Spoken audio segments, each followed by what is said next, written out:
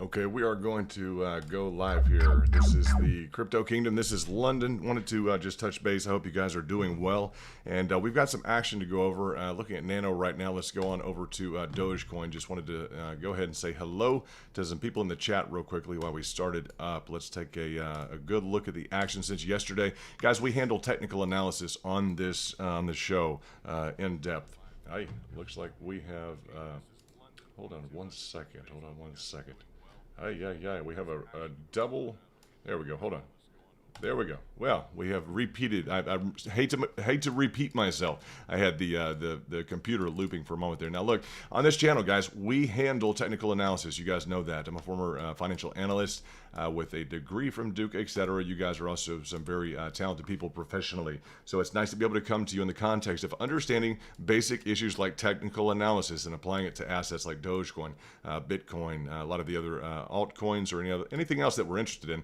We have a great group. We do have VIP level memberships, also community supporters, and Basecamp. For those of you who are involved in those levels, welcome. We are excited to have you. Particularly, guys, the VIP level, it is going extremely well. If you're in the VIP level, I want to invite you to go to our website, guys, or at least to our Twitter site right now. It's going to be The Kingdom, TheKingdom. You want to scroll all the way down, The Kingdom, click Go to The Kingdom. And if you're already in the VIP, make sure this first pinned tweet that, first of all, you follow and you subscribe. Go ahead and click on this reply when it says, hello, I am VIP, follow me. Also, if you're in Basecamp, go ahead and click it and just say, I'm in Basecamp, or if you're in VIP, let me know, put that you're in VIP. I will go ahead and add you to our listserv. Guys, we have a great listserv that is going on, and we're able to discuss live trades. We have over 50 people right now that are trading. So it is very exciting, okay? The action in there is just really great, and we're going to get on into back to Dogecoin. But I wanted to point that out because yesterday we covered some essentials on Dogecoin. We covered this descending triangle here, okay? And we covered the fact that it was going to break out. Last night we were live for a while. So yesterday morning I was able to provide, guys, this was not a surprise to us at all. I was able to provide this information to our VIP, and I just covered that because, it's kind of essential. I provide this information in the morning, etc., and then it goes ahead. It occurs in the market. It's just technical analysis, guys. It's not that complicated. There's some great books out there. I look forward to you guys studying, kind of us all being able to discuss kind of the finer aspect, the finer details of technical analysis. So as we look at that, this is essentially a descending triangle, depending upon whether or not you're on the let's say on the candles, or whether or not you're on the lines. It will depend in terms of exactly how you choose to draw this. But after this fallout, we did predict this, and then essentially, guys, last night we were trying to get back up into said triangulation. It wasn't working, guys. It really frustrated. It did move on down throughout the remainder here. We can kind of redraw this down if we'd like to a little bit, but what we're involved in now, guys, it looks like we are forming another kind of a continuation, I'd say. It's kind of a continuation, to say the least, but we have a kind of a dual bearish level of a excuse me, of kind of a say a double indicated bearish, kind of a compound bearish, two bearish triangles. Okay, compound in the fact that there are two of them also that they're both bearish. So this is not good for Dogecoin, guys. Just in terms of the pricing action, I want you to know that this is a kind of a double confirmation in terms of the bearish nature of what is currently going through. Both of these triangular patterns are continuation patterns, guys. That just means that the previous price action is going to continue. So this one followed through perfectly, as we stated to the VIP individuals yesterday morning. That occurred. Now I'm just stating right now, kind of live to the entirety of the crew, that yes, it looks like this is going to be another continuation pattern. It is textbook. Let me talk about this textbook. Okay, whenever I talk about textbook, literally it's in like the New York the New York Institute of Finance. It's in their textbook, this specific pattern. Okay, that's where Wall Street brokers go, etc. I didn't go to the New York Institute of Finance. I went to Duke University. So, I studied markets at Duke University, got a certification there. But I like the book from New York, and a lot of the people on the street use it. I like to use it as well. So this is another, when we see this kind of consolidation along a line of support, and essentially this resistance is falling. It just is showing a weakness and an inability of the buyers to push this up in the right direction, in a positive direction. So this is a bearish pattern. We're going to expect this to break down. Okay, we're going to expect it to break down and around to that just below, I'd probably say that 30-cent level. So can it beat it? Absolutely, it can beat it, guys. It's Doge has been known to generate some incredible action previously. Currently, since the high, let's just take a look. Let's take a kind of a macro look for a moment here. We've retraced about almost 50%, guys. So that's a big hit. I know that people are worried about this.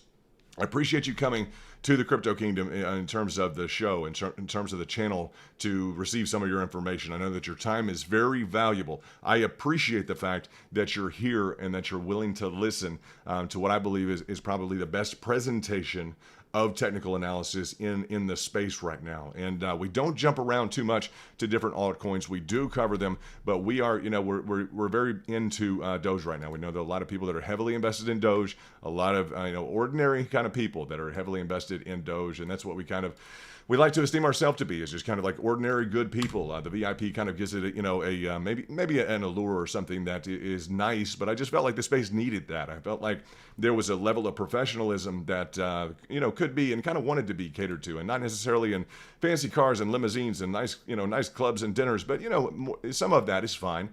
Some of you have done very well in Dogecoin, but kind of to understand, how can we cater to you? How can we produce the best product? Okay, and that's what I'm focused on, just so that you know that in terms of these charts, in terms of the delivery of kind of the the nuances of the technical analysis. Those are the backdoor channels, guys. If you're looking to join, go ahead and, just for the record, you can click on join. You're going to have to do that on a PC, okay? The cell phones don't always work, just so you know that. The terms of service of YouTube are a little bit interesting. So, that's just the way that works. We have a kind of a dual indication here. It's kind of like a double indication that we are headed downward in terms of the price of Dogecoin, okay? We were, we stated that yesterday. I stated that to the VIP crew. They were able to prevent this. So that's exciting to me. I'll just say, guys, that's very exciting to me, because that saved them a drop of already, guys, about, look at that, guys, 20%. So for those of you who may have been involved at the $10,000 or $100,000 or even $1 million level, guys, we just saved quite a bit.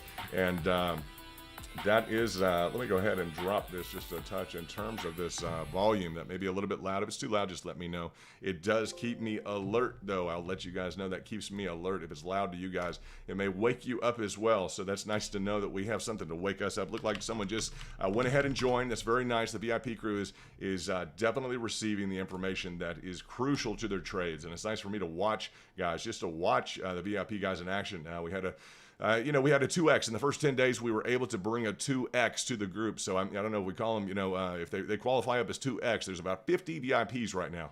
So those 50 VIPs have qualified essentially in a 2X. And that was an idea that I originated, guys. The trade was one that I originated. I was able to deliver it to the VIP crew, and they've had great ideas as well. So as we look at that, it's very exciting to understand that. Let's look just in terms of the, I don't know, if we want to just watch, we spent a lot of time yesterday, last night spending just trying to really focus in on the details of Doge and what was making it, what was making it exciting for us to watch. What was, hopefully getting back into this bearish pattern already. We have rejected the downside. We couldn't maintain that, guys. We're in another bearish pattern, which we're going to expect to break out to the downside. So this is key, crucial information. If you guys are going to be watching this, irrespective on kind of your own time, we appreciate you being willing to watch it with us. Let's kind of highlight, let's highlight if we can. Let me look at just briefly here the kind of the chat, and let me go over who just joined. I think it's really exciting. Let me pay attention to that. Absolutely, we got J Bags in the house, Keon Doyle, Amor Fati. We got everybody here. Darlene Ruiz, community supporter. Glad to have you. Let's see what we have. Overkill Marine is in the house as well. So let me look at this. It looks like, well, here we go, guys. We have Jason's Lit. Okay, Jason's Lit is now a part of the VIP restricted zone. Jason, hey, welcome to the crew. I am London. This is the Crypto Kingdom. You're going to run into some awesome people, brother. I have to tell you, out of all honesty, it's the crew that wants to know this information before it happens. And they're finding it out, okay? This breakdown in the price action, saving 20% on your holdings, okay? That's a 20%. Guys, if you had $100,000 in it, you would have just lost 20 grand, okay? So we were able to deliver that to the group yesterday morning. That's huge. If you had $1 million, guys, that's $200,000, okay? So that adds up, okay? It's a 20% drop. We were able to do that. So Jason, I look forward to you being a part of the team. That's and it is kind of a team. It's kind of a team environment. We're very professional, but not stuffy. I'd say that. So, Jason, if you could go ahead and drop your handle for Twitter into the chat here, I will add you to the listserv. And for those additional ones of you who would like to go ahead and join, as we keep an eye on the essentially the pricing, guys.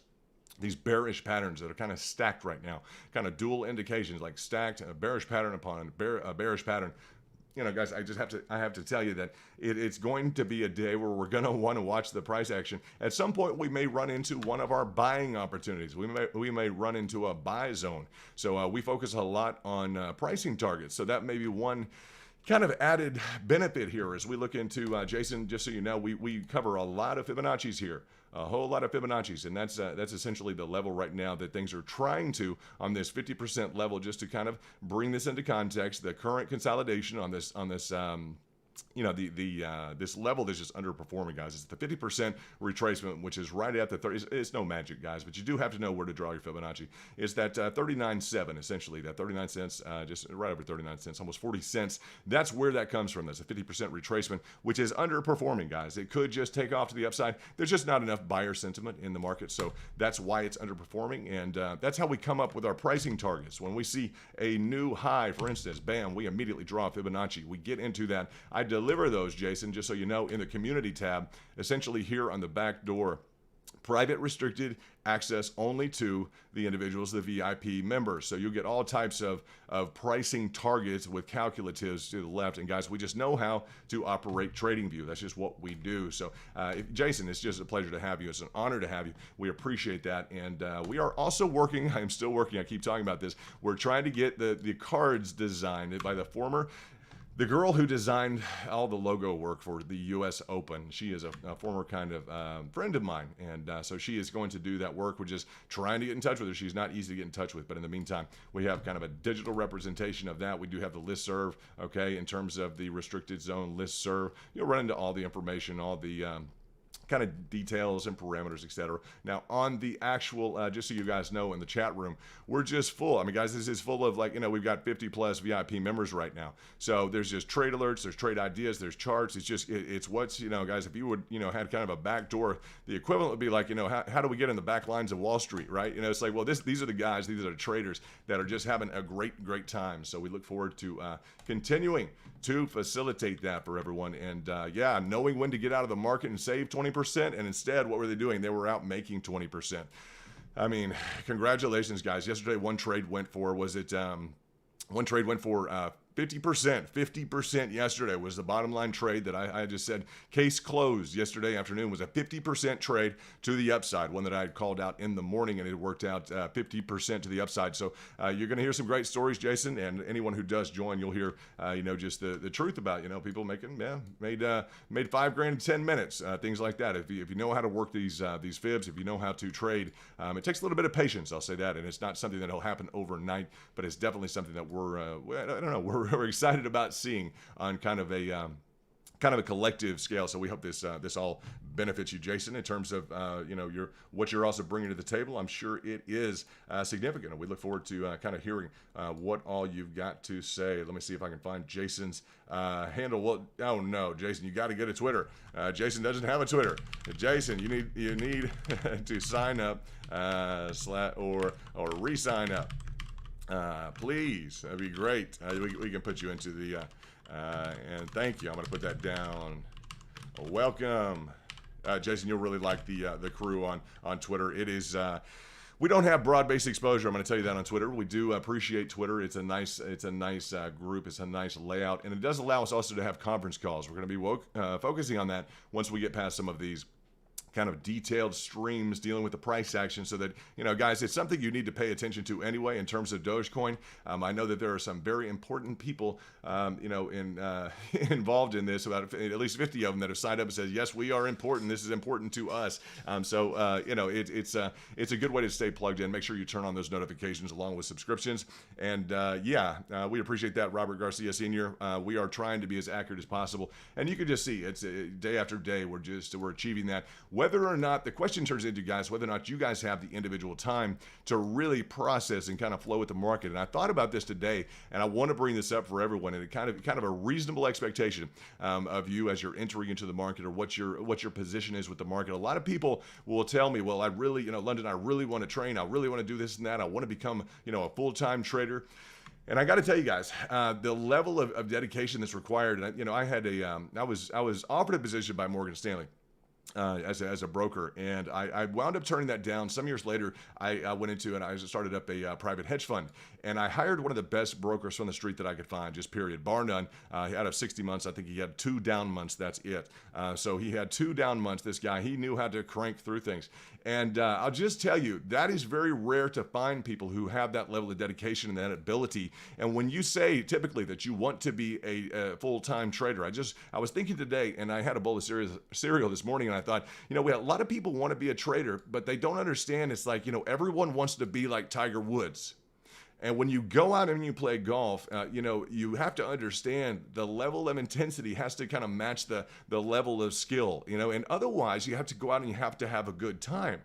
So if you go out there all the time and you, if you anticipate that, I'm going to go out there today and I'm going to play like Tiger Woods, or I'm going to have a miserable time, and I have to play like Tiger Woods. This is the championship. This is what I'm going to do.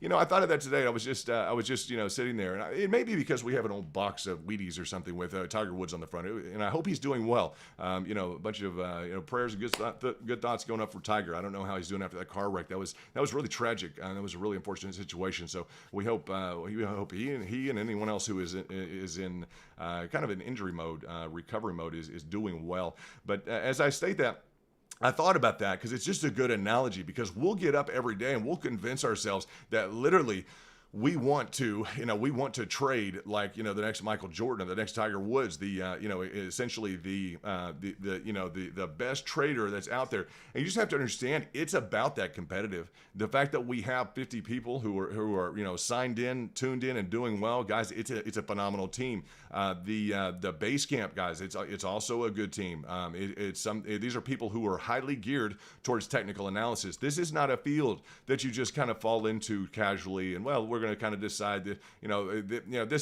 this feels about right. It's just let's hang out on the weekends. Let's have a party, watch the basketball game, and throw me that technical analysis book while you're at it. And I'm done with the Sports Illustrated.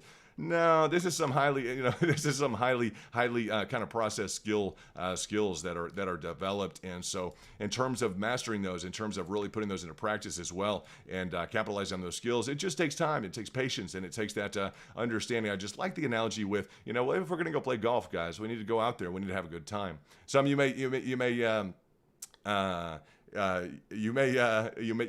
wind up, we may slice one or two, you may wind up, wow, I just, look at that. I didn't even hit the ball. Look what happened. How embarrassing, but you have to give yourself a little bit of, understanding on that, because, we do know some people who own some, golf, venues, some impressive golf venues in and around, yeah. So, I don't know. At the end of the day, it's like, you don't want to be in charge of anything, or be a prominent player or anything else, and just with it, and just, but you have some degree of skills. You guys have been doing this for a while, so you have some acumen, you have some skill sets. I just bring that up because, guys, we're able to tell you, hey, watch this shot. That's one thing that we do here at the Crypto Kingdom. We're able to tell you, VIP, watch this shot, wham. Okay, so we're able to do that pretty well. We'll kind of root for it to go back in. We'll hope, but guys, the odds are probably, I'd say 4 out of 5, if not like 9 to 1, that this is a breakout to the downside. So we were really hoping that it would get back into this and kind of try and conquer this to the upside, but it just looks like kind of a fallout, and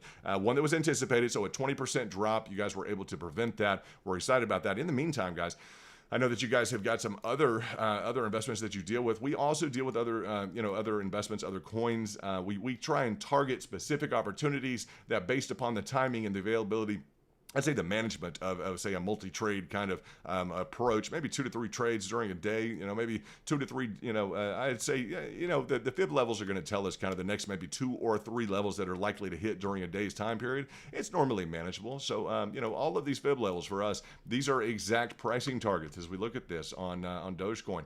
And we've already published these to the group. But, these are just our pricing targets, the 57 cents, this 47 cents, the 39 cents, the 31 essentially 39.7, 31.8, the 27. These are all pricing targets. Now, those that I just mentioned, I would say, guys, I normally get out the scalpel is what I say. I really, really fine tune and, just get out the kind of the precision lines here. And I want to make sure they're absolutely perfect before I go ahead and I publish these, particularly to the members before I do that. Jason, the new VIP, he asked whether or not he needs a Twitter. And I'll just tell you, let's see, what I'm going to tell you is, yeah, it would be very helpful. That's where a lot of the action is going on in Twitter. It's a nice side room, and we would just definitely hope that that's going to be something that is positive. Now, in terms of AMC, I'm going to tell you, you are in some good company, and you're going to want to get into the Twitter. I just tell you, if you want to discuss AMC, etc. I'll just tell you right now, that should be an incentive for you to kind of get in there. We've got a few people that are heavily involved in that. You'll be able to discuss that. I don't push necessarily like options, guys. In terms of the financial advice, none of this is financial advice. You guys know that. In terms of GameStop, it's an exciting little play, I'll tell you that, and it's something, Jason, you'll very much enjoy the chat room. I'm going to tell you that we have people from all over the world, from Belgium to Australia to kind of all over the world. So you're going to enjoy talking about that. So let's see what we've got.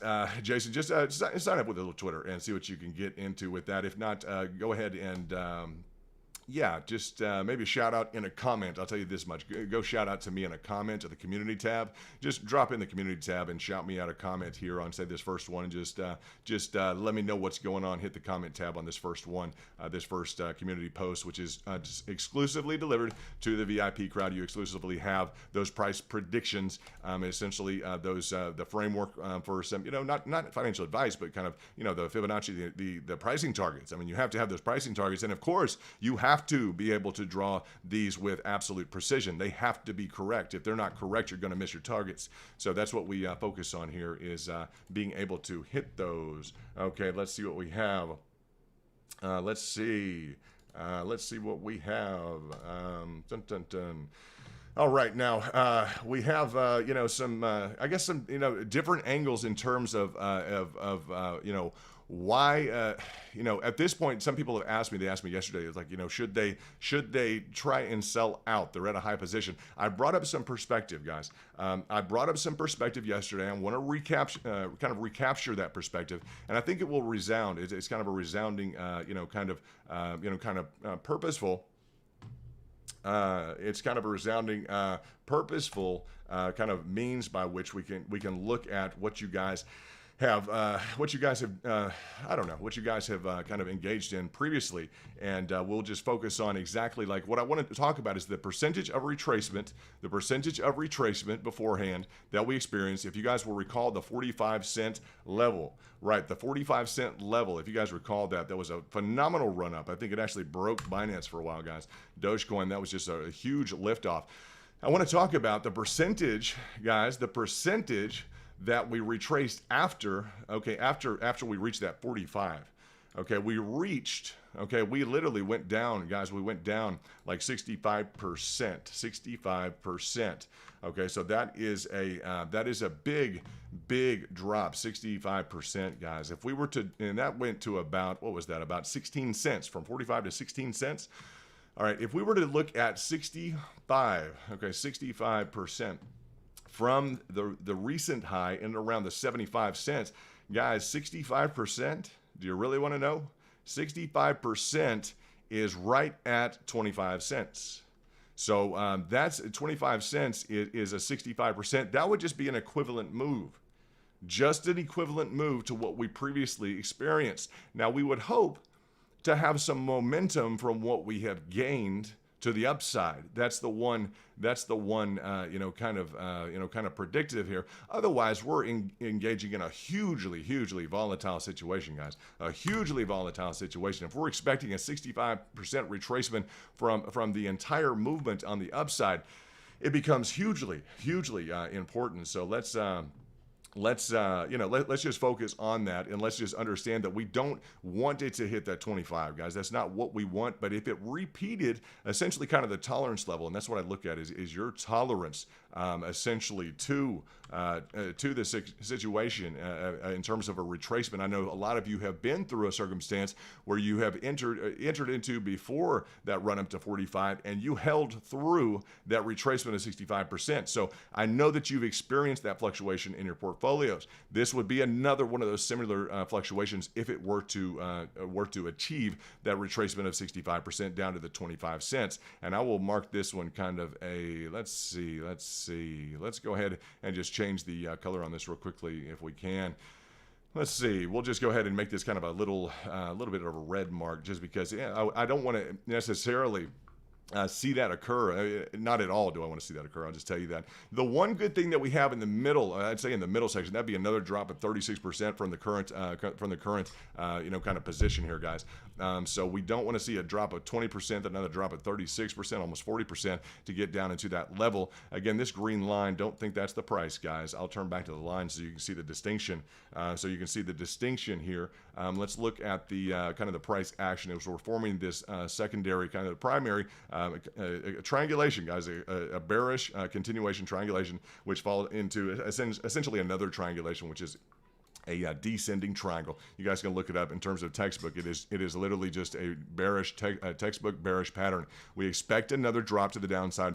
We were able to deliver this to essentially, guys, to the VIP, etc. And so I'm glad that you guys had that. You've saved 20% on your portfolios, and that's very important for us as it goes down. Again, this will be another drop. If it were just to complete the breakout pattern here, guys, you're looking at another 22%, okay, another 20% drop potential if this does what we would expect to do it, what we would expect it to. If the odds have their way and the probabilities, we would look at a drop of another 22% essentially. Now, in the midst of that, I'm going to talk about kind of one factor here that we do have potentially working in the favor okay, potentially working in the favor of kind of the circumstance here, and that is going to be. Let me make sure that we've got we have these this fib drawn just about perfectly. I want to make sure that we've got that drawn about as well as we can, and let's accommodate. If we can accommodate for this, that would be better if we could accommodate. Let me look at the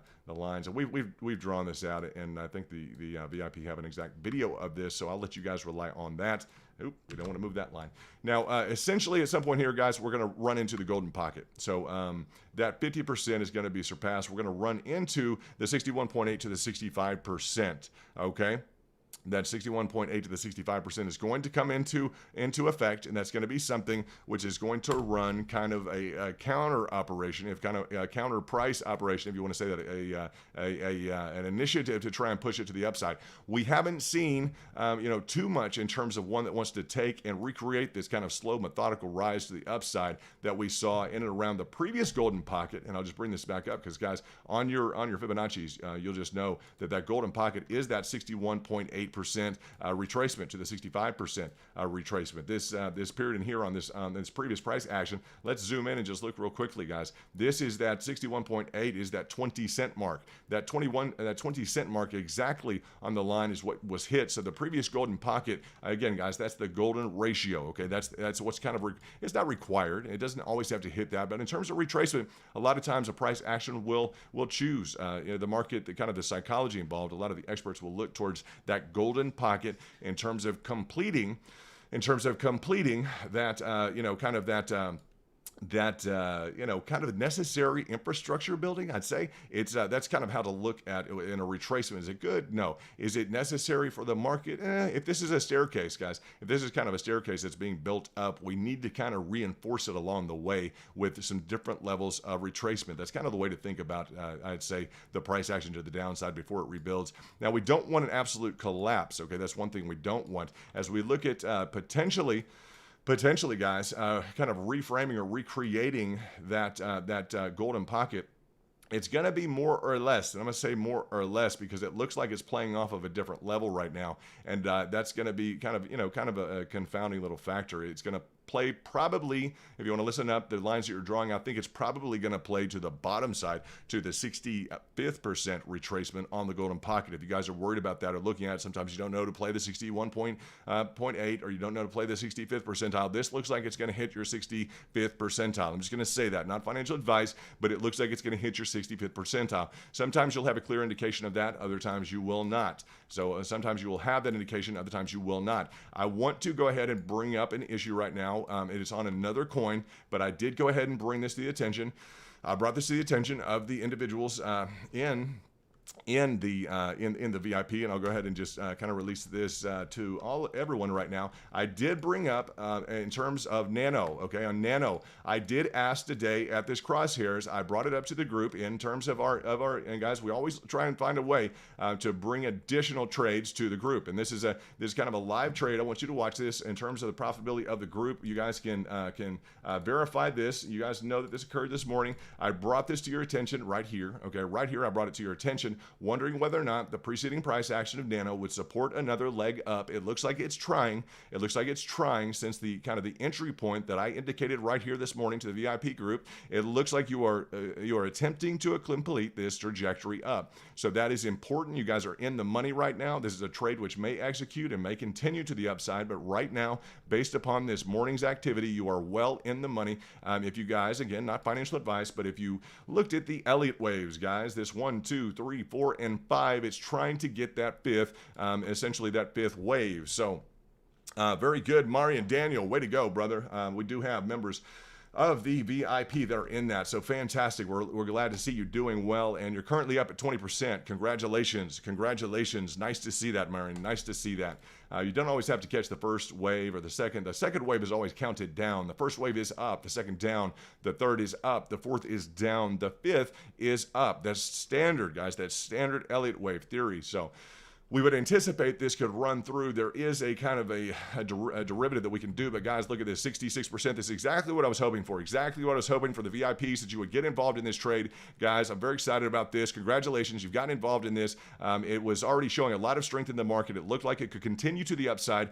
You have a great entry point as defined by our engagement this morning, and it's very exciting to see you guys. Currently up almost 70%, guys, total on the day, but you pushed up from 40% up to 50%. Now you're clearly just borderline around 70%. Very exciting for you guys to have received that information beforehand. For those of you who moved on it, just congratulations. That's very, very exciting. I like to see trades work out. We always like to talk about limiting exposure. We always talk about kind of being involved lightly at different levels, but Nano clearly taking the lead today, and it's nice to see this in the market, guys, that you're involved in kind of the leading story edge here in Nano, and I appreciate so much, guys, the opportunity to interact with you, to interact with the group, and to bring value. Hey there, Emily. How are you? It's nice to see you in the chat, Emily. It's nice to see you, and all of you that are members. For the base camp, those of you who are looking to move up, we would appreciate you guys joining us in with the. B1 Life. You have to look back and always scroll back, just so you guys know. Let's see here. You can just always look. I'll just give you a trick on these. Just anytime you see a VIP. Anytime you see me post a VIP, I would take a look at that. So you guys make sure you scroll back and look through my posts. I'm a spaceman. I've got a space outfit on. As we look at this, I'm the guy with the space gear. That's me, guys. So go ahead and look at that, and you just always look for that VIP. As you get more accustomed to things, you'll just be able to look for that VIP logo. I'll normally do that, and it'll include some information, and just sometimes it's just thoughts. Just what are your thoughts on a situation? Looks like there's a little bit of tolerance here, taking profits in around that 20%. I don't know what your thresholds are or how heavily involved you might be, but 20% trade on the day is a phenomenal trade. Now, if we do get a 20% trade, what we like about that is it's a reasonable amount. It's a very reasonable amount. It's got great price action to start with. So 20% trade. I'm never never ashamed of someone saying, well, they only got 20 out of a 40 or a 50. Well, that's still 20%. If you do a 20% trade 4 times, you've doubled your money. So that's phenomenal to see. We'll shift back to Doge, but I would expect this to continue to be exciting. So that's really exciting to us. In between, it's the definite leader right now. So I'm glad that we brought that to you, and we will let's see, a lot of people just don't like this whole the whole crowd, so we'll just put them in either timeout, or we'll hide them on the channel. If people don't want to be here, we will just kick them out. We'll give them the boot. This is not for everybody. If they don't want to be in VIP, or they don't want to do something like that, we formed that for a reason, because people were doing very, very well. So, and you guys need a place to communicate. So that is fantastic. I'm going to say that in spite of the chats. Just anyone who wants to hate on it, just there's 20% of the people that didn't even want Elon Musk Tesla to use Dogecoin. So I'm just going to say, you're going to find like 20% of the people just are not happy. Particularly if you're making money, you'll just notice right when you start talking about making money or people doing well, getting exciting about your returns. Just expect it, guys. Just expect it. You guys are the sophisticated crowd here knows. That's the way the world works. So you guys understand that, and that's just that's one of the challenges we get. We're kind of fortunate enough to have. So that is the way that I'll tell you one thing. They're not the ones that are being real critical, guys. They're never the ones putting in the hard work. Don't you know that's the truth? The ones who are being super critical, hypercritical, are never the ones, never the ones putting in the hard work. So as you ever encounter kind of resistance in your life, always ask yourself, are they the ones putting in the hard work? It's not, and they may think they are. They've convinced themselves, 8 ways from Sunday, that they are the one putting in the hard work. When you look at it, you guys know better. You guys have put in the hard work, and that's very positive for you guys to just kind of reinforce that in terms of your own abilities and who you guys are. So it's nice to have all of you here. From the base campers, we formed base camp. I just like this a lot, guys, because we formed base camp in and around this area. And I was just like, let's form base camp. Let's do base camp. That'll be great. Kind of like, almost kind of a training military, but I was like, well, Everest sounds really nice, so base camp. And we formed that right before this huge trajectory to the upside. So it has some meaning to us in terms of base camp are those people who want it to go up. They want to see the positive price action. They're kind of those holders. They're kind of, the individuals who essentially are going to, keep things together and kind of give us a positive price standpoint. So, that's really good. Dude Abijah is in the house. I just invite you guys to stay involved in the DM there. Make sure you guys are involved in that DM chat in the mornings, and just ideas, just looking for ideas, proffered ideas, etc. And that's a way you guys can communicate. So we'll look towards that in terms of kind of things going forward, and just a lot of positive price action in general in the market. It's been just nice on a few different items today, from some of those that have moved well, some of those that have moved well, and otherwise. For instance, ADA is achieving some new highs. It's currently in the process of really breaking higher. It's been at 22%. It's kind of got a dog leg going on, and it's moving to the upside. And I'd like to get your opinions on trades. Why don't you guys, I know you're very capable traders, so it'd be nice to hear your opinions on trades. You guys want to go ahead and get involved in that chat room, you guys who have access to it, and let's hear your opinions on trades. What are you guys trading? What's been hot for you recently? Let's hear about you. A lot of you are excited about, we were able to give a few different trades yesterday. I remember that, a few trades yesterday, and I'm not sure that everyone was involved in the trades yesterday, but we certainly called out some very nice ones, and like 150%. I remember 150%, for instance, and it was just very interesting, guys. It was very interesting to see, a 50% trade, and I was like, who all took advantage of that 50% trade? And I sent out a confirmation, just kind of, once it hit the 50%, I was like, these guys are going to prove to me who they are, because you guys have other trades going on. I'm like, well, this is the way the VIP is going to roll. This is the way that, the club is going to go, is that you guys are some of you have really hot hands. And so you're focused in on individual things. That's what makes the whole community kind of worth, definitely worth being a part of, is you have your own individual ideas and your own I'd say game that you're bringing to things. So this Cardano, guys, it's just looking really bullish. It's got this habit of retouching. I'll state this just as a lot of you are involved in Cardano, but it has this habit of kind of retouching along this support line. So we would want to see this create a higher low at some point. We would want to see this trajectory create a higher low here instead of just kind of this flat line. Let's see if it can pull up and create and establish a higher low. Then we would expect even greater things. It's currently up 22%. I wanted to stop in that because, guys, Cardano has finally broken away from that $1.12, $1.20 kind of level, and is finally up on into kind of the stratosphere.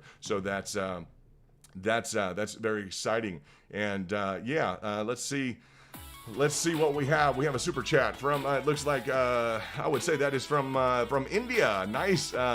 Nikhil Sharma. Welcome, Nikhil Sharma. We'll say, you're looking at XRP, and you're also looking at Doge. If you've been paying attention, it looks like that's in rupees. I think it's rupees and not rubles. If it's Paruski, we can talk Izvinichi Paruski. If it's Kyapsike from India, we can talk a little bit of Hindu. Not much, but just enough. As we look at, you're asking about XRP, okay, Ripple, boy, what a story Ripple had in 2018. If you guys look at the market and do the analytics, Ripple had a really phenomenal,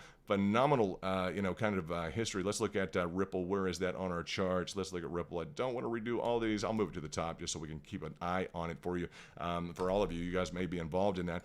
Guys, it's a real simple story with Ripple. You guys are working through your Fibonacci's. I want to work, kind of bring it into the macro. We'd worked on some extensions, essentially, which didn't work out. It didn't show much. Hey, guys, we came to the community, the overall community, when we had a price of right here, this yellow line, guys. 80 cents is when we did a kind of a demonstration video, and we applied this back to 2018.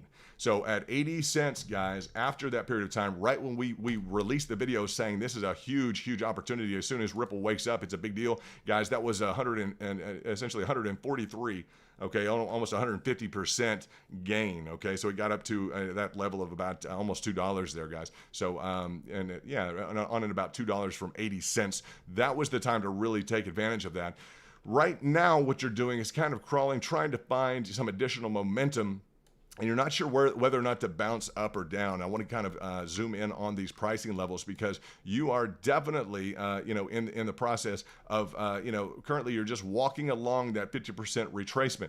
It's going to be kind of a hedge decision as to how much cash you want to have in it versus how much cash you may want to have below at different levels to cover your upside position if Ripple is exactly what you want to invest in. These right here are essentially your pricing targets. If you can see those essentially on your screen, this $1.60, $1.39, $1.23, $1.06, and 82.7 are your pricing targets. And you'll see exactly how this has just walked up the staircase. The maximization of it, the retracement at the different levels, all the contacts indicated perfectly, guys. Okay, then the walk back up along the different levels. Its attempt to break out to the upside, getting stuck in and around that $1.76 line, and then working back down to its kind of next level of support, this $1.39. You're currently using as support this 50% retracement, just meaning, guys, from the initiation of the price action to the top, the 50% of the price is given back at that point. So that's that 50%, and we can actually change these percentages so that you, or the values to percentages, so that you can actually see,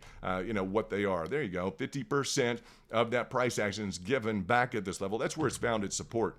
So in terms of whether or not to hold or whether or not to get too involved in, you want to know sell or hold. I'm going to tell you guys, I'm not going to give you financial advice. I'm not going to run your account. I appreciate the opportunity to deliver an opinion. What I do is a calculated trade technique, and I always like to stack cash at lower levels. I think it's very intelligent just to not give financial advice and try and run a stranger's portfolio online. You'll never find me doing that. I believe very strongly and keeping reserve cash. That's what I believe in. So I'll normally draw something like this and say, well, if I really enjoy being in Ripple, the time to be involved in Ripple. And we do appreciate that, Nikhil Sharma. We appreciate that. But what I'm going to say is let's go ahead and do that. And what I'm going to say in general, guys, the time to get involved in this, and not to be just blunt about it, but as you guys look at this, what I'm going to say is essentially that the time to be involved in Ripple was right here.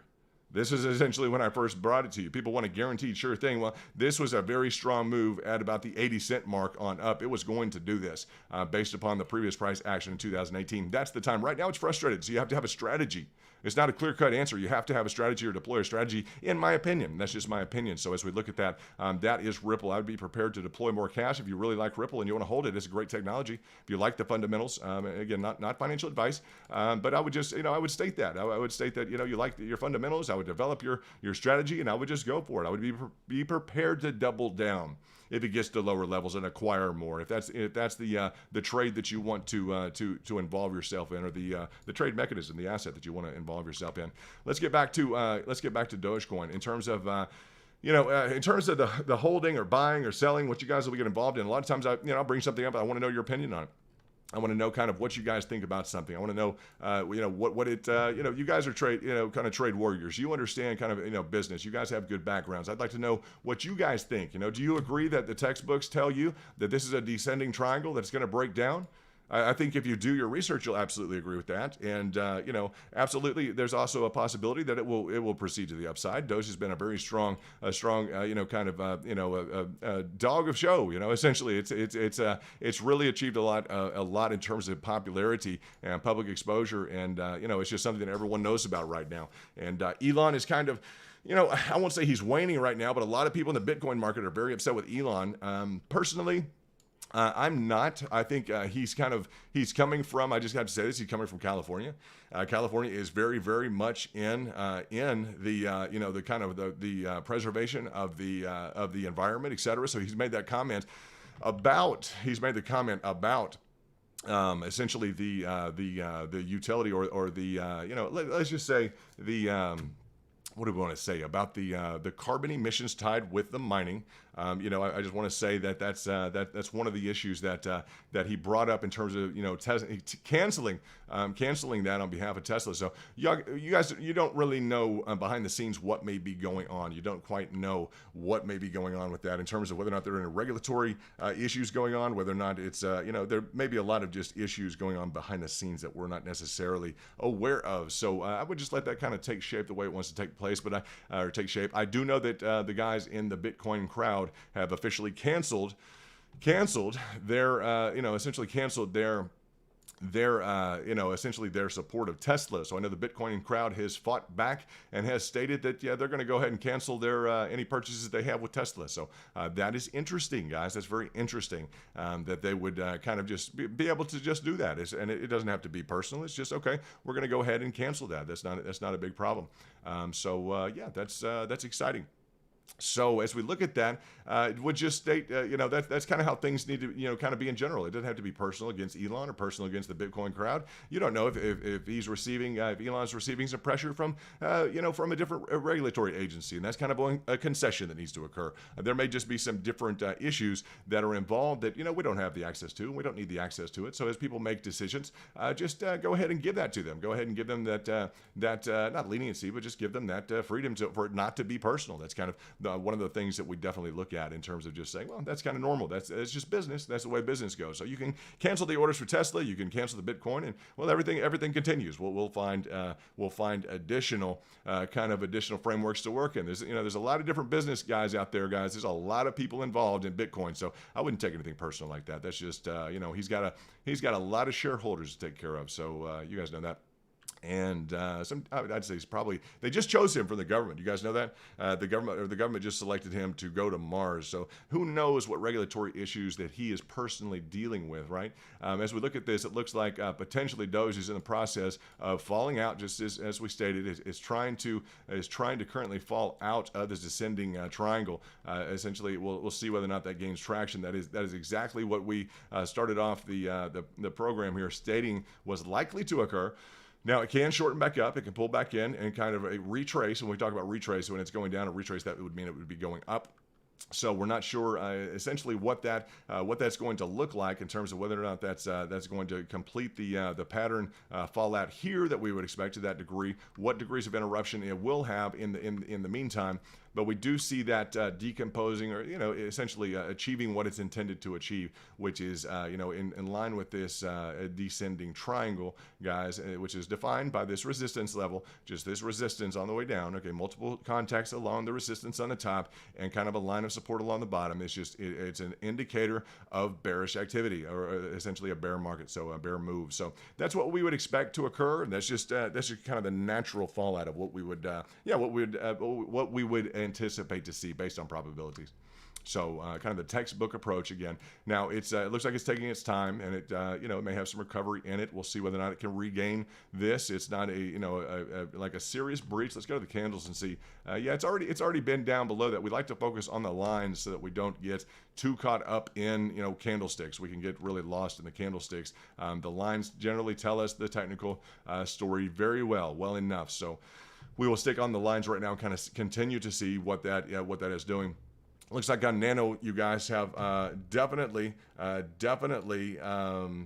let's see, that you guys have definitely done a good job in terms of the let's see here, hold on one second, of taking your profits on Nano. It looks like you guys that got in may have taken some profits in around that 20% mark. So that's nice. It looks like you've done that. I'm going to bring that up because what did I mention this morning? I was up early and I was just like, so anyone have any ideas on the Elliott wave for Nano? I think we brought it up a lot in that context, and I didn't get a whole lot of details. So it looks like we have a super chat again, and we've got looks like a strong India contingent. We'll kind of lower that and put this. I'll kind of move that alert box over to the side so it doesn't completely take over the entirety of our charts. We'll move that up over to the left just so that we know kind of what's going on. So. Let's look at kind of look at what's going on in terms of the price action here on Nano. It looks like you're achieving somewhat of a nice move upward. We'll see that if that continues, if it ramps back up. It was up at about 70%. So I know you guys were excited and maybe taking profits there. So that's a nice place to achieve kind of a gain that was probably 20%. So lock that in. That sounds very good. That sounds very good. So as we look at the story that's being painted here for Dogecoin, it's just part of the retracement, guys. We've been trying to gain ground. Of course, we have hit different levels of support along the way. People have executed trades. If you guys go back through the different videos that we have done, guys, we built up the community by engaging in a lot of different trades at different levels along the way here. Multiple trades, guys. Trade, just a lot of trades, just lining out pricing targets. It's been a phenomenal asset to trade and to communicate on. A lot of people have done very well. We have some people that are very strong in terms of their trading abilities, and we enjoy kind of providing or facilitating and bringing the information to bear. This is a pro level of trading view, which you guys can get access to on your own platforms. I would expect, yeah, just learn the program. Work your strategies, whatever those are, and if they differ from whatever strategies are presented here, then we think that's fantastic. We'd love to hear about your strategies. Maybe you put your own channel together. If you guys have your own ideas for your own channel, I think that'd be great to see you guys come out with your own channel. If you guys have your own strategy, that'd be really great. We'd all like to see that. And yeah, the reason that we are doing well, our group is doing well, essentially because they just continue to be just impress. I'll state that they continue to impress, kind of over impress, essentially. So they've kind of they spent the hours, and they understand what is going on with kind of the market. Just some sophisticated folks. Some kind of brilliant guys, and let's say ladies and gentlemen, without a doubt. So as we look at this, let's just talk about kind of this multiple triangulation that we're forming here. It's very simple. It's a very simple process, guys. If you've ever cracked a textbook open on technical analysis, which many of you have, I know you guys know the John J. Murphy principles of technical analysis. The triangulation pattern is exactly what you're going to be dealing with. So this is a descending triangle, and we're looking towards breaking down from that. We're not looking forward to it, but we are looking towards the probabilities of accomplishing the fact that it is going to break down. If it can beat that, it'd be fantastic, guys. It can start that upward trajectory. Again, we need that slow, methodical move to the upside, which we saw previously after hitting the golden pocket in this first M pattern formation. The unique thing about Dogecoin is it achieved this M pattern formation in and around mid-April. Then after achieving the 61.8 to the 65% retracement, okay, it began this slow, methodical move to the upside. Now, thereafter, it replicated this M pattern formation down to the bull pennant, guys. And you guys who are around, down to the bull pennant. We hit this bull pennant here. Okay, on the show. We also, actually, we reported the next morning in terms of this one. This one was live. I remember this one live, so not to misrepresent. We were, I think, live during this part, this heavily live during here. As soon as Doge woke up, we woke up to Doge, and we kind of, we were in and around this, the entirety of this. Hitting this as a target, definitely, within the group. All of these were nice little stair steps up, forming base camp, experiencing this trajectory up, and bull pennant here. So a bull pennant in this area, okay, then a bull pennant in this area, the M pattern formation, okay, then a replication of that, the M pattern formation on the top. So just, remarkable price action in terms of the replicated, kind of the replication that we're seeing, just the M pattern formation, M pattern formation. The difference, guys, is that after this M pattern formation, we achieved a retracement of 61.8%. Then we had this nice little methodical move to the upside. Here, we have frustrated and are moving down. So this retracement has occurred in line with mid-April, the same kind of effect, kind of an exact replication, a little bit more severe here. But in line with that, we have bounced around and just, guys, we formed a level of support here, which has turned into essentially it's just turned into a bearish pattern, and we don't want to get involved in that, in terms of let's see, just a second, I'm looking in the chat, and I just want guys to be kind of positive in terms of what's going on. But we don't want to be involved in anything that's a bearish pattern. We don't want to get involved in that. It's just you would have lost 20% of your money. Those of you who were able to pay attention, that's very important. So we look forward to all that. So in terms of just saving people from the inevitable in terms of a natural textbook pattern. So that's just important in terms of your ability to look at things, the ability to kind of digest. Again, the book that I think you guys will enjoy is John J. Murphy, Principle of Technical Analysis. Okay, Principle of Technical Analysis of the Commodities and Futures Market. Okay, so that's the first book he wrote. The second book is Principles of Technical Analysis of the Financial Markets. So you guys will find all of these patterns in John J. Murphy's book, and that's kind of the go-to book. It's a nice reference book. I think you guys will enjoy it. And we look at that frequently, as do a lot of people involved in different markets. I think around the world is kind of the go-to book from here to all over the world. That's a very popular book. So Again, to kind of review, you guys, understand we're in kind of we achieved a kind of I'd say a bearish, a breakout, unfortunately a breakout. And it's, when I say achieved, it's just getting us closer to a potential price target on the downside, but those price targets aren't really holding too well. So, this was a trade opportunity here. This is a trade opportunity to some degree here, but it's looking like something that people essentially may be wanting to back off of. A lot of the steam is rolling towards Cardano today. A lot of the steam is rolling towards Cardano, and on top of that, let's see what we have. Let's see what we have is also let's see, Nano is doing very well today. Nano is doing extremely well, so that's very positive in terms of how things are looking on the rest of the market. As we look at Doge, that is currently it's listed off as just about 1%. Just about 1%, as you guys know, from the breakout here down to the current level. From that area of breakout, it's down almost 20%. That's just since last night, guys, as it was fighting to get back up in. It's about down 20%. So the actual listing here down 1%. You guys are maybe experiencing a little bit different in your portfolios, but you're used to that. I'll state that you're used to that. You did experience a 65% retracement in mid-April. So that is, you guys are very accustomed to this. It's not something that you guys have very strong hands. I'll just say that you have these diamond hands you guys talk about. You're the epitome of that. I know that you're not.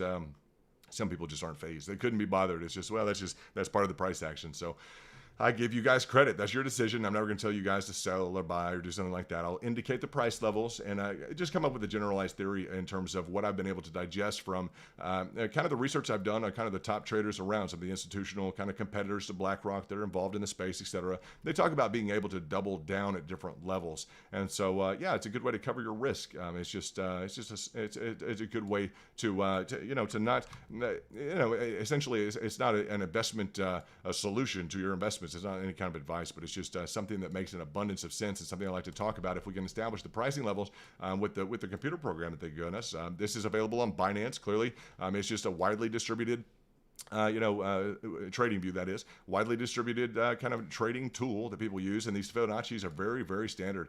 They're standardized for a reason. They have a very big importance in mathematics and nature and kind of anything that involves growth. So that's that's what we do, is we just focus on kind of the technicals. And I think a lot of people in the community, our members, are very, very technically oriented, so it suits them very well to be able to do some sort of precise calculations, and it couldn't be easier, guys, in terms of just we need some precise calculations. Well, there we are. So it does depend on where you start. It depends on whether or not you're on the line or on the chart. It also depends upon the time frame. So we'd like to focus on that, in terms of kind of that level of precision and the standardized kind of the framework that we put together, and we believe that's in conformance with the kind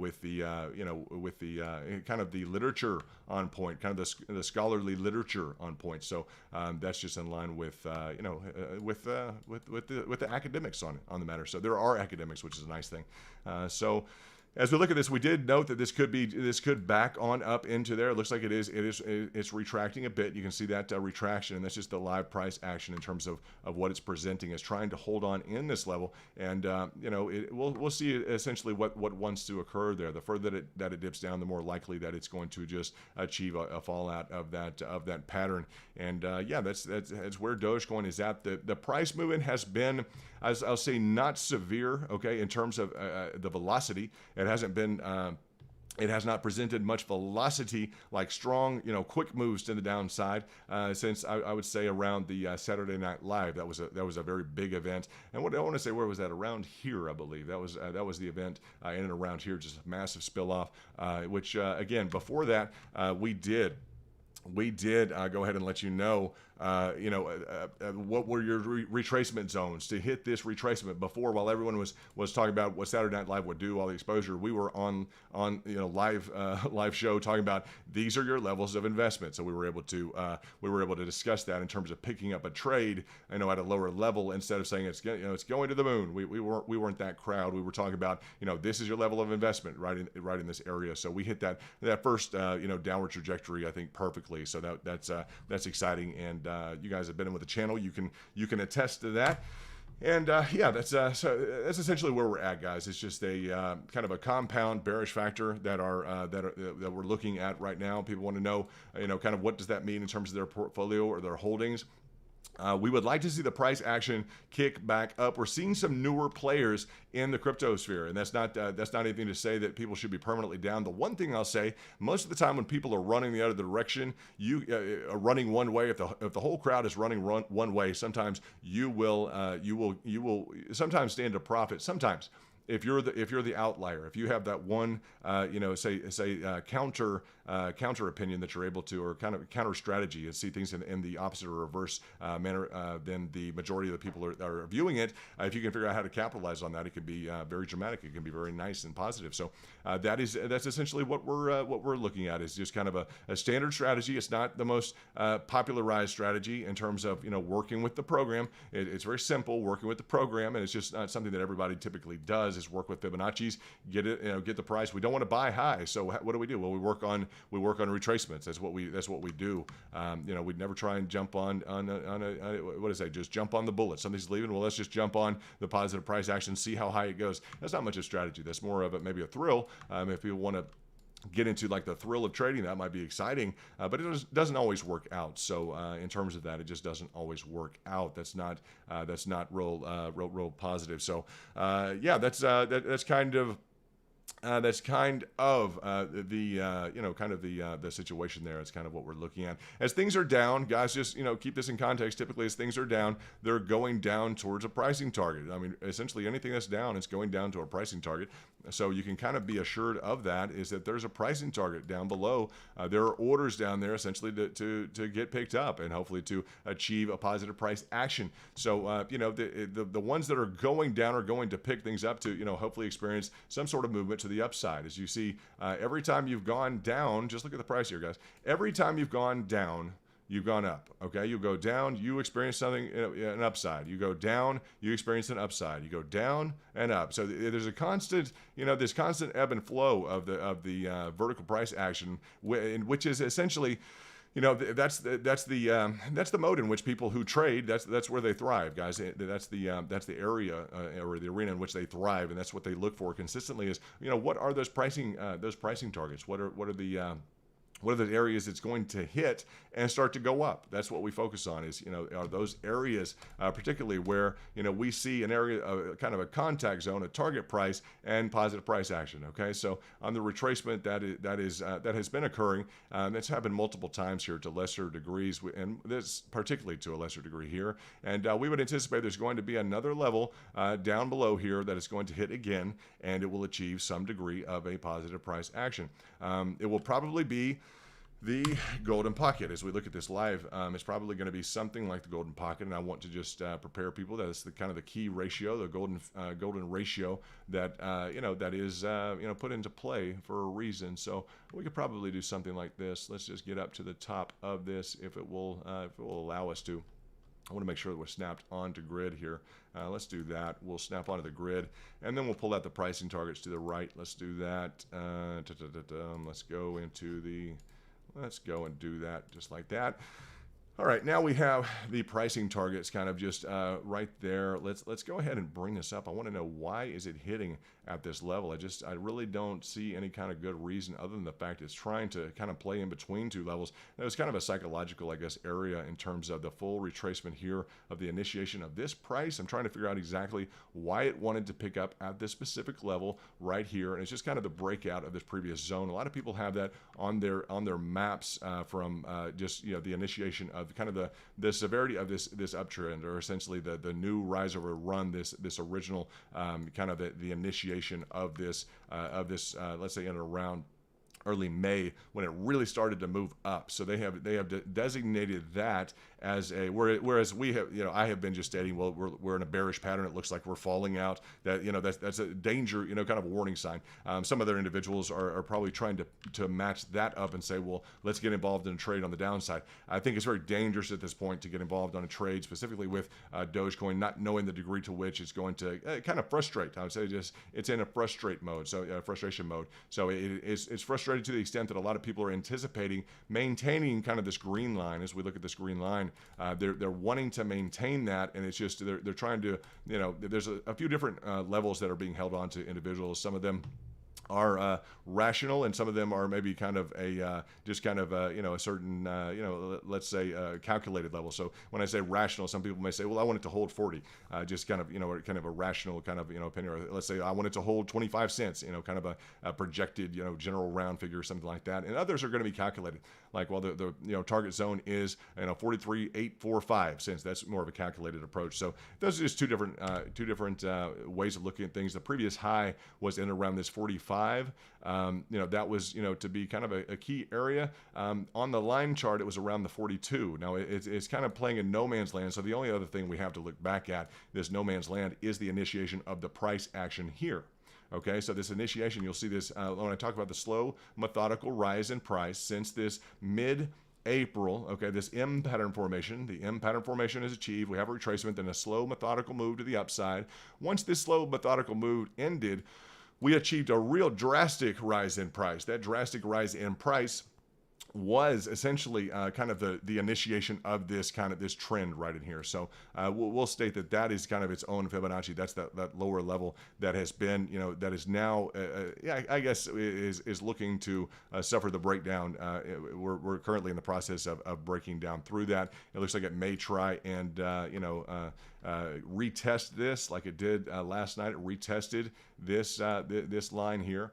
It retested this, and we were live for all of that in terms of the price action and watching it try and get back into the channel and just essentially reconfirming here on the exit this previous support, then reconfirming, okay, this as a resistance and moving to the downside. So in forming this descending triangle, we're looking at the same issue where we have a support that potentially now could turn into essentially a repeat here that is looking like it's going to try and turn into potentially a resistance and potentially move to the downside again. We'll probably be looking at a different pattern formation as we go down.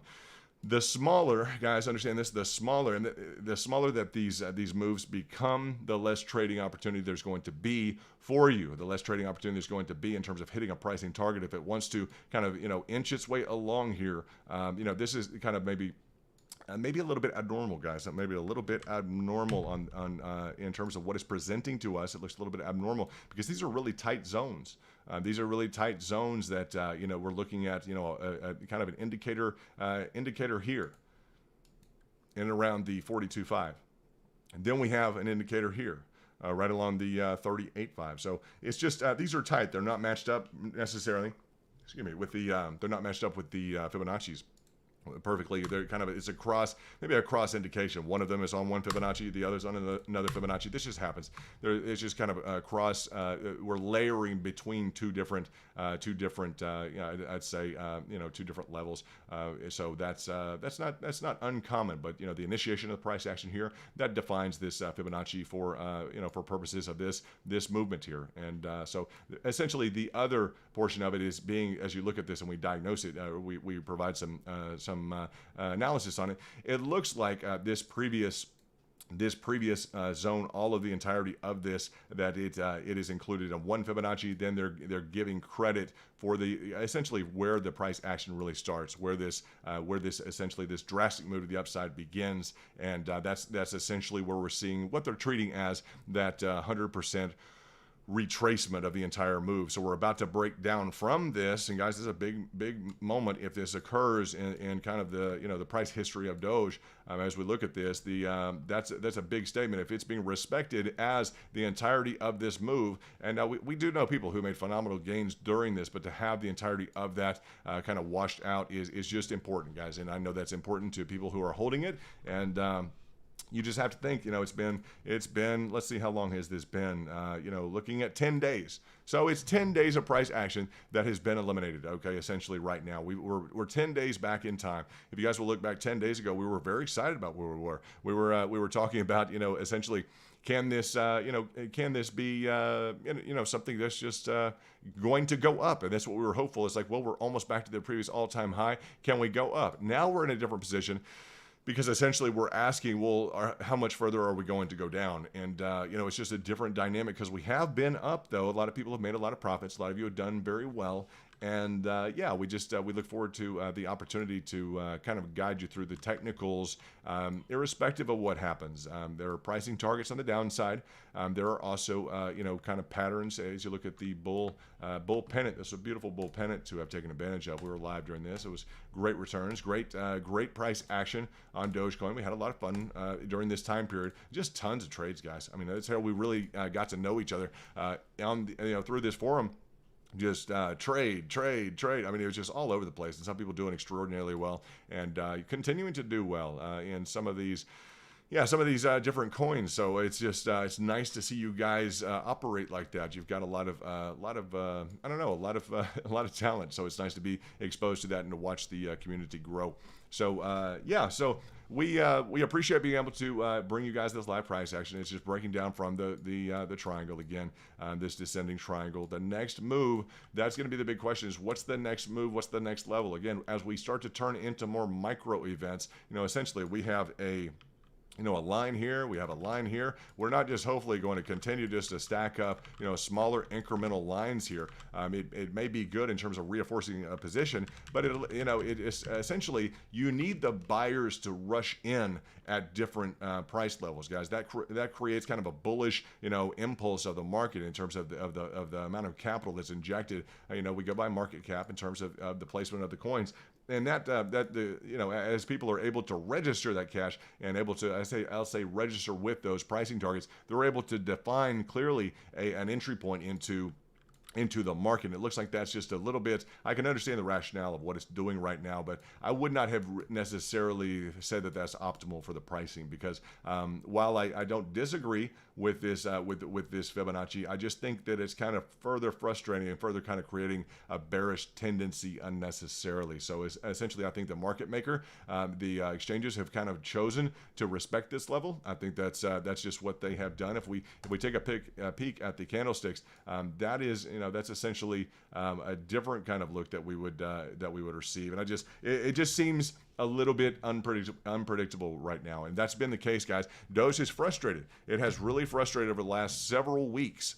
Okay, we've seen pattern after pattern that was supposed to be a bullish pattern just frustrate. We saw Elon tweet something to the effect of, what was that tweet that he brought out about Dogecoin, and you know, really something that was frustrating. We had an inverse head and shoulders, expecting it to move to the upside. We had just completed it, and Elon tweeted right at that very moment. He put out a tweet talking about the mission, the lunar payload mission that was paid for completely by Dogecoin. And guys, it did nothing to the price. So it was kind of you know, a little frustrated. We had spent, you know, hours working on, you know, developing this inverse head and shoulders at a different level, and the tweet just didn't do anything. So we were live during that time period. We were just like in a state of disbelief. I guess this, you know, really doesn't have that Elon effect. It was kind of previous news. It was already released to the public. But yeah, things have just kind of shifted a little bit in terms of the social, maybe a stigma. I don't know what's kind of going on, but that is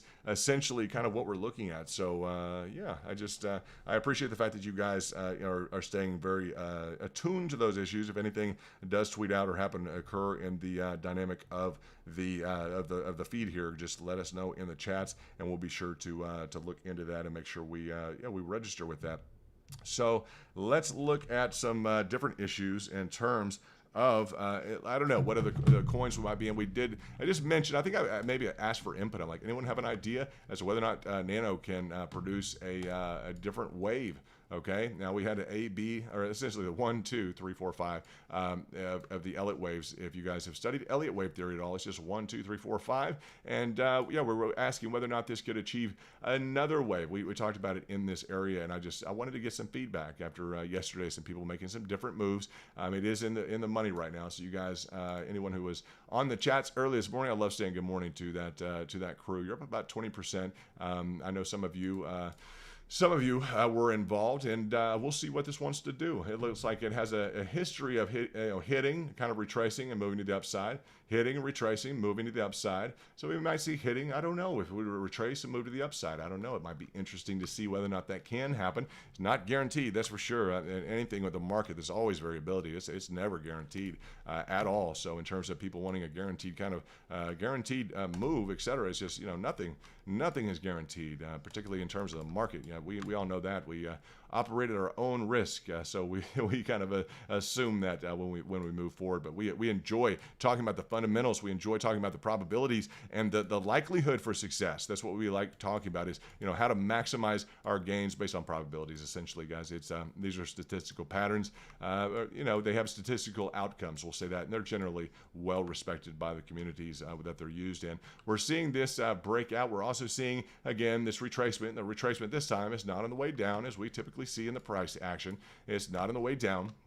Okay, where we're retracing to a lower point. Now the retracement essentially is reversed, because we're retracing from the breakout, which is going to create a temporary positive price, again, towards this previous line of support. Okay, and it's going to retrace into it and probably achieve a confirmation and a move to the downside. So that's what we would anticipate that is going to occur with this move right now. It can recover. You guys know that. It can recover without a doubt. And, most certainly that is just that's essentially what we're looking at right now in terms of the detailed price action. That's what this current hook is. Okay, that little hook at the end here. It's just getting back up to this line right here. It's getting back up to this line, and I'll reinforce this line a little bit so you guys can see this. Okay, it's gaining. It's breached this line. It's got a retracement. Okay, which is just a move up towards a reconfirmation of this. Now, instead of a support line, it's going to be most likely based on probabilities, it's going to turn into a line of resistance. Okay, this line of resistance essentially will move to the downside. Sounds like my pups are busy in the having some fun. If you guys have dogs or anything like that, we'd love to see pictures of your dogs. We're big dog fans, being with Doge, etc. So let us know kind of what you guys have in terms of pups. We'd love to know or see pictures of your dogs and kind of just cool stuff like that. If you guys do any kind of work with shelters or anything like that, we'd also like to see that. Any kind of kinship programs, animal kinship, or whatever you guys have going on, we'd love to hear about any kind of the good that you guys are doing. What's the motto is do only good every day. So we can definitely appreciate all of that. So let's look at kind of the macro again here as we wait for this pricing to develop. And guys, Doge is just the one good thing is it's given people plenty of opportunity. You have to agree, it's given people plenty of opportunity to release their position if they wanted to release their position, to think about things, to kind of to be able to talk about things. It hasn't necessarily. There have been a few times where there's been drastic moves to the downside, kind of I'd say unleashed some heavy volatility on the individual holders. But aside from that, it's been kind of a real slow, smooth process, and it's been kind of very deliberate. It just feels kind of deliberate for some reason. And maybe I don't mean that personally, but just the price action, the behavior has just been very, very, deliberate. And that's one thing that we're definitely looking at. And that has provided you guys, even now, if you have questions about Dogecoin, you're going to be able to have the time to think this through. All right, this is a bearish pattern here. You're gonna have time here to look at this. You're gonna have time to essentially look at the textbook. If you literally want to research the textbook, guys, online. If you want to research the textbooks online, if you want to look in terms of what this is, I would recommend you look at specifically a textbook, one that's used in kind of a formalized teaching environment, kind of a graduate level or an undergraduate level that talks about this line of academically, what is this, guys? And I know that you'll find academically that it's a descending triangle, and that it's typically a bearish formation, and that essentially you're looking at a price target. And as we get kind of the magnifying glass out here, we'll redraw this. Maybe redraw it a few different times. So those of you who are active, we'll redraw this a few different times by getting more and more precise as this event comes to fruition. So we're looking at essentially the decrease in price here to about, let's say, 30 cents, 31 cents, it would be the move. It will take a while to get there. People who are looking at whether or not to move, and not to change anything, but the more focused we get on this moment, I will definitely continue to update without a doubt, because this is a move 20% to the downside, guys. This is a big move to the downside. Yesterday we were able to provide this area in here. okay, as a breakout, possibility, and that breakout has already saved people about 18% down on through here. It's already saved people about 19, almost 20%, 19.8% in terms of their holdings. So that's just, again, that's just standard. That's the textbook. That's essentially what these patterns are. They're bearish continuation patterns, and people want to know, what is it continuing? Well, it's continuing the negative price action. That's why they call it a continuation pattern. So I think you guys know that, but some of you may not have studied. Excuse me, may not have studied the. Let me find where is my scuba mask? I always say that my scuba mask is right here. If you guys see this, it's just the polyline. It's called. It looks like a scuba mask. So in terms of what's being continued, this move from the upside has a negative trajectory as it enters into this triangulation. Okay, this triangulation right here, it's going to move and continue to the downside. Okay, so we have, again, guys, we have essentially created another triangulation, and what is it going to continue? It's going to continue to the downside. So I'll do this with a little bit heavier of a pen so that you guys cannot miss it, and we'll do it as heavily as possible so you guys can understand what is a continuation pattern. Okay, so we will start off, in and around the peak, okay, of what we reach. We'll talk about, essentially, we have a move to the upside, okay? We've established a new high. That's fantastic. Everyone's excited. What occurs is we start to retrace. That's negative price action, okay? That negative price action's going to what? It's going to rebound. It's going to offer people an opportunity to trade. Now, as it creates this price action here, okay, it's going to perform. Essentially the formation of this triangulation, okay? And this triangulation is a continuation pattern of the negative. It's going to be called a continuation pattern of the previous negative price action because it's expected to continue to the downside. So this is essentially what we're looking at, guys. I've just noticed that we have a cat in the room. So if you guys will bear with me for 2 seconds, and amidst the rush of the dogs that needed to go jogging or whatnot happened, I have stranded a cat that now wants to go play with the dog. So allow me 2 seconds. Just give me a brief, kind of a brief second here. Let me rescue the cat that's gotten in here. That's never happened before. So we have a cat in the room. Very interesting. So let me go let it play with the dogs real quickly, and then we'll talk about this continuation pattern, the triangulation, this continuation pattern, and guys, we'll talk about the level exactly to where this is going to continue to if it achieves this reconfirmation. Give me about 2 seconds here, and we'll be right back with you. Please hold.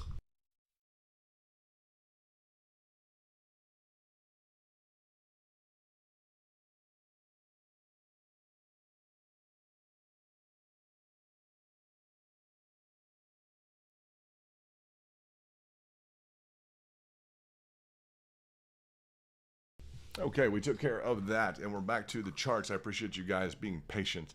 Some things just kind of happen sometimes. And it's kind of one of those issues. Do I want to go to a studio every day? Possibly, we could do that. It's just I'd be spending a lot of time in the studio, so we can. I guess I can talk through that issue in terms of preferences. But yeah, appreciate that. Amor, good to see you. Amor Fati, very very nice to see you. Very nice to see you again. VIP in the house. Very nice to see you, Brunner Samuel. I do see that now. In terms of the Twitter address, real easy. It's just @thekingdom. Real easy. You can just copy and paste that, and I'll put that in here. And yeah.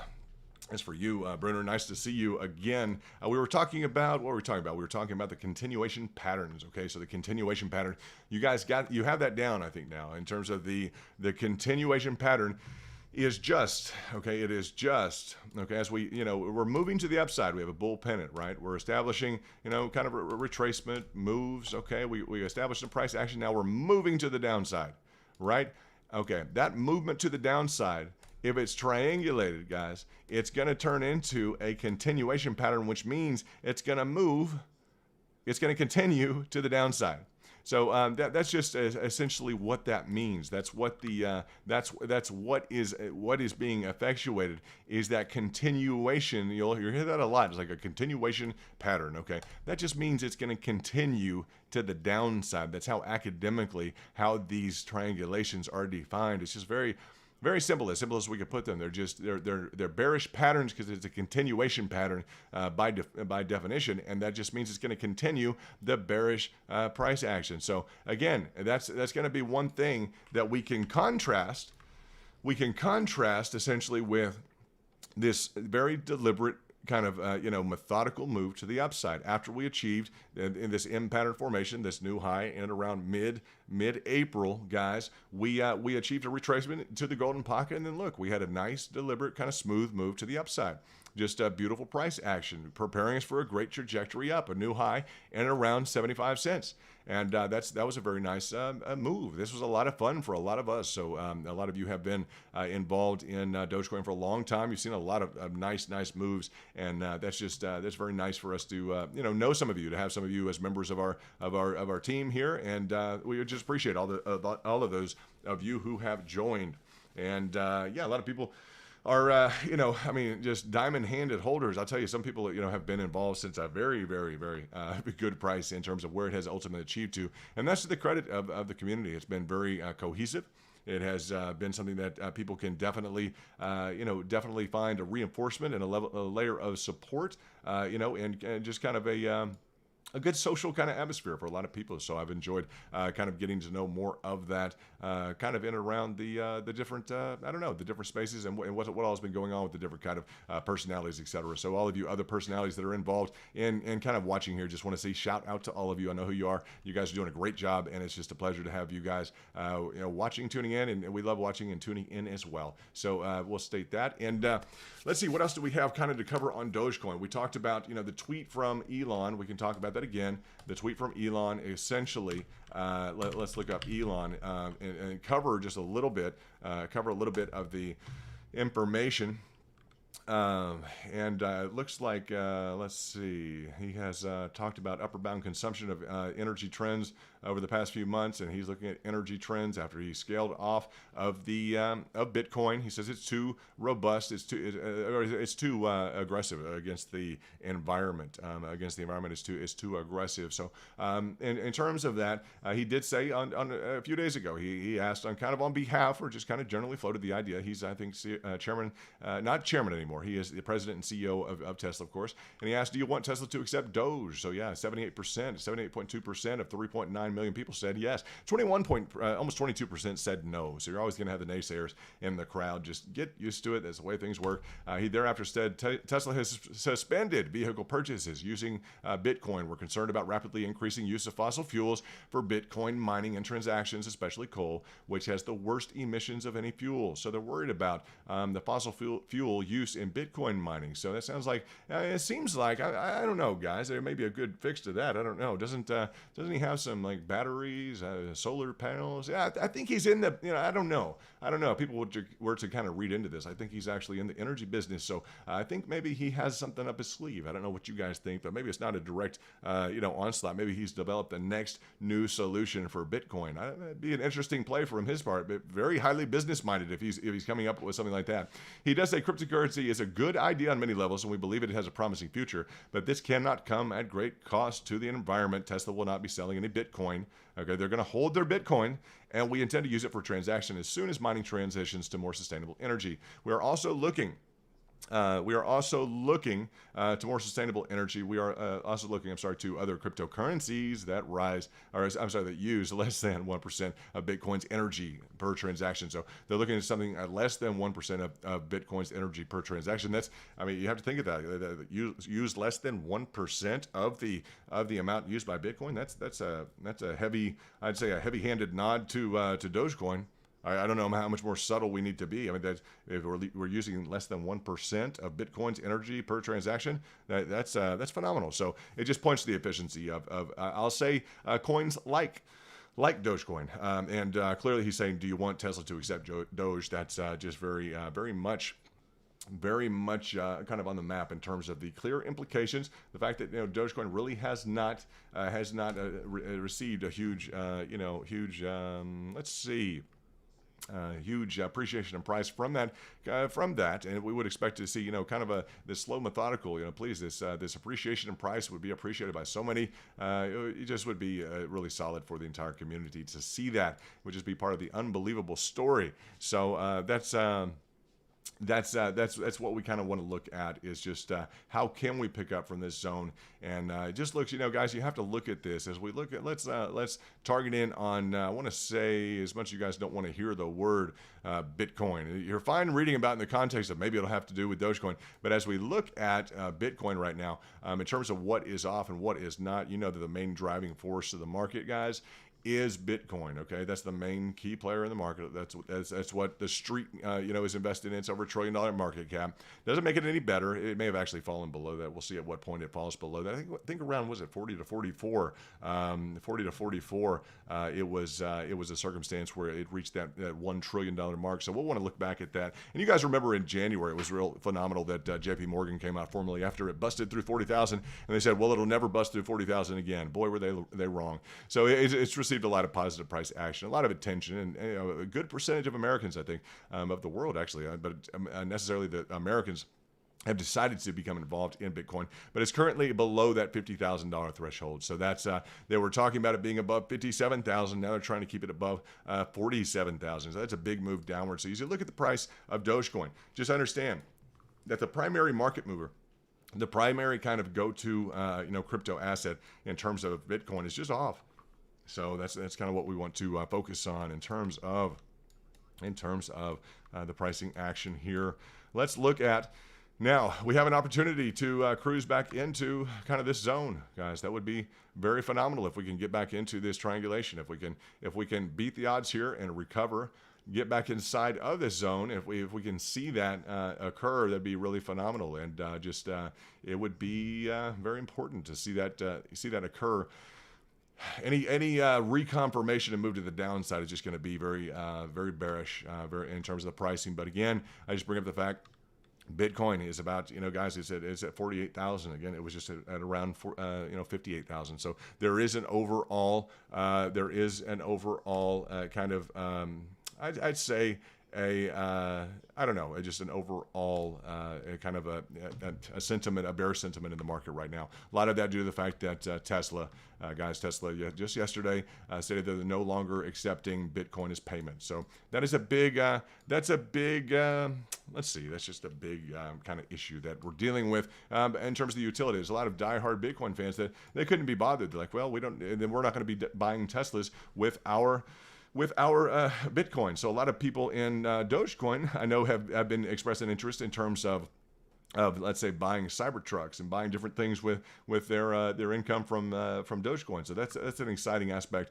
that we continue to hold out, and we'd like to see kind of a distinction. That's, I guess, what we're waiting for, is maybe a distinction. Okay, a distinction between Bitcoin and Dogecoin. We don't want them to necessarily be so correlated, meaning they move in the same direction all the time. Like let's have a distinguished kind of career here, or a distinguished kind of move here or there for Bitcoin, kind of independently of Dogecoin, or I'm sorry, of Bitcoin, of Dogecoin independently of Bitcoin. They're so well correlated right now. You might as well just, if we wanted to lay them over, let's take a look at the kind of the layover of the two right now, and that will give us a good picture. We use the comparative model. I don't always use this, and I would just state it's something that works well at times. Other times it does not work well. And let's just kind of look at, if we look at BTC new price scale, let's just take a look. And it gets messy, guys. As we look at BTC, we can just say, more recently that definitely, I'll state this, definitely, that Dogecoin has, while it has fallen off, it has held up more strongly. I'd say much better than Bitcoin has. That's just that's a kind of a certifiable fact there, that it looks like it's held up better. A lot of times you'll have to move these, though, guys. You'll have to move these to really kind of make a difference, so that the scale is adjustable on TradingView, which is why I don't use them too often. But you'll see kind of appreciation in price on both of them. You'll see kind of some degree of the same or similar kind of pricing action. You'll just have to work on the scale of it, and you'll see that increased volatility. I'd say the exceptional volatility say or the gains achieved in Dogecoin vis-a-vis or in comparison to Bitcoin. And Bitcoin right now would be that orange line. And it's just those are the charts. You guys can work with those if you want to. I'm very careful when I work with comparisons. I don't want to draw too many inferences. In terms of that, is what you work on correlation. A lot of times, if you get into hedging or get into your risk, your risk portfolio, etc., you're going to find some different aspects on those comparison charts. So at least start thinking about, and the more zoomed in and focused you get, they'll be a little bit more accurate. So yeah, it's not that we don't look at them at all. It's just TradingView could do a better job of that. So let's see, let's see what we have going on. We've been, guys, we've been very involved in the pricing of Dogecoin, like daily, and doing, we get into, some people will tune in for, just a minute or 2 minutes, and they'll hear us talking about something else. It's like, man, we've been here talking about Dogecoin, in the price moves for, the last 3 hours. So, they'll tune in and they want their immediate 5 to 10 minutes of just Dogecoin. Well, why aren't you talking about this or that? I'm like, man, we've been doing this, waiting for the price action for like the last, 2-3 hours. Like, we're taking a break. If you're just tuning in, like, we're just kind of like saying hello to each other. We're kind of experiencing the channel, the membership, etc. And talking about people's trades, talking about another coin here and there, and talking about some different aspects. So that's just kind of the way that things are looking. Let's look at SHIB. It hasn't been in the green for a while. So let's see how it's trying to be in the green. It's kind of reached its a level of price action, hopefully to the upside. I know a lot of people were impressed by the fact that Vitalik, the founder of Ethereum, had donated $1 billion, right? $1 billion to India, the COVID relief fund. So he is a hero for doing that. At first I thought he had just sold them, and someone had told me he just sold them. Like, man, come on, that's awful. Like, this is the worst thing in the world. And then he just dumped them on the market. But then I found out that he had definitely, he had done a really good deed. So I'm just really impressed with that. And he's just kind of a hero for that, guys. I don't know. Shout out to him and his crew and to everybody who's involved in Ethereum. I think that's really exciting, guys. It's a very exciting thing to kind of experience. My alarm has gone off, and it's because, surprisingly, you guys heard the beep. I think because we've broken back into the channel. So I have my setup to where we actually were alerted. If you guys heard that, it's because we've broken back up into the channel. So that's into this triangulation. So that we knew that could occur.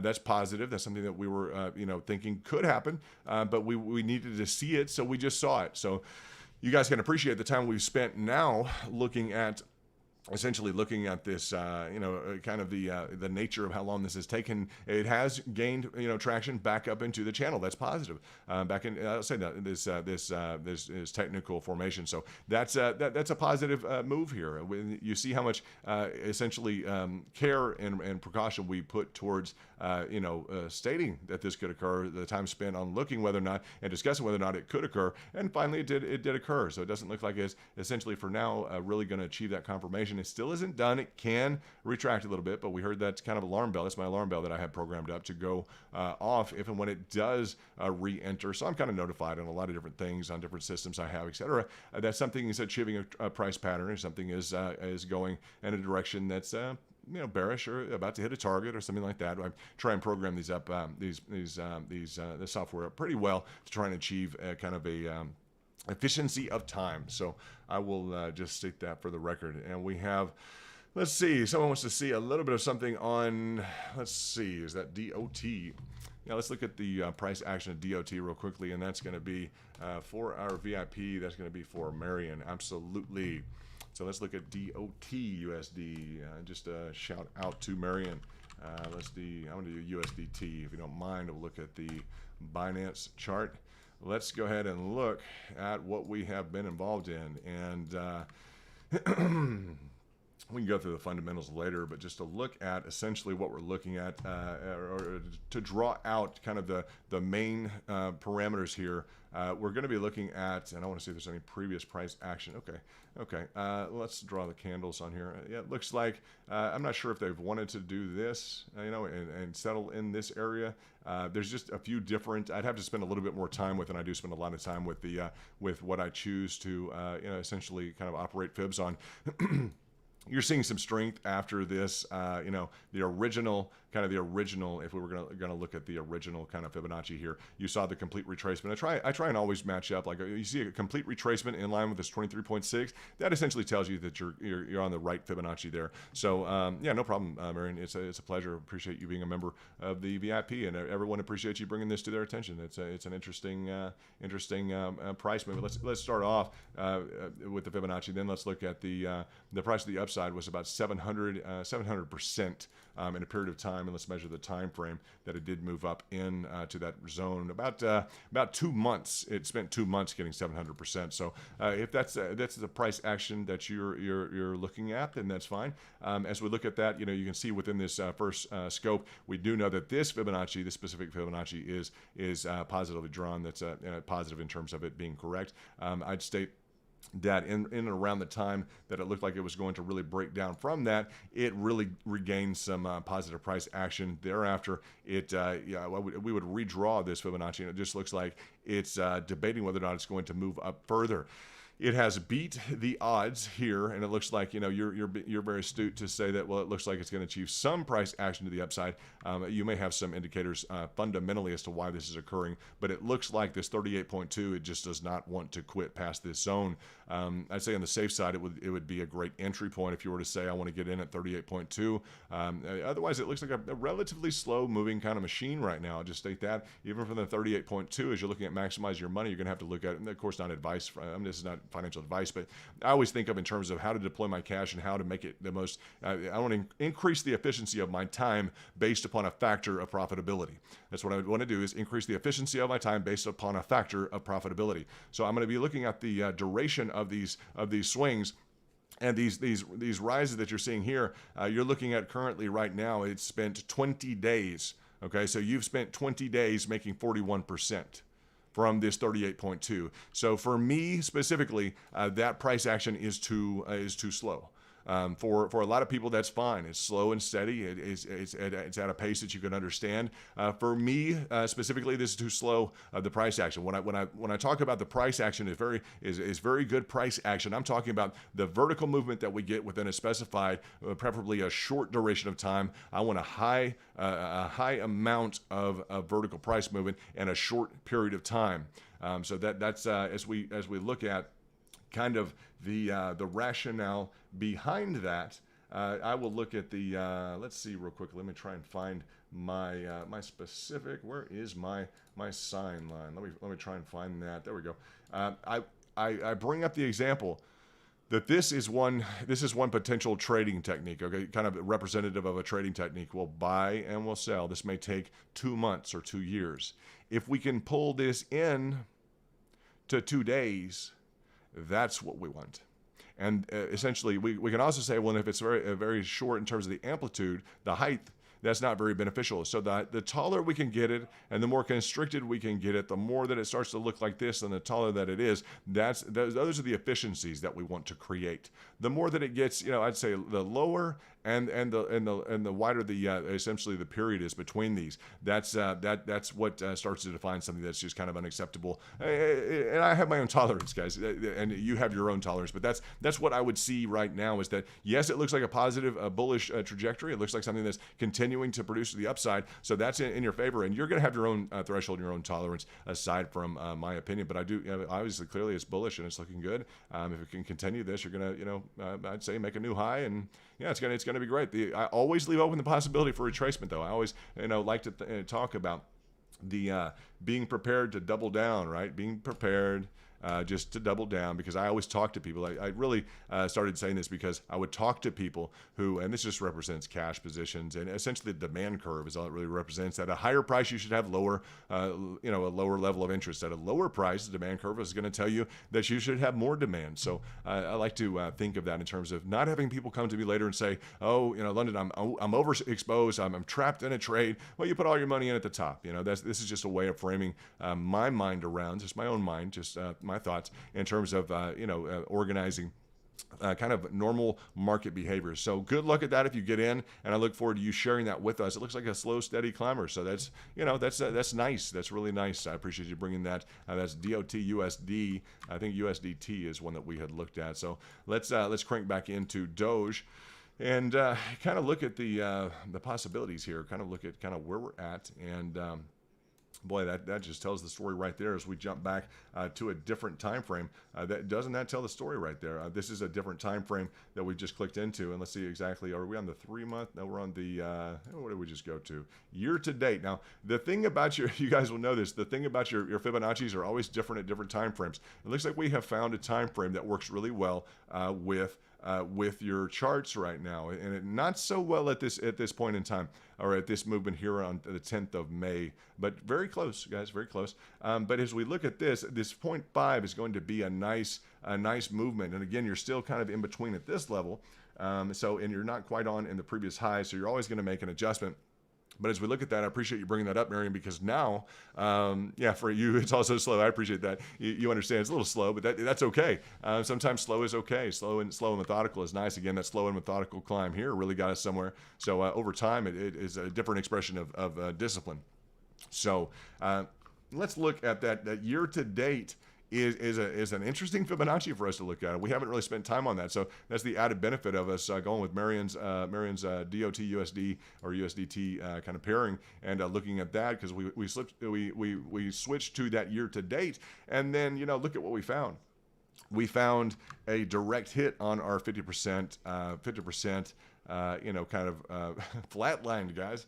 This just can't be flatlined like this. And guys, the more that we zoom out, the more sense that things make. So as you can look at this, it just makes this look like a zero demand situation. Very rarely, guys, do you see a flat line like this, just in terms of just an absolute drop. Okay, so normally you're going to see some sort of a positive action on this. That is one of the effects that you'll see when you discuss or when you zoom out and go to like a year on year kind of basis. That may affect, guys. Again, I talked about this earlier on, and I think that you'll agree with this now. Okay. Now it's possible that you'll hit this 61.8, but the earlier statement that I made, and I appreciate the input, Marion, okay, because the earlier statement I made that as you add up and compound these bearish patterns, that it becomes maybe less likely, and particularly the increments that you operate in, kind of these sub increments, it becomes maybe less likely that people will want to trade on them as you do across differential or across time application, etc. It becomes more complicated. The fact is, and this is very reinforcing to that original statement, is that essentially it's going to give you less incentive to get involved at lower levels, because you're going to hit 1, 2, or 3 levels along the way. And let's see. I just want to have to get in that 10 cents. Just reading through some of the comments, it's nice. Some people want a discount, and I mean, I could definitely say that. I don't want to to necessarily read too much into negative price action. Some people want it to go down to get better prices. I know a lot of people are invested heavily into Dogecoin, and they've built up millions of dollars in Dogecoin.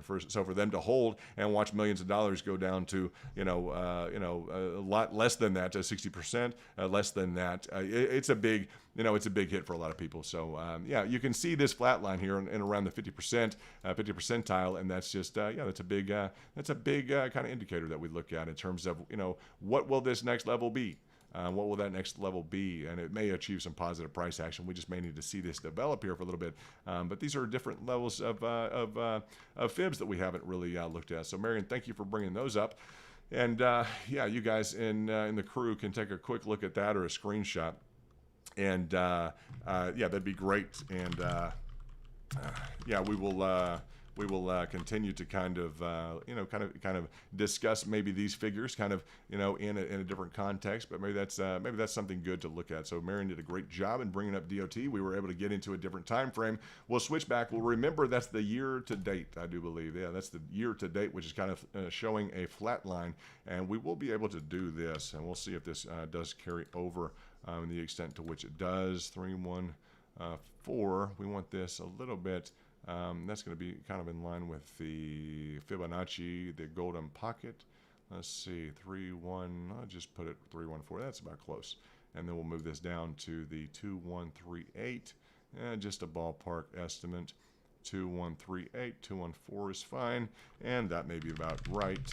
Let's do 21. That's going to take a while to do that. I just want to get these about properly distributed on the curve here so that we can understand. The 2138, 214 is fine, and then we will pull this up to about this level, 316 to 315. That's fine. That should cover that. Just you know, more or less these exactitudes. We'll try and just, you know, more or less cover those so that we have some framework to look at. And again, it looks like you know, we've as you switch in different time frames, we just are pulling in and out of different frameworks that are, you know, kind of taking over our charting patterns. That's no problem. We may be able to switch back. There we go, and we'll be able to fully, you know, operate on this Doge USD T as opposed to that Doge USD. So we'll understand we have two patterns to kind of look at. We did, guys, receive an alert that it was recovering within the framework of this descending triangle. So that's very positive for us to see that it's kind of trying to recover into that. This slow, methodical, kind of a very deliberate movement. We're going to say that is a very deliberate movement, and something that we would anticipate is giving people the opportunity to make some decisions, to think through their investments, and not to have to act in a very rushed manner, like, you know, everything is just falling or some sort of an extreme situation. Instead, it's you know, we've broken down. We've started this you know, we've started the stream today talking about this the likelihood of the breakout. It went ahead and broke out. We talked about the breakout last night, and again, I published this to our members, okay, our VIP members. Before this broke out here, so they may have exited. I know some people that exited and saved about 20%, 17 to 18, total of about 20%, depending upon where things were at. Looks like someone has moved in with some price action, some purchase orders in and around this area, and I'll just say around this area, and here with the crosshairs, so in and around this area of 39 cents on down to 37.7. Looks like someone has moved in. The buyers have kind of rushed in to protect that zone, and that's yeah, it's very positive. So I'd say in terms of the overall price action, that's yeah, that's positively done. So that's a good thing. And yeah, just looking towards that. Some of you guys may be interested in some, I don't know, in some different pricing targets that we can come up with on other, you know, I'll tell you this, I go through every morning, I just hammer down through these lists, and I want you guys to know, I will work through all these charts. As I go through them, I literally am just, you know, kind of making sure to myself, like, what are the pricing targets? Where's the optimal gain situation? You know, kind of what are we looking at? And I just really, I really, you know, focus on kind of the specifics, and we are highly technical on this channel, so that's what we focus on. We love technical analysis, and it's just in line with our background, and you know, essentially a lot of you as well. We appreciate you guys being a member, and kind of, you know, essentially just you know, doing really I don't know, phenomenal jobs of supporting each other in the community. You guys who are new, if you've just kind of shown up, if you will go ahead and follow us, it will let you stay tuned a little bit to kind of what some of the more specifics. If you type in The Kingdom on Twitter, go to the bottom and select Go to the Kingdom, and select that, then you'll be able to follow us, turn on notifications, and for any new members, any new VIP or Basecamp members, go ahead and turn on notifications, of course, and follow. And then on this first level here, go ahead and click, you know, hello, I'm a VIP, follow me. If you're in Basecamp, just say, hey, I'm in Basecamp, or if you're a VIP, let me know there, and we'll put you in and plug you into the DM chat, etc., so you can communicate with all the other VIPs. So that's a great level of membership, and it's been very positive, been a lot of fun for a lot of people, and we look forward to that growing. We've got over 50 now, so that's very phenomenal, just in about 7 to 10 days. So that's nice. That's a nice and it's nice to hear about your returns. We're coming up with different trade ideas, and you guys are you're really killing it. So it's nice to see. So it looks like we're not going to really, I'd say we weren't. I hope we're not going to, and I think that's off the map in terms of turning this previous level into what I would state as a, you know, let's look at this.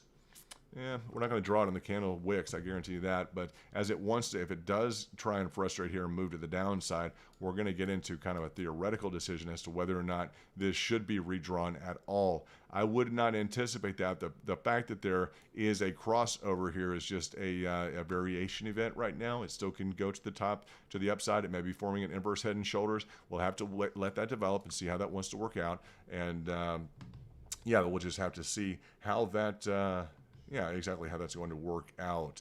And yeah, we look forward to, you know, hopefully maintaining this, at least the bearish pattern. So we're fighting to get back into a bearish pattern. So, you know, some people want to know, well, is it delaying the inevitable? What's essentially happening? We're fighting to get back into a bearish pattern. Why doesn't it go down and pick up our price targets already? A lot of you have orders in at different levels, and I understand that. That's what you want to, essentially, some of you want to get in it. I want to get in back at 10 cents. We think it's going to go to $1. You know, certainly there's a lot of positive price action, and, you know, no one was really anticipating the degree to which maybe Elon has kind of pulled out of the crypto space a little bit, but it sounds like he may have some long-term. One thing about him, he's built a really successful, many businesses, very successful businesses. So we're just going to anticipate that, you know, he's got some big plans down the road, and I don't know that he's fully, you know, escaped from the space. It sounds like he's still very bullish on Dogecoin. He's very involved in that. So it's interesting that this is providing people an opportunity to get in at lower levels. So we would look at that as potentially positive, depending upon what the overall kind of structured, larger structured plans are. So we look forward to kind of seeing what that is. But it has been dramatic, guys. It's been, you know, quite a fall off. This area in time, this moment in time here was a little bit drastic, guys. This movement down and around Saturday Night Live was just really, really drastic. That was a big move downward. So, excuse me, I have to get a drink of water. So, as we look at this, just, you know, again, the M pattern formation, the classic bullish pennant here. Just it's been a phenomenal trip for us. The establishment of base camp here, the number of VIPs that we put together, it's just been a lot of fun for us. So we had a good time, and I hope wherever you're at that you're continuing to enjoy yourselves. And wherever you're at in the market, I just hope that you're continuing to have fun with Dogecoin. It's just a nice crowd, and yeah, it's just something that I think is nice, and it's something that you know, if you're not having fun doing it, I would ask why you're doing it. It's not worth that. It's kind of like going out, if you know you can't play golf or you don't enjoy it, like, why would you go play golf? So you know, that's kind of my example. So you know, just go out and have a good time, enjoy your holdings. If you play like your life depends on it out there on the golf course, you may do a lot worse. And you know, I don't want to make that exact analogy, but yeah, just kind of, you know, I don't know. A lot of people get too stressed about things. It's nice just to kind of relax and enjoy the ride to the extent you can, and if you can find that balance, that's huge, and a community to support you in that is hugely essential. So yeah, I was very happy to inform people about Nano. Let's look about Nano, or at least ask about Nano. I'm not sure how we got through that, but to ask about Nano. It looks like we brought that up and highlighted it in around when people were up potentially about 20% from kind of the entry. Yeah, about 20%. Now you're looking at about a 7% gain. So that's going to be the question. Was this the interim high? Was this the 1, 2, 3, 4, 5? It's going to underperform, because that would be kind of uncharacteristic in terms of an Elliott wave analysis. So it may have more, but it's getting kind of steep in terms of it wanting to move up. So I'm glad we highlighted that, and around that 70%, it got up to 70%. It could change around at any point in time. That's one thing for sure. So it's nice to be maybe lightly involved in those kind of trades, just to have some fun and enjoy it. It's just, yeah, it's part of the action, the price action. So we enjoy that very much. And I was happy to bring that to you when it was around, you know, it was at, on the day, it was up about 45%. To bring that to you guys, even below that, I'd say at this point here, so it's well below where it is now, and just to watch that kind of move up was a nice, you know, and again, just looking for y'all's opinion on it. Wanted to see if you guys knew about Elliott wave theory, what you were doing. That was just in the VIP chat, so I wanted to see kind of what your thoughts were. It looks like we hey Jeremy, nice to see you. Another VIP in the house. Jeremy, great to see you, brother. Of course, we can look at Sheeb. Without a doubt, just to update you now, looks like this may be trying to turn into kind of a misstep of a reconfirmation that's kind of penetrated into it. It would be typical, because Dogecoin has just not wanted to really behave in line with anything that it's I'll just state that it's been kind of required to do, except on the bearish note. If it's been bearish, it's just been all the close calls have just gone, or all the expectations have gone to the downside. So that's been frustrating for a lot of people. Have been hoping in terms of achieving this positive price action, this methodical move to the upside. We're just not seeing that. This methodical move to the upside, which we saw after the first M pattern formation. Well, we just haven't seen that. We've seen another replication essentially of that M pattern formation, and we just seen a frustration to the downside instead of back to the upside. So that's not what we wanted to occur. We have a VIP member that's asking about SHIB, so let's look at SHIB. SHIB is one of those. We brought you the information in the VIP, and yeah, definitely this was one of those phenomenal trades that I know people were happy to be a part of. As I look at this, let's look at essentially, this was SHIB right here. Also in terms of SHIB. This was it right here before it broke out, guys. The community tab of the VIP section, restricted VIP zone for this one in terms of the membership. And you can sign up on a desktop computer, not Apple and not iPhones. A lot of time you'll have to get to a desktop. But this was SHIB before. This was just an arrow indicator, and this was a triangulation. And I saw the indications of the move, and it wasn't financial advice. Clearly, not financial advice, but just from a textbook example, it looked like 100%. SHIB possible triangulation gain possible in excess of 100%. Okay, careful to only trade on the breakout, but pattern looks very strong from an academic standpoint. Concept, protective stop losses may prevent risk exposure, and not financial advice, not at all, but a purely technical approach, just not financial advice. But the nice thing is that on SHIB, you saw that I brought that to them to the VIP before the breakout, and it looked like certainly it did. That 100% was achieved. That 120%, that 2x within the first kind of 7 to 10 days of a lot of those VIPs being involved. And yeah, that's very exciting. So that was a very exciting move. We played fibs, and a lot of people made some excellent cash there. That was a nice move. We've seen a complete retracement. Okay, we saw a complete retracement, and the good thing about this, also this breakdown, okay, was completely I was able to share that as well with the members of the VIP. So that's the type of information that they have asked for, and that's the information that I've delivered to them. So alert, possible breakdown of SHIB triangulation. That was a day ago. That occurred before that triangulation was broken down. I said, please, be aware of a fake out, but understand the magnitude of the move. The magnitude of the move is down to the area here.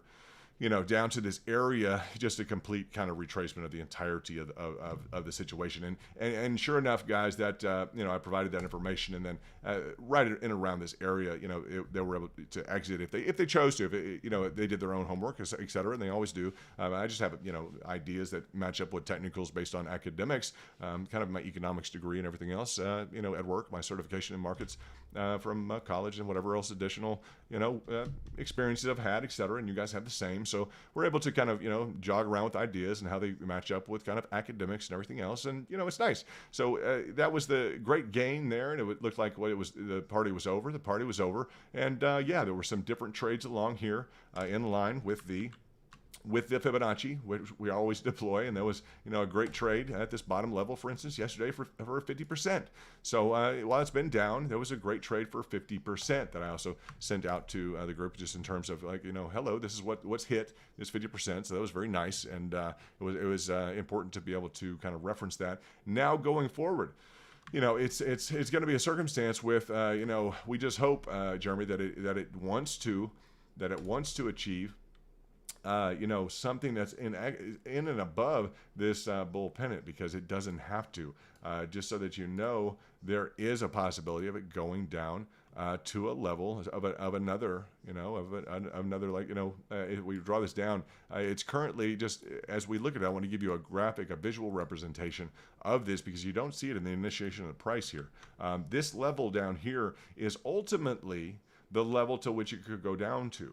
So if we draw this out to this level, and it's not operating on this framework now, but if we wanted to draw an overall larger Fibonacci, which is something we haven't done, this is definitely something that would kind of include this overall the overall trajectory and its kind of return to close to zero. So I would just bring that up because that's kind of a worst case scenario, but I do want to bring it up as a scenario because it's a realistic scenario. So it could happen on that basis. On the aggregate, you're about at the, and it's difficult to think of, well, we're going to essentially draw this Fibonacci on the entirety of the price action since its incipiency, since zero. So just understand that's just what we choose to do. And you've hit at about this. I'd say that is that the golden pocket right there. Yeah, 618. So that's been hit. It's kind of a key level. It may take off from there, or it may want to hit the 786. If it does, just understand the 786. That price is it's 1, 2, 3, 4, 5 zeros down to 9. 925 would be that kind of residual last layer of support before the zero. So I would expect that if it does hit that, and you may want to adjust up a little bit, become more aggressive if you want to become involved at that level. But those are the levels that you're looking at, and the line is a little different than the actual Fibonacci, or is that, let's say, the candles in terms of the contact with the Fibonacci. So just be prepared for it to move lower. It may move lower, and it's a newer coin, so it may want to retest this 786. That's nothing unheard of after a huge phenomenal price increase. It's just it doesn't have to be a personal issue or anything to get upset about. It's just be prepared for it to move lower. That's very, very easy. So if we look at that, that is no problem. That's no problem. So that's kind of where you're at. It's just you've hit pricing targets that were lined out. And Jeremy, in the post, I lined out those pricing targets, kind of yesterday. Just they were the indicated.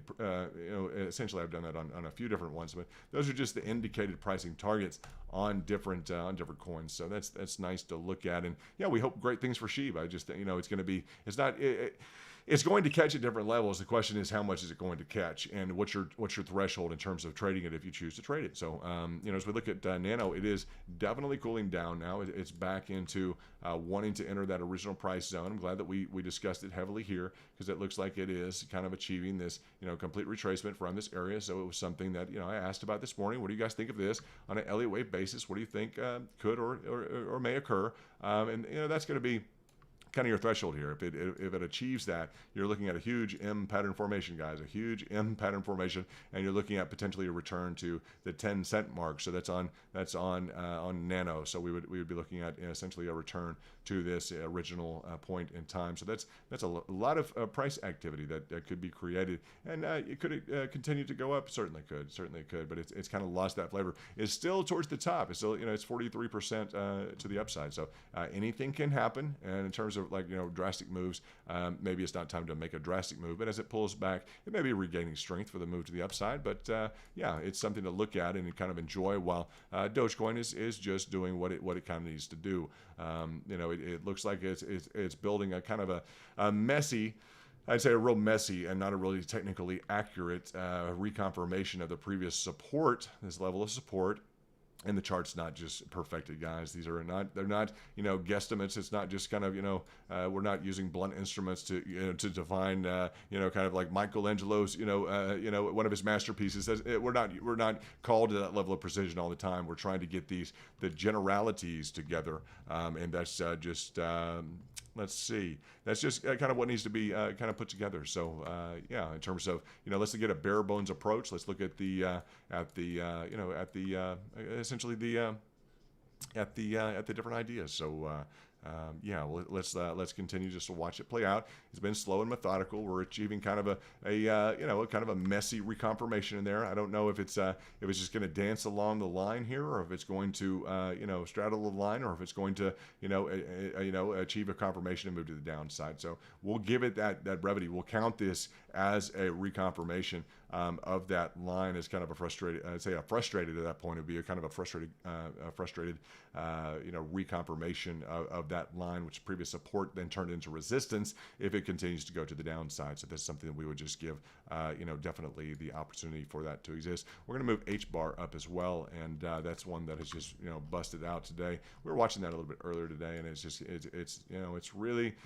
it's really done well. It came back in contact with, and let's just kind of understand it came back in contact with, it looks like its own golden pocket. And since it came back in contact with it, people who had some patience with that, have made 60% return. Now it did fake people out, and it literally people probably just sold out at 5 or 10 or 20%. But H bar is definitely moving today. That's Hedera. So you guys, that's a phenomenal price action to the upside. You got credit for replaying. Essentially that golden pocket and around this area of the, I'd say the 22.4 to the 23.7. So phenomenally well played, and that's a beautiful gain for you guys. So Nano, Hedera, and TRI, what is it? Trias is doing relatively well. Again, another golden pocket. Some people just line these up, golden pockets, golden pocket after golden pocket. That's a nice way to do things. So you're looking at 45%, 50%, 34%, and just whatever your exposure is to that, or something like ADA. A lot of people have their own favorites and don't want to just jump into something that they don't know about. So that's understandable. A lot of people don't, a lot of people are working down to a different target that they're, that they've already become accustomed with. And there's always that balance, guys. There's always that balance in terms of what are you familiar with, what price action do you know well, what are you comfortable with, what's kind of it matches up with your style, because there's thousands of coins, there's thousands of coins, and that's just that is just essentially that's kind of how you're going to structure that. You're going to structure those decisions. Is what does the culture tell you? Do you like the story? Is it worth you getting involved? Do you need fundamentals? Do you need a good management team? Do you need a dev group? Do you need a use case? Those are going to be some things which dictate what you're willing to expose yourself to financially. So everyone has different preferences, and we like to hear your preferences and see you guys let us know what your preferences are. That's kind of one of the goals, is to provide that space where you can make some sophisticated kind of moves and decisions based upon what those preferences may ultimately be now or turn into in the future. So that's a nice way to look at things. But yeah, H bar is just running it through the roof and doesn't look like it's really slowing down. So that's positive. It wants to try up into that 44. I'd be surprised, but that would be a move of like 100% if and when it tries to do that from its golden pocket. So that's not very that's not. I think someone's putting a lot of cash into Hedera right now. So that's a big move, and we'll see that. We'll watch that play out here in just a minute while we're kind of on standby. It's never a good idea to like jump on the bullet. That's not financial advice, guys. If you want to go jump on the bullet with H bar, go for it. If you want to do that, if you jumped on the bullet earlier with Nano, that's fine. If that didn't work out, now you want to jump on the bullet with H bar, that's your decision. It's part of if that's your trading style, it may work out great for you. If you're just kind of trying to play momentum trades, that's no problem. That's kind of how it goes. So as we look at, I have a question from looks like Santi Lang. Santi Lang is a member of Basecamp. Happy to have you, Santi Lang. And in terms of the DM group on Twitter, DM group is for VIP, but what we're going to say is so what we're going to just say is essentially that is for individuals that are in the that's for individuals who are in the VIP section. So that's what we're going to look into, and that's just essentially what's going to be for them. But the base camp is just the generalized level that you'll be able to interact here on, and you get your emojis, get your different kind of recognition, and for us to know that you're a part and a member of the crew. And definitely you can pay attention, and if you're on Twitter already, just go ahead, definitely and search us down and be a part of the different. We talk about all different types of things. We do all different types of tweets. Just type in the Kingdom. Go. You'll click in here. Go to the Kingdom, and it won't be one of these. Just go to the Kingdom. You'll see a space suit with some golden eyes here, and just go ahead and click on follow. Click on turn notifications. If you haven't, you can respond to this. It says hello, I'm VIP. Follow me. But if you're in Basecamp, go ahead and just click on that. Say I'm in Basecamp. And let us know who you are, and we'll be happy to communicate with you, and we welcome you to Basecamp. So that's very exciting that you've chosen to become a part of Basecamp. It's very, very nice. And Santi Lang, welcome to Basecamp. We saw that you had joined, and we have some newer members within the previously was it yesterday B1 had turned in to had joined up as a VIP restricted zone. That was very nice. Jason's lit today. Jason's lit is turned into a restricted VIP zone today as well. And yeah, just very, very nice. We have Ritesh Ketia has turned into restricted VIP zone, and those are the guys who are definitely able to kind of hone in on each other's skills. And just we got 85 total members, guys, so that's very exciting. 85 total members. And looking at the total number of, we have 54 restricted VIP zones. We have 30 base camps. So you base campers are probably going to demand some sort of base camp. We're going to have to form some camp for you. We'll have to figure out what that's going to be. Right now we have it, I think it's the online chat room. As you guys look at that, the online chat room is kind of like a good place for base camp. So you guys, while we're streaming, you can just formulate that, I don't know, that base camp mentality that we're going to climb Everest, we're going to go up. I look forward to seeing how that works out. So that's exciting. As we look at the price action, just taking its time on Dogecoin. Again, taking its time on Dogecoin. And yeah, we'll kind of see what wants to occur here. It's just not an ideal situation for people holding Dogecoin, but at the same time, it's just something that we would, I don't know.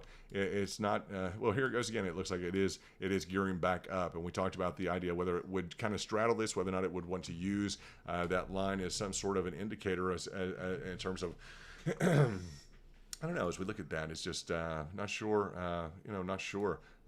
What all it's trying to accomplish here. Let's just state that technically it's not, it's not the most beautiful story in terms of technically what Dogecoin is doing. But hey, I mean, maybe that's a nice thing. It's kind of for a chance. We just kind of see what it's capable of kind of do. Let's check out H bar again, guys, because it is just not stopping, guys. It is. I talked about this being 100% move here, and if you wanted to jump on the rocket, go for it. You can just look at this. H bar is just going through the roof. This would be about 100% move. From the point of its origination here. Now, what it did, guys, it hit its golden pocket here. It hit that 65th retracement, and what it did, it really made people wait. It made people wait all the way through this, and then it baked out a lot of people to get back down here. A lot of people say, well, when do I exit? What am I supposed to do? It's like you get involved at a level, you're going to determine whether or not you're going to exit, what you're going to do. But yeah, that's a phenomenal gain. It's going to be in and around close to 100%. But you just see how this tried to fake people out. So yeah, that's a heck of a fake out. It's a good story, guys. The people who entered at 65, they waited how long? They waited almost a full day, about 19 hours before this decided to take off. So have patience. If you choose to trade, that would be my recommendation: is try and enjoy it and just have patience with things. Kind of wait and see what happens. You might be surprised by something going up 70%. You certainly see that was a key level for and actually, yeah, I'm sorry. This is on H bar. Okay, so on Hedera, you'll see that was a key level certainly. And yeah, I know some people that are involved and that have wanted or talked about H bar that have been a member. I think Kent has been interested in H bar for a while. So I'm hoping that he hit this golden pocket and he had the the patience to kind of hang out and see what that wanted to do. Kent, shout out to you. Kent's a member of the VIP, and we hope that I think he had mentioned H bar to me a while back. So it's that's nice to see what it wants to do and what it wants to achieve. So congratulations. Looks like Nano is really pulling back now and is starting to really heavily retrace and along the line of where we had anticipated it might move. Now this made the 1, 2, 3, 4, and kind of the it's frustrated. So we would anticipate maybe an A, B, and a C. So we're probably going to potentially be looking at an M pattern formation, which is going to frustrate. I would say it could still kick off to the upside, but it'd be more unlikely now, much more unlikely now. So those of you who made, say, a 20% move today based upon just my question earlier on, you guys take a look at this. It was in the chat. Just, what do you guys think about this? I wanted you guys to kind of tell me what your thoughts were on it. And yeah, that's a nice way for us to interact. You tell me what you kind of think. So that's positive. In terms of H bar right now, are there people like executing trades? You guys, are you involved in this? Like, where are you at? Like, talk to me. Are you involved in H bar? What is your what are you doing with your trades? I think it's very interesting for you guys to look at that and and just to kind of understand that's a big trade. So you may be able to maybe you've made some money on it, just hopping around. Maybe that's what you do. But some people some people get involved in that. That's not my trading style, but hey, that could be your trading style, and I can learn just as much from you guys potentially on something that you could potentially learn from me. I try and learn from textbooks. I try and learn from degrees and different things like that. So that's just that. I know you guys are very intelligent. A lot of you are extremely intelligent. So that's nice to have you here. And let's just see. Let's kind of see what we want to put forth in terms of kind of the price action on Dogecoin. That's the primary thing that we're looking at is Dogecoin. And just understanding, I guess understanding the full scope of kind of where we're at, the bearish nature of things, and I don't know, just kind of where do we want to go from here? What do we really want to put together? A lot of people are asking, should you sell? Should you? What exactly should you do? And guys, it's all depending upon your tolerance level. It's all depending upon what you want to achieve, and it's just it is essentially it's the I don't know. It's kind of your threshold level. What is your trading philosophy tell you? Because your trading philosophy is going to tell you something. My trading philosophy is going to tell me completely something differently. So that's just the truth of that situation.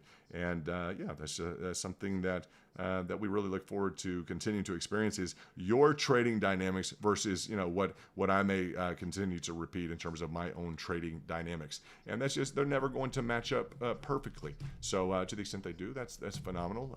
But that's what makes us all unique and individual. And we look forward to, we definitely look forward to experiencing that in the future. So let's just continue to watch whether or not this holds. It would be phenomenal if it would hold, just to at least be in a triangulated pattern. So maybe allow some other people to make some decisions in terms of getting in or not getting in, or may give the buyers an opportunity to interject at this 50% level, maybe potentially going to the upside. That would be nice if this would hold. This is on the aggregate. We looked at the year to date, guys. On the aggregate, this is the 50% level, that 50% line. So wouldn't it be great, guys? I'm just going to bring this up because no one's talking about it. Now, Doge has impressed, right? You guys know that. It has operated against kind of a reason.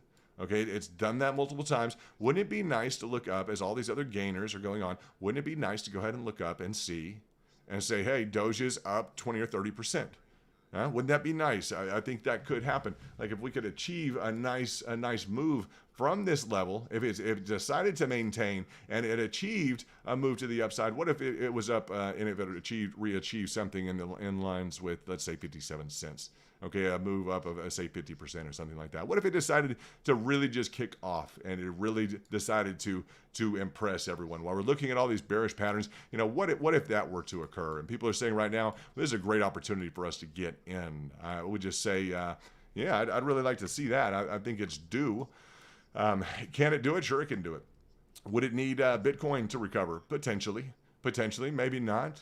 Doge has been the go-to, investment.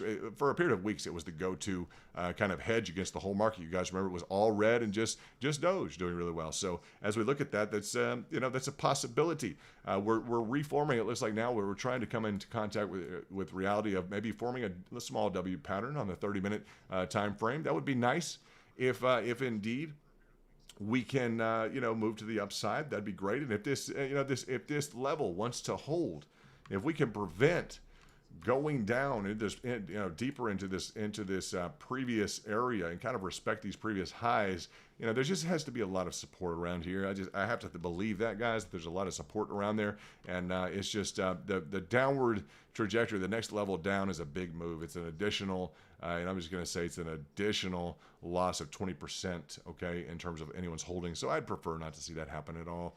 I think all of you would just prefer not to not see that. That's tough. Let's check into H-bar again and see kind of what that's wanting to do. That's just pretty phenomenal, guys, on H-bar. It's done really well. If we go into kind of a more consolidated look here, it's just, let's see if it's topped out. Yeah, it looks like it's topped out. The closer we go into the time frames, we'll be able to tell exactly kind of what the price action is telling us, and it looks like it's achieved 40 cents, 47 cents. And yeah, now the question is whether or not it's going to respect this kind of moving average here. If it's going to want to touch and rebound and hit a trajectory to the upside, that would be phenomenally impressive. It's coming back in line now with Trias, which is also performing really well. I think both hit their golden pockets, so you guys can look at those in the context of some positive price action that we're kind of comparing maybe the rest of the market to in terms of gains. Some of the ones that are red. Some of the ones that are in the red are literally just working their way down to different price levels. This is Matic, for instance, and yeah, it's just a massive chart, guys. We're working the fibs on this, and it's very clearly in line with the fibs. These are different levels. I would anticipate potentially a move either at this level where it's about at upward, and it could guys, it could hit in and around to just say 10% and in line with these previous patterns, but it's showing a lot of strength. Matic is really, Polygon is really showing a lot of strength recently, and that's something that we like to see. Okay, we like to hear good stories about things that have good strength. And I think the co-founder or the founder had discussed the donation by Vilatech, Ethereum's Vilatech yesterday to India, and was very positive on that. I think he also, in addition to commenting on SHIB in that context, he also stated that Matic and SHIB had some degree of a correlation or relationship. So that was very nice to hear that, and nice to see that. Now SHIB is up a little bit.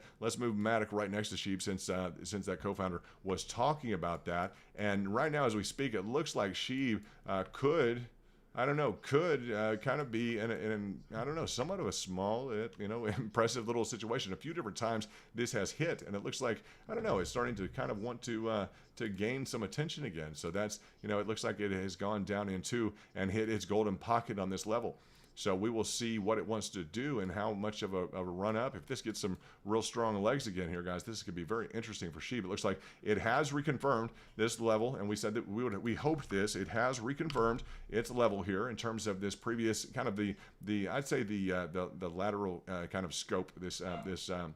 This lateral trajectory, kind of the conclusion of this triangulation pattern. We wanted it to, and essentially this was the initiation of this pricing action to the upside. Pardon my pups if you guys can hear the pups, but I hope you don't mind. We got pups, and an extra pup actually, because we have a friend that has a back surgery, so we're taking care of her pups. So we have extra pups. If anyone wants to play with extra pups, we've got them. But yeah, trying to maintain this line was key. It looks like you have maintained that for now. So at the same time, you have bounced again on SHIB, and you have bounced. You haven't achieved as much of a price action. So we're going to hope that this price action will achieve a trajectory to the upside to the extent that it does. Okay, to the extent that it does receive a positive price action in excess of this kind of previous high. What we'd want to see is thereafter kind of a move. We want higher highs and higher lows. So the fact that this has been reestablished here is good. What we don't want to occur is what has occurred in Doge, is that we fall into this triangulation in terms of the establishment of these decreasing highs. We don't want to fall into this mode of establishing this triangulation. So a breakout through this level would be very key, and the ability to go up for SHIB would be interesting. And I just like the fact that it was used for donation, a massive amount, $1 billion donation. So that's very crucial in terms of the kind of the history of the coin, and that's very nice. I think that's fantastic. So up 6%, not bad. It has essentially it has clung on to this. If we look at that rebound from the golden pocket, and that golden pocket, it has outperformed the previous golden pocket. I'm going to go ahead and say that it's outperformed the previous golden pocket from this previous price history. So that is showing some distinct strength, some level of strength, and I'm not sure the overall trajectory of it right now without getting too much deeper into it. But it's just the previous price action. It hit the golden pocket as well, and you guys see that in hitting that, I would just say that it has outperformed that now, just essentially because you had a little bit of a higher, I'm going to say, little bit of a higher dig on this level. Let's look at the candlesticks, but it's close, guys. It's real close. You dug further down into this, so the actual degree, the overall degree, if we were to measure this, definitely, I'm going to say definitely has already slightly beat the previous price action, and that's a very, very calculable event, and we could definitely say that it has beat the previous price action. So it looks like it could be doing something interesting. Looks like it's trying to build a little bit of steam. Okay, so I'm not, that's just what it's kind of telling us, and we'll see kind of what works out as things go forward. But I don't know, maybe people have something planned up for it. Hopefully, it's not just the plan is not going to result in this triangle. So let's go ahead and set an alert for this, guys. Let's set an alert and see if we can turn this on. If we will receive an alert. And let's call this, what do we want to call this? Let's call this SHIB breakout. Let's just do that. We'll get notified if that breaks out. That'll keep an eye on it for us in the meantime. And we'll check in with ADA. It's cooled off a little bit. Let's see. We're on the 5 minutes, so let's go ahead and go back to the, let's say the 30-minute, and just take a look at things here. It looks like possible, let's look at the lines. Yeah, possible bull pennant. If you guys are trading right now, you may want to look at the at Cardano. You may want to look at the fact that right now on the 30-minute, you are experiencing a bull pennant, guys. This is not all the time that you see a pennant with this degree of a positive, say kind of a nice formation on the bull pennant. I would state that that this is relatively a classic setup right now. So I would say that this is positively formed and is due to potentially break out. Okay, the price target on this, if you guys are looking at this and only trade the breakout, I would say only trade the breakout. But on the positive end, guys, you're going to be looking at a gain of potentially, let's look at this, potentially a gain of, let's see, about 17% is the projected gain on this. We'll see if it wants to conform to the bull pennant that's on Cardano, currently experiencing some positive price action. If it can break out of this, you'd want to see essentially a breakout, and that's something that we'll look at in depth as we consider whether or not this is going to conform to a standard breakout pattern. We'll probably see this resistance, and a lot of people we don't watch this live very often, so we'll want to Amor, yes, absolutely. Amor, VIP, just absolutely. We want to say it has shown some favorable recovery to the upside. It's been nice to see. We'd like to see that 50% retracement hold on, and we'll flip back to this. We're gonna raise this up a little bit, guys. We're gonna raise this up a little bit, and we want to know. We're gonna add an alert. Okay, we're gonna add an alert, and I want to know. We're gonna put ADA breakout. Okay, it's going to tell us the extent to which this does occur, and let's put every time, and we'll just create that right now, so that'll be on the map. If when this occurs, we will be notified, so that's very nice. Was it ADA breakout? Well, it shouldn't do that. Which alert did it put that on? The wrong one. Let me see. I think we alerted on this. Yeah, we did. That's the alert line now. We don't want it there. Let's remove that. Let's remove that alert.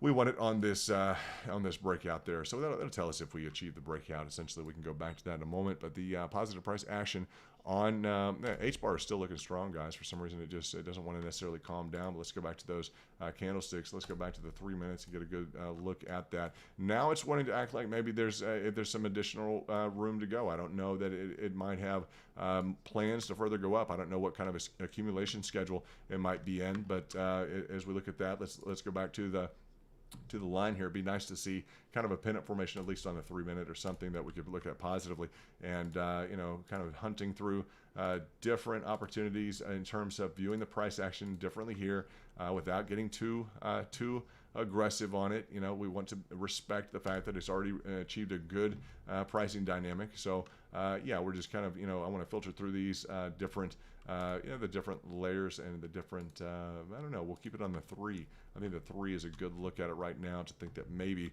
it's achieved kind of its maximum there. Maybe not. We'll continue to look at it. Jay Suave, nice to have you here. Nice to have you, Jay. VIP in the house. Good to have Jay. And yeah, just Jay, we've been talking about SHIB. Looks like SHIB may be gaining some traction at the golden pocket. It's continuing to try and move up.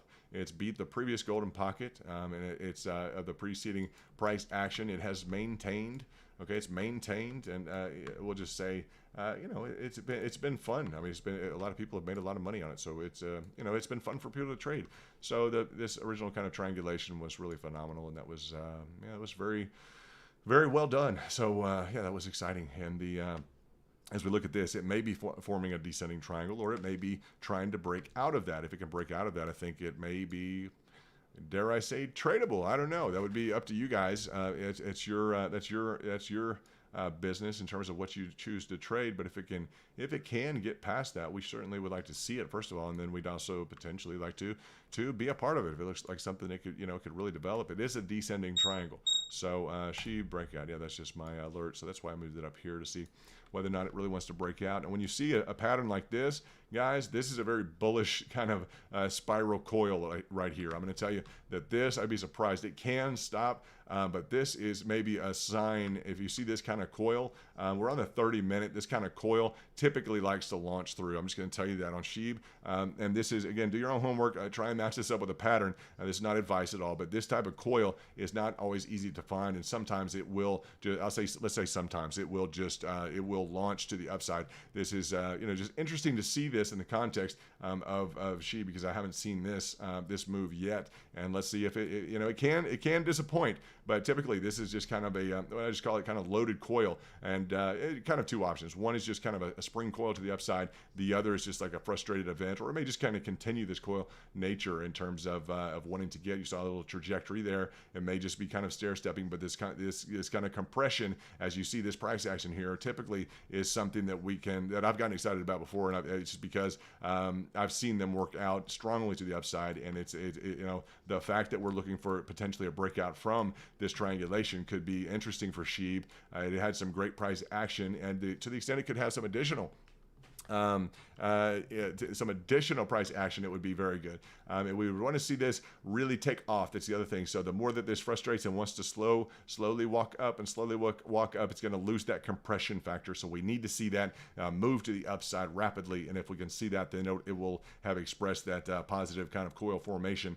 Just that real kind of the constricted narrowing of the end of this this compressed kind of the coil formation. So we'd want to see that really just launch up in and around this area. Just, and it's trying to. You guys can see that it's thinking about it really hard. We don't want it to just, if it slowly kind of frustrates in and around, we don't want it just to be so aggressive in reaching this outward part of that. The outward part of this triangle. We don't want it. Well, it's going to aggressively move up to the triangle. We don't necessarily want to see that. We want to see it aggressively break out of that and establish a new kind of interim high and achieve something great. So we can see it. We could see it back at the top of the storyboard, and that would be very nice. Looks like KSM's doing very nice. That's up at about 19%. You have a lot of movers on the board today. ICP's up about 10%. Internet Protocol, a new kind of heavyweight to the top, top of the scoreboard in terms of coin market cap. So very nice. DIA up about 10%. KSM 1975, 19%. Waiting on this, just it'd be nice if she would exhibit some positive price action. Let's check back in with Doge, of course. Let's check back in with Doge. Where are we at on Doge? We have two different charts we're looking at again. Doge is trying to maintain and around this level. I have stated it would be nice to see Doge just up about 20%. Wouldn't that be just great news if we could see Doge up 8%? That'd be phenomenal. The people who are doing well right now in today's market are the people who got in and are kind of waiting or hit their targets beforehand, or they're part of a kind of a positive momentum swing trade, etc. We had pointed out Nano earlier on. I pointed that out to the group, and around this area right here, it achieved about a 20% gain. We were live for that, and I just asked a question this morning. I was like, "What do you guys think about possible additional Elliott wave on Nano?" And I'm not sure. I think one or two thumbs up, and one or two people may have thought it was a good idea or not. I just reviewing the textbook and kind of looking at the pattern formation. This 1, 2, 3, 4, and is there going to be another one? Sure enough, there was another one for about 20%. So that was just a small move. Just not much in the context of yesterday was a few different and it's been consistent, guys. We hit a 2x within the first 7 to 10 days. It's just there's a lot of different trades. That's one of the good things about the community is you guys have a lot of different trades to bring to the table. So Yeah, Hamill's saying if he makes $100 on Sheeb, he's joining the VIP. That's fantastic. That's fantastic. Yeah, Marion, Nano is going back up now, huh? It may want to. If it surprises and moves to the upside, that's going to be a heck of a swing for sure, huh? Now this did move up here. It moved down and then it achieved this and then it moved down again. So we do have that kind of maybe an underperformance here if we're looking for a new high. Not to say that it can't achieve a new strong price action here. It's still towards the top, so it's going to be depending upon Hedera and Trias. I don't know how to say Trias. TRIA. I don't know the fundamentals on that, guys. I look at price action. I look at charts, and so many of them. I am constantly filtering for the best opportunities to kind of reach the broadest audience that I can. So learning about new coins. There's new coins every day. So this has backed off a lot. Hedera has backed off a lot. So anyone who tried to chase the bullet, again, I tell people that's just real dangerous, So some people got in at the top of that bullet, and while I'm saying just don't chase the bullet, right? They're already down 15% from chasing the bullet up in here. And I just mean hopping on the bullet. It's going up. Everyone's excited about it. You're down 15% on that. So that's the risk. That's just the risk of getting involved in that strategy. That's I'm always heavyweight on the way down. I always like to look at pricing targets. The people who make who make their let's see what we have, the people who make their trades in advance and hit their pricing targets, the ones who ultimately work out quite well. So let's see, Bez Verda. Hey, Bez, how are you? You just said that you had a question about VIP, but your email is being ignored for days. It's not being ignored. I just wanted to let you know you were asking about all the information and you wanted proof from the VIP in terms of what all information they're seeing, and you wanted a disclosure of that. And that's just exclusive information for the VIP. So if you'd like to join, I think you can watch probably one or two streams, and you can become kind of acquainted with the information that we're giving them. You can ask them here online in kind of a kind way if you want to, rather than kind of digging into their information in terms of what they receive. That's their exclusive perk. So I'm not just going to divulge that information to just to anybody. So, but you're welcome to be here. We really are excited that you're here. So if you have a true intention in terms of communicating with members of the community, just welcome. And I see you in the chat right now. And No, you're not being ignored. It's just, it's just a lot of people want to know the information that's being discussed, and it's just, that's not the way that it's distributed. So just as a matter of policy. So that's about it. So glad that you're here and you're experiencing the stream. So that's nice. Hopefully you're doing well in your trades, and we'd love to welcome you to the VIP if you'd like to join. We are talking about let's see what we have time for now. What we have time for is since we are so busy most of the time trying to put together information for everybody, and it's a pleasure to put the information, in terms of that. I invite anyone who has questions to look back and just put your time into it. I would watch a stream. Watch a 4 or 5 hour stream if you'd like to invest just some time and watch a 4 or 5 hour stream and see what you can pick up about what's shared and what's not shared. I think it'll be very clear. A lot is covered on a stream, so I know everyone's time is very precious. So is ours, and we appreciate the opportunity to spend a lot of time watching things like Dogecoin develop. So that's it's been slow price action. Looks like somehow we've recovered into this bearish pattern again, but it's a kind of a key level, the 50% retracement. As we looked at on the kind of the macro, the year to date, this is the 50% retracement level, which let's see here. What we're going to say is this macro level. I think Marion was able to deliver the information to us. In terms of the, actually it wasn't on .USD. He said, please look this up.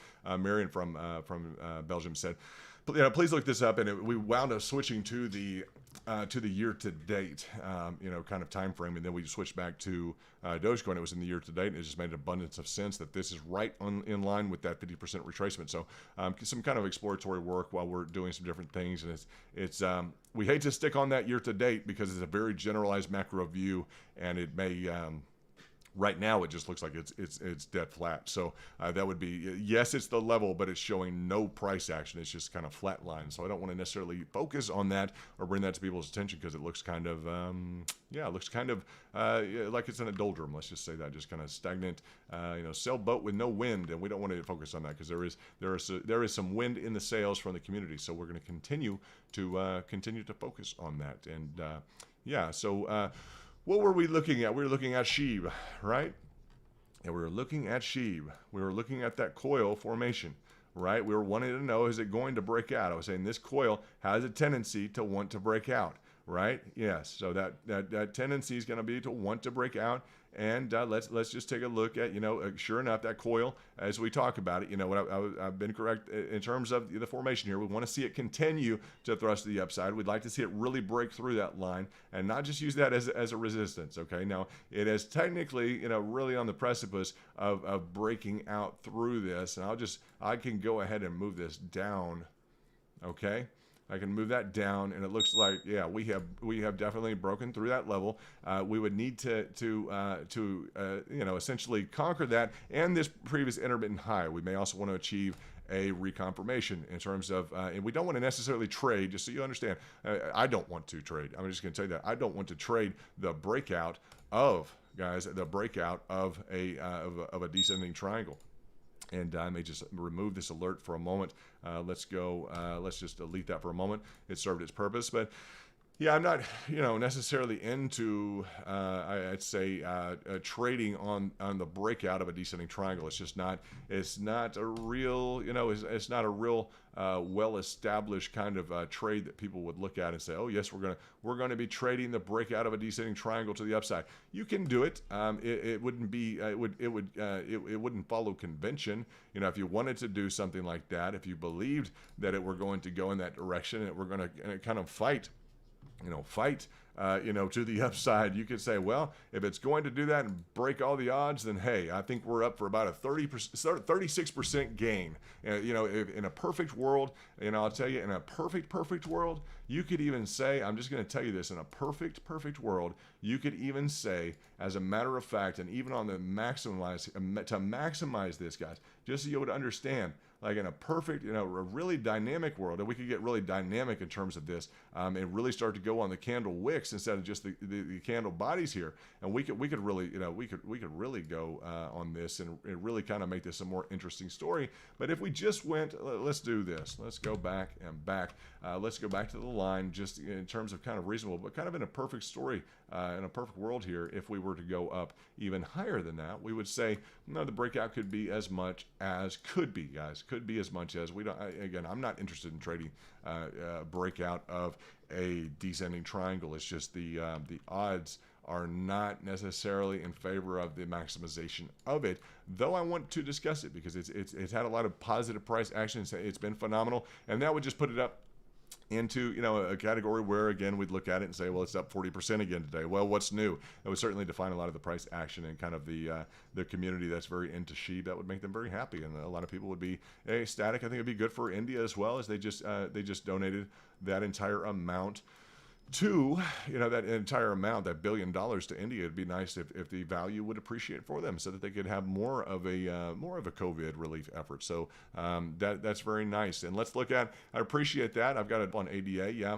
good job on that. It looks like we are, and that's very good, Marion. You're right on. Absolutely. We have a breakout of. It looks like a breakout of this bullish pennant. For ADA, it's trying to determine whether or not it's going to move to the upside. What we have is a percentage possible of, I'd say, 16.9%. What you would want on this, essentially, and guys, you're going to have kind of the complication here is that you're going to have different patterns on different time frames. So the fact that this has broken out, it could be a temporary frustration. This could retrace. And when they say you want, essentially, one thing that is good, one thing that will give you, that you'll gain by a reconfirmation is essentially this, guys. When you look at, and you guys will appreciate this. I haven't discussed this before, so if you guys will pay attention, I think you'll gain some understanding, hopefully. So as we look at this, when people say they want a reconfirmation or they want a confirmation before trading, a lot of things you'll see a lot of times the price will go, and then it will kind of achieve some different orders. It will go, it'll achieve some different orders, and it will kind of oscillate, or there will be a variable in it. When you get, what you do is when you get a confirmation, you have a set point in time. Then you know for a fact it has broken out. Like right now, you're in this variability. You don't know necessarily it's broken out, right? Yeah. So when you achieve a confirmation, you know you've broken out, and then you've gone back, and then you know for a matter of fact that you have cleared the area. While if you don't achieve a confirmation, and sometimes it'll just run, and sometimes it'll just do that. But while you're looking at something very, very intensely, and with a kind of the magnifying glass, you guys will see that. You'll see that, like this is ADA in and around $1.90, looking like it wants to conquer up to, and about, guys, that would put it in and around $2, and if this were to prove true, up to maybe $2.20. So that would be a phenomenal move. I guess there would be a lower target too. That would just be the amount of this. If we were to clone this and bring this up, you probably have two different targets you'd want to look at. One being right at $2, $2.04. Right at 204 would be one option, 204, and the other option would be up at about 221. Let's say that 204 and 221 are the precise targets. The first and the second indicated. If this can break out. But it's a very bullish move, and it looks like Cardano's been very bullish, so it's been waiting for the formation of something like this. So it's highly predictable. I just say it's kind of a textbook pattern to look at, and it's something that we would anticipate would develop like that. So we're at kind of a breakout of ADA. We're looking at that. We're at a breakout potentially of SHIB. Now I like the ADA move a lot better, guys, a whole lot better. It's not potentially as big of a price action, but it's got fundamentals, has a kind of a management team, a dev team, and it's got some real things going on. So that's nice. That's nice. And if we look at Doge, it looks like we're definitely confirming we're back up into that area, and hopefully confirming we're not just oscillating back and forth, but we'll get another confirmation mark up in there very shortly. Yeah, we do have that. So that's nice that we've confirmed that on the 30-minute that we are back up in that zone. So that's nice to be back up in there. We'd like to see, we'd like to see, definitely, can't we see Doge up? Can we see Doge up a good percentage today? That would be fantastic. So if we can see Doge up 20 to 30%, we've got other ones up about 30, 40%, etc. So there's no reason why we can't see Doge crank it through the roof. These are not necessarily ones that we cover all the time, though I do know individuals that have done well. Nano, the one on the top, I noticed the the double wave formation there, essentially the 1, 2, 3, 4, and I brought that to the attention of individuals. Just a side play. We have it's always difficult when we talk about like too many trades at once. It's just been a phenomenal week. It's been people doing their deal. Sometimes I just like to watch other people. Definitely watch other people and kind of learn from what their techniques are. It's like a personality. Everyone has their own personality, so it's enjoyable to watch other people develop. And so that was one that went off for about 20%. None of these, most of these that have gone off. I'd say ADA has been around, guys. Some people have been waiting for a while. There was such a frustrated price action. You guys remember that in around, for a while, wasn't it? January, February, March. It was just, particularly February, was in around $1.12, just $1.20, $1.12, $1.20 just for a long time. So that's nice to see. Kind of a doubling from where they were at. I know a lot of people that were heavily invested in it, and it just, wow, what a deal. It was very, very, very solid price appreciation, but it just took a while. So good, good things like that do take a while, and that's kind of what we're looking at in terms of, the price action as you guys choose what you're involved in. And yeah, I don't know. There's looks like DIA is continuing to do pretty well, about 17%. And if you're in a part of one of these, let's just talk about the fact if you're in a part of one of these, well, something's up 53%. Well, that's nice. Are you in a part of it? One of these, or if not, are you heading down to a different zone for your target pricing? Like, what are you scoped in on? What are you looking at? And that's if they're going down, they should be going down to, kind of to an area. So that's what we would look at. And yeah, if you guys will hold on 1 second, give me about 2 seconds, please. Hold on just about 2 seconds as we watch the live price action of Dogecoin. If I could have like a 2-second break, that would make sense. I'm going to have some water here just a second, and I'll be right back with you. We'll watch as this recovers into the triangulation. Just a moment, please. Thank you.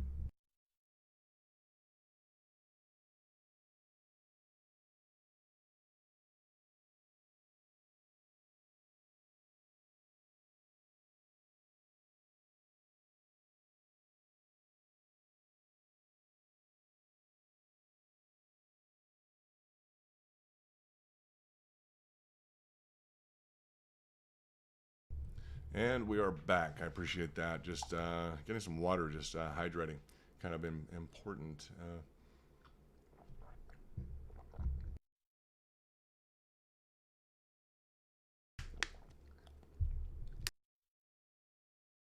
So, if there's anything else you guys are trading, it'd be interesting to know. If you guys want to drop it in your chat, if you're in the VIP, just go ahead and head out. This is my new profile picture. I just like it. We created it this morning. I just think it's nice, a little spaceman. So it's nice. Looks like this is nice too. It looks like we're recovering back into this zone very well. And guys, I'll just take it. It's kind of like with SHIB. Do I want to trade the breakout of a descending triangle? Not really. Would I? I don't know. I mean, not necessarily. I mean, maybe I'll maybe throw a small amount, a cup of coffee into it. But now it's back into ADA. I love this. This interaction is very nice. Yeah, it's trying to pull out of that bull pennant. Be interested to know. It's either going to form at this point. The option is, as you look at the different time frames, Marion, the different options are. It's either going to form this at this point. It's going to form its consolidated pennant, or it may turn into, and this is what can occur, it may turn into a bull flag, right? It may turn into a bull flag that still needs to, and it could frustrate like that to where it still needs, that pennant is kind of within the flag, and a lot of times that can be very frustrating if you experience that. So, watch for that occurrence. That's why we like to gauge the formation of the pennant very well, and we like to see this kick out to the upside. So I'm not really seeing you need to break through. You traded on the breakout. When people understand that, you'll see the breakout. A lot of times you'll see that velocity of the movement, just not just here you go. And sometimes it'll do this, and then it'll really decide to deliberately achieve a confirmation, and then have a trajectory to the upside. But typically we like to see that just nice smooth action, just really take off from within, and it just it really be something that just wants to move, just kicks on up out of there, and you get some some real force and movement just out of that, like it's a respected line. And here you go, we're going to take that up, almost like it's just being like a straw, just sucking, just wham, just if you're getting a drink or something, just straight up out of there. So that's kind of just whatever analogy you can think of, but just kick up out of there. Just don't toy with the idea as to whether or not you're, and it may do that as it continues to consolidate in this area, kind of the predefined zone. So yeah, that's just that ADA. This is at least providing us some action as we're looking in to potentially what's going on. SHIB is wanting to, I just say, guys, this is a pretty strong recovery for a golden pocket. This is this is pretty strong. Yeah, this is nice. This is showing a little bit of strength here, and it looks like as we look at this, it's close to if you can establish a candle formation, if you can establish a candle outside, outside of this essentially this zone. But as we start to work with the candles, you guys can see what happens is, well, now if we're working with the candles, we're just we're settled on top here, and we'd have to even go outside of that, which is why I'd moved the line back a little bit, in addition to the let's just say the what was that, the alert that we were dealing with. I wanted to give it some room for the alert, and so this compression factor, it did achieve some additional there. It's not as much as I would have liked to have seen it. I don't know, it could use some additional help in terms of the buyers. They could come to the market, but they're definitely there. If we look at the RSI, I didn't know how much lower the RSI could go. And you guys all know that. If we were just looking at it like, there is an RSI. I was just like, I know there's an RSI. It's a relative strength index. It did go low, but it had been low so many times. And it just like, can you get legs on that? If we look at the hourly on the RSI with SHIB, it got to the point like, you're going to bounce around the low RSI. At some point, that's going to indicate that you're oversold drastically. So show us that in the price. Let's see what you have. Let's see what you're doing. We can delete some of these and kind of clean this up so you guys can see the price action. We keep them up there because they're all relevant, guys. One is a price target, and a first price target, second price target. We're dealing with a constriction here. And this is RSI volume on the bottom, and we've got just our scheduled. These are from yesterday, guys. These are pricing targets that were delivered to individuals yesterday. So what has it gone up thus far from this pricing target? It's gone up. You're up about 27%. So we can. I'll take a picture of that because that's viable. That's a good move in terms of that. I shared that pricing target with people yesterday. So I will save that to the books, in terms of where things are handled with your specific account. That's your specific account. But these are just these are examples that are brought to individuals, and that's yeah. You're so funny, Amor Fati. Thank you. You can take a whole 5 if you need. We'll be here. I know that. I appreciate that. You're a gentleman and a scholar, as they would say. I appreciate that very much. Thank you. Thank you very much. Yeah, and let's see what we have. Dun, dun, dun. I wonder if let's see if you guys have any other. Hey, what's up, James Bond in the house? James is in the house, and yeah, it's nice to see you, James. James Bond is from the land down under, saying he hopes everything is good. He is one of our VIP extraordinaires, and I just mean that literally. Extraordinary guy, like just considered family, just really great guy to have around. You guys, if you don't know him well yet, I hope you get the pleasure of getting to know him, because he's just, I mean, he's part of what makes this community great, and yeah, a lot of you do fit that same description. So that's just phenomenal. That's very nice. Now, James, just to update real quickly, we're on Doge. We've maintained, we've gotten back into a descending triangle, so we're happy. We didn't reconfirm and go to the downside, and we figured out, through Marion from Belgium, we kind of fluttered around to a year to date, and on the year to date, we hit an exact level of the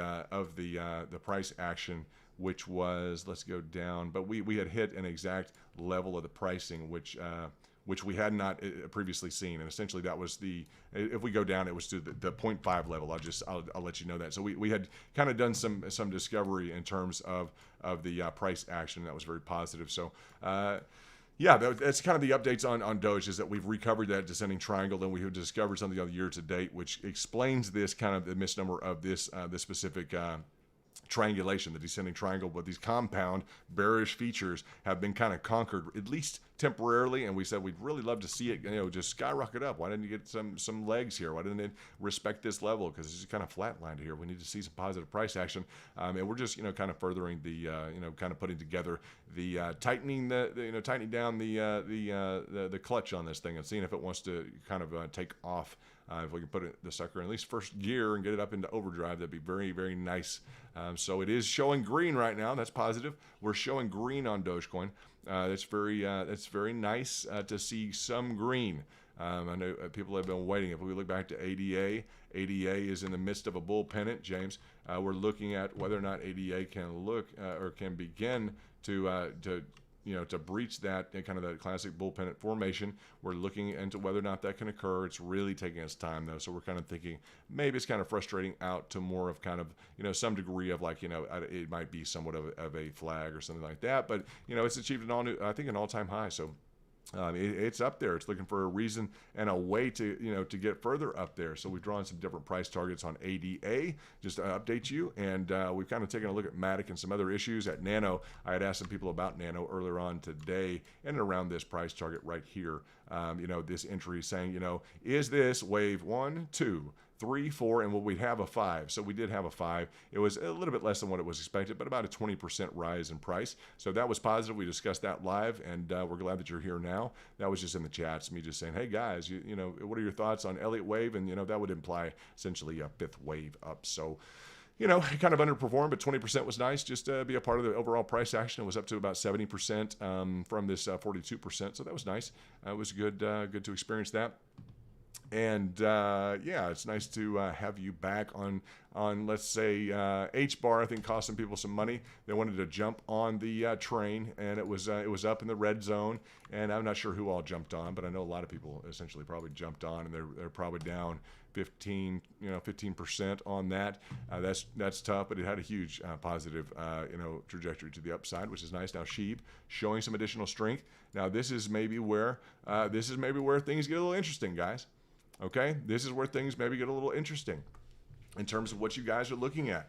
Are you looking at Sheeb right now? Is that something that you guys are looking at getting involved in? Because it looks like it's gaining. It looks like it's gaining some sort of steam here. It looks like it's going I'm going to say you'd be trading the breakout of a descending triangle. So that's not something I want to trade. That's not me personally. That's not something I want to trade. But as you see it gain action, the problem is people are so used to this thing just taking off. Right, so they're used to seeing if it's green at all, they may just start to jump on this thing. And I look forward to the kind of the market psychology in terms of what all is going to develop around this, because I mean, guys, we made a 2x on it, so that was the group. And as we zoom in, it looks like can it beat that previous high? That'd be nice. We can do. If we want to, we can get complicated. And you say, well, why don't you work on Fibonacci extensions? Well, we can definitely do that. If you want to get into an extension, we can get into the extension. We can look at, essentially what it could try and, achieve the 61.8. We can talk about the golden pocket on extension for the meme coin. We don't have to. It's just, it's going to do what it wants to do. And there are different threshold limits, as we can talk about a further complication in terms of an extension. We can talk about how that's, how that's going to be achieved or not. We can talk about the fact that, right now it looks like it is technically, kind of achieving a new interim high. That's nice. You're looking about 9% up. So as we watch this kind of develop, it may be something that wants to really run up. It may just be a further price, frustrated price event, but it has been known to run, quite well, and it's been low. So, Shiba is one thing that, I don't know the extent to which people are going to choose to play this, but it has moved since we started watching it. It has moved, say up about, 6-7%. Which is not bad. This was a pricing target that we had beforehand. I delivered that yesterday to individuals. In the VIP, I delivered that with pricing target. So if you executed that, you're up 30%. That's a nice return on maybe getting your feet wet into something. So you're welcome for the update, James, and thank you for being here. As always, it's nice to have you. Just a pleasure and an honor to have you. So absolutely. We'd be interested in knowing how Australia is doing, just overall, how are things in Australia? That's always important for us to be able to check up on things in Australia, and just everybody, as we have a kind of a very cosmopolitan group that definitely we want to look at how things are going.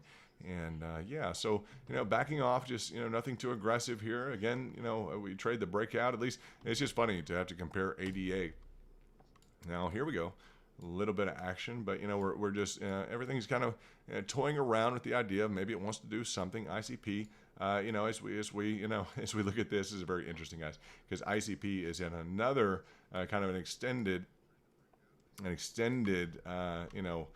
symmetrical triangle that is going to be a continuation pattern. And again, you would say, are you going to trade the symmetrical pattern if indeed it is something that could trade? I'd say the problem with it is you're not going to make that big of a gain on it. So ICP is kind of a new player to the block, but we do have it up because we want to know essentially what it's capable of. So up 9% is telling us up 9%, essentially a little bit more than that in terms of SHIB. Will it run? Some people want to say yes. They're going to look at it and just say yes, it's going to run. They're going to want to just launch into it, and hey, that's maybe not the right time to get into it. Was at a pricing target, and the pricing target, something that I delivered in terms of the back room to you guys, along with some other information. So those pricing targets were calculated, etc. But I've shared those on all different on the DMs, I think, and those as well. So just. You guys kind of know how these pricing targets work, so that's nice. We have a very sophisticated crowd, and you guys are very capable in terms of putting those together and taking advantage of them if you choose to. It's your decision. The decision to proceed is yours, as they would say. So that's very nice. I know KSM got some attention today from some different individuals who were talking about it. XRP's off. It's just off. Price frustrated. There's some new players. XRP is still a big market cap, but just really lethargic. You would expect XRP to do a little bit better. Let's take a look back again at Doge. It's nice that Doge is doing well. It's nice just to see a little bit of a recovery, because we tried to do that last night. It just didn't want to do it. So it's nice to see that right now. We appreciate being able to see that. Very positive. So what's going to pick up now? What's going to pick up? We have Nano that's kind of off, and it's going to kind of double top into maybe an M formation. We would anticipate that. If you see kind of this trajectory is very well played out. You see this head and shoulders, right? And then you see another head and shoulders right here. So we're going to expect that to achieve, in line with this. And the question is going to be then, kind of what would you anticipate from there? So maybe good things for Nano. I don't know what people have in store, but it's definitely an exciting day for Nano. You're going to need to break this neckline. Let's go ahead and take a look at that head and shoulders, just so we practice a little bit on our formations. So we're going to be looking at this left shoulder formation using the tool here on TradingView.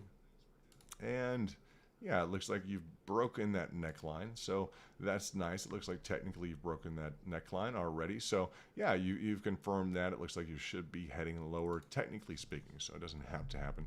But technically, that's what should occur next. So we should move on down now that we've confirmed that neck is broken. So let's look at what we have. Now we have kind of an interesting kind of development with sheep, because we have, it looks like we have frustrated laterally here, and instead of achieving just a nice, rise, it looks like we have now started to kind of temporarily pivot and showed some weakness, which it's not ideal. But again, when we're talking about trading the breakout of a triangle, a descending triangle, these are the types of things that can just kind of happen. Is that maybe it runs out of steam, maybe you're still in a bearish, kind of framework, and maybe it's just, maybe it's a little, it's just a little bit much to ask to want to really get excited about, trading the breakout on a descending triangle, and there's nothing wrong with doing that. I mean, if you choose to do that, but I don't think it's not necessarily the most highly favored approach in terms of the academics on the matter, from what I've been able to study throughout the years. So yeah, definitely. And let's see what we have. We have a question here. Let me look up. We have a question from looks like from Belgium. USDT. Let's go ahead and look at, oops, there we go. Make sure we have this solidified. We're going to switch. Please work. If we go to the 6 month and don't mess up all our charts, we're going to go to the year. Please just work. There we go, TradingView. All right. Interesting. Now we've got a time frame. This is a long. You got Belgium as a long. I'd say a very historical approach, or a very patient approach to things. I don't mind hearing that, and seeing some different opportunities. But if we draw out the fib, this is your Fibonacci here. You've hit that 50% retracement within a period of time here. We'll look at the amount of time it's taken you. Again, I look at the kind of the time value of money the last 2 days. It's gone up about 37%, which is nice. It's taken a little bit longer. You did contact that. We've seen the stutter step a few different times. So that stutter step, actually it recontacted with that 50%. And wow, it took, yeah, you're right. It took a bigger leap than that. If we look at the candles, it took up about a 79%. Phenomenal trade. You're off from that significantly right now. So some people probably got burned in the context of that. Looking in, deeper into the candles, we can definitely tell more about the price action of this. So that's phenomenal. But yeah, you're achieving, you are achieving something impressive there. It's something that's continuing to occur, and you continue to kind of impress as you just, you've set, additional high, you've set an additional high here, an additional high here, additional high here, and it's just, and now you've gone through the retracement. To the extent that it can achieve an additional high. It's gotten you to that 0.5% twice, and on the second hit, which is unique, on the second hit you decided to go to the upside. As we were talking about that coil action, look at this beautiful manifestation of price here, and in between that $12 and that $10, and essentially up to that I'd say that $18 is just what a channel to trade. As we draw out, typically we'll draw the this sign line just to represent kind of a measured move. That's what we call a measured move, but you can throw that on the diagonal very well here, and you've just got, we'll go to the regression trend, but this is a really phenomenal looking this nice regression trend. So that's nice dynamics there. So yeah, it's going to be a question as to what's going to hold next, and are these levels still going to be pertinent? I would argue that it would be, and I always focus, my approach, I always like to focus on pricing targets. So that's the bottom line, just pricing target, pricing target, pricing target. If this decides to go back down, what do we have? We have another pricing target. It's just very easy, deployable at different levels, and that's just what I like to focus on. That's why, why I believe these figures are given to us on the Fibonacci. So as sure as they're given to us, and that's where you get to the point. A lot of people are in different investments; they'll hit at different times. It's like, well, deploy the proper, at least framework in terms of understanding, or at least a strategy that has to deal with reaching a pricing target. You can jump on board with something that's taking off, or you can you can pre-plan things to the extent that you can. So let's change back. I hope that helped on that EWT. I hope that was of some benefit. And let's look at the breakout potential. Let's go to the 30-minute, and yeah, see. This is what happens. So, as we look at that, it may be trying to reconfirm. If it is, that'd be great. Let's see how much movement we have here from this bull flag, and what type of movement we're able to see. It's really it'd be better for it if it would just reconfirm here and then move to the upside. It's up 21% on the day, currently just under that $2 mark.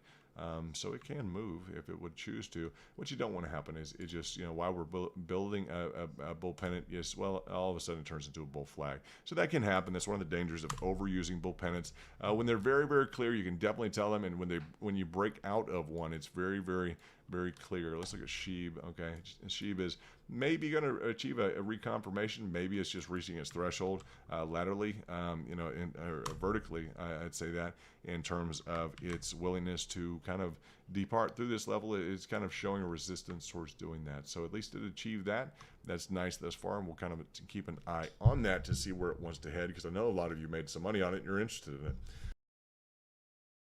So H-bar looks like it's cooled off. Nano looks like it's cooled off. We've gone through kind of the details there. ICP trying to have a decent day. ETC, let's go to Ethereum Classic. This was a move yesterday that people were involved in. It's currently trying to break down and find find a deeper level of potential profit, because this just didn't work out extraordinarily well. There's probably some more profitable areas down below. I know a lot of people were anxious to take their profits yesterday. It's like immediately they wanted to know how high, and I'm like, it's just, if you have to get out, you have to get out. So that definitely affects the overall character of the trade, and that's okay. But there are the thing is, it has such positive price action, guys. Initially, it went up 400% in a period of 4 days. So it's on that level, and to the extent that it could re-achieve that, is just something that, or a dynamic thereof. It's priced well within this, that you would want to take advantage of that first strike, kind of at the first strike zone. That was a good, let's say a 34% rise in around within a day. So it took a while to get up there. This golden pocket may have underplayed, but it's just when people are anxious to get out, it's just, there's not a lot to be said. It's like, well, they don't have the patience. They're anxious to get out. That affects the price. So when people are just running to sell after hitting a target price, that's gonna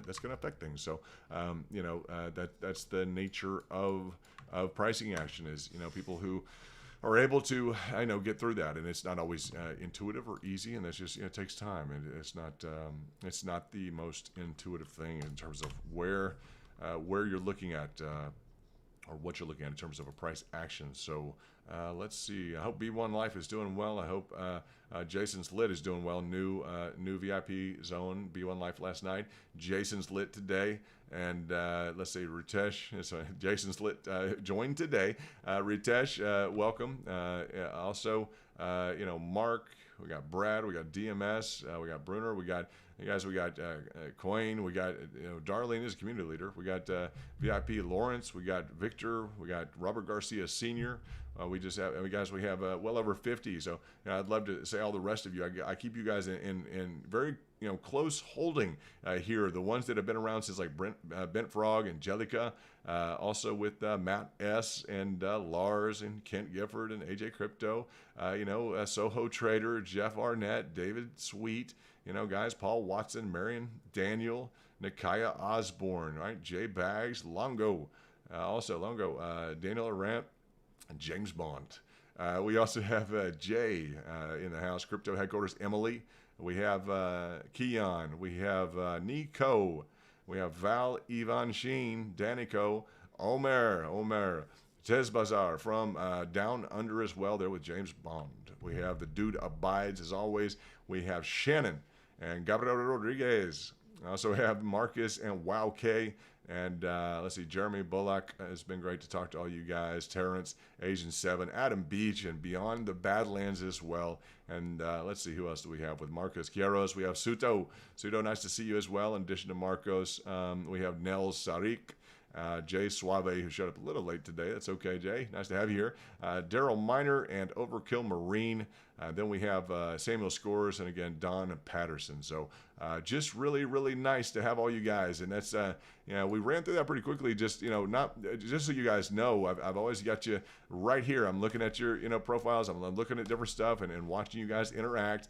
And yeah, it's just really important. It's just nice. It's just really nice. So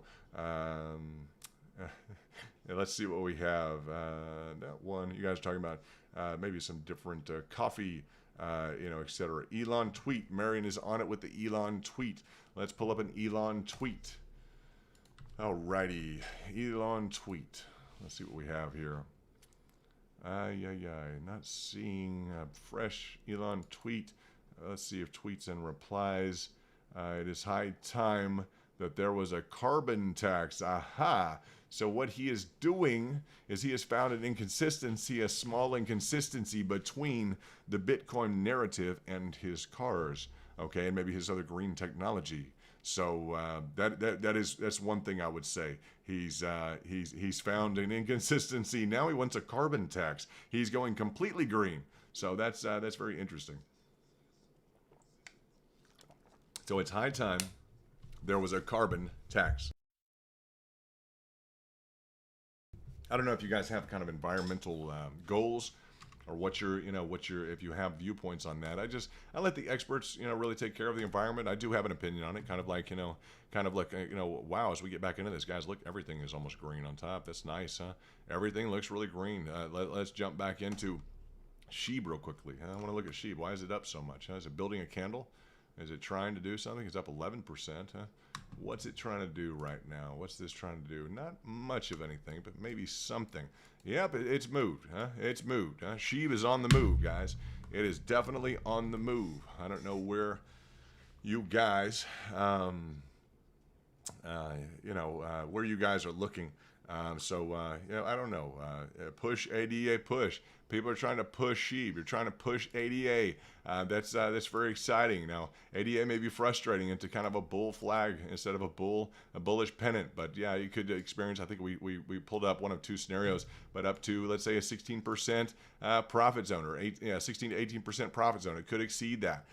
Some of you guys are holding ADA, so it's very exciting. We're breaking out of a bull pennant or a bull flag. We're going to say hopefully on ADA, it's achieving some positive price. Also, SHIB is back in the mix. It's back in the hunt, guys, which is nice to see.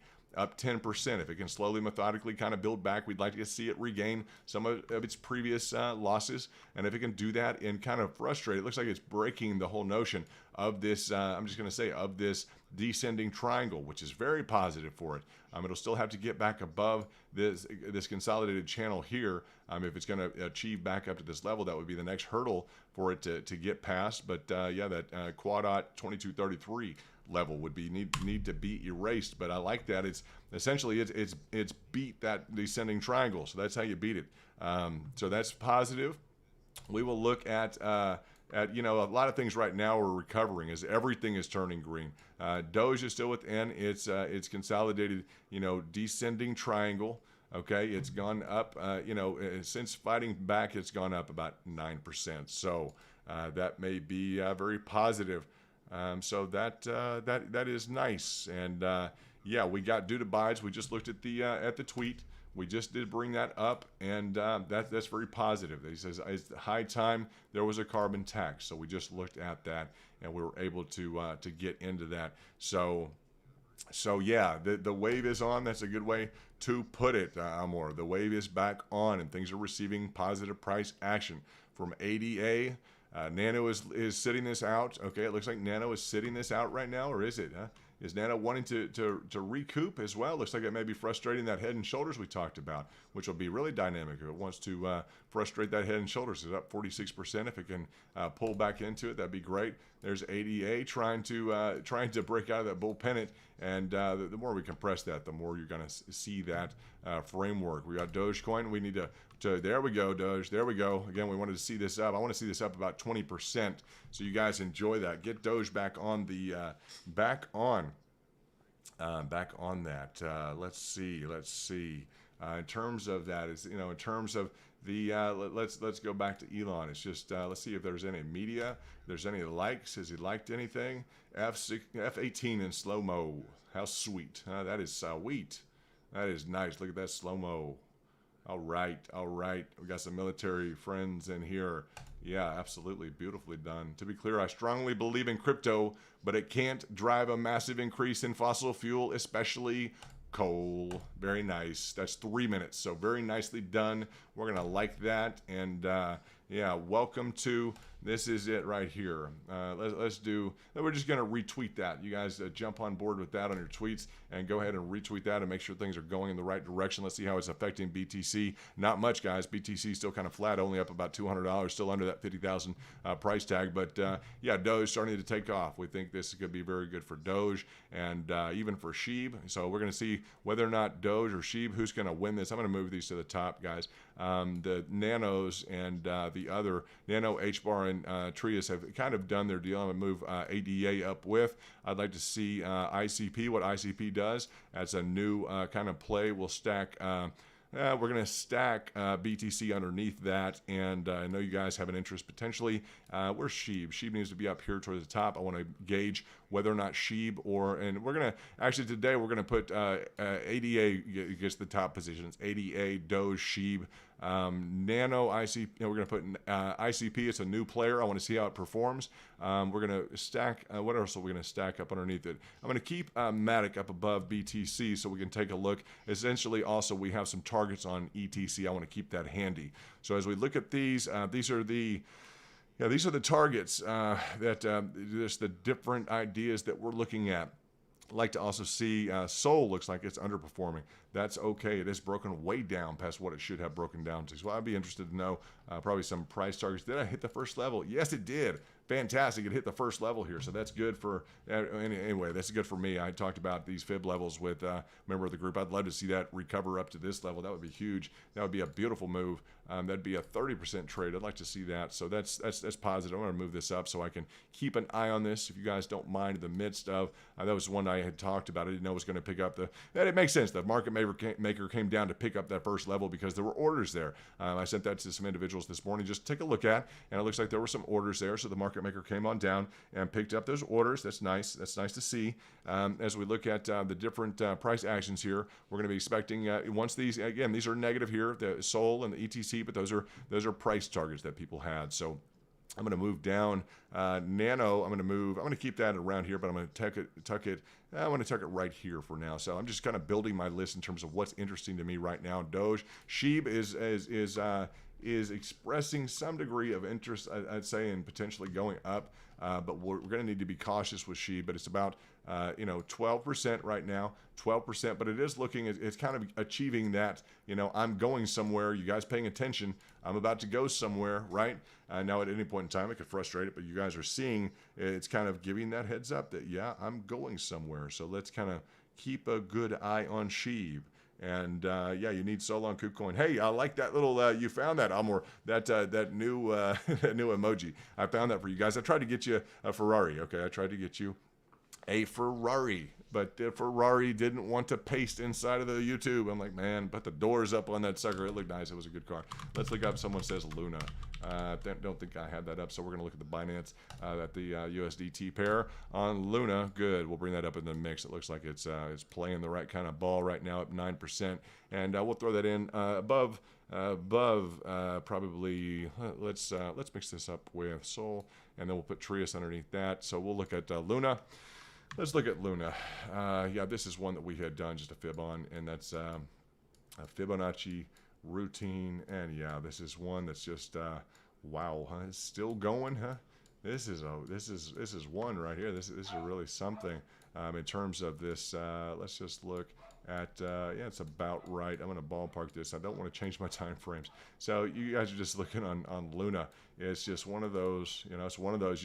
You clicked along with the 38.2. Today you got picked up at the 38.2. And then with orders there, you've already made 15%. So nice smooth move here. You know, just market maker just picking up the people who are paying attention to the Fibonacci's. That's what we pay attention to. So it's an easy way to kind of look at that. Now, you just look at this, guys. Anyone who jumped on the bus with H bar at the top, they're down 20%. Sorry about that.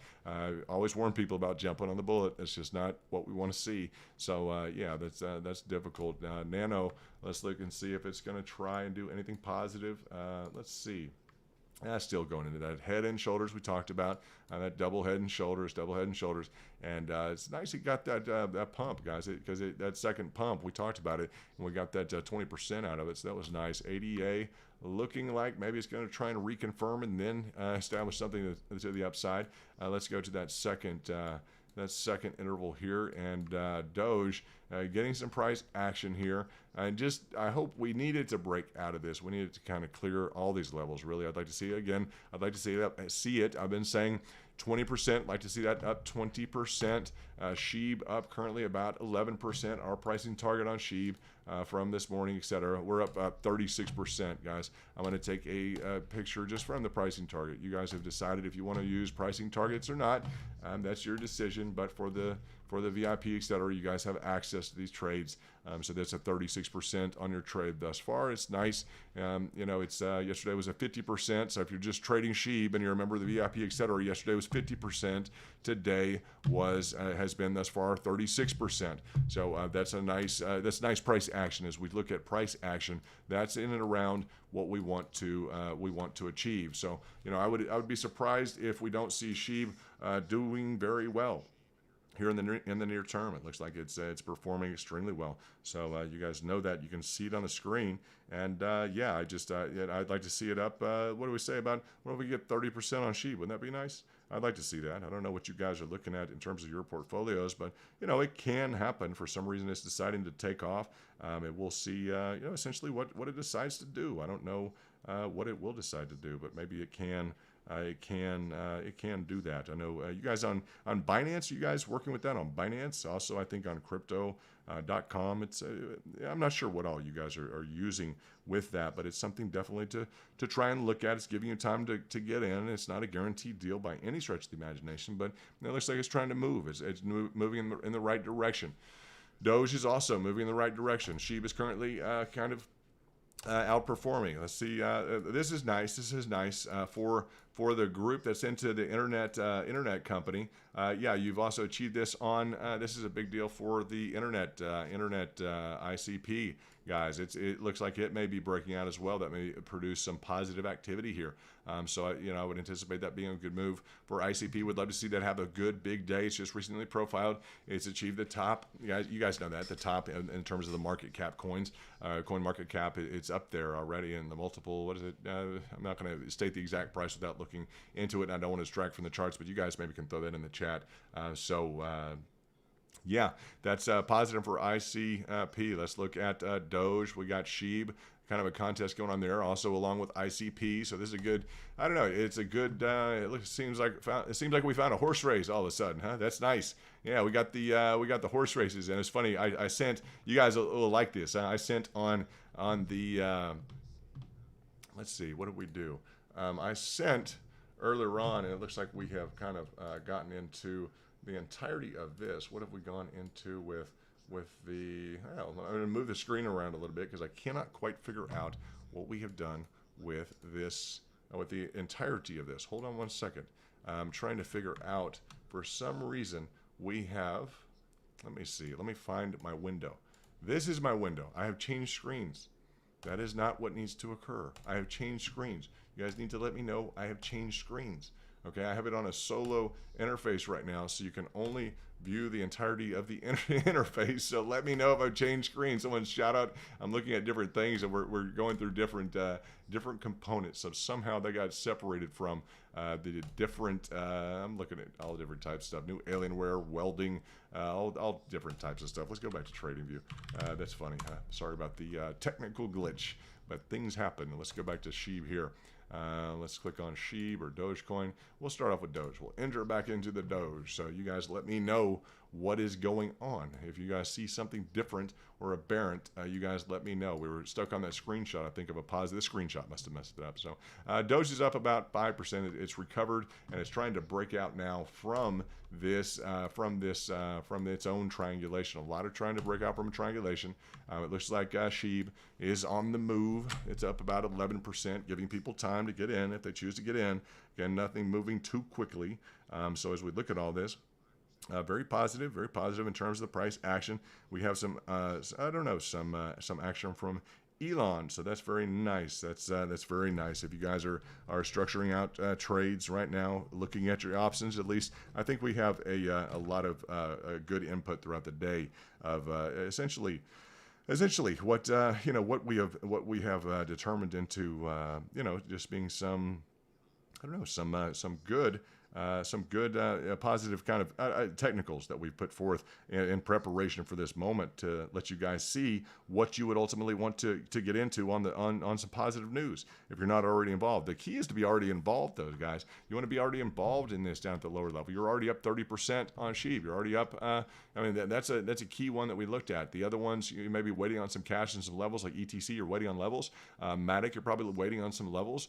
So yeah, that's very positive in terms of the look of things, in terms of where you guys are at and where this breakout has very much benefited you if you got involved. And Sheeb has positive price action, so that's very nice. So Nano was a good one today for about 20% if you guys chose to do that, or more if you guys were involved before then. So look forward to all these making everyone money. If we could have that, that would be phenomenal. We're currently in a situation where there's some stigmas associated with things. For Elon to come out and say that, let's go ahead and just look at Doge. For Elon to come out and say that he's very, very pro crypto. We kind of needed to hear that today. Don't you guys think we needed to hear that? That's just that's very key. I think that's very positive in terms of that. That's something that we look at, and we needed to hear that. I talked about the stigma and kind of what had occurred, and now he's saying, look, guys, we're gonna do this. Just stick with me. I hear him saying stick with me, and if he's the real type of player that I know, that we all know he is, if there's a problem, Elon, brother, you're going up to Mars, you're going to the space, you're going to essentially dropping astronauts off from the moon to the space station. Like, show us what you got, brother. We want to see what you can bring to the table. That's in terms of a solution. You have that dojo for Doge. Where's the dojo for Doge at? We want to see essentially what you're looking at there. We want to see how that's what is the framework? What's that AI tech? What's that neural networking? What angles do you have? We'd really like to see. We'd really like to see that. So that's positive, just in terms of a challenge to him and his crew. And we'll talk about that now. We'll continue to talk about that on up through the entirety of the circumstance. So it won't be something that we would ever back down from in terms of letting our opinion known on a matter. I think it just makes sense for us to discuss things that make sense to discuss, and we won't. Not that we're discussing that directly to him right now, but it's something we'll continue to discuss, and we'll take a position on it. If there's a problem before getting involved in something, we'd always want to say, clearly we want to do the due diligence on the front end, and to the extent that is that is possible, we're going to do that. So we expect him to kind of do the same thing. He's received some flack, we'll let things be what they are, to the extent that they continue to present opportunities, etc. to anybody. We'll just, not to walk myself out of that conversation. It's kind of like, well, I'll backtrack that, but no, we just want to see people do the due diligence. If they have a problem with something, where's the solution? Inventors often bring to the table solutions. So that dojo for Doge is a very big deal. So let's kind of see you know what that essentially what that what that brings to the table. So yeah, let's look at the SHIB up 12%, ICP now up 19%. ICP is definitely taking this for a run. Now that's the type of breakout you guys want to see as you're gauging these. That right there, ICP, that's a nice breakout, guys. That's something that gains some traction. That's some velocity that's outperforming the rest of these as we gauge this. That looks like that's moving up more quickly. That's nice. We'll keep a good eye on that one. Okay, so that's nice. We were kind of live during that just to we drew this out. Not necessarily something I want to trade. I don't know if I like the price target of how this stacks up technically, but it at least has some velocity to it. That's nice to see. When I talk about a breakout, that's essentially the type of breakout we'd like to see. Dogecoin achieving this, just the fundamental, kind of recapturing a pattern formation or positive price activity. Again, we'd like to see this up about 20% today. We'd love to see that. No reason that cannot occur. So we'll look at, we're just looking at some coins that have been real popular. Nano started off maybe at 10, 20% on the day. More than that, but it, had gone up, I think at one period of time, 70%. So you're off from that high, but we tucked in there for about a 20% kind of, capacity there. It looks like Doge is respecting this triangle again. It's worked its way back up. As you guys kind of draw the line, it's kind of respecting that right now. So we would want to eventually see the breakout of this triangle like we're seeing on some other issues today. And that's very positive. So let's continue to kind of watch that. And we'll take a look at things. Let's see what we've got. We may what catches your eye. I don't know what you guys have that maybe catches your eye, but if you see another thing that catches your eye, let me. You want to zoom out on the chart? Sure, no problem. Be happy to, Amor. We'll zoom out like this so you can take a look at the. There we go. Is that a little bit better for you? That's much more visually acceptable. We just don't get that. We don't get the most current pattern. We've got this this descending triangle here. We have another triangulation, a bearish continuation pattern here. We have this repeat M pattern formation. Slow methodical move to the upside. This was the 45-cent high. This was mid-April. Then we have a slow methodical move to the upside. Then we have this M pattern formation with a retracement in around the high of 75, and we have this triangulation with a continuation pattern breaking out. We were live for this. Sent out the notification of that to kind of let people know kind of what was going on, and essentially, can it beat the odds? Absolutely. Do we expect it to? We sure hope it can. So we'll continue to try and beat the odds with Dogecoin, without a doubt. Guys, without a doubt, we're going to continue to try and beat the odds. ICP kind of beating the odds with its breakout, currently up at about 18%. The new internet protocol has, beaten the odds with its triangulated breakout here. SHIB, guys, SHIB is getting some action, guys. It's getting some action up in about 16% on the whole, guys. This was when you wanted to get into SHIB. Now we hit a 2x on this, guys. You're up at 42%. Members of the VIP, you're up 42% on your trade. If you put the orders in last night, okay, you're up and you hit your order on that I sent you guys the pricing targets. You're up. Guys. You're up 42% right now.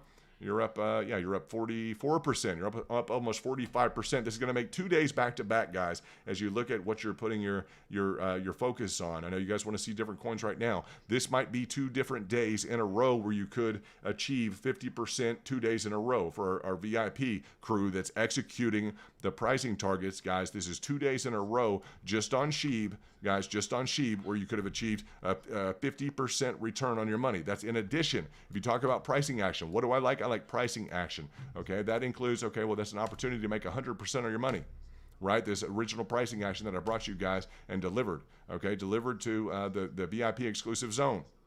Right, 100%, right here, 100%. As I delivered the follow-up, guys, I delivered pricing targets to you guys on SHIB, right? Yesterday that produced, and I sent you guys a confirmation of that in terms of the pricing structure and how it was fit in. Let's go to yesterday it was 50%, and along this level you got picked up here for 50%. Right now again, guys, you're looking at a day 2, so 100%, then 50%, then 50%, guys, on the pricing target. So let's make sure if it can achieve that maximization. 42. Let's see what it achieves. 50%. If we can get back to another 50% day, and some of you guys can realize that, I mean realize that in terms of gain capacity. That gain will be phenomenal. So you're up about 16.92%. Very, very well done. Very, very nicely done for those of you who are involved. That's what we want to see, and that's phenomenal, guys. That's clearly what kind of needs to be going on. So we're very excited about that, and that's just a testament. If we can hit 100% in a week, guys, if you could hit 100% and another whatever amount of money you choose that, but it's just excited for me to see the group potentially be able to reinforce 100% trade, and then be able to reinforce a 50% trade, and then be able to reinforce another potentially 40 to 50% trade. That's phenomenal. That's exactly what we want to see occur, and that's an exciting price action. So yeah, definitely that's exciting price action. I know you guys are interested in putting things together in formulations that include 100% gain and a 50% gain and a 50% 40 to 50% gain. So that's where you're at right now. We'll see the extent to which things continue, but it looks like you've got some excellent price action. That's very positive. And these are these are guys at the hall. The halls were filled earlier on with some 50%, 60%, 70%. We had a 20% piece of the nano from earlier on potentially. Now we're looking at this here with SHIB. In addition to the gains on the gains, it looks like it's going to maybe bellow out and hopefully going to pierce through this triangulation. That would be nice to see this on Doge. It's recovered very well. You guys, it's recovered 10%. That's nice to see. SHIB up from a target is up at essentially we're going to look at essentially is up from our target at what is it about 40% right now. So we'll see whether or not we can do a 50%, then a 40 to, I say 250% would be very nice, and I could see that occurring. So that's those are the types of trades that we want to see. We want to hear about people making money and executing like that. That's very phenomenal. Those are something that anyone can be very excited about. And we just look forward to the possibility that we hear some good stories. We had, Captain Crypto, that had stated that they had made, $5,000 in 10 minutes. $5,000 in 10 minutes. So let's see what we have. And sorry about that, Amr. The Zoom was off. I have 1, 2, 3, essentially 4.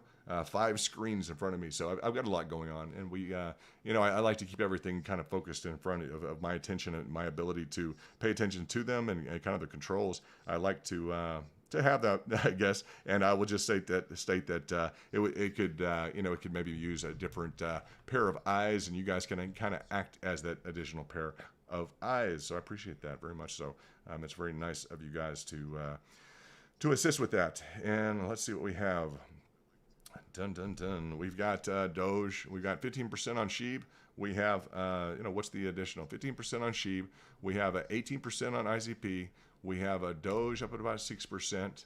So we've got kind of a horse race here. We have this is fun. We have ADA trying to break out of that, and it looks like there you go. You guys looking for a confirmation? There you go, Marion. You happy? It looks like you got a confirmation. Now you need to bust out to the upside of that. You got to bust out to the upside, and you've got 2 targets. One is in and around the we've been walking through this nice 8%. The next one is up to about 16 to 17%. You'll either hit to around the 204 to the 221.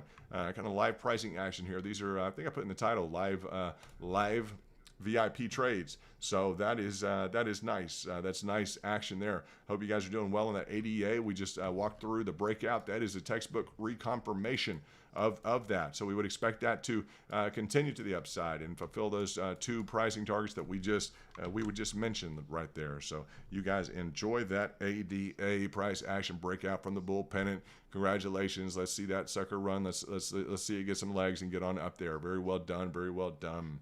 So let's see what we have.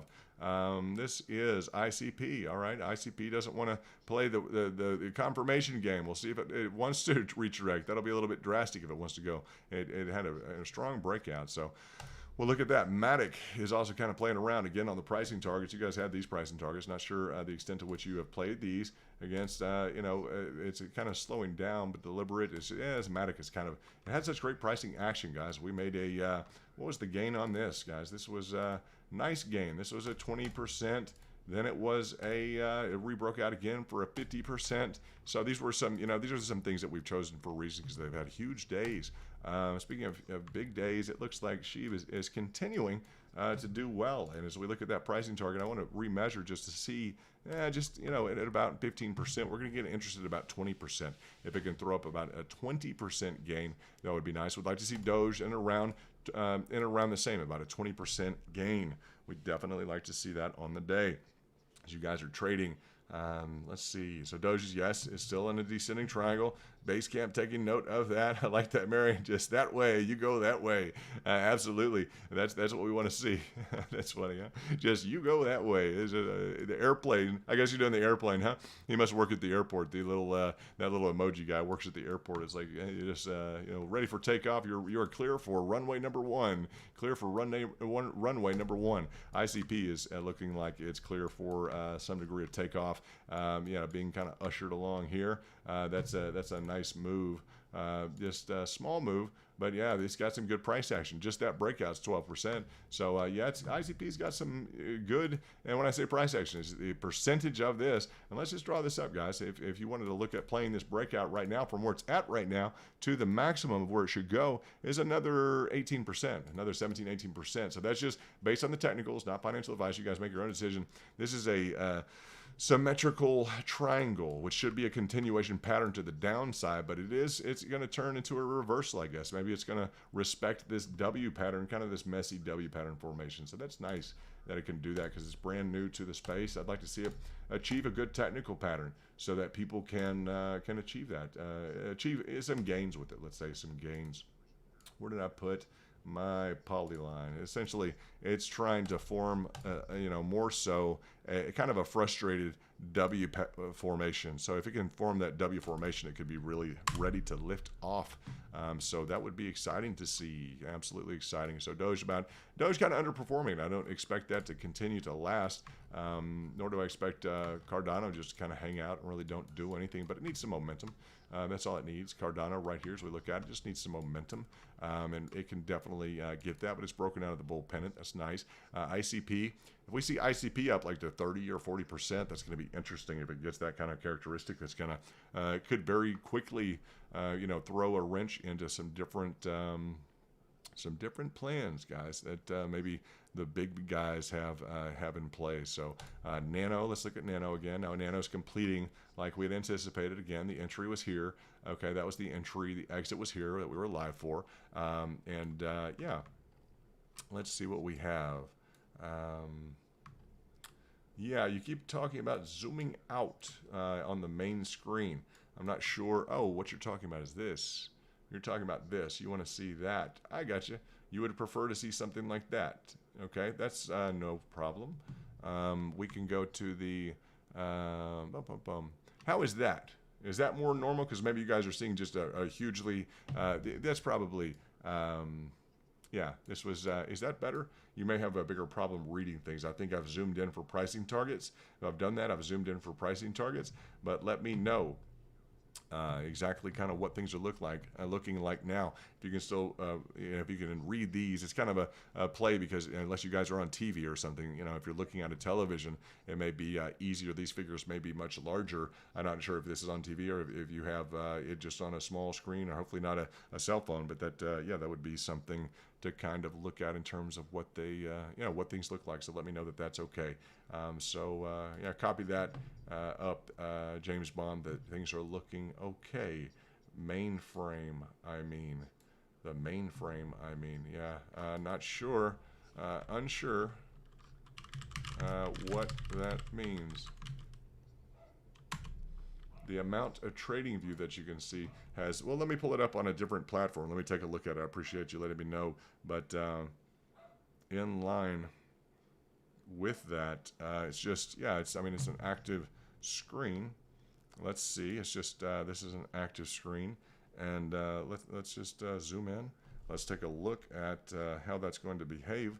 And yeah, I just see the, let me go back to Doge. Let me take a look, and we'll just do a technical test here. We've been streaming for hours. So let me, yeah, let me just verify that that is in line with, no, that's moving the way that it's supposed to move. And we'll just continue to move this along. And what is, yeah, I mean, I've zoomed in and I've zoomed out. If we need to, I don't know if there's a specific area that you guys are looking for. He means full screen for us. The far corners of TradingView.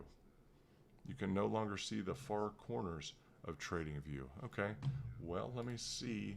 Nothing has changed in terms of, I can show you guys the far corners of TradingView. We can get into like this. I can show you this, like here is a very consolidated view of TradingView, right? But then you're seeing the entirety of the top of the screen. This is kind of the backdoor, the real elemental basis here. So look at, at this and how that is playing through and what is occurring, because now you can see. Do you see that? That is the nature. I'm on the 100%. Okay, I'm on the 100% for the entirety of the screen. Okay. And that's the consolidated view. Maybe you could make the banner on top transparent too, so more of the chart is visible. Yeah, I could. Keon, what's going on? I definitely could. If we're getting to the specifics of the chart, it's just I'm trying to build an interface that's palatable. If you guys want to throw it up on TV, why don't you YouTube screen to a TV or something? Because I can work on that. But we're working on the overall legibility of things, yeah, it's just a dynamic of creating and working with some branding and working with some development of the screen. So I don't know that is, I don't know, however that all works out, whatever you're wanting to do. But yeah, the top of the screen, we're just discussing this now, but the top of the screen here is all just junk. As you guys look at that, the top of the screen is junk, all right? The bottom of the screen here is some extra TradingView junk. The side of the screen, okay, doesn't necessarily need to be seen. These labels, the right-hand side of the screen doesn't need to be seen either. These are menu options that you guys don't need to see. So as I grip this and I do this, you're missing the top level. What are you missing? You're missing my menus on the top, right? So I'm comfortable with you guys missing my menus. That's no problem. As we do this, as I pull this down, I'm also comfortable with you guys missing this and the bottom level of this price action that's not needed, right? You see that? So I'm fine with eliminating this, as well as the top level of the alerts and the financials or whatever else is on TradingView that's unnecessary. So that's why I have this scheduled like this, to where, yeah, what's being hidden is this left-hand side of the menu options. Yeah, me too. Just show what you want. It's all good. I appreciate that, Jag, because and choose full screen. That should be perfect. No, it's very calculated. You guys need to play with OBS Streamwear, because you'll see it's just it's important, because you guys want to know what you want to see. I'm going to tell you guys, go put it on TV. If you want to go put it on TV and just watch it on TV, because maybe you're on a smaller deal, but there's a reason I'm showing you what I'm showing you, so that yeah, that looks like what it looked like essentially. So it's that's we're back to square one. So maybe it's nice to play with technicals for a minute. We interact, because I don't know, maybe you're on a TV, maybe you're not on, maybe you're on a handheld. If you're on a small screen, it's just going to become difficult. But I don't mind hiding these things on the right hand side. I don't mind hiding essentially, even though, to tell you the truth, the RSI. Do I really need the RSI? No. Do we work a lot with the RSI? No. So we have this, essentially, you're going to be able to tell by the right-hand side, essentially, what the, now you won't have the exchange information, but if this is cut off a little bit on, say, Dogecoin, on the left-hand side here, you've got it highlighted over here. So, that's, and we do, I zoom in to show you guys pricing targets, right? I may zoom in to show an effect of a pricing target. I'll zoom back out, right? That's exactly where we were. Okay, so when you see the pricing target as being, some of the action being gone on the screen, you guys may be focused on something completely different. You may be worried about, well, what's up here? I need to see what's up here. I'm focused on the triangulation. For instance, I'm focused on, let's say, a specific breakout of this triangulation. That's what I'm looking at, guys. Like right now, that's the pertinent thing. It may not look good because you want to see all the previous price action. You want to see the entirety of it. You want a macro view. Well, what I want to look at specifically is this price action and whether or not the price right now is breaking out of this zone. So that's the most important thing to focus on, is right here, right now. So that's, you know, in terms of stylistically and kind of the presentation, I will completely agree. Absolutely. 100%. You know, it's like, yes, you want a video producer. That'd be fine. I'd look forward to that. Absolutely. In terms of a video producer, I'll tell you though, I have done camera work. And the more I get into, I just tell you guys what keeps this kind of light and fun and everything nice, and we relax, and I'm able to produce different, you know, things that are going forward for people and doing well. I'll just tell you, the more I have a camera crew, like I've worked with camera crews. Okay, so I just tell you, I've worked with camera crews. I've traveled internationally with camera crews, and the more I get into that, guys, it's really rough. I mean, it's fancy to take a limo around and rehearse my lines or do something like that. When I get into a camera crew with like 5 or 10 people and like, you know, pressure and like, you know, international, you know, regulations and bodyguards and this different stuff, it gets a little bit much, guys. And I've done some work in front of a camera, and it's for me right now, this is very, you know, it's just very, very easy. It's no big deal. So I like to kind of keep it light, and I appreciate the help of the technicals. Thank you, guys. I mean, seriously, thank you very much. That means a lot that you're able to help me, and I can accommodate what you guys have. I don't know what your preferences are, and I always try and keep an eye. I have multiple screens here just to try and keep things good and light. So, you know, we'll keep it fresh. We'll keep it good. So I'd be interested. You guys tell me in right now, like James Bond, what are you guys watching this on? So I know everybody put down in there. First of all, hit the like button.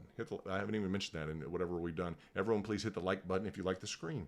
That'd be good. I could say that in the very beginning. Hit the like button. That'd be great. But also let me know, what are you watching this on? That'd be great to know what you guys are watching this on. Who's in Sheeb? Who's in Sheeb? I gotta know who's in Sheeb right now. Who hit our pricing targets? Who? And I'm gonna say who in our VIP hit our pricing target that I delivered to you guys, because you have just you have hit day 2. Boom, boom. Of 50%. Day 2 of 50%. All right. Congratulations to anyone who hit a pricing target. All right. That is how you make 2 days in a row of 50%. How'd you make it yesterday? The same way. I'm going to take these pictures back to back. You hit your pricing target. You hit 50%. That is case closed, kiddos. Case closed. 2 days right in a row, 50%. Very well played. I'd like to know who in the VIP took advantage of 2 back-to-back 50% after, and this is how things get a reputation, guys. This is how things get a reputation in terms of pricing action, because the original one was what, 133%. You wonder why I focus on what I focus on. Yeah, why I focus on what I focus on. Okay, so we have 100% right here. We have a 50% right here. We have another 50% right here. Those are big trades, guys. Big trades. So those are saved right now on my hard drive, okay? So that is those are big trades. Pricing targets. Execution. Yeah. Pricing targets. Execution. 100%, 50%, 50%. Beautiful. Beautiful price action. So that's nice. That's nicely done. We focus on things with good price action, right? Absolutely. Why is this green arrow here with this 3 right here? Because I sent this to you guys, right? We discussed it. We've discussed it. I've sent that to you guys, right? That's why that's at this level, right? This is your lower level fib. So good work, anyone who's involved in it, in that. This is the lower level fib. We'll go back to that, but that's why I have 1, 2. Let's see what we have. Let's see what we have. I don't know what this is. And let's see, it's currently only showing at 21%. Is it going to go up to 30 or 40? It sure has a history of it. You know, it sure has a history of doing that. I don't know. Maybe it will. Maybe it'll give people an opportunity to jump onto it now. I have no idea. That's, you know, the best place to do is right here to see if it's going to reinforce that level and take a trip with it. Because that's nice. That's nice price action. You see the candlestick here. When it dipped down, market maker picked that level up. Easy. He picked you up and immediately you had a positive return. This is repeated to 50% days. That's nice. And only showing up 20%. Right? We know better. We just measured it out with the ruler. We 50%. So nice work. Nice work. Nice work. And let's see. Let me see what we got.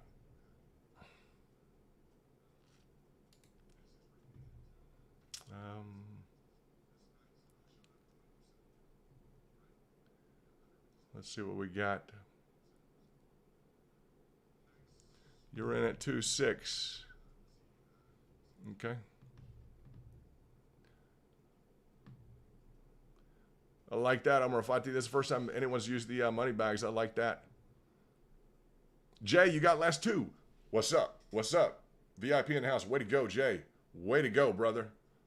Respect. Respect on that. Absolutely fantastic. Great. 2 trades. 2 50s.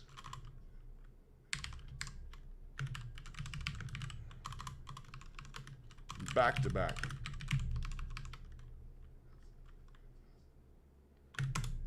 Beautiful. Beautifully well done, Jay.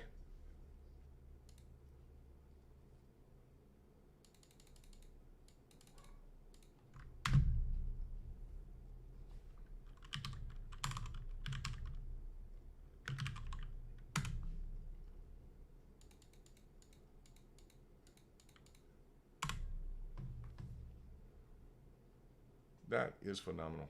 That is nice.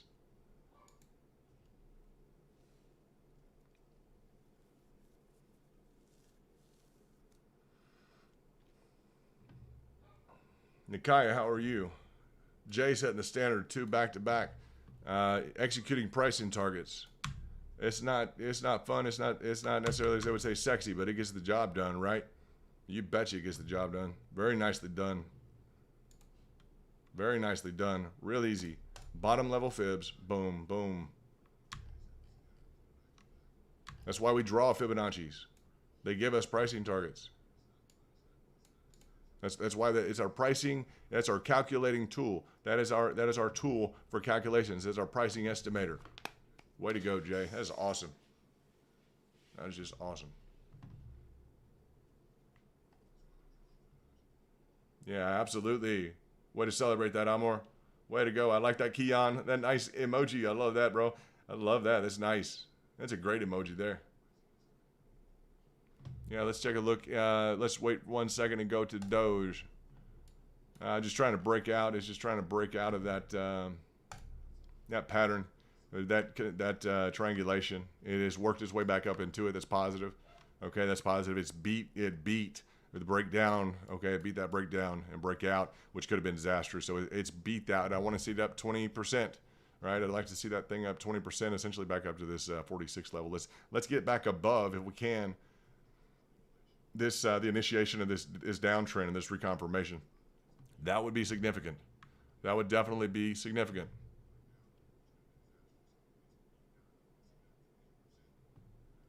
Let's look at what are the other options. Matic, ETC, working on getting different options. Doge up 7. ADA, let's check in an ADA. You guys, you broke out of that. You're slowly going to climb back up. You're slowly going to climb back up to these 2 pricing targets per a textbook, okay? Per textbook application. Is there variance? Absolutely. But ADA wants to get up to these levels.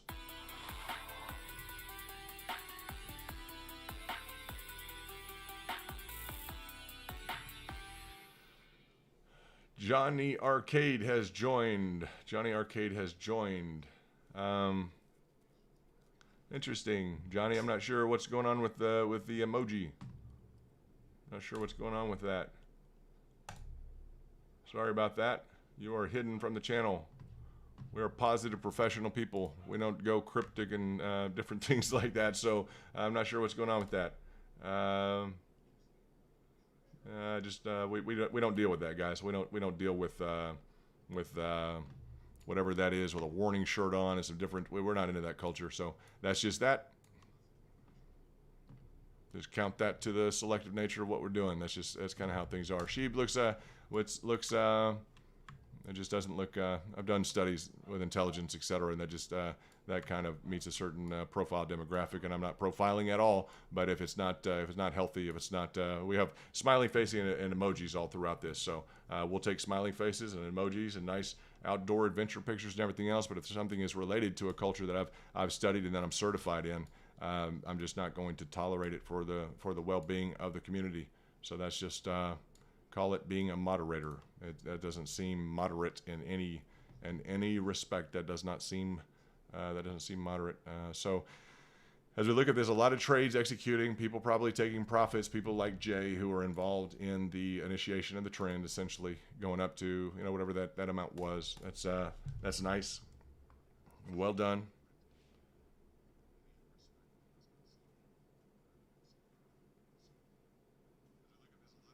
And let's look at SHIB. If it can continue to move to the upside, we'd like to see that. Can there be kind of a resurgence of energy for SHIB and for the residual of kind of the market in terms of we have an initial push which looked good. We noticed everything just turned green for a while, so we'd like to. Yeah, there we go. I appreciate that. Then we come up with. Anonymous. We don't deal with like politics or anonymous. We don't deal with those things either. We stay. We don't do that. So sorry about that. Little not censoring. Just I don't deal with anything that's been already censored or already this and that. I just study that stuff. I want to keep us all trading. We're here to trade. So that's it. We're here to trade. Talk. You talk on the weekends. Go do what you want. Go hang out in a bar and hang out and you do whatever you want to. We're here to trade. We're here to hit our pricing targets and make cash. That's our point. That's our goal here. So anything that distracts from that, we don't have a lot of time for it. Not that let someone else decide if it's right or wrong, but we're just here to make money. Here to focus on our trades. There you go, Amor. Good vibes all the time, man. Good vibes come with definite positive trades. Celebrating Jay, and it's just you got to look at guys. It's just it's the Elon asking people. Well, look at this. You guys see this? I'm sorry. Wow. Private equity firm revives zombie fossil fuel power plant to mine Bitcoin. Ouch. Did y'all see that? Whoa. Did you see that? This is Elon. He's responding. He was responding. Like he said, Michael Saylor responded to Elon, and Saylor said the estimated electricity consumption per CBECI.org year to date is 40%. During the same period, that network grew 100% in assets, meaning that energy efficiency dramatically improved during this time period. Bitcoin says is dramatically less energy intensive as it scales. Then Elon tweets an hour ago. We missed this one. Check this one out, huh? This is something else, huh? Yeah, you guys thumbs up and hit the like button. You guys in here, let's hit the like button. Let's power through whatever the haters, whatever the bad energy is. Hit that like button and let's get involved. Let's kind of ramp this up. Let's have a good time. That's why we're here. You guys are VIPs. We're gonna have a good time. We got a few people. We got to bounce. We got to bounce them. That's okay. No problem. Expect that. Expect that. So as Elon Musk, he says, he look at this graphic. He says, private equity firm revives zombie fossil fuel power plant to mine Bitcoin. So he is definitely in the mix with the big players, with Michael Saylor, who responded to a tweet wherein he's stating that Bitcoin is Tesla's not going to be using it for transactions. So there's a little tussle with everything, and in line with that too. Yeah, just remember, guys, with Dogecoin, right? There's, some people just hop in. They want to mess around things. They're going to want to mess with you if you're making money. It says, do you want Tesla to accept Doge? Look, 21%, almost 22% of the people said no. Yeah, so I mean, you got the outliers here. You got 1 in 5 people are going to be up against you. So it's a part of it. So haters, joyride. You got to join in, brother. You got to join in. Doge. Hamel's gonna upgrade to VIP. I can already tell it. You seem like a VIP. Just, I mean, because I've seen them interact, so it seems like you're right on it. Let's see what we got. Doge. There you go. There you go. Nice. Good call, Hamel. Good call. So what are we going to call? It's going to be up Doge. Going to be up, what, 20%?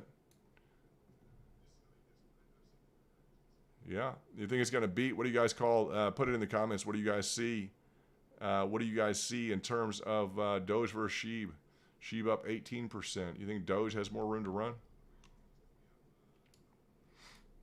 Doge is going to have to get back some character. It's going to have to remind itself who it is, right? Now, Sheeb running along with Doge, along with ICP. You guys will like this. I want to bring this up. You guys will, I think you'll get a kick out of this. Check this out. I had done earlier on today. Look at this. These are my Fibonacci cavalry. Okay, I came up with my new. This is my new graphic. That's my new profile on. That's my new profile on Twitter. Okay, with my new, just the new profile we're doing. Then I said Fibonacci cavalry. Right, we have all the colors, and this is the Fibonacci cavalry. Why I just decided to do that, and today it's literally like we have a horse race. We just got a lot in the running, so that's nice to experience if you guys like horse races. My family grew up with in the background we had horse ranches, different stuff like that. So yeah, that was very into horse racing, that whole culture. And yeah, look like Sheeb right now, guys. Look at that, Sheeb just wanting it. Sheeb wanting it pretty badly, guys. Up 20%, guys. 20%, you guys on your trade, that original trade. If you stuck with it, guys, you're doing well. You're doing well. You're at 20%. I don't know if you guys sold out. I think we noticed people sold. They kind of pulled the trigger, and let's get that up there. Let's see what you got, Sheeb. Let's go ahead and see what you got. Doge is right behind it, right? This is what we want. This type of horse race we want, where people are making money, right? This is nice, nice. Let's get on up there. Let's get up past that barrier right up here at that 46 cents. Congrats to those of you who've been holding, who are getting some positive price action. We're happy to be able to be a part of that. We're happy if you guys are looking at specific price actions. If you're looking at targets, that's what we focus on. Today's been a nice day to watch Doge recover. It's been beautiful. It's been nice to see that. A lot of people have a lot riding on ADA, also achieving new highs. Looks like maybe it'll start to. Hopefully that didn't frustrate in line with that. You know, if it does that, I'm gonna have to say this is the reason we don't always play with. It's kind of like playing with fire a little bit, because as you look at this, it's like, now do not become a bull flag. We did bring that up earlier, so it was just a perfect retouch along this. So I'm not going to say that's even occurred. It may just be a stutter step. But again, that's why we also like to see a breakout. If it skips the confirmation, sometimes it's okay. So Sheeb dancing around a little bit. I just got to say, definitely dancing around 17, 20, really trying to find its way. Still got a nice trajectory to the upside, and it's playing with this previous intermittent high. But I just say that it looks like it should go for a while. Just settling in the groove, kind of understanding things take a while, kind of wanted to see. We're going to move up KSM. It's up in the mix. We're going to keep this Trias up here. Trias or Trias, I'm not sure. DIA is having a good day. Let's pull up. I don't want to necessarily sort these all. What's Theta doing? I want to keep an eye on Theta. Mana's in a channel right now that could potentially become interesting. Mana, I'll bring that up to you. It's kind of a Nano. We'll bring Nano up. We'll bring, what do we have? ETCs being traded, that's fine. Theta, that's fine. Sol, that's fine. Sol is potentially in a channel. This one, oh yeah, this one already hit. This was nice. Boom, that hit. That's, what percentage is that? Yeah, it's not much, about 8, 9, 10%. James Bond is getting out of here. All right, brother. Be good, be good, be good. Nice to have you. As always, nice to have you. A pleasure. Real scholar and a gentleman. Outback, kind of Outback King, along with Omer out there in Australia. Great guys, real great guys. So what do we got here? What do we got? Let's look at Doge. Looking like it could really do something positive. We don't want it stuck in this same framework here. We want some nice big candles. It's been a while since we've seen kind of a nice run to the upside. Looks like we have some frameworks to work with here. Let's see if it could, yeah. If it could, it looks like maybe it's trying to achieve just not just the standard breakout there. Very nicely done. Let's go back to SHIB. It's just trying to find its way. It's its threshold. The whole market's kind of oscillating, and it needs to decide what it's going to do. I want to bring up some RSI. Plenty of room to move for SHIB. Plenty of room still to go for SHIB, guys, on RSI. You guys will look at the RSI. We'll bring this up and let's see. There we go. You just look to the point of 70 on the screen. You'll just see how we've got plenty of room to go. I just bring that up just so people can see essentially kind of how much room there is. So I'll pull that back down, and there we go. I don't play with the RSI too much. It's not a key indicator that I always use, but there is room to go for SHIB if it would choose to do so. HBAR and Nano had a big day. Nano, we jump in for a sec on that.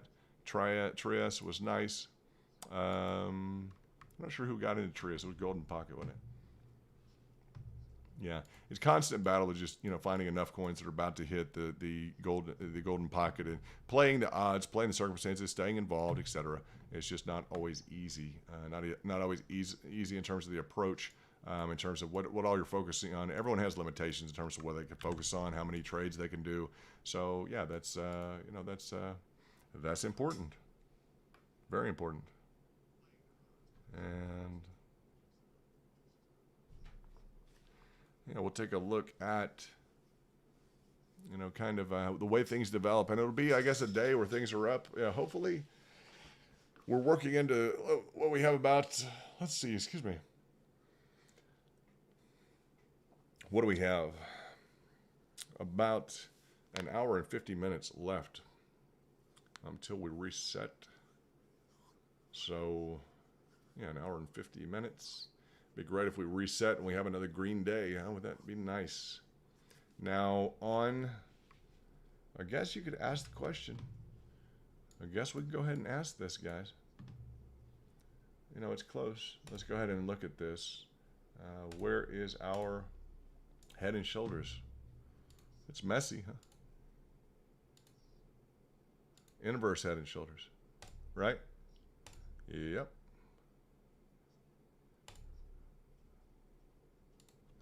All right, this gives people a pricing target. This is a potential breakout play. It's messy. I'm just going to state it's messy, right? Yeah, it's just messy. The whole thing's kind of messy, but technically indicated, yeah. I mean, it's technically indicated. It's technically there, right? I mean, the pattern matches up. It's not beautiful at all, but it is a pattern indication that would give people often want a price. Right, you want a price, an exit price. So what would be indicated here? You've already broken through the neckline. That'd be a nice move, wouldn't it? From your current position up, you're looking at another, potentially another 25%. Not bad. Amor Fati, we need you taking off, brother. Be good. You are Fibonacci Cavalry. I like that Fibonacci Cavalry. We need the merch for this. I'll make a note of that. I like that a lot. Be good. It's excellent to see you hit your pricing targets if you can, brother. Not advice, just roll with it. You probably give us advice. I appreciate you being here.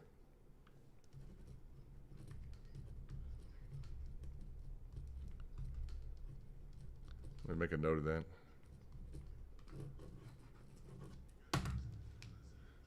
So, possible upside to this point and this is just if the technicals work out, guys. If they work out, wouldn't that be great?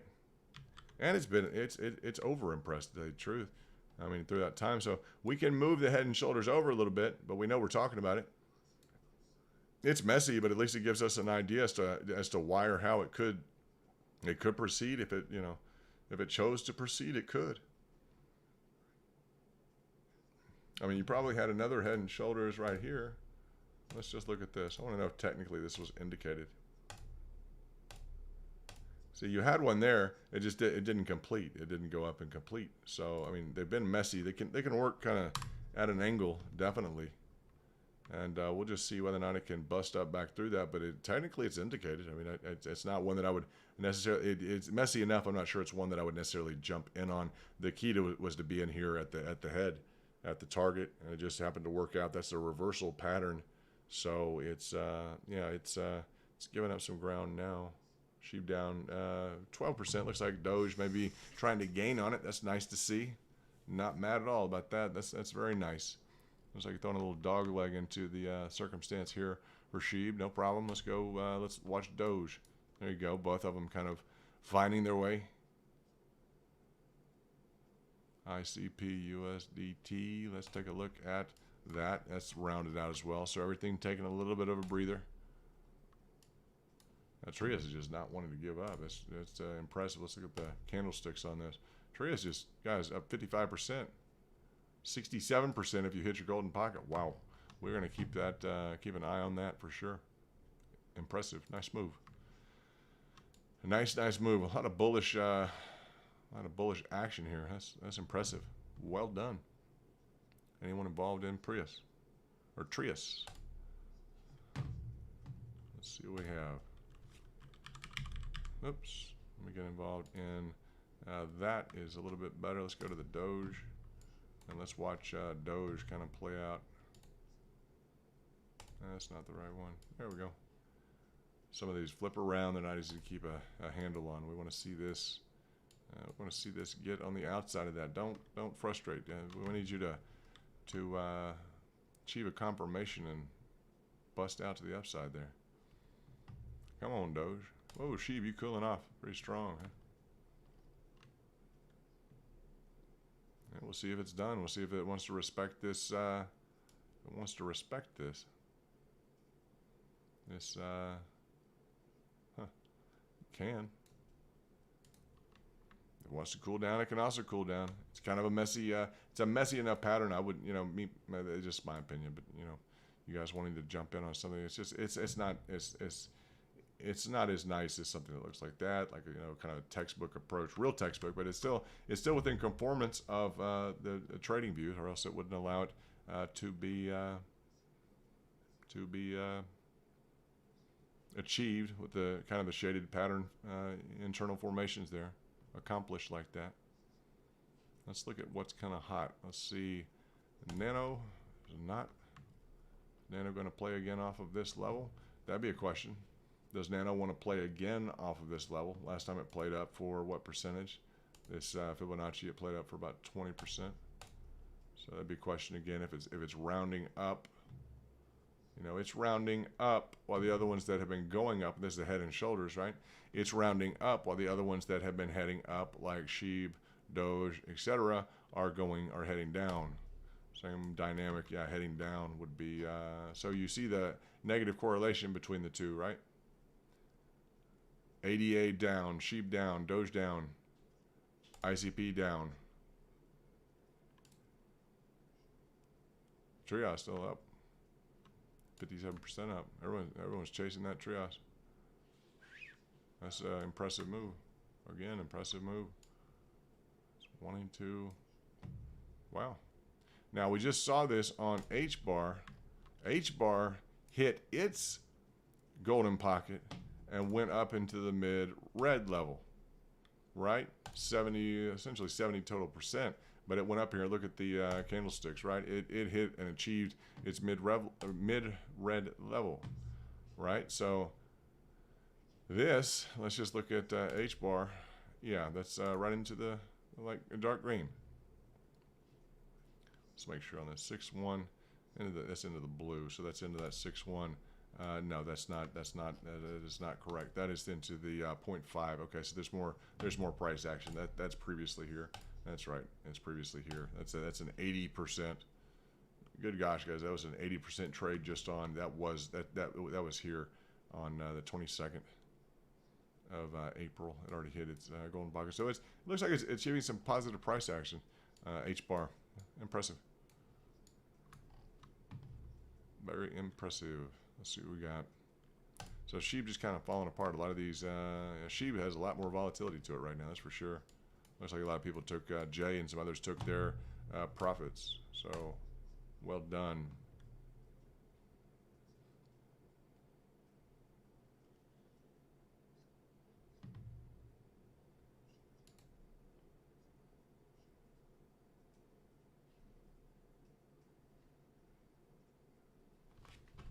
So not sure what else you guys are looking at in terms of the trades, what all you have going on. But yeah, it's definitely something to look at. We have a lot of different options in terms of possible trades today.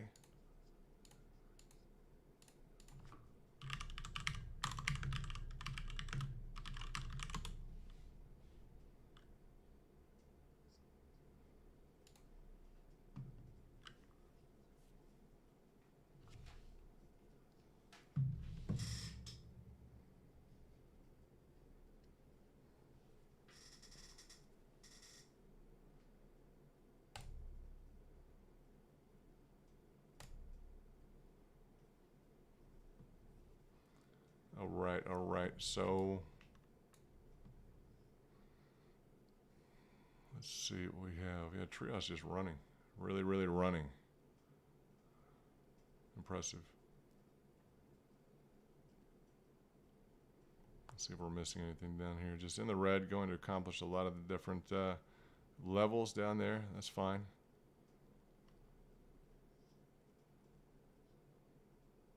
Soul going down, already picked up. Soul picked up. V-chain doing decently. Look at V-chain.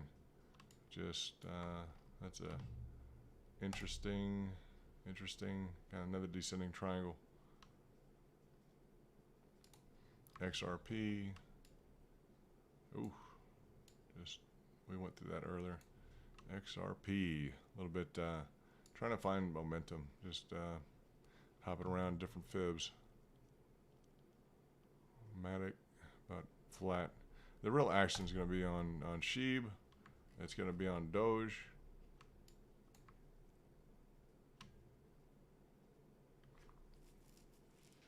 We really would have liked to see, you know, we don't want this necessarily to turn into a sideways kind of restriction on the price that we really wouldn't expect that right now. Just say I wouldn't expect that to occur.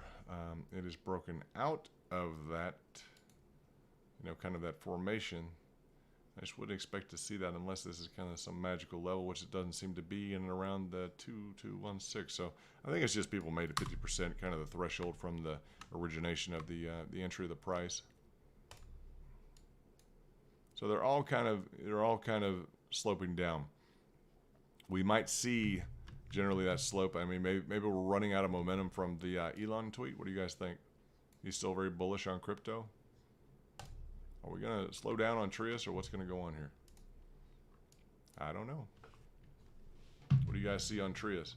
Now on the if we bring over the H bar equivalent, you still maybe got another, I don't know, 10% on that. But I would just hold, you know, relax. It's not a bullet to jump on. But gosh, Trios is up 60%. That's a move. That is the golden pocket. H bar hit the 50% fib level. So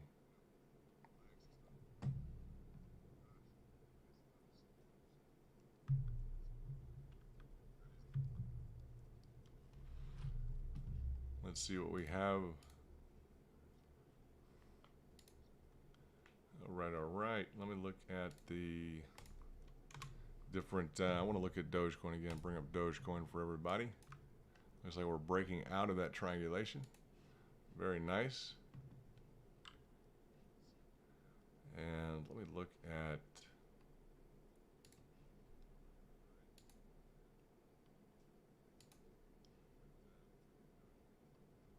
Let's see what we have. We have a member of Basecamp, Masyallah Mohammed Usman. كيفك مرحبا. كيفك.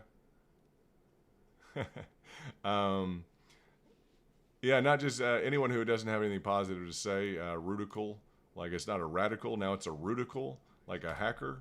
Yeah, guess what? A rudical G. Probably, I just don't think, you know, I'm kind of certified in intelligence, and you know, I've studied some, and don't think that you guys are really, you know, into being here for the benefit of everybody. So I protect our community like a moderator would, you know, like with discretion to, you know, maybe weed out people who don't belong. So there we go. Ciao. That's it. Very simple.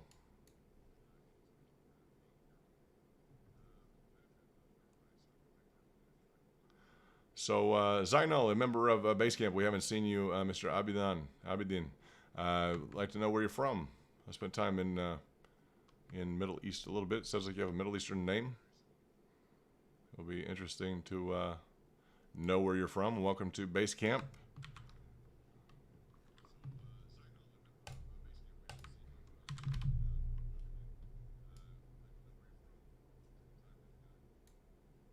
Looks like you're promoting maybe a spiritual, religious deal here. So I'm going to remove that. We're not here to promote religious things, Zainal. That's not what we're doing. We're trading. That's okay. That's okay. Maybe I wasn't clear about that. You guys who are looking for good trades. That's, anyway, that's not. There's. I think we know that we're in it for the good trades, guys. Oh, Indonesia. Okay, that's great. Well, we're not promoting. It's not a channel for promote religion. We're not doing that. But welcome from Indonesia. It's nice to have you. Very nice to have you. Basecamp, you understand Everest is kind of over in that direction. Not too far. So Dogecoin breaking up, trying to break up out of this triangulation. So that's nice. So we see that. That can occur. That can occur. It's trying to occur. It's just, imagine that it just has to occur. Let's see if it just has to occur. That would be nice. We need to achieve a bullish sentiment in the market. I'll just say that. We have to achieve a bullish sentiment in the market. The guys in Dogecoin, they demand it.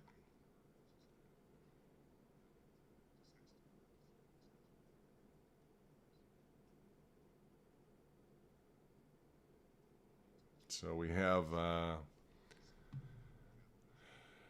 Doge at 9, Sheep at 13. Okay, so Sheep taking a breather, small breather, you know, wanting to just like kind of frustrate a little bit to the downside. I'm not sure it's over for. Now let's go to a smaller time frame. Let's go to the 3 minute. Kind of take a look at what's occurring.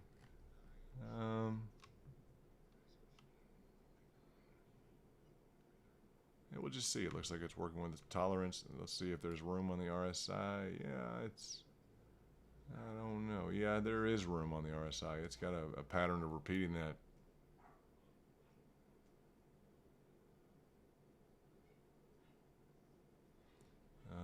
Let's see. We have a higher high. Let's see, just interim. Yeah. We have a higher high. Let's see if we can achieve a higher low. Let's see if we can do that on Sheev. Let's see if this can continue. And if we can get a higher low, then that's fantastic. Let's see what we can do. Yeah, Amora. Doge wants to go for a run. I think so. I think you're right. It's close. There you go. Is that confirmation? Looks like confirmation to me. What do you guys think? Yep.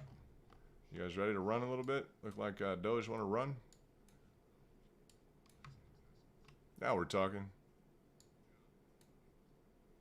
Let's see Doge break out of that triangulation. And get back up above, up above this this intermittent high. We'll move this up right there where it belongs. Contact along the 2 lines here. This with it right there. How about that? We'll just drop that down. We have had to move that on different time frames.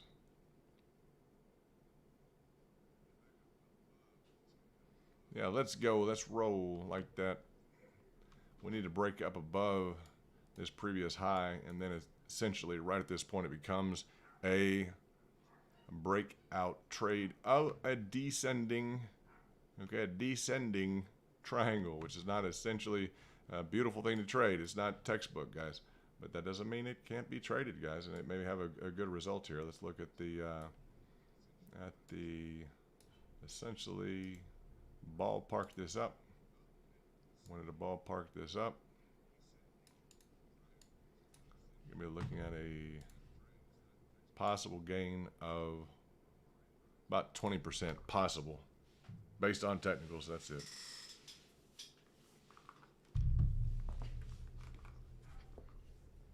Yeah, we're going to be, fighting between Doge and SHIB right now. ICP also up 20%. As these turn, they're all turning together. As ICP decides to turn, you'll just see the pattern formation is about the same. It just, when it turns, everything turns. So we want to figure out which one has the greatest degree of, that's right, Amor. There you go. Throwing yourself into a moving rocket can be dangerous. Working the lower fib levels can earn the right up. That's beautiful, huh? I like that a lot. Very well stated.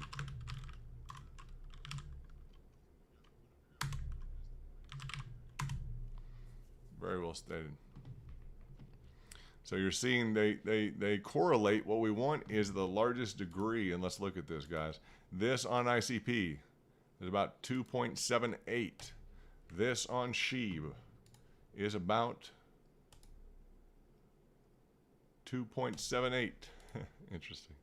This on Doge is about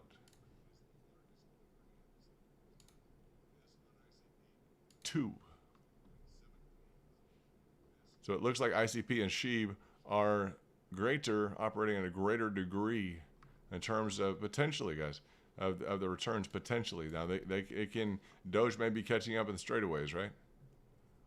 ADA. Let's take a look at ADA. Let's see what it's operating at. That's not bad. I like that.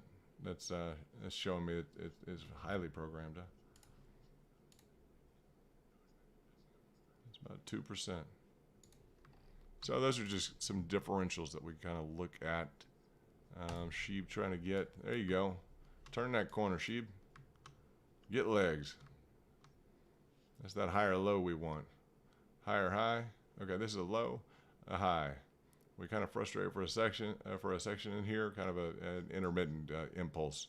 Just a repeat, redundant impulse, okay? Then we have a higher high. Now we want a higher low than we achieved in this area. So this would definitely qualify if we can get this up into the stratosphere. Go on, show them what you can do, SHIB.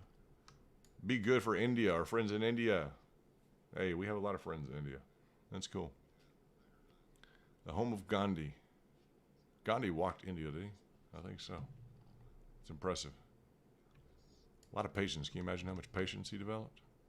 We want to jump onto the latest trade, everything else. Imagine just walking around the entirety of a country. Very nice. Let's see if we're missing anything down here. You guys had said Luna earlier on. Seeing the same little niche. Let's look at what it's gained. 9-10%. Okay. So you guys see how we're developing a pattern here. We're developing this this notion of the same dog legs in things.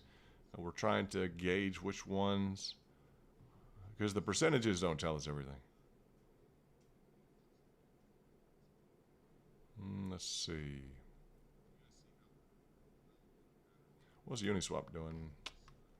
Is it? Yeah, good for Uniswap. That's good. We have a real long channel trade here. It's nice to see that catch just perfectly. Very well programmed. Oh, BNB is off. Well, look at BNB tank back down to its first level fib. Binance not popular right now, guys. Binance coin not popular. Rolling into BTC. All right, BTC, just want to take a look at you. Bitcoin. Let's look at one. Kind of frustrated. See if it's done much. About 8%. Put that towards the bottom. Swap was hot. I think swap was hot a while back. LTC, what's LTC? What's Litecoin doing? Not much. Not much at all. Fetch, kind of boring. We'll move that down. CVC, kind of boring. Band, boring. Mana is in its channel. It's nice to know what the trading techniques in terms of what they are achieving. Now, ICP seems like it is trying to deliver. It's trying to over-deliver. If you guys are noticing, it's trying to over-deliver along with Trios is still going pretty well. Trios slow and steady. Interesting. Not a time to probably move between different trades, but just so we look at it and we go through the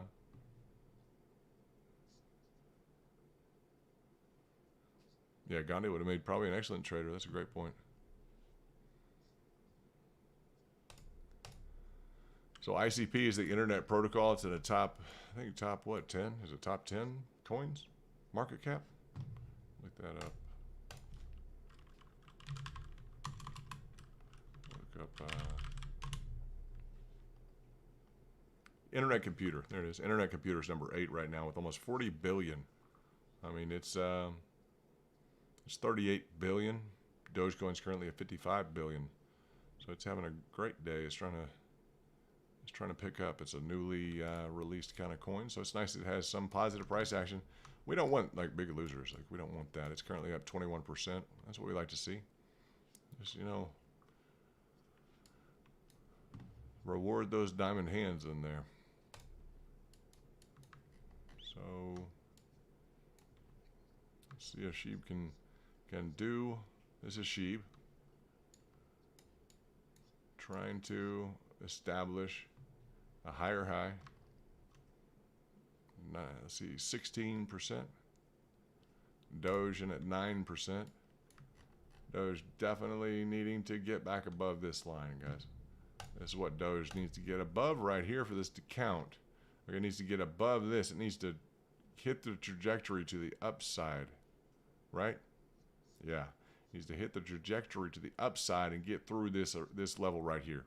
It needs to get through this level to the upside, then it counts as a breakout. It's conquered the resistance, turning it into a support on confirmation. Now it needs to blast through past this level, and it qualifies as a breakout with confirmation and a essentially a release or a takeoff. So that's good. Now ICP looks like it's beating the club. It just is. ICP, the internet computer coin. Very interesting. Let's read our lines. Lines get messed up sometimes. As we go to different time frames. That's not bad. There's a differential on here. That's fine. So let's just look at the projected. That's another way to look at this. What are our projections in terms of, ICP could potentially go up from the current instance to about another 20%, right? Let's look at what Sheeb could potentially go up to. Do we have a price target on Sheeb? I think we do. We had a head and shoulders as well. Let's go ahead and look at this. Ooh, wow. If Sheeb wants to play this game, we may have an interesting little, an interesting ride if it wants to play that game. We have not addressed this with Sheeb yet. I don't think so. Let me see what we've done here. No, we haven't done that. That's on the 3 minute. On the 3 minute, it's going to be different than anything else. But it could give you. Yeah, it could, guys. It could give you. Don't worry about all the lines, guys. I'm doing some detailed work. Oh wow. Oh wow. That would be interesting on the 3 minute. If Sheeb has another 40% in it. If Sheeb has another 40% in it, now it's going to need to conquer back up above this and break out.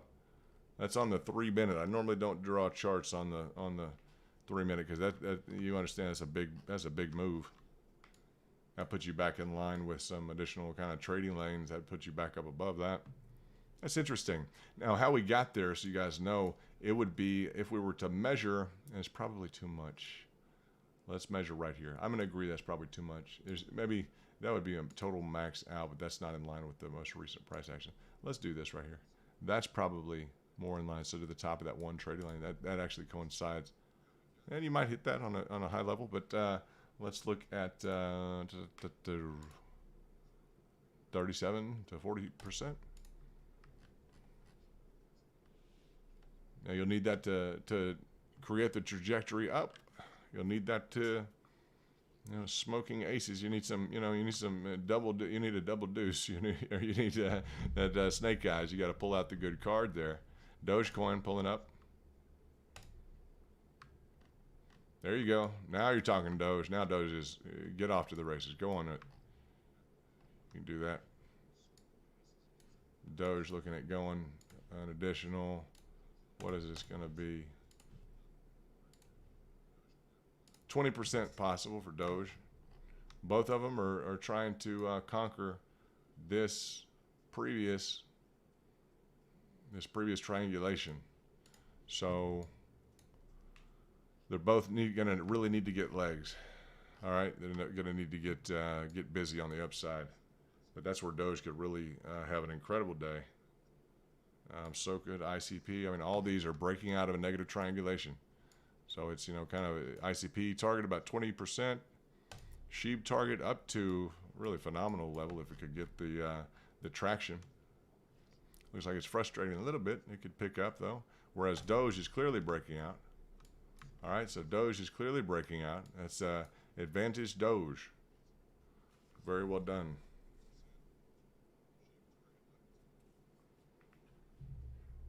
We would like to see Doge have a great day. Just taking some patience here. It's just requiring patience, watching the price develop. Nothing anxious about it. Can't push a price. KSM doing very well on the whole. Wow, that's interesting. Isn't that interesting? Huh. Wants to almost be a diamond pattern. Alrighty. What is this on the 3 minute, huh? Let's go back to like the 30 minute. Let's take a look at the 30 minute. Yeah, that's interesting. That's nice. Just a nice, it has a bullish feel to it. It just does. Oddly enough, because it looks like it's frustrated, but it's picked back up very well in a consolidated pattern. Not exactly like a bull pennant, but it's close. Let's look at if this wants to complete, then we're recreating another, essentially another, you guys know that, another circumstance like a Cardano, almost.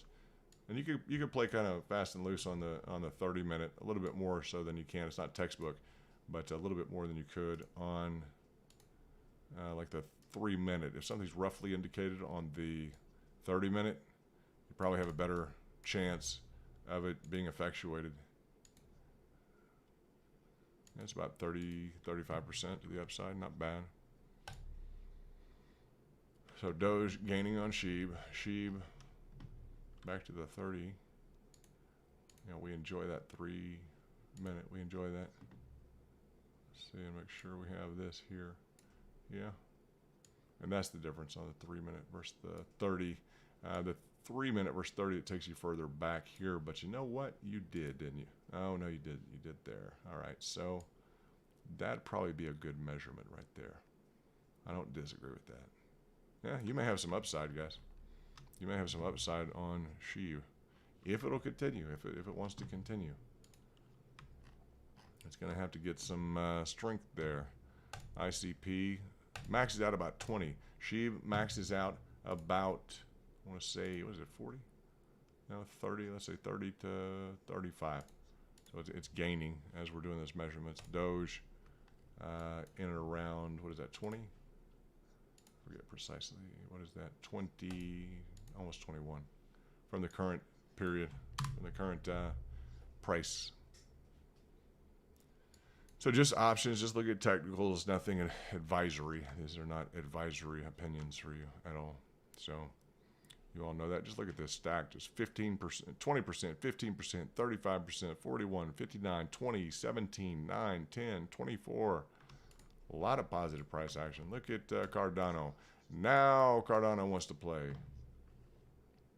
There you go, Cardano. That's what you needed to do. Reconfirm and head up. Just like we said. Boom. Good job. Good job, guys who are in Cardano. Good work. You guys want to join us on VIP? We go over all of this information that, you know, is digestible on a consistent basis. I kind of let people have their own lives, etc. But we do have a phenomenal kind of backdoor in terms of like letting you know about the 100% trade on Sheeb. Yeah, and 2 additional 50% trades. Yeah, last 2 days there have been 2 50% trades. So Jay has hit that. Way to go, Jay. You'll see me. That's my profile on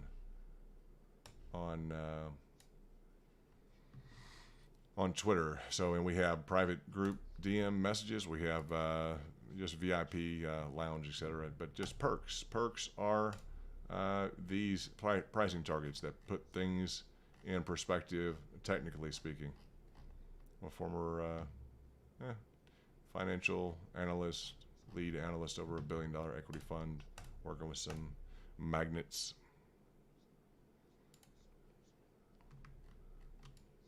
Some tycoons.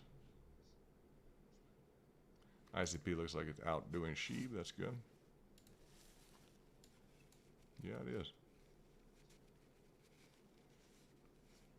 Doge kind of frustrated. So ICP taking some, looks like it's taking a little bit of a front run along with ADA. So ADA and ICP are beating your SHIB and your Doge.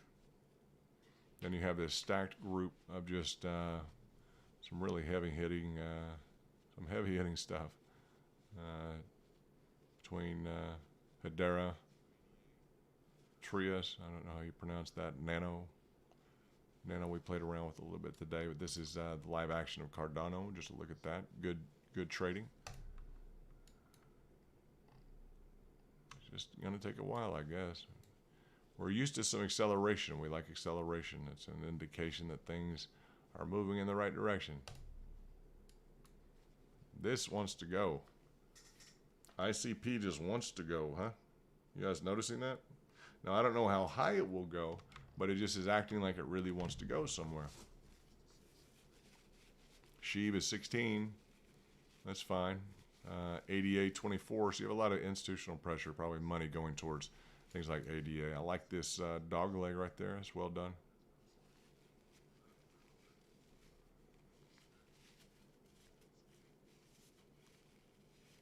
Looks nice.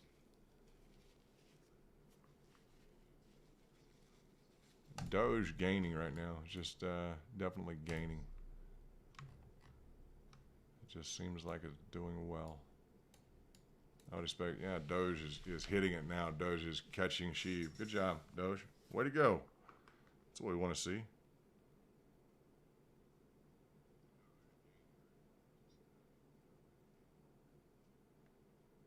Doge with some room to run, guys. People are loading into Doge.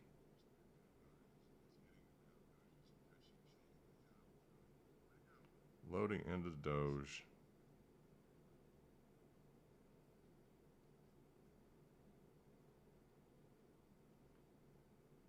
So Doge taking off. That's what we wanted to see, guys. Enjoy. Enjoy.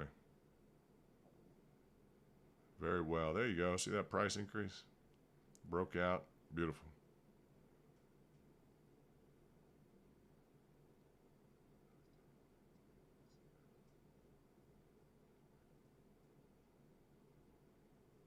Doge taking off. We said we wanted to see that 20%. Now we got it, right? Good. There we go. Mission accomplished. Good job. Way to go, guys. That was our goal. Got it.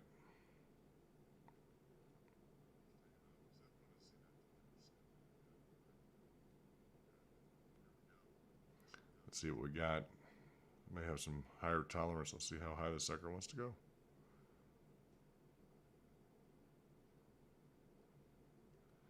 Currently at about 47 cents. Boy, did Doge need this. Someone's cranking some cash in. Very happy to see this up 22%. Good job.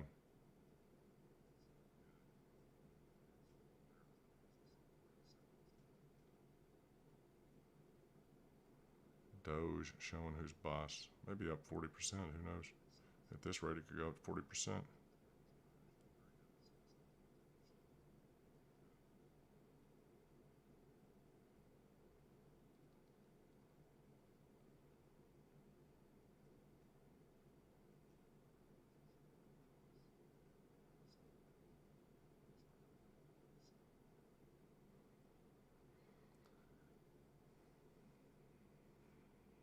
So let's take a look at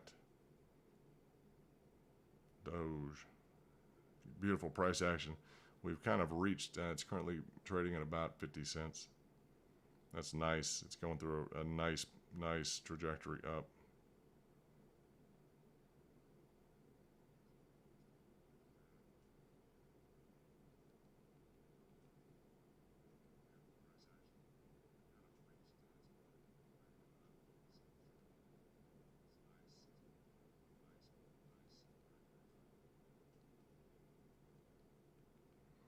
We'll see how much room it has.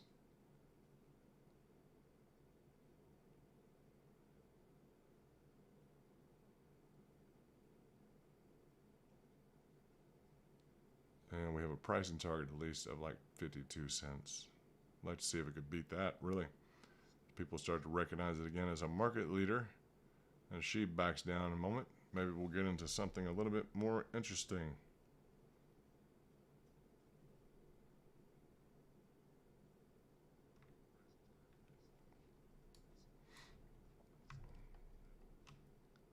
So you had to wait after the breakout, right? It didn't want to just immediately fall into your lap. It stuttered for a while, didn't it? It definitely did.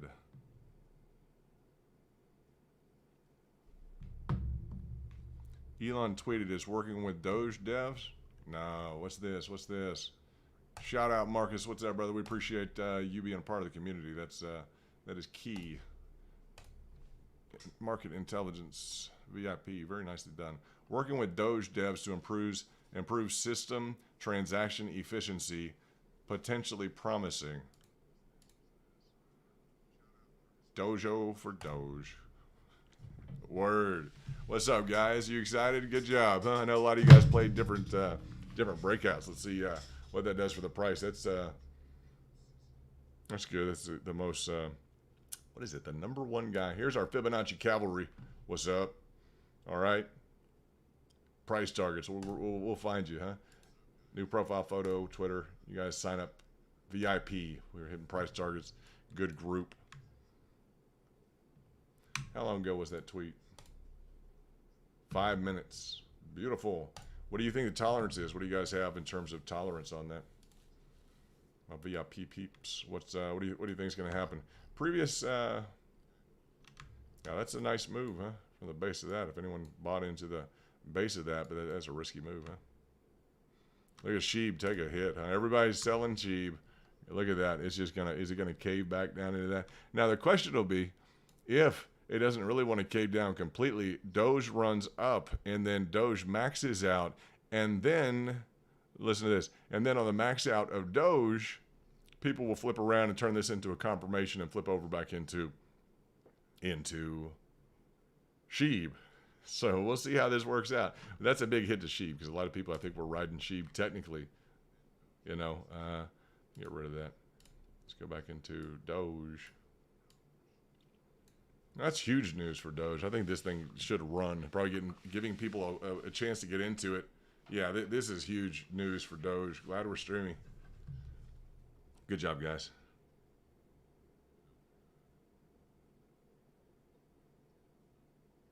Yeah, excellent job.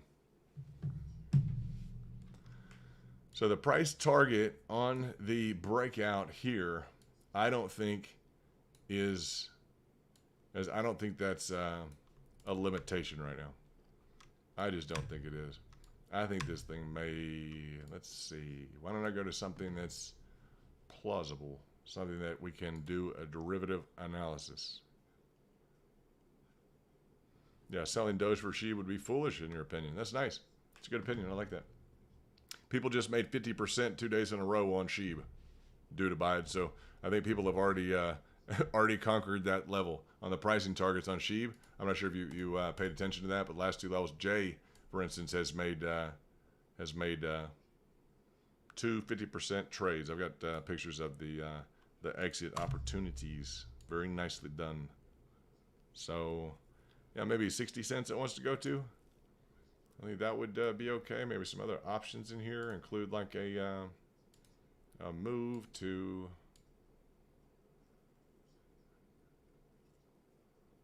I don't know, a move to either Few different options. One again is around 52. Another one potentially is 58.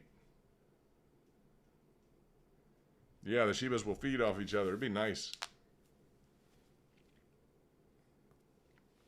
Lucky ones, you just had to look at the fibs, brother. The pricing tools. Just the pricing tools. That's easy. It's 2 days in a row. They're pricing targets.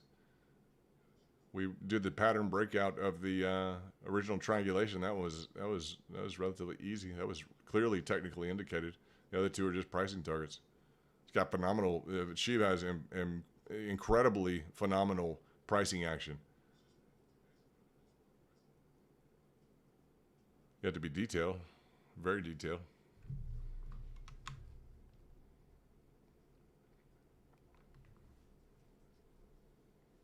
Doge up 22. Sheeb backing down. She was up on the trade 50% today. 50%. Very nicely done. Doge up. Let's see. You traded the breakout thus far. It would have been reasonable to trade the breakout. Again, Elon coming in exactly what he needs to. His team, guys, he has a team. You know he does. His team literally pushing the breakout. Okay, it's up 13% since then. Yeah, the majority. That's probably true. Some people here just hang out to kind of relax. I agree with you. Some people just chilling. It's kind of easy just to hit pricing targets and put them in and just relax and use the program software. But then I understand you have to wait through the trades, so it's not always easy. So 12, 13%. Doge you can get. Anybody can get stuck holding a bag. You know, it's just, that's what I was talking about golf earlier on. Everybody wants to trade full time. Yeah, I'll cover that in a while. More, absolutely. Doge will be $2 by year end due to buys. You going to trade it in the meantime, or you just going to hold on to it? I'm interested to know that. I think I'm going to get a Cliff Bar. Hold on one second. I'm going to get a little snack. You guys enjoy this. I do have music, but I'll just, you guys can watch this. I assume you have music on in the background, whatever you're doing. So let's watch Doge hit it up 21% of the day. Very nicely done. Let's see what happens. Hey, ADA is up 21% too.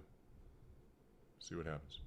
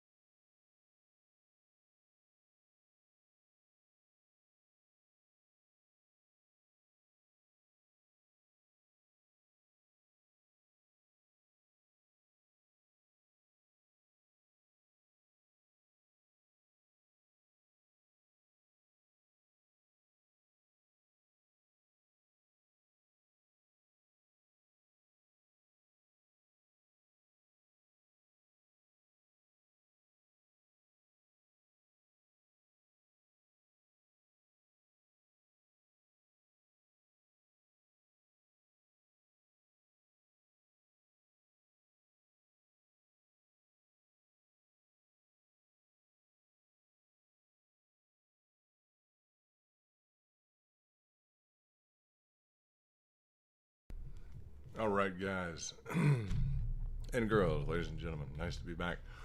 That's good. I like that. I take a break and come back. It looks like we almost met our first target. Very good. Good job, guys. Way to work. Way to work those computer monitors. Way to work those hands. Very nicely done. Because sometimes you just have to do that. You have to just go chill, relax, and do nothing, and then just look at it. Just boom. I had to go just eat some Cliff Bars. Just a short snack. Appreciate the patience.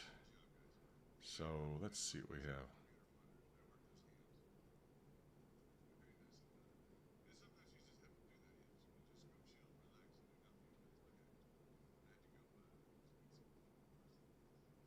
Absolutely had to replenish for takeoff. You got it right. Without a doubt.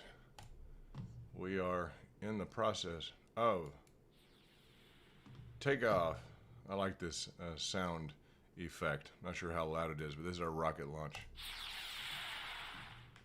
All right, so that's what we have accomplished in and around this. We had a descending triangle, very bearish. Guys, we literally faked out, literally just, I mean, we achieved a W pattern formation.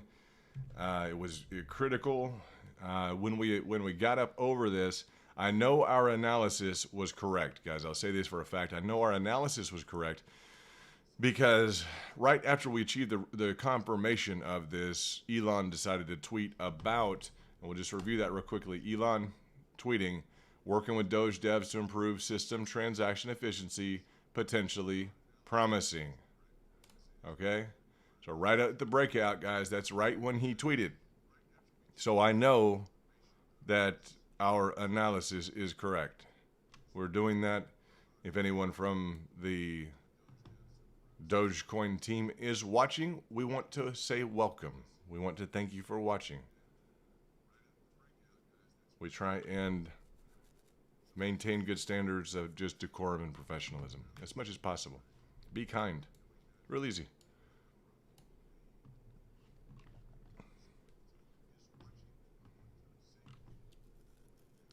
Let's look at the previous trajectories. Now this trajectory here, we're on the, let's see, the 30-minute. This trajectory had some hiccups along the way, right? This one's just been straight up. Let's find another one that's just straight up. Any other one that's straight up. This was relatively straight up in here. I'm just doing kind of a derivative gain analysis. Let's look at the gains of the preceding intervals and bring them over to see if we can kind of estimate what the threshold will be. Again, yeah, we would look to kind of cap off at about that level and achieve that level, not bounce around, but the line should essentially, this higher level could happen. It could. Where is that? Yeah, that's a nice one there. That's a nice move, huh? That's a double move. Really, I should call that a double. I think that's fair. That's fair enough. So we're off break. So we should see, you know, I'm sorry, this is really big news though. I just say this is bigger news than I think you guys than we've had. You never want to push a trade beyond its limits, right? That's when you get in trouble. You wind up holding the bag they're talking about earlier on. Holding the bag.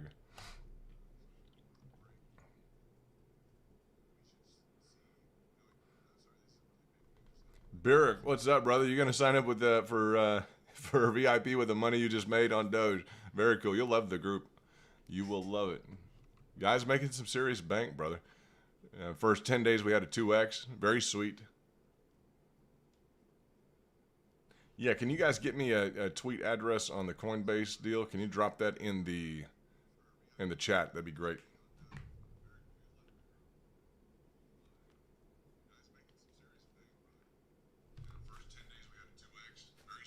Okay. So yeah, we're loving the VIP crew, and you know, it's kind of like a VIP crew. That's just it. We don't discriminate. We don't do any not on, you know, all those qualifications. We follow the international standards on that. But I mean, absolutely. At the same time, we are not afraid to bounce people, man. Just, you know, we bounce them out. You know, they don't belong, whatever it is. They're not here to trade and to do well. Man, we don't need the numbers, brothers. We need the, you know, kind of the core group that wants to perform. That's just it.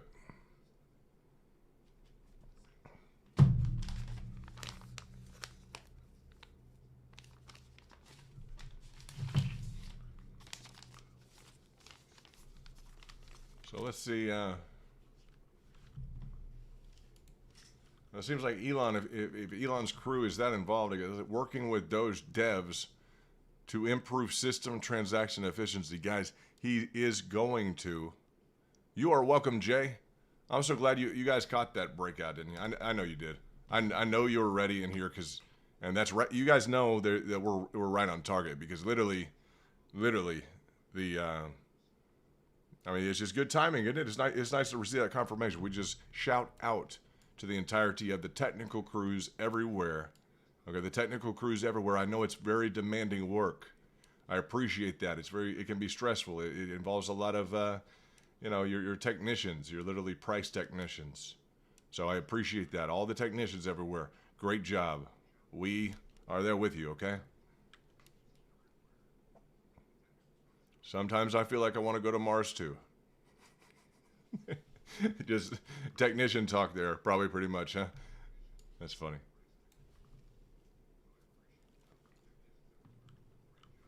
Diamond Hands. Amor Fati still around. It's nice to see you. Jason's lit. Where's it heading? Jason's lit. Where's it already gone? The VIP's in the house. Jay Suave, Jason's lit. Dude Abide, Amor Fati. Nice to have you guys. Keon Doyle. Hamel's gonna trade back up into Hamel. You gonna get back up into VIP, huh? You've been probably in a VIP or two in your life, You go to a nice club. I know you guys go to a nice club. You drop the money on the champagne bottle, right? Have a good time. I've never personally, not done that, but to the extent that I ever have done that. It's probably a good way to preface that. I've never not done that, but to the extent that I ever have done that, I suppose that it's, hey man, you gotta live, right?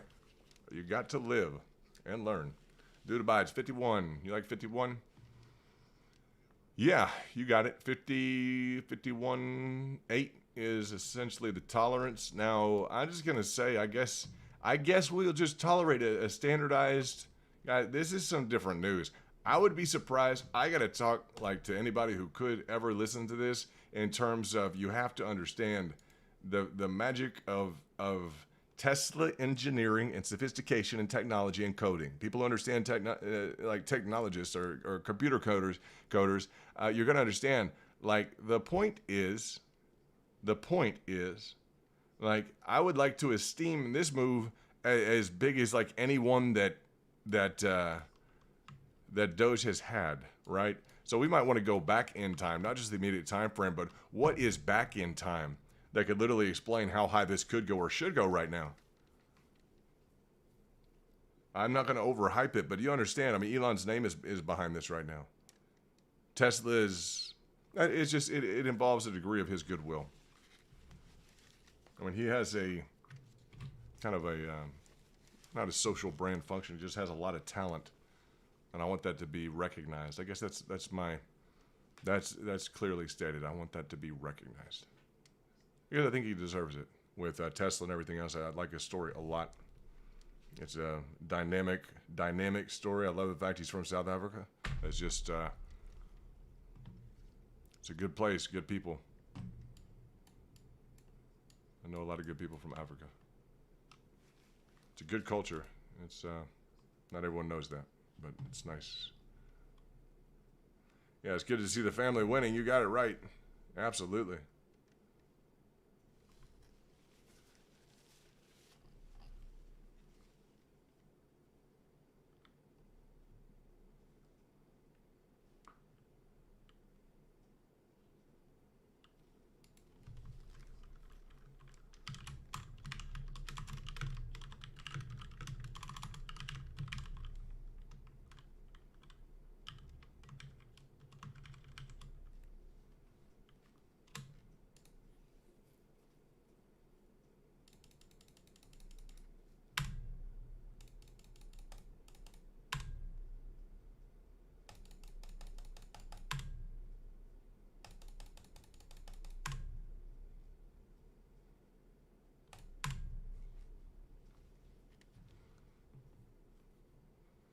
All right, just a little bit of chat.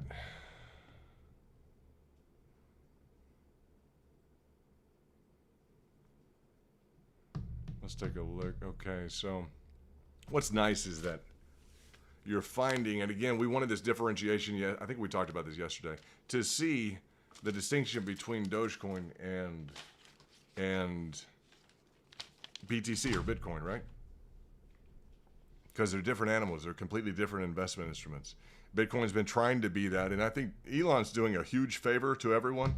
Guys, I have a wallet, all right? I have a Bitcoin wallet, and I've got Bitcoin in the wallet in terms of trying to facilitate, trying to use, trying to, I'm just going to tell you, in terms of that, I don't mind receiving Bitcoin. I never have. It's nice.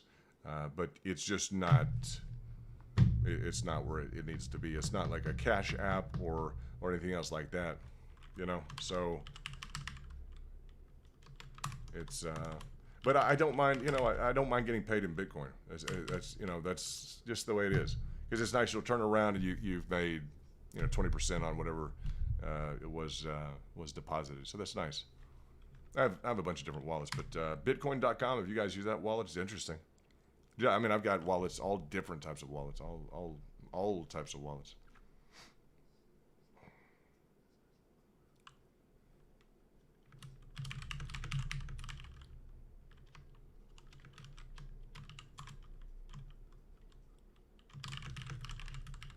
Let's see.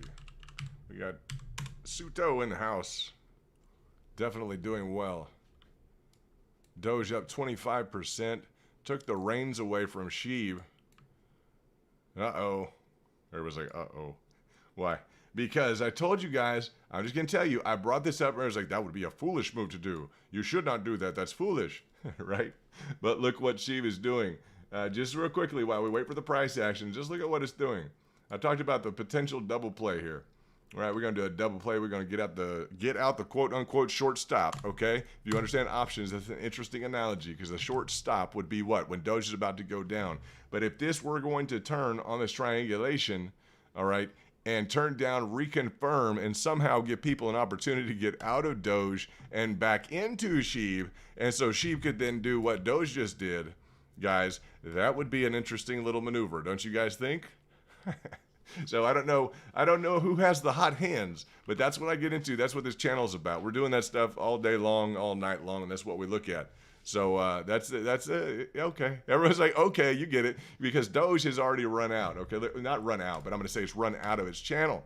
It's already bounced out. This area right in here. Look at all this area right in here. Now look, I'm going to show you guys something. When this reaches its maximum, wherever that is, it could be wherever, it could be $15, right? Theoretically, whatever. Okay, wherever it reaches its maximum, the trick is going to be, are you going to go through whatever kind of retracement it wants to go through? Or are you interested in trying to find another trade? Now, what is interesting is the other trade could be Sheeb, because Sheeb had a triangulation it was working on. Somewhat of a triangulation.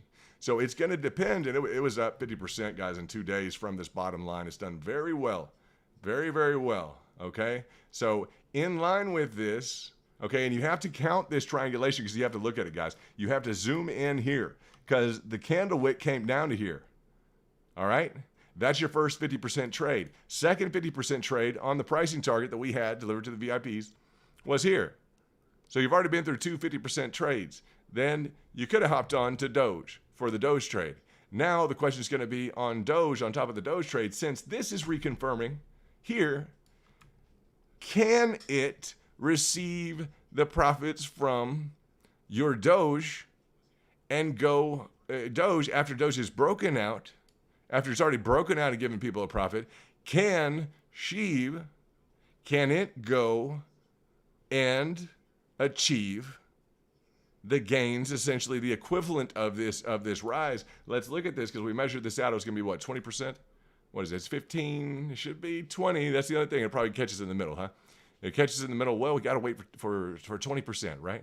Now, right when I say that, huh? Look at that, huh? Interesting, huh? Because you just saw that boom, right? I like that because what you're seeing is that, in effect, principally just spoken out the idea of such. Now is going to be the question. Doge is going to hold. Sheeb is going to do what? Sheeb just needs to break out just like Doge did, right? Of course. Now you got to go Don't. This is not financial advice. It could wind up miserably. This is a hot shot trade, guys. But the thing is, SHIB has 40%. Okay, 40% indicated. I want to look at this real quickly. Now, Doge on the level, Doge, guys, Doge, and let's make sure on SHIB. That's from the top, right? That is from the top. It should be also on the top here. So someone is playing around with our price action, and I'm not sure I like it. That's about the point we get to. Someone's playing around with our price action. I'm not sure I like it, because we should be... Look at this. All right, we should be at least very, very conservatively, very, according to the textbook, no hype. Okay. So you've already, guys, you've already hit. I just hadn't gone to the candles. You've already hit exactly here. But you should hold that line. You should already hold that line. Look at that. You see the red candle? You've already hit that. Okay, we saw it bouncing around, but you should hold that line. That's a line that should hold. That the actual line should hold. That line here, it should achieve that line. It just should. It should achieve that line based upon the previous thresholds.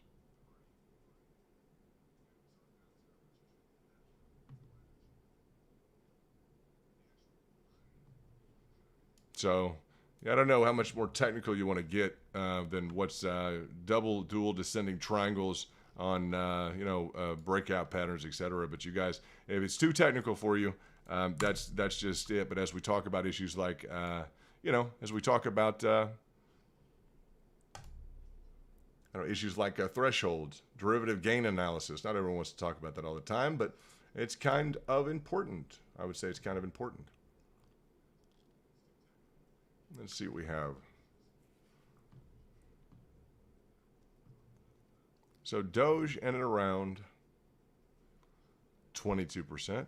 What's SHIB? SHIB is stuck. Let's go to a 3-minute to see what additional we can kind of garner here.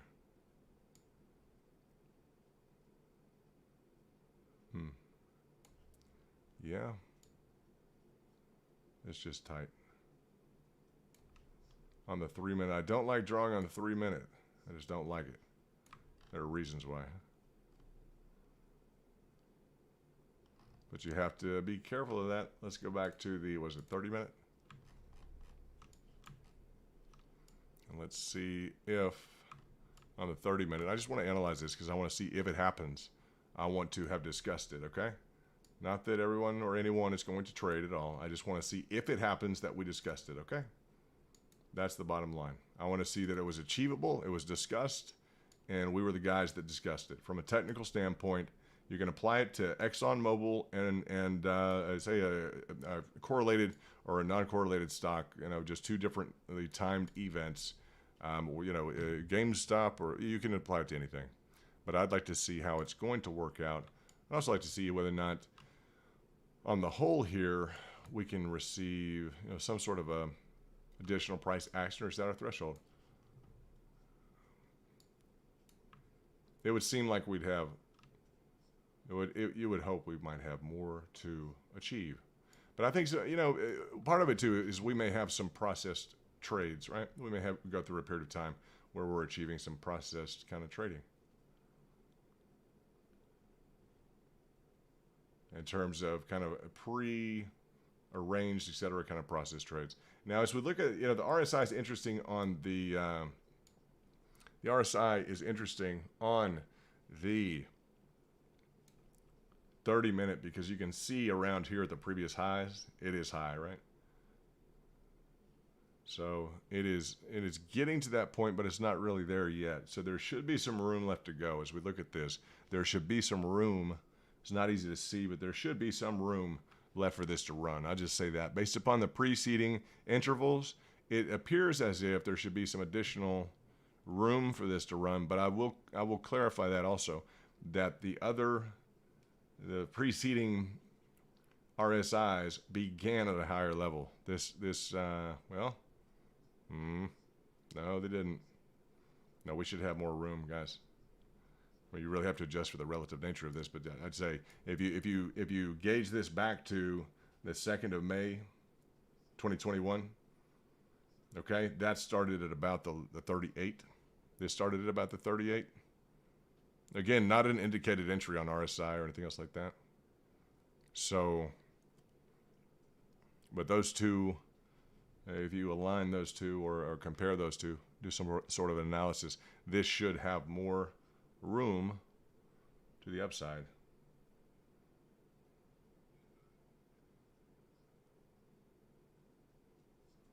Yeah, it can definitely move. It can definitely move, guys. You don't have. I mean, it can definitely shoot up within that. Oh yeah, it can move. Just on the, look how high the RSI can get. Look how high the RSI can get, guys, all the way up into here. If it wants to reestablish a real kind of bullish trajectory in here, look what it can do, right? It can get all the way up to 86, 77, 70, 77. What is this? 74. It can. It's currently at about 70. So that's a big difference, and it can hang out there for a minute.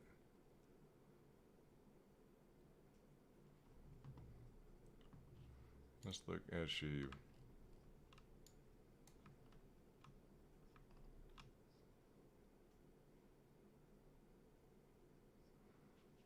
What do you guys think is the threshold for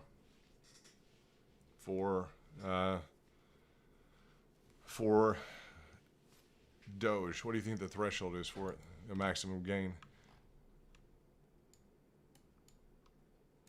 I just think it's working. It's taking its time. Maybe letting people get to know about what went on the tweet. Let's refresh our screens here and see how long ago that was. That was 44 minutes ago. I mean, I guess we have to say maybe it just got it on the candles. I mean,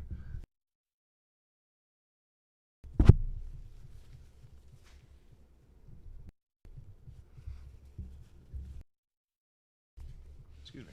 I would say, is it that it just got it on the candles? It's 44 minutes ago. Elon's saying he's working with the Doge developers. If we go to the candles, we exactly met our target.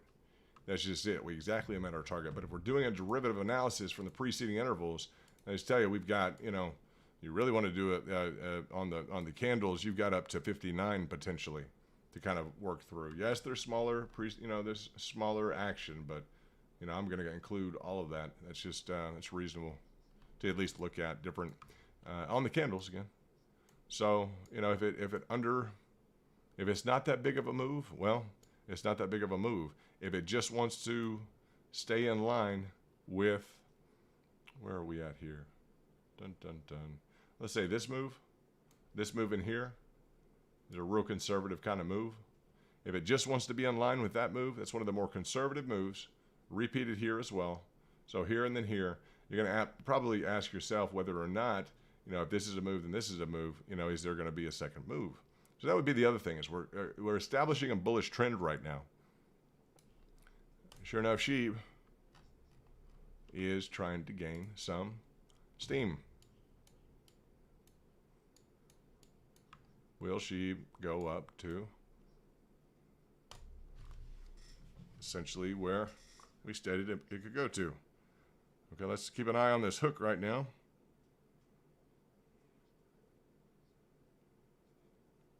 Let's see where Doge wants to ultimately go. Currently at about 40, what is that? 48. Currently at 48.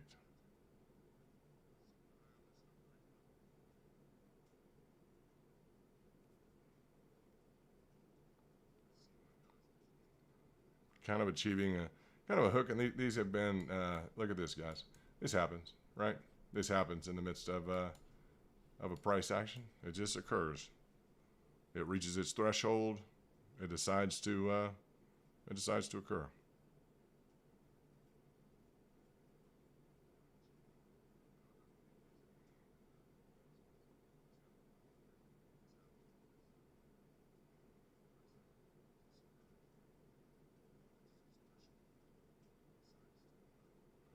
So we will see kind of what the threshold is here. We're getting to kind of experience what the what the difference is between the two. Because people don't want to talk. I mean, about multiple. No one ever. They always have their favorites. They always want to stick with their favorites. And there's no problem with that. That's fine.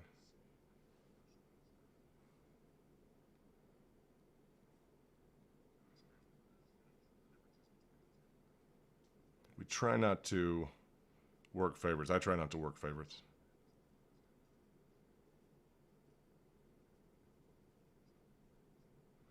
If I can prevent it, try not to work favorites. Just watch the price action. If it's got good price action, then I want to work it.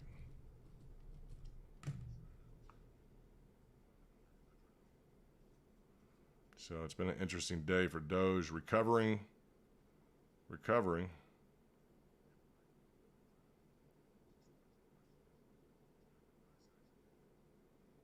Let's see. Essentially out of this, guys that have broken down from this descending triangle. So very well done. Very well done.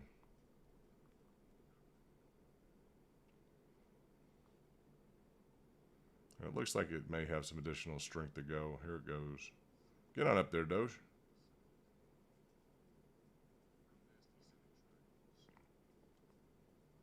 It's got a pretty good indication on it. It doesn't look bad at all to me. I would anticipate it's gonna. It looks like it wants to move. I'll just say that.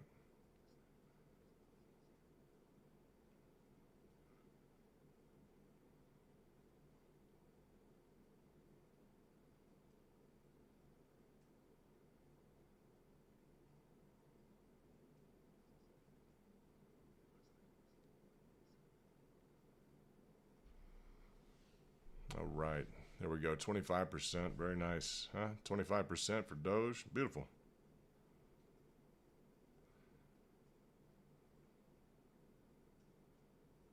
Very well done.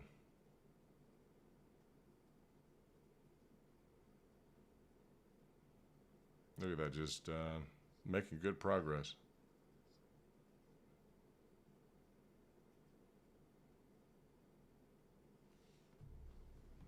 Elon tweeted again. Let's see, did he tweet again? Don't panic. All right. That's nice, huh? We've been talking about that. Your trades, everything else. Staying cool. No anxiety, exit points, everything else. All right, we got Doge. So Elon is very much a part of what's going on. I would anticipate these getting,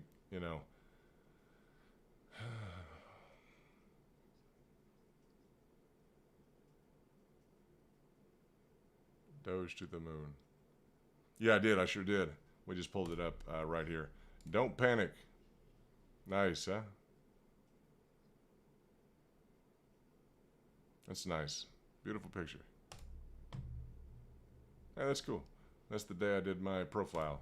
There we go. Young.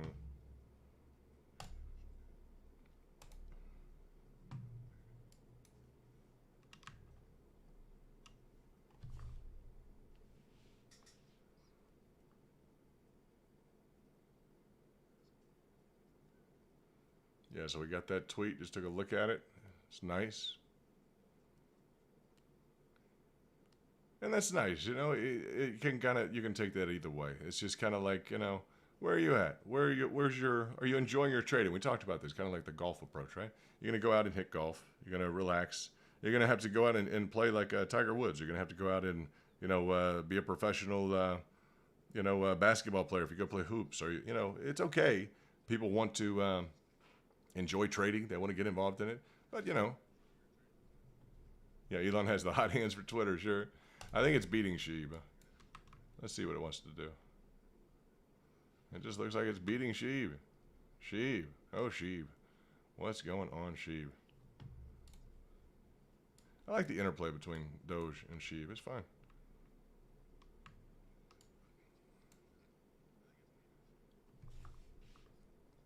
Now, on the candles, you've already achieved this.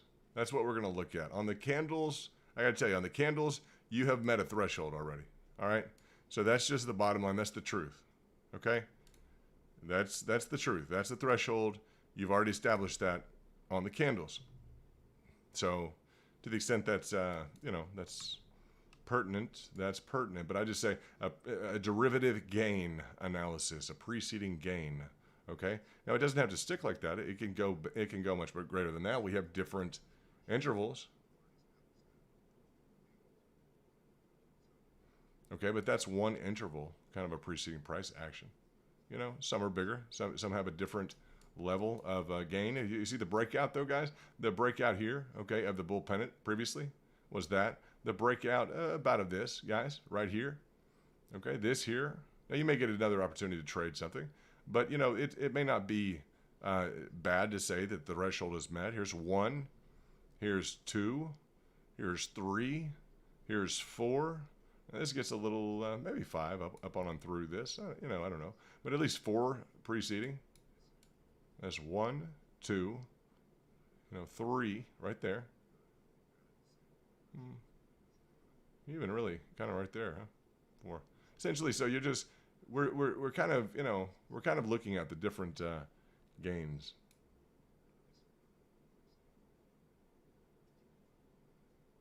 Yeah, it does. It reminds me of the potential for mining. I like that with they're already talking about it. You guys know they're talking about it in terms of mining, right? With a Tesla, potentially, and everyone's brought that up, and they're going to have to hack it. Someone can do it. I spoke with somebody about it. They were over in England, and he says, yes, we can do that. We just need to get one, and we have to hack it. Like, well, you can go do that. I'm not going to do that. I don't want to hack a Tesla. But, they have to, their program engineers, from what I understand, already have the built-in capacity for Doge. It's essentially already built in. It's a neural network, guys. A very sophisticated kind of interwoven kind of a mesh network, if you can imagine, a mesh calculative network. Or a calculative mesh network would kind of maybe suit that description a little bit better. And so, yeah, the Tesla is already built to take advantage of the Doge, which is their AI componentry. So it's built for, I guess, Doge. It's being built for Doge. Doge backed at number 4 at coin market cap. We love that. Nice update, Pseudo. Love that.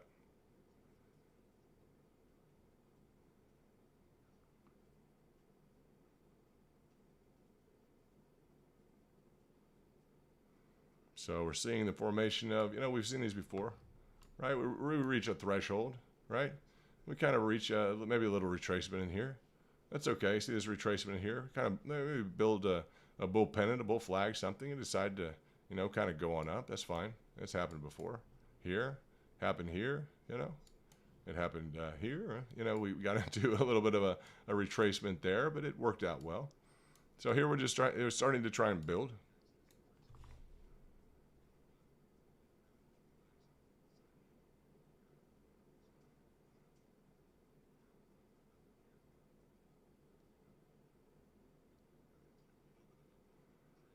Interested to know kind of where things are going, and everyone wants to know their exit price, but it's a nice entry. I just say that it's a nice entry, guys. Just take a step back. To the high is a 70% gain. All right, from the entry if you entered here. That's nice. That'll work. That's nice. It may take a minute to get back there. It's just nice to have some consistent price action. Just a nice move to the upside. This slow, again, we're talking about this slow and methodical move to the upside, right? It's just nice to have something, kind of to get us going in that direction. And yeah, that's it's kind of a brutal move right there. So we still have a little bit of ground to make up, and we can. I know we can. Without a doubt, we can. Yeah, we wanna start achieving that here, and we can.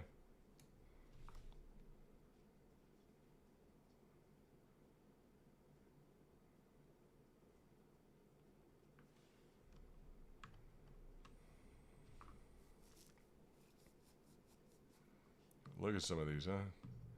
Hedera's up 40, Nano 16, KSM, ICP is only 16. That's good. It's taking a back seat. Sorry. Wow, huh? We talked about this, didn't we? Unfortunately, yes. Like, don't frustrate and turn into a bull flag, right? Because now it's like, yeah, now it's going to turn into whatever. I guess whatever it wants to turn into. I guess you're theoretically still at this. Let's look at this. Yeah, you're just waiting to break out to the upside. You've still achieved a confirmation. It's just, it's kind of got a pump fake going on. So that's okay. Let's go back to Doge. That's ADA, guys. That's Cardano. A lot of people interested in Cardano. It's been behaving well in terms of pricing. Ooh, we saw a nice little dog leg on Doge.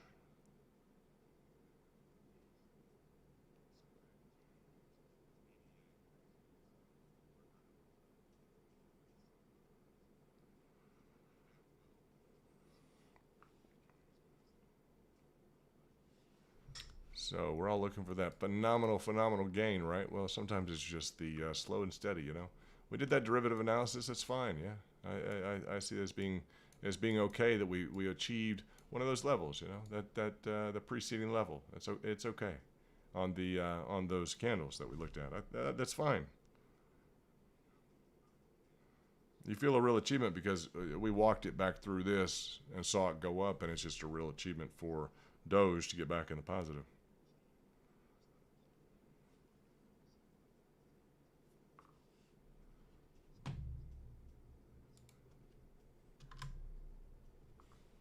So, yeah, that's good work. Again, it's just a little dog leg.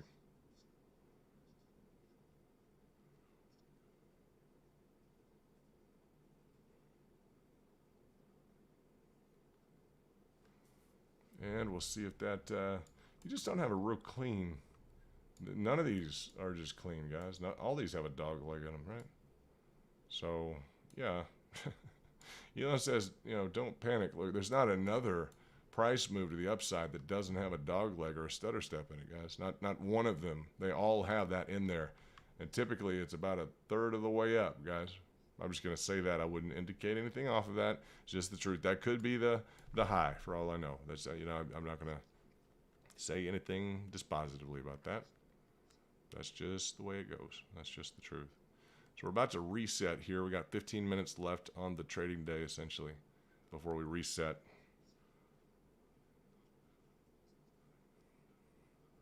So let's take a look at what it wants to do.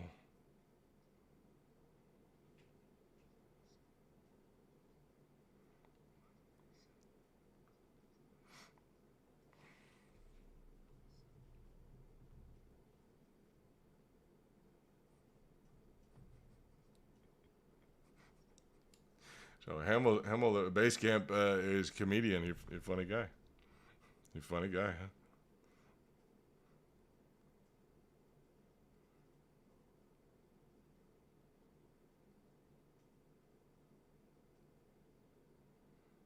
He says, I thought that that bull frogs were a bad thing. Bull flag. That's funny. Small position in ADA. Good, Amor. Good. It's been behaving very well. Exhibited positive price action all over the place.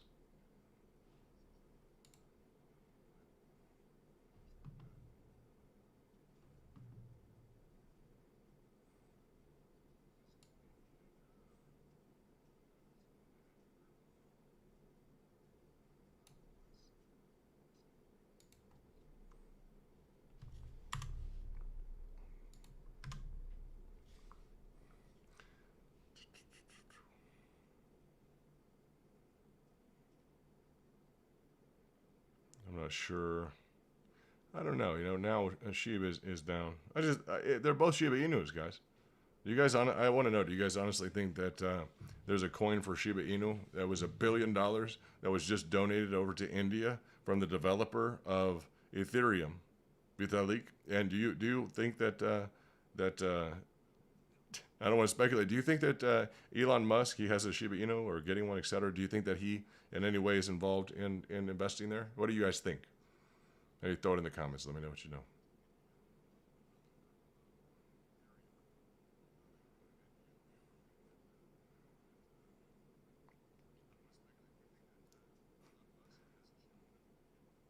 I mean, Elon's dog probably needs some money. I don't know. It would be interesting to have it like that in terms of business that, well, I'm going to develop this currency just for the dog, you know. It's interesting. We can all use the other currencies. I'm not sure what they intend to really use the other for. I'll give it that, you know, in terms of not even really joking. It doesn't have much of a use case. It just has phenomenal technicals, guys. I wouldn't even be looking at it at all, except it achieved it achieved a 2x for some of the VIPs. That was kind of interesting, kind of impressive. Like, all right. It was a lot of fun. People were excited. So, I don't know. I hear some people call this dog money. Oh, that's dog money. I think it's interesting. It's kind of a colloquial. You guys have heard that. Doggy money. Not very, I don't know. We have to enjoy that culture a little bit, right? That's just kind of keeps it light instead of grueling over a screen on, on futures or something like that. A nail biter on futures. That's all right. Something to say over that as well. Some of the guys in VIP are interested in or have a position in GME, all right, or AMC. You've got some different options that you're working on, and that's nice.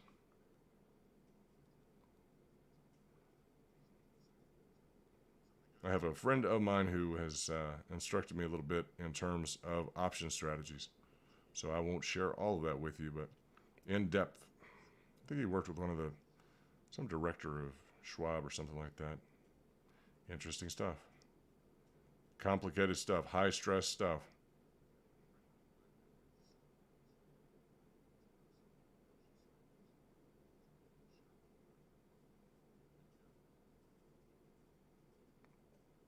So you guys need to look at this. This is kind of breaking. Let's look at... all right. Let me look at we want Nakamoto. Okay. What is, it's Billy, and why am I doing that? It needs to be in the other search box. The developer of Dogecoin has responded. Billy Marcus, let me just do that. Billy Marcus, I think.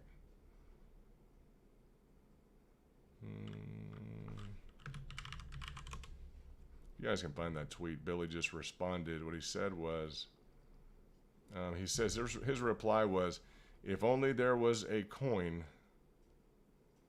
Let's see. His reply was, and I'll read this to you guys. He says, if only there was a coin that, here it is. If only there was a merge mined cryptocurrency that had a much smaller carbon footprint than Bitcoin and also had a dog on it. So let's look up, what is Billy Marcus's? I thought,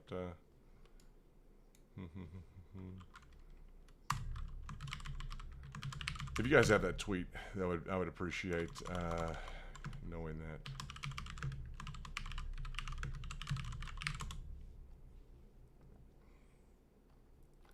Where is, let's just do Billy Dogecoin Dev. Well, you guys help me find that. It's somewhere. I know he replied amidst all the replies. Let's see. Anyway, that's what it says. He's just making a joke about it. He's like, well, if only there was such a, something that's, let's see, a new, there we go, that one. Let's see which one it wants to highlight. Oh, that's interesting. Bitcoin Archive is involved. Doge has devs. Look at this. Bitcoin Archive is now saying Doge has devs? Question mark. So the Bitcoin crowd doesn't even know that Doge has devs. That's pretty cool. That's interesting. So that's like news to them. There's a nice car.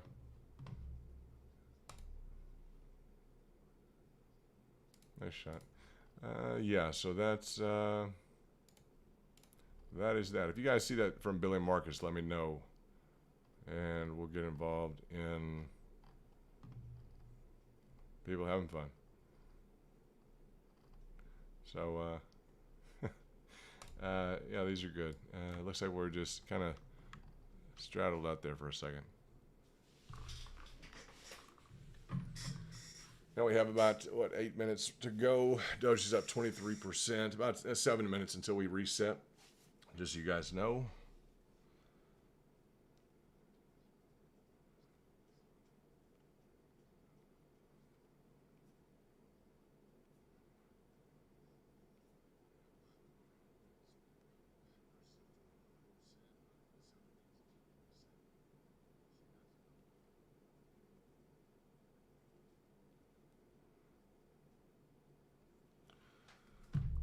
So very nice day, huh? Very, very important. A lot of people made some money today, so that's very good. 15 contracts of AMC. That's good. Futures, more. Okay. Very good. There we go. That's what I thought. Billy M2K. That's what I thought I typed in. I'll check it out again. Billy Marcus. You have to go to Billy Marcus. There we go. Oh, he's blocked. I blocked him because I was getting too many emails from him. That's okay. That's why I didn't get it. I was getting too much dev stuff, and I was playing with social stuff. I was getting too highly technical stuff, so I prohibited him from coming additional stuff to me. But that's not a big deal. That's why I didn't get it. I get it on my other phone. I have it on my phone here, but just on my main platform here. I don't want to get. I try not to be too technical. I try and stay fun with all this stuff, like cool stuff, cars, fun stuff here. So my other account down here, I have it. I'm looking at it on my phone. I can read it again if need be. Dun dun dun. Let's see what we have. Yeah, I think the nice thing about Doge is it's good for Elon to work on that stuff. I just like the price action, the memes, etc. It's just kind of nice. So it's up, what, 24%? That's nice. It's just it's hammering, right? It's hammering Sheeb, right? So Sheeb's kind of taking a back seat. That's okay. It looks like Sheeb's going to underperform on its breakout. Interesting to show how Doge can do well on its breakout of a descending triangle.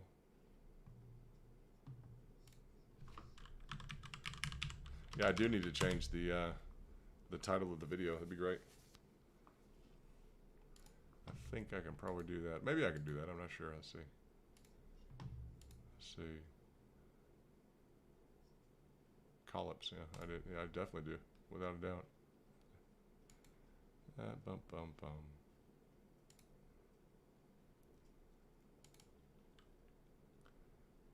Let's do Doge.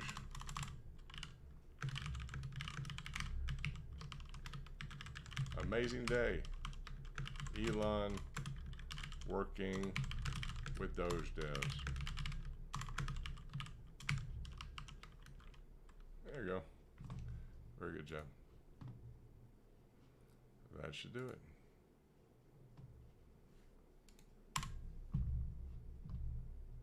Doge finds new ground. Amazing day. Elon working with Doge devs. Now that's nice. That's positive. That looks good.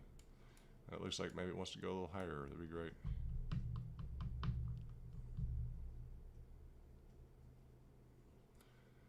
Cardano's kind of stuck for a minute. Just waiting on the price action. You guys get an appreciation for just, things move slowly. Just, sometimes they'll take off. You get some nice velocity. Then they kind of hang out for a while. It's a good exercise in patience for sure. Without a doubt. Good exercise in patience.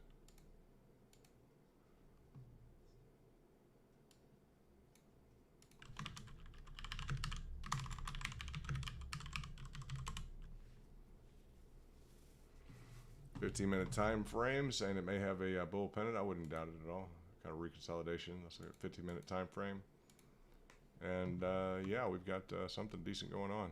Good eyes. Let's look at, I want to look at the preceding, yeah.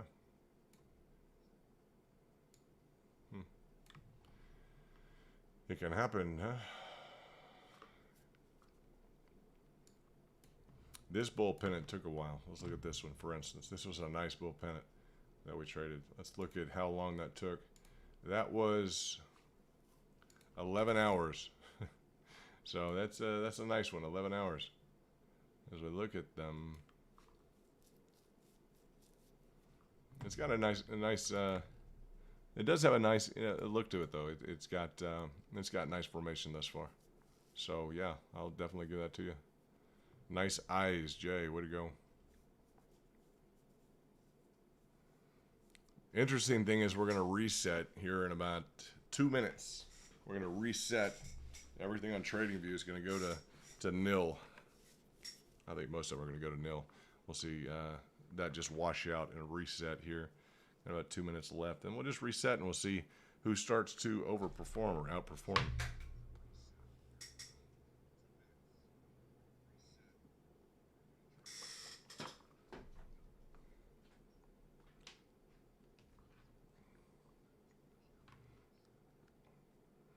Feels like it will go through the recent high for another leg soon.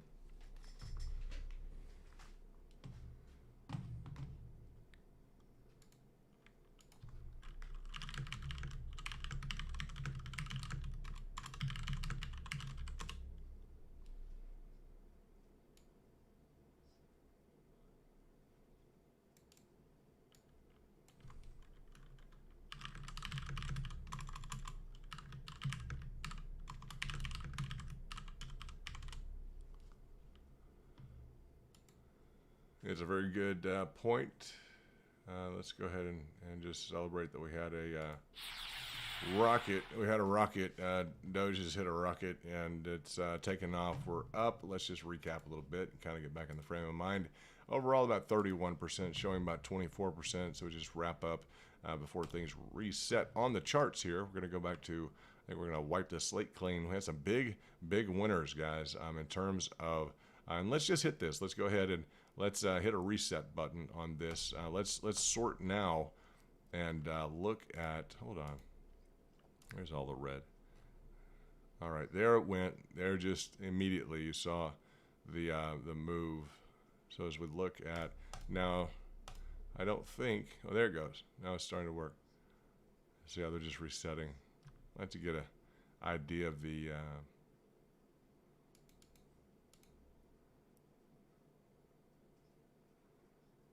kind of the, we'll see who's out the starting gate now. Shiba's not reset, right? Nope. So Tokyo just opened, right? That's a good point. I appreciate you bringing that up. It is 9 a.m. in Tokyo.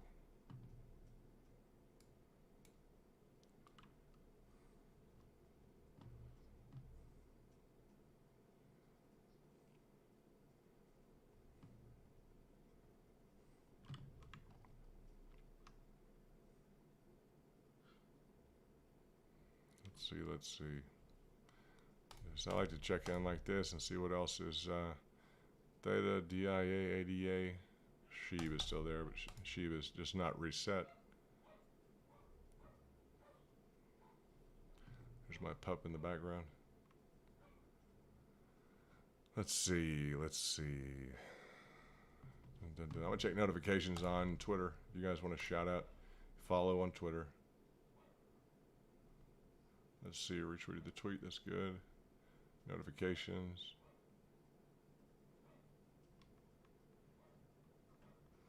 Now they're pushing Harmony 1 as the one. As they're replying to me, and interesting.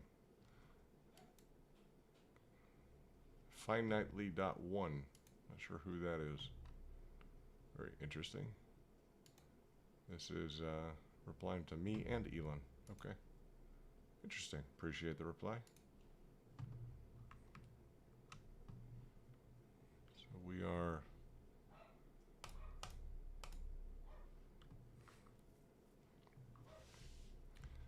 May have to reorganize these. I kind of like when they reset to kind of see what is gaining momentum, which ones are up. It looks like just, you might get an idea of the speed, right? Just an idea, maybe. KSM's already up 1%. Let's take a look at it. Ooh, that's that, talk about bull pennants. That'd be a nice one. If it wants it, if it has it. It's not well formed. You have to kind of get into a consolidated view. That's on the 15-minute. Could happen. Now everything turns green. Look at that. That's nice, huh? Everything just immediately. So yeah, I like to look at the charts. It's very interesting. I don't know if on your screens is Sheeb still. I have to ask because I don't want to dwell on it, but is Sheeb still? Is it reset on any of your trading views? Because it hasn't reset on mine. Any kind of pattern formation? I don't know. Not necessarily.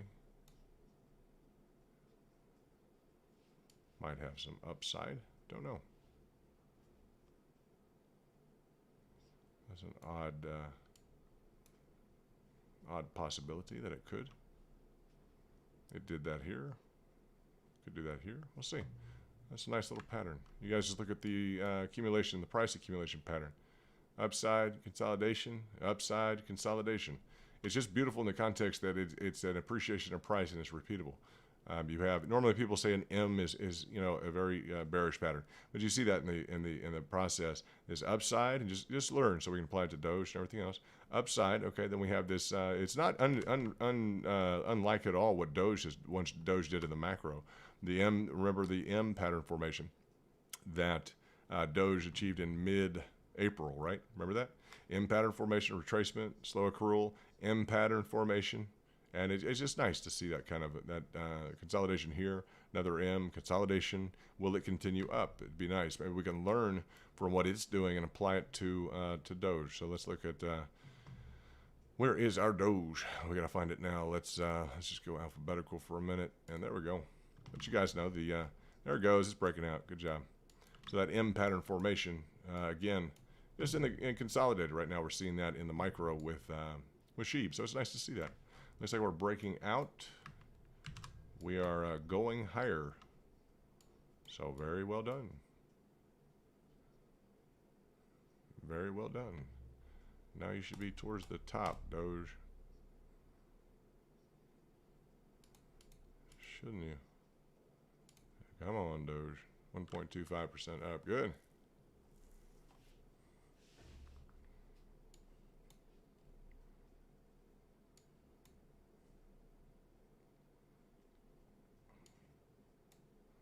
So very good. We'll move these to the top. Doge and Sheeb. Now what else do we want towards the top?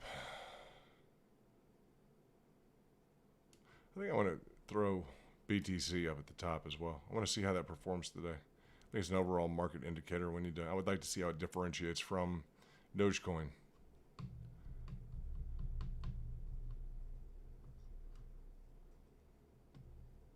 ETC, we have some moves on the map with ETC. ICP, I want to continue to look at that. Mana's in a channel. I'm watching that. Wave has some potential. I don't want XRP off the board altogether. Matic, we have some levels. Swap has been interesting. Sol broke down and is heading towards a few Fibonacci's. H-bar, Hedera, there's some positives to it. BNB took a hit. It may be up for some moves. We'll move it kind of down there. XRP's in the mix. DIA has done well. I need to get to know that price action a little bit better. Fetch price action hadn't been too amazing. Either has Keep, Link, Nano. I want to keep an eye on Nano just because it gave a trade yesterday. TRX Univet. All right. Band, Tari, Pirate, ADA. We'll put ADA towards the top. We will put them under, we'll put Doge, Sheeb, ADA, BTC, ETC, ICP. Let's put, dun, dun, dun, dun, dun, dun. I think BNB should go up there. Sol. We'll look at Sol real quickly just to understand what it is. It broke down from that, it hit that, so it's in the process, that's fine. Let's see what we have. Where is our Doge? On top. The Doge on top now. All right. It looks like we may have reached an inflection point, huh? Maybe a pivot, a pivotal moment. Hopefully a reversal.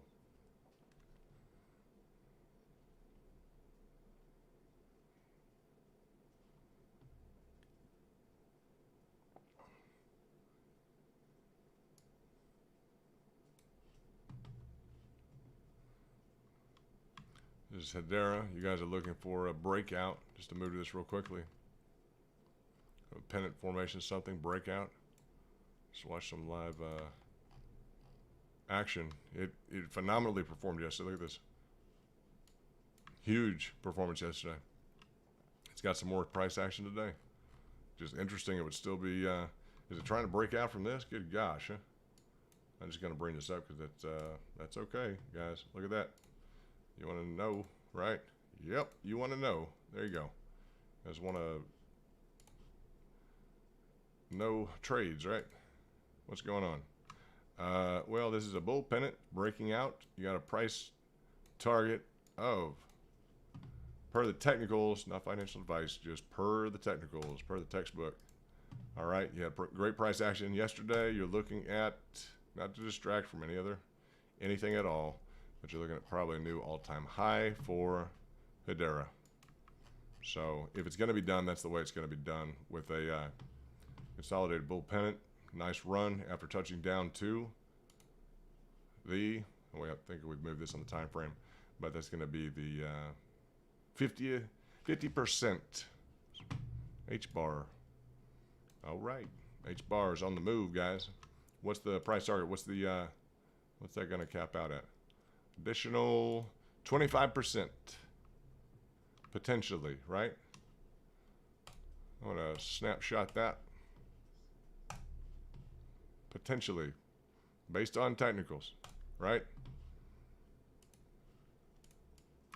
We'll watch that, right? Let's do a, let's just see if we get there. Hold on one second.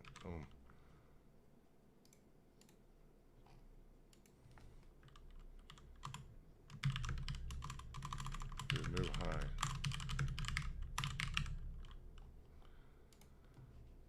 All right. Doge and Sheeb.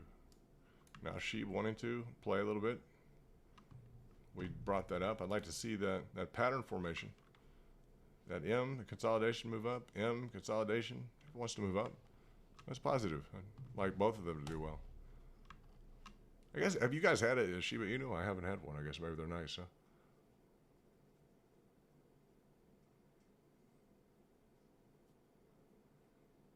Dude abides. What a cool name, bro. Absolutely, like, you know, respectable name, brother. Like, the dude abides. Like, that's very cool. It's very cool. Hamel has got Hamel Memel.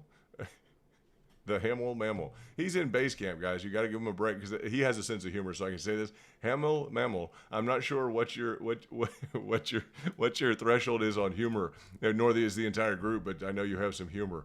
You found a bullfrog instead of a bull flag recently, which is okay. We can take some character sets here. Hey, I mean, you know that's right. I don't know why, but you get the first monkey with a hammer. How about that? I have no idea why that's even there, but I think it's there for you. So congratulations. If you'd like to bring him with you up to VIP from base camp, we'll always remember that you came in from. Now you're really going to be welcome, huh? You want to mess around with humor in here? You can come up to VIP with a monkey and a hammer, huh? Can you bring anything from base camp? Well, yeah. If you could just bring us a monkey and a hammer, right? How about that? Hamel Mamel's a good guy. He hangs out a lot, so we have to give him a hard time because he's not sure he wants to join in base camp. So we're gonna throw it to him a little bit. That's the first monkey and a hammer that I've thrown out to anybody. So, you know. How's that trading going, by the way? Don't use the monkey and the hammer to execute your trades. But anyway, we'll look at Dogecoin's going to break out, and he started this thing. The bullfrog, I guess, is the thing. I don't know. Ay.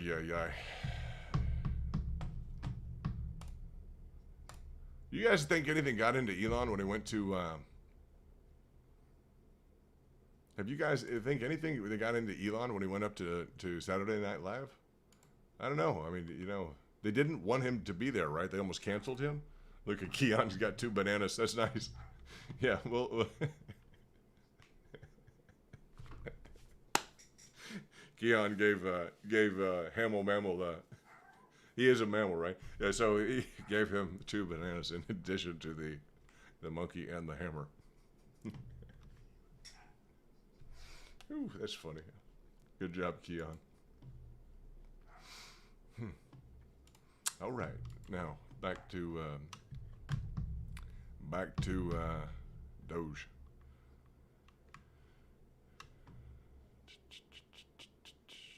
Was that H bar? Yeah, you're gonna get there. You guys see that breakout on H bar? That breakout of the bull pennant, we called it. You see the perfect formation, right? I got a snapshot of it. Very nice.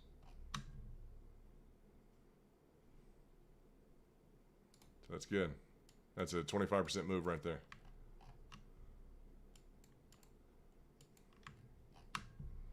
These are the trades you guys catch alive, okay? This is just the stuff you catch alive. There's other stuff back here, guys. There's other stuff back here, okay, in the VIP section. So when we plug into that, and it's nice. We appreciate you guys being a part of VIP, so we can do all of this as well.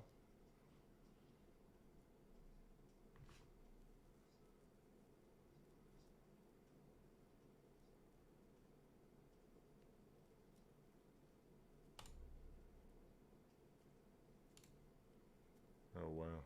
That's not impressive. Oh, anyway. Yeah, you guys understand the nature of like a market and the flux that it goes through, and how I mean, we spent hours last night hoping this would get back up in here, right? We spent hours today hoping this would get back up in here, and it did. So it's not without you know, it's not without you know, kind of some sweat and effort that we some nose to the grindstone, some grit that we get this done. It's just nice. So it's nice when it pays off. Like, definitely nice. I never want to have a discussion that things are going in the wrong direction. Hey, Nick, it is good trading day, huh?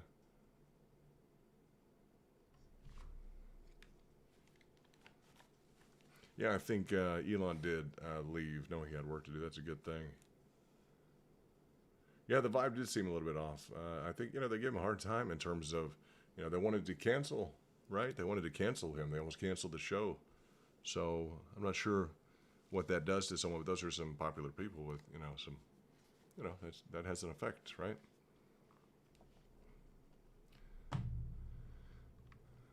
So I did state, you know, that this is normally a leg that we would see, like, I don't know, like a third of the way up. Like, I don't know. Third of the way up, third of the way up, like a third of the way up, guys. Here's about a third of the way up. So I don't know. Now we do have this, okay? Yeah, and I didn't figure this one out. We do have that one. Then we have another one. So that's good to notice that. So we have this one, then we have another one. So we're probably 1/3, 2/3, maybe we're up to this area. Okay, so mid-level. That's fine. That's doable. That makes sense, doesn't it? You guys agree that's kind of reasonable, huh? Now let's look at this one though. Let's look at this one. Because this has a little stutter step, then in here, and it kind of frustrates around, okay?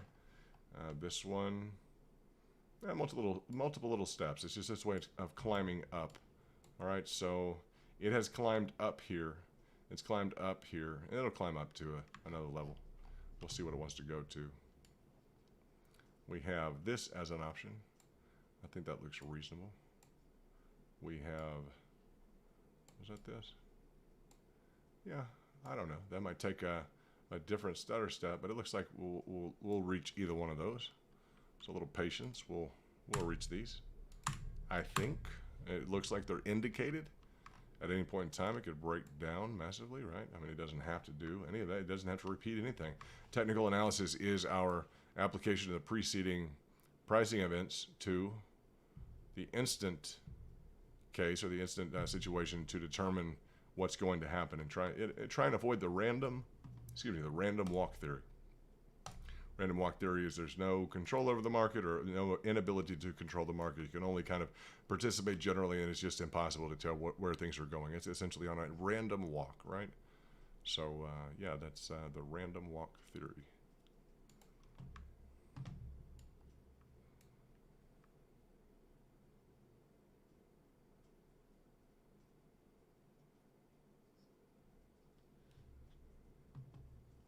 Let's see. H-bar is already up 9%, guys. 9% just today, right? Let's see. Yeah, that's a big move. Nice. Nice. Yeah, we'll see what it wants to do. It's indicated that it could go much higher. It also had this crazy day yesterday. So, again, anything's possible. Anything. It maybe consolidating to move up or anything. It breached up into this level. It's a nice trade. It requires a little bit of patience, maybe even nicer. Sometimes I like a trade that requires patience, you know? Let's look at, not much going on SHIB. Just want to check in. There's some people that own SHIB. It's a Shiba Inu coin. I have no problem looking at something that has price action. That's easy. Like if it's a market, as long as it's legal and it's nice, there's no problem with it. I mean, SHIB has donation to its legacy. That's nice.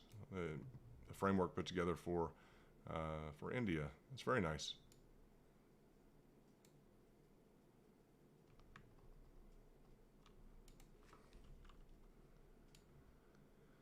So this is good. What we've been able to do here is to salvage the entirety of this. Essentially, we have hit rock bottom here at this lower level fib. So that's nice. Very nice that we've been able to recompose ourselves in this framework and achieve positive direction and not collapse through to the previous area. Now they define that by this area here where the first trajectory started, the nature of these stops. I don't agree with where they've determined it though. I understand for purposes of resetting things, it's the 50% retracement on the aggregate of, if you guys want to know what we're dealing with, so how it does match up from just an analytical standpoint. It's the 50% retracement on the whole. Let's see. I want to say that.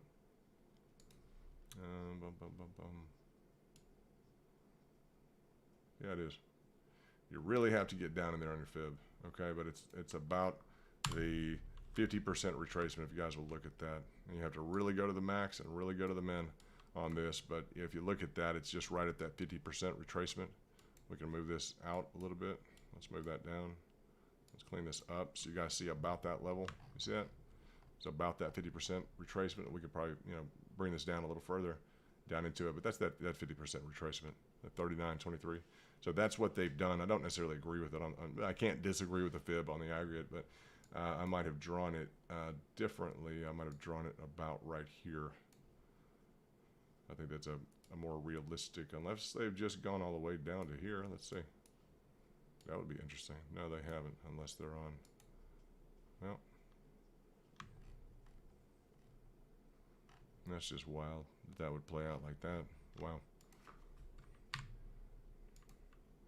They've hit a fib since literally the inception of Doge. That's how this has been calculated, which is very rare. Down to about 6 cents, 9 cents, something along those lines. That's just very, very rare. And literally, it could be down to 4 cents. That's the fib that hits on that 50%. So take it all the way back to, and then it starts to kind of misbehave there. I would not have really recommended that, but it looks like it moves up into here. I'm just finding the spot for that. We can trace it down in terms of what that level is here. There's a lot of different reasons as to what it could be. It's easier if you don't have to apply essentially the beginning of the nature of this trend. If you can, break it down to kind of say, okay, if we drew a fib all the way back when, from the initiation of even this movement, from around the, what was that? Probably close to the 007 on up to 7. You guys remember that? Or double, was it? Yeah, it was 007 up to 7. That 10x it got. You guys remember that? Around the beginning of.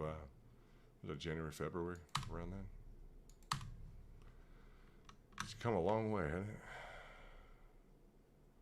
So, yeah, we can kind of rework this a little bit. Those are interesting levels. And it doesn't look like they're necessarily wrong, That's a long fib to really work with. Long Fibonacci to focus on.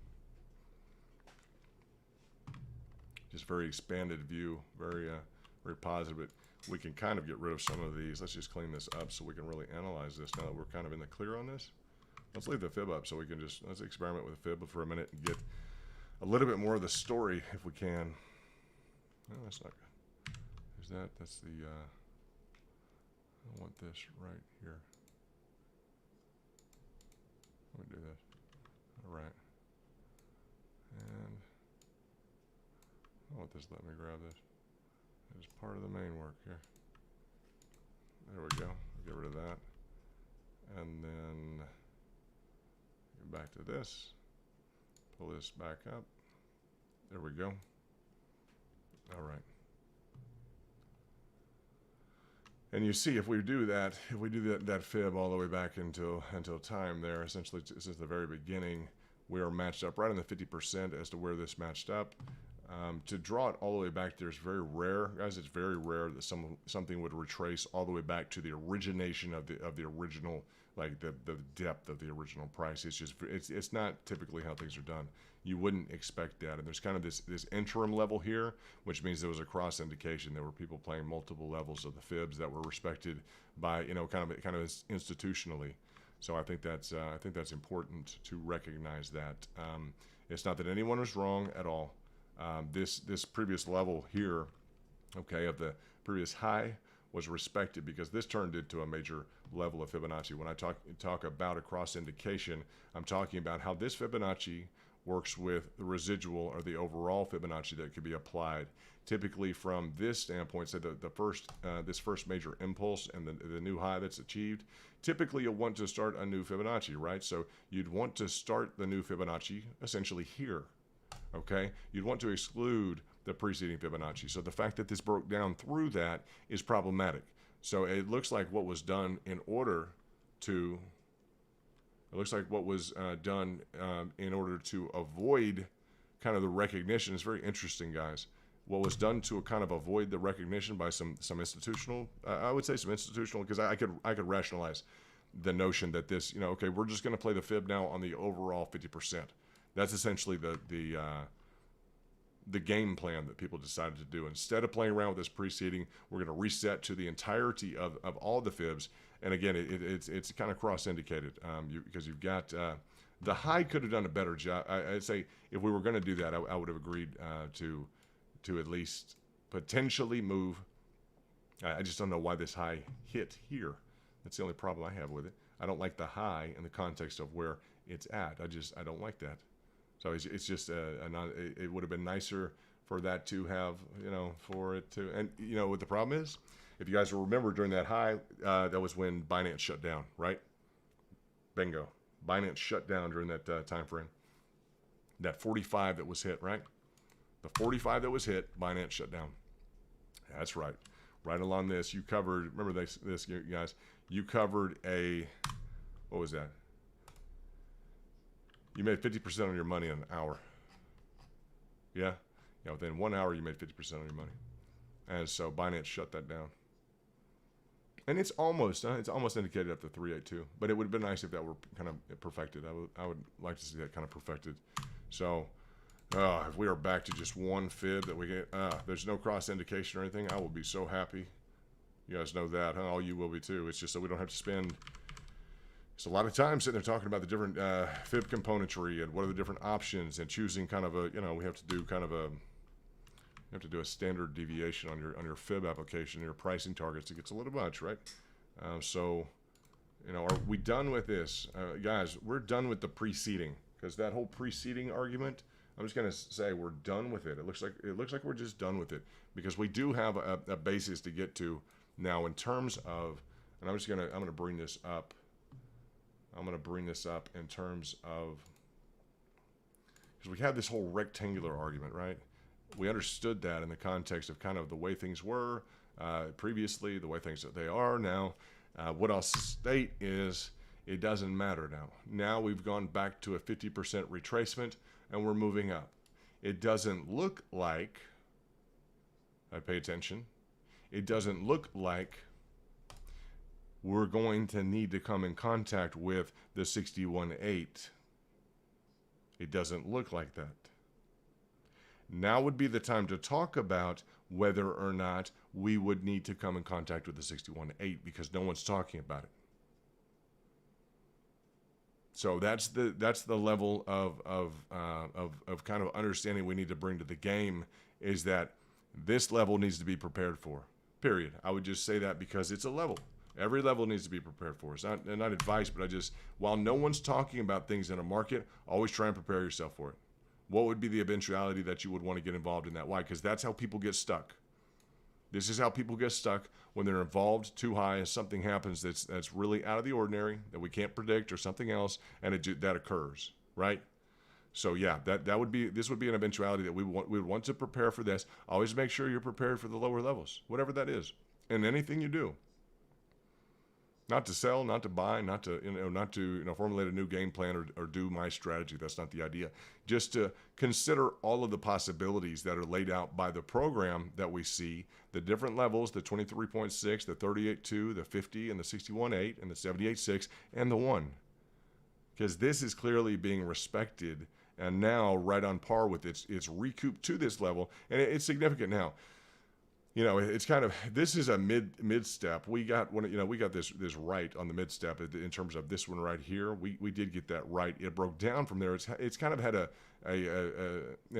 triple level of, like, triple indicated, literally in this frame, guys. If you guys have watched, you've got a level there, and then you have a level here, and it's just been it's due to this, like, cross indication of what people wanted to draw, what they, it's been messy. That's why it hasn't. You guys know the previous inverse head and shoulders here that was achieved, I believe. Elon tweeted it was either here or here. We spent time building that. Elon tweeted, and then nothing happened, right? You guys remember that? It was just, it was miserable. It was like, Elon did just tweet, right? He talked about the Doge, the space ride, the space flight. So, yeah, right. This, clean up this bull flag.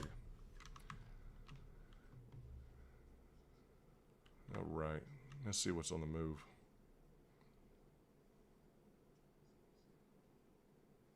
Nothing too much. Matic wants to play a little bit. All right, Matic came and contacted the, this gets messy, what is this? Matic came into contact with, let's go back to the lines. It's playing off of that, but it did contact back again the 0.5. You VIPs are looking at that one. I'd be interested. You could have made up to almost 10%. You're in the money right now if you hit that. We went over those yesterday, and I gave this to you guys just in terms of something to do. Yeah, that's in one of these. Definitely in one of these top ones. So Matic was ETC. Just some different ones that had good price action.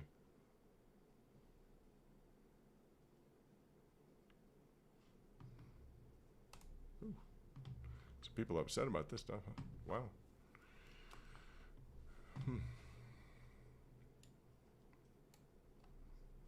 All right. Just read a comment on Twitter. Someone's a little upset. It's all right. There's not this superiority complex between the different coins and everything. I'm not really into that stuff. So it has a price. It has price action. I'm interested in it. There's Matic. Let's look at. Let's just refocus on Doge. So we're on the overall macro Fibonacci's, right? The overall macro Fibonacci's. If you guys could hit a thumbs up and a like, that would be great. Maybe it'll be a good time for people to tune in, because we have had a long day, but it's been a good day. We've recovered into pricing, and now we know exactly what we recovered into. We have a new level, excuse me, easy for me to say, level of Fibonacci's. So that this will be the level of Fibonacci's. It's indicated by the original down moment here. Let's say this retracement level here, the strong retracement here, strong, this is kind of aberrant right here, but we were in between, kind of a cross-indicated movement. I can say with finality, I'd say that we are now firmly established in line. As difficult as this was, we have firmly established into a new kind of larger overall macro Fibonacci. We do not need the period 1 and period 2. We now have an overall period of our Fibonacci, which is applicable to the original retracement, and which is now applicable perfectly to this retracement. So this was a retracement again to the 61, to the golden pocket. At that time, do consider on the macro now, as you're up here, whether or not a retracement to the 61.8 would be indicated, because it was indicated here. It was achieved here. Right after this run-up, this occurred. We would have hoped that this wouldn't have occurred at all here, and that on just this micro level that we could have picked up without having to go through this kind of devolution, or let's just say this drop in price. But since we have, yes, we have positive price action. Okay, if we can continue to go up, that's phenomenal. But just consider now, just think about the fact that it hit the 61.8 here. Could it be possible on the macro? You just hit the 50%, that held strongly. The 50% retracement. If you looked at hitting this 61.8, where would you be situated? How would you be situated with it? Would you be okay? Would you hold? Would you enter into it with kind of a different level approach in terms of your capital? What would you do? I look forward to knowing what you guys would do. Let's look at SHIB. What's SHIB doing? It's still trying to push up. It's doing positively, it looks like. Yeah. Interesting.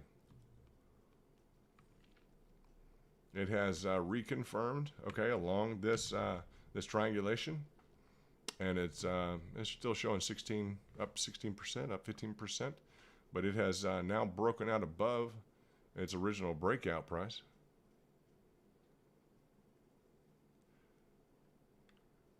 That is important, I'd say, for its breakout potential, which could be, I won't say should be, which could be on up to a period of, guys, let's just do the math, the clear math here.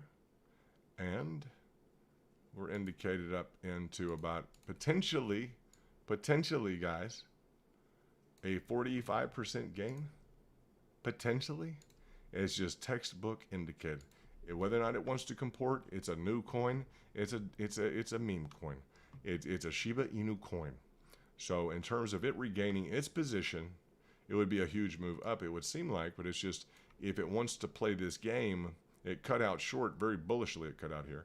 So if it wants to play that game and get back up into this level, it can try.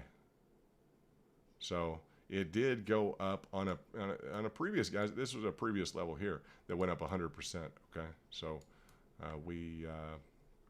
it has already respected one of those moves. It's respected a move where it wasn't quite clear on the top here, but it fulfilled it on the candles, right? So it fulfilled this on the candles here. That'll be probably more, and it's not much, you're not far off. You're looking at maybe a 40, just, again, it's going to do what it's going to do. But from a technical standpoint, that is not a bad, that's not a bad read. It's given two 50% trades in the last day, a day and a half, 2 days. So I'm not going to count anything out on it. It has been phenomenal in terms of price action. You can call it whatever you want to. It's currently, 17%. So, in terms of what it's doing, a lot of people made money on this this breakout, the 2x. It'd be great to see it established well. I'd like to see it established well because the donation that was given by Valitech for the COVID relief fund in India. We shout out to all our friends in India. We really care about them. We hope they're doing well. amidst the COVID crisis. Really, really hoping all the best for all of you that are out there. Have friends out there. So Bitcoin teetering around 50,000, just under. Dogecoin trying to establish a flag/pennant. Doing a good job at doing that. Looking very smooth at doing that, right? That's nice. That's like real nice. Yeah.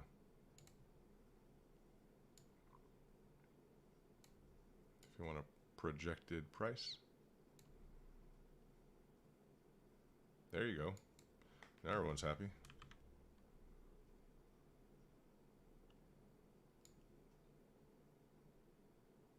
Okay. If you can indicate from that standpoint, if you can go on candles and behave, and that's nice, you can potentially look at 62.9 from the current 48.5. Potentially. Now this needs to develop.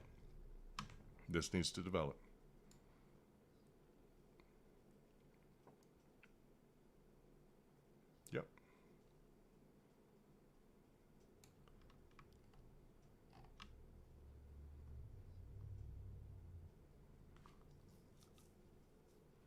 That'd be nice to get back up to 62.9, huh? Sure would. It'd be an increase of 30% from your current price. If that could play, that would put you in the green during this run and all this going on between 20, and you'd work yourself up to 30%. I could see that as feasible. It would have to be one of those days. So it's had a lot of those days. Nothing is certain about that. It's just a projection. It's not even like a solid forecast. It's not even like that's just what seems to be indicating itself technically. It needs to play out in terms of the as you see these candles switch from red to green, etc. There's just some details playing out.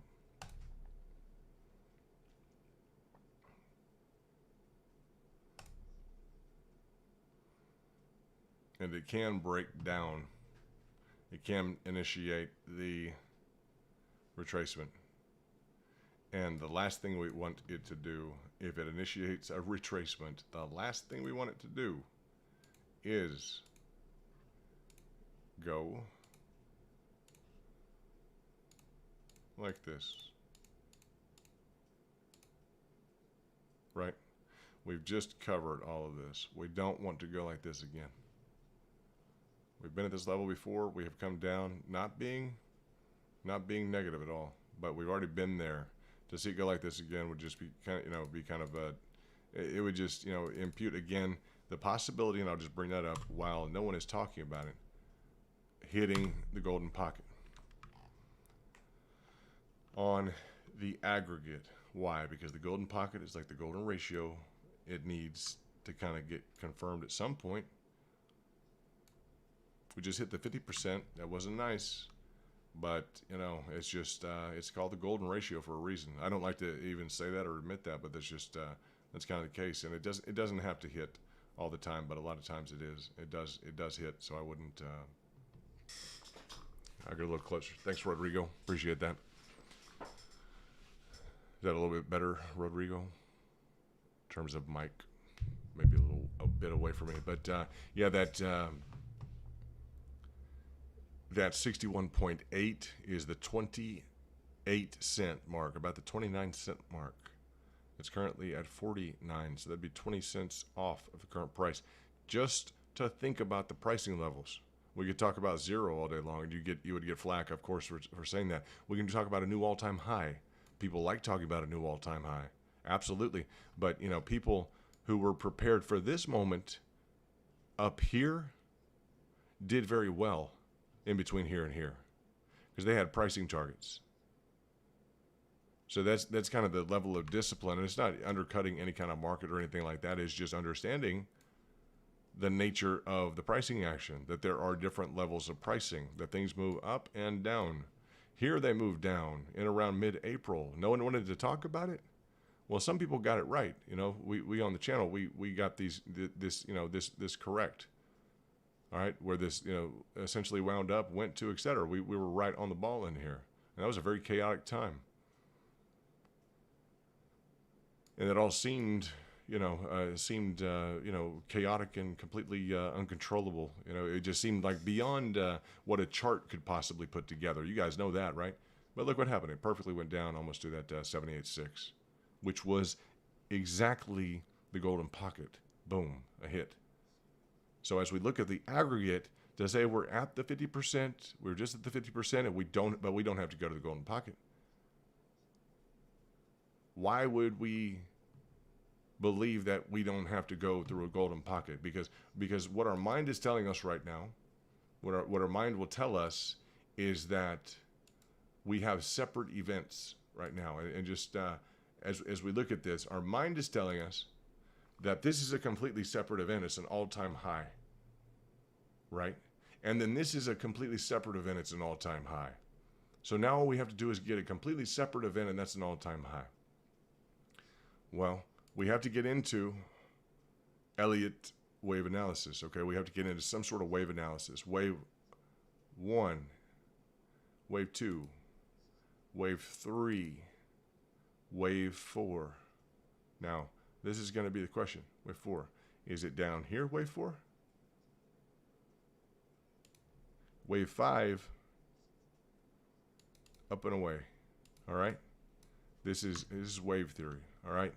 It's just, it's the nature of how things are built. On the aggregate, we would want to look at it differently, because right now our mind is telling us that this level right here is an independent thing. It's completely independent. This is an all-time high. You're categorizing this differently somehow than this. This is a completely separate kind of price action. Then all this happened. Really, you need to understand them together in the form of each of them being, the first one being a wave up, then a wave down, a wave up, then a wave. Does this cut it? Have we cut it here at the 50%? This is the question. At the 50%, will it cut here, or does it have to go here? This cut into the 61.8. If this cuts into the 61.8 on the aggregate, it wouldn't be inconsistent. The rationale wouldn't be inconsistent with what could occur, okay, here. Now, maybe this is fine. Maybe that's enough, because the conflict becomes that this individual price action within this structure, this is why you categorize it differently, because within this structure, on the micro level, the fibs, it reached the 61.8 of this structure. But you have to understand at that time, it was the highest amount that the structure had gone, essentially relative to the entirety of the aggregate, right? So now you've come up to here. So the same exact principle could apply. Just, on the aggregate, it achieved that 61.8 down here, okay, the first time. So on the aggregate here, of the entire aggregate, it could clearly still hit the 61.8. It wouldn't be comfortable. I'm just going to draw it to kind of see what it would look like if it wanted to hit it, because it's just the goal. You guys look up the Fibonacci golden ratio. You guys decide. Maybe that's too deep. Maybe we just hit it right here. That'd be great if we hit it right there. That was a deep hit, right? But then we know, yeah, we have a kind of an Elliott wave going on. That's just what they call the analysis. Okay? So on the aggregate, that's, and what's nice, guys, if the next move is up to $1, that's okay.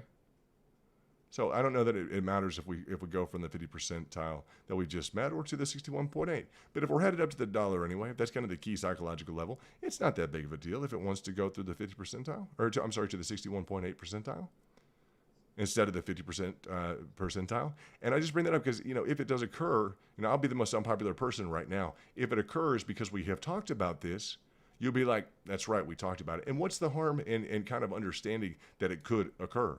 It's not like we're talking negatively. Do negative prices, have to be a negative thing? Not at all. Not if you're prepared for them. You can actually profit off of them.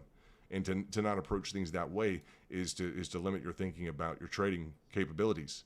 So if that offends anyone, you're probably not trading. You're probably you have a different mindset in terms, or you're not trading until, and you're in a hurry. I'd say that maybe you're in a hurry in terms of, well, you want to get here so you can sell it. You want to get to $1 so you can sell there. Well, a lot of people along the way we pay attention to technicals. So this is a possibility. We just want to talk about it. It's not that we're going to change anything right now or dump shares or anything like that. But while everyone's enjoying the positive price, we're just going to keep into context that negative prices can occur, and they have occurred thus far. So we'll see. We'll definitely see. And it's nice to be back up in this zone. Definitely nice to be back up in this zone. Love this, huh?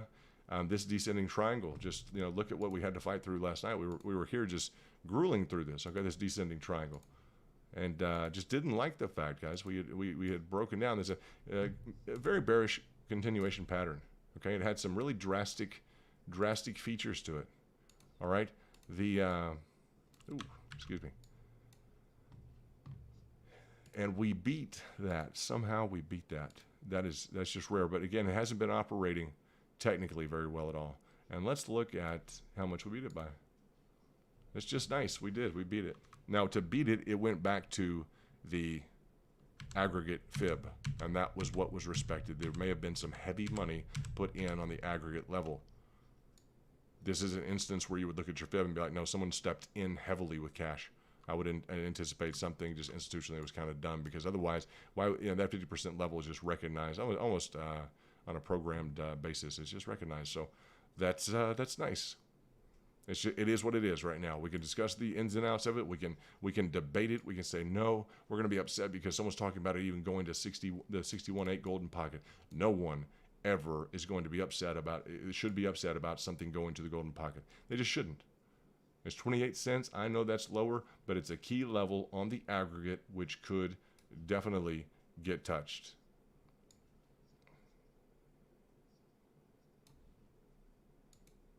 Okay? On the aggregate, in and around here of the preceding price action, it got touched.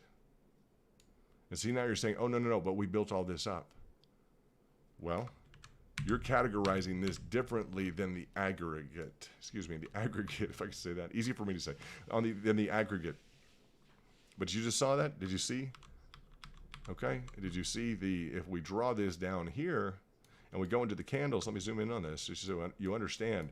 And I'm saying how you categorize it because it makes a difference in terms of how you interpret things, how you interpret my language, and say be prepared for something. It's just because it's occurred. This was a big, huge event, right? On the aggregate, the entirety, the macro, bam, it hit down to the 61.8. Right here. Yeah. Now we are at a position where we're in the macro again with a new high. And we're saying, oh, no, we can't go down to 61.8. You just did it right here. And you got through it and you got to a new all-time high. Okay, so it's an important level that needs to be accomplished. It's typically, okay, just typically. It doesn't have to go through that. It can go up to $1 without hitting that at all. But as people look at, kind of their level of exposure, et cetera, is just, always be prepared maybe for the unexpected. Always look at, and not to engender fear at all, but it's just, we wouldn't be doing anything at all in terms of coming up with real technicals. We wouldn't be, discussing real technicals if we did not talk about the golden pocket, the 61.8 to the 65th. We would change that over. Okay, if we want to change it over on the fly, we just, there's the template, bam. Okay, that was hit here. Boom. Okay, that was already hit on this preceding price interval. Okay, the 15.5 to the 16.9. So now the question is, will it need to hit this again? Now, it doesn't seem like that's real feasible right now, right? Because we just got that price movement on the way up. What was all that for if we're going to hit this? Well, it may want to accomplish that, and it may literally be a technical accomplishment that it needs to satisfy. So that's the 26.5 to the 28.8. No one wants to talk about that. I'm going to discuss it because it's in every single technical analysis book you will find. Every single book you find on technical analysis, because it happens so frequently. So, in terms of the probabilities or the odds, it'd be great to know that this is going to go up. But it already hit the 61.8 here. So if we're on the aggregate again, it might as well. Now, the good thing is, this is the good thing. You think it's so far down there. But as you go up in price, this is the clincher of the story right here. As you go up in price, what happens to your 61.8? It goes up. Bingo, right? So as you continue to go up, you're like, well, we don't have to hit that every time. But if you do, if we continue to go up, look at this. Focus on, if you can just focus on the 61.8. We'll do it with the actual. Let's switch it over to the actual golden pocket template, because this will reframe your mind, and this is what you need to think of in terms of this being okay, right? Because it occurred here. Look at the golden lines, okay? Look at the golden lines. You see this? Now, as you go up, just stare at the golden lines. We reached a new all-time high, right? Time to draw our fibs, right? Now, we contacted it on retracement. That's right. Now, you don't want to go all the way back there again, but watch it. Watch the golden line. You see? Look at that go up. You see that? So it's going to rise just as your price rises. It's going to continue to go up. It's going to continue to go up. So if you have to contact it, it's just going to continue to go up. You see that? It's just going to continue to go up. So that's that you have to frame things that way, because otherwise you think, well, we have to go all the way back down there. Well, the lesson is that the percentage down there is coming up with you. It doesn't feel like it, but it's coming up with you with every new high that you achieve. So it's not all the way back. Well, we think, this is way back there was the 61.8. No, it's just going to come up with you. As you achieve new highs from here to here, look, it's just right there. Now, it's a big deal, but you got right there. Look at that number 4. You're right here right now, but it's just right there. And we're talking about something being critical. It's not that far, right? It's literally just, it's a difference of 10 cents. So if it builds stability into the price, it's probably worth 10 cents. Is it worth 20 now? It doesn't seem like it. You wouldn't want to do that, right? No one wants to lose 20 cents. But it may be a part of the structure of it. So that's a big, long-winded answer to the fact that you guys know that we discussed that the golden pocket may be in play. Not to get people running for the hills, not to get, engender fear or anything like that. It's the golden pocket. You guys know that.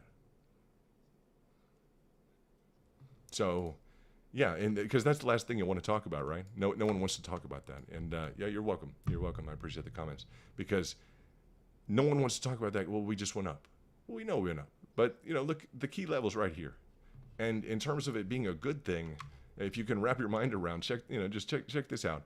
The good thing is that we did hit it here, right? Yeah. And what happened? We went up here, right? And everyone liked that. So if you have to hit it again, and everyone's like, okay, if you have to hit it again to go up here, then everyone's like, oh, I get it. Okay, so you may have to hit it to go up here. Not necessarily, but the odds are that it wants to get hit before it goes up here. And again, it just seems counterintuitive, because, well, we have to go all the way, because you don't want to lose any price. We talk about the price going down. Well, we hold it. Yeah, of course. But as you go up in price, just look at the gold lines. Look at them go up. They're gonna come up with you. So we have this idea, well, it's all the way down there, but it's coming along the journey with you. So that's just the way to think about that, guys. I just wanted to bring that up now so you guys understand that. I know you internalize that. I know you receive it. So it's just, it is what it is. So hopefully we don't have to go down there. If it's important for the price, though, and you have to understand, if it means the difference, Elon's talking about the efficiency, the cleanliness, etc., transactional speed, the details of Dogecoin. If it were to mean the difference between us getting up to and guys, the dollar is just right here. It's not that far away, right? It's not that big of a deal to get there, guys. I'm just gonna tell you, it's not that big of a deal. On Matic, what do we do? We went from 75 cents to $1 in what was it, a half a day? The other day we just did that. It just kind of, okay, fine, just side play, no big deal, right? I brought this up to people in our VIP room, whatever. I gave them this trade right here on the green line, right? Yeah, it was no big deal. It was a period of we traded this, guys. I think Lars traded it. Some other people traded it, right?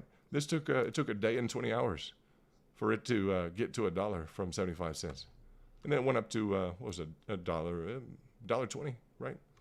So that was 2 days, right? Yeah. Now, that's some price action. That's nice price action. You talk about 75 cents. We were there on Dogecoin. You're like, well, that's not retracing. It doesn't seem like it is. So that's just the nature of the price. It may be constructed completely differently than what they're constructing Dogecoin for. That's part of the reason why we also trade different things. Not because we don't like Dogecoin, but Dogecoin may have different needs. It may have different considerations ongoing. Like just as Elon's talking about the development, the efficiency, the speed, et cetera, the calculatives, interfacing with Dojo, the high calculations may want. I don't know what all they're working on in terms of coding. I used to code. I don't code anymore. So in terms of that, though, there's a pricing efficiency. There's a stability model that is put into place, and things that are highly stable typically appreciate and respect the golden pocket. They don't have to. Is it better that you'd ever beat one? Well, you feel like you get away with something on the sly or on the quick, and it's kind of. I just always say it's kind of necessary level. You guys look it up and see what you think about it. It's the golden ratio. So see what you think about it. It's an interesting concept. If you were going to get here earlier, and you guys are a very patient crowd, I know that. So if you were going to get here earlier, and that meant that you had statistically kind of a hole in the foundation, and there was no way you were going to hold $1, and you would frustrate here, and then bam. Someone asked, what would happen if you went lower? What if there's a hole in the, and this is a hypothetical, guys, but what if there's kind of some sort of they just say a crack in the foundation, and all of this weight from $1 would cause you literally to crumble down to, let's say, 17 cents. Now, what would that do for the likelihood that it would get used as kind of a global currency? People would understand it. They would look at it like this is potentially problematic. Whereas anyone looking at the story, you have to understand, anyone technically looking at the story would 100% be able to understand, well, yeah, it just hit the golden pocket. It hit the golden ratio. That's important. Of anyone looking at the price action, there are a lot of people looking at the price action. They're literally considering it. I mean, are they? I don't even know if they're considering it like on a governmental level. Are there? I don't know.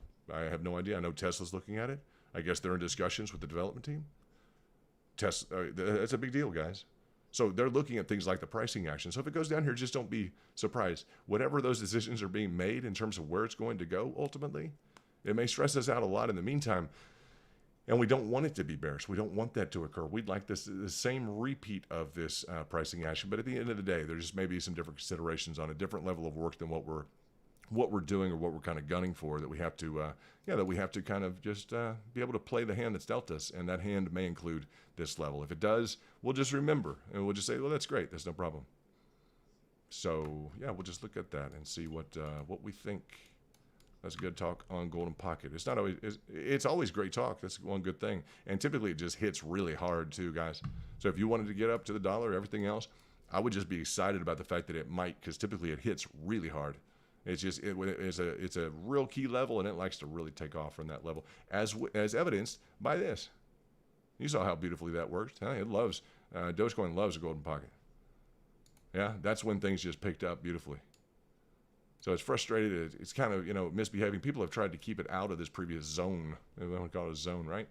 That's a big deal. Just maintain and beat this previous level of this all-time high, right? Well, that's one way to do it. But we're seeing that it doesn't want to do that anymore. We're seeing that it's gone back to this the entirety of this Fibonacci.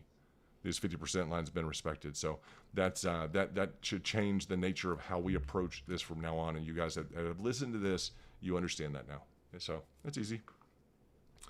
You got it. The let's see, we're kind of falling off a little bit, so let's dig back into kind of the technicals on this.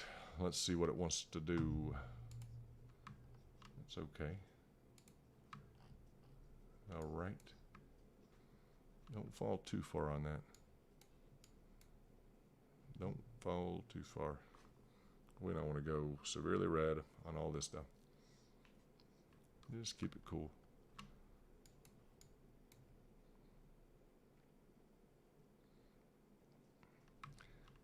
And that may be kind of significant if we don't hold that per se. It doesn't have to be that. Let's see. Well, we've got some different moves here. Look at this. We have some different kind of tightly wound events here.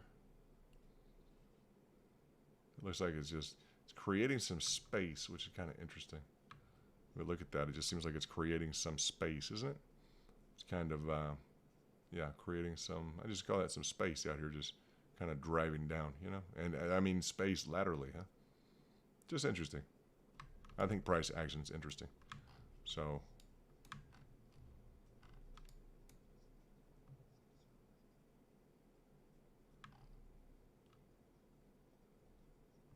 let's take a look at anything else that is important right now. All this stuff's important. It's great to look at prices. It's great to look at the market. So Matic looks interesting, huh? People interested in Matic. Yeah, I mean, just to understand it, Polygon's a great technology.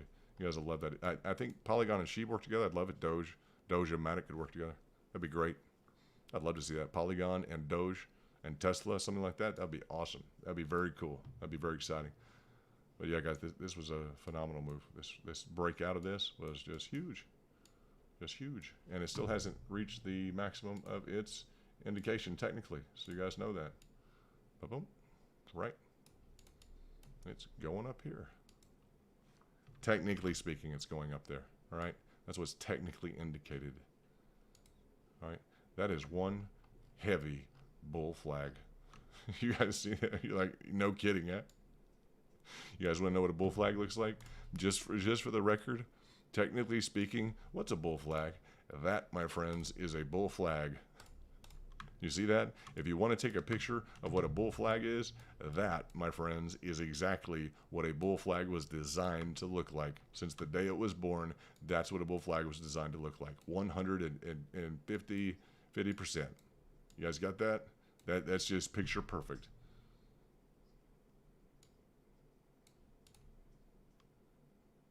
You can almost put that on a business card. Beautifully well done.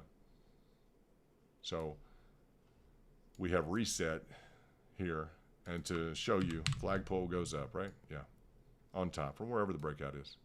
So if we redo the previous, okay, we underperformed on the previous, and then as soon as we have breakout, as soon as we achieve a breakout, this is a big move from something that's already gone from 75 cents up to $1.20. We'll be heading up to $1.50, and that's going to be another 30% move. As you go higher, these moves mean less in terms of the overall percentage, right?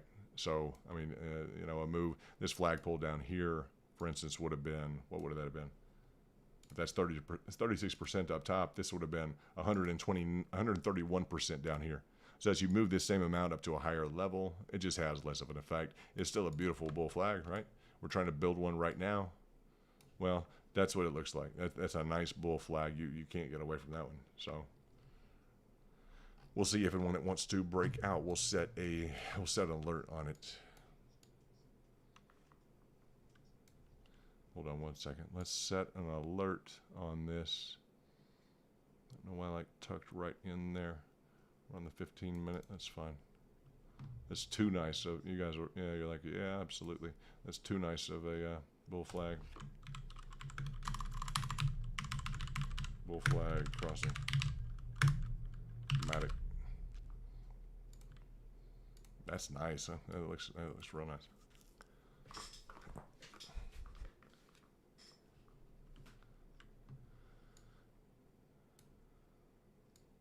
All right. And let's go back to Doge. Let's stop by with Sheeb and say hello to Sheeb. How's it doing? It's doing okay. You gonna keep going up? We don't know. Maybe. These are some very highly indicated lines. These were all individual pricing targets. So these zones, this 2, this 3, this 4, were all pricing targets. Now, there's too many lines. Yeah, it's a lot of lines, a lot of technicals that have gone through.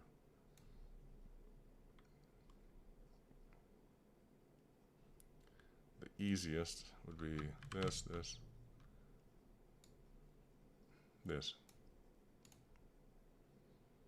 It's already really behaved in that form of fashion. Let's just cut it a little bit short. Let's see if that way in terms of the deal, and let's see if it could possibly get up to that level. It may take a while to get there. That's what's technically indicated. Again, to trade these, it's kind of like, well, you can, right? You can. It can perform.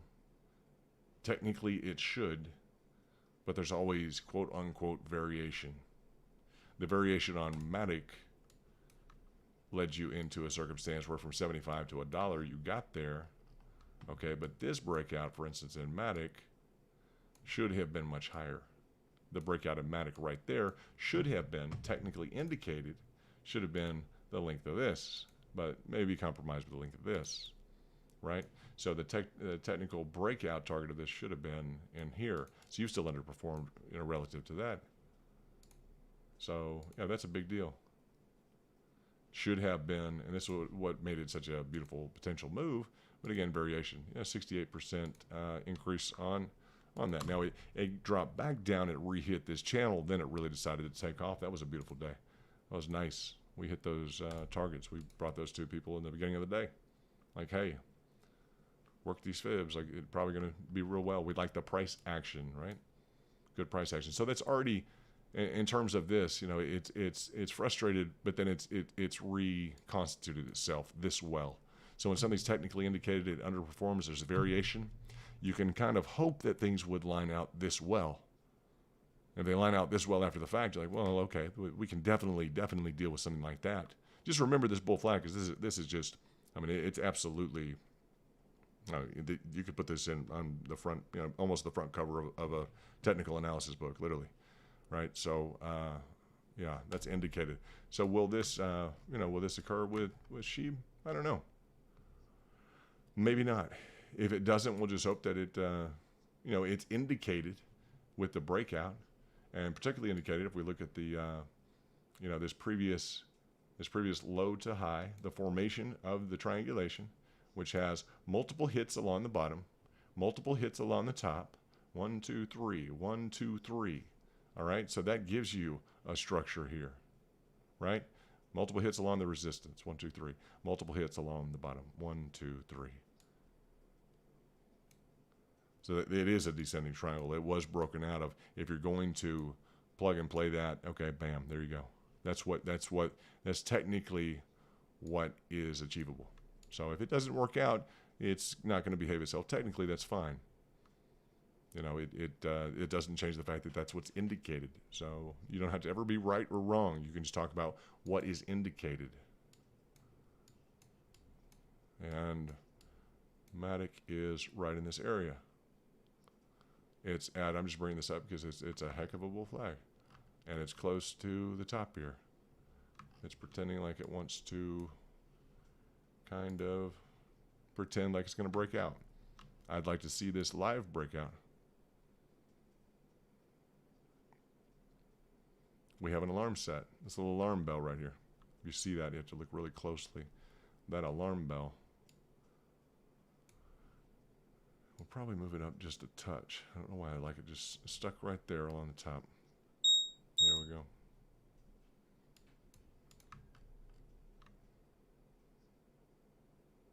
See, I don't know if you saw that kind of recoil just a little bit. It touches that. They call it a resistance because it goes up, touches, recoils a little bit. You're going to need it to get on the other side of this. I've cut into a few of these just to show you the general nature of kind of contact here. Not so much. Definitely here. A little over. A little bit cutting into here. But just kind of this, you get the general idea of this line. It's going to make the, you would anticipate kind of a nice run here if it wants to break out now. It doesn't have to. It wants to break out now, as something that would reconfirm and want to traject to the upside. Same type of thing we saw with Dogecoin. Like, very well done with Doge. This right in here was a breakout and a retest or reconfirmation. Then it moved to the upside with the tweet from Elon. So this is kind of positive. We took a minute away. This is positive. It hasn't moved much at all. That's nice.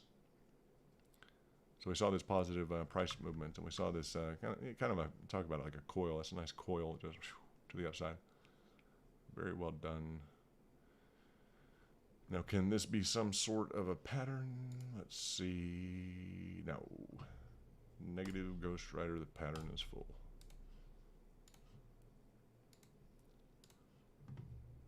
That's not the pattern that we wanted.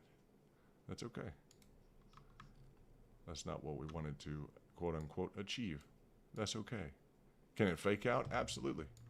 Anytime. Anytime it can fake out. Would you sell out of this from a technical standpoint, unless you had, you know, I don't know what your theory would be to unless you had higher transaction fees, or unless you had some other barrier to re-entry, or unless you had something like that, you would, you know, not necessarily want to experience a downturn in the market. That's okay. That's, you know, if you want to experience that and you just want to hold and you don't want to trade because trading is difficult, you do understand the dynamic that a lot of what happens in the market is people start off with a position.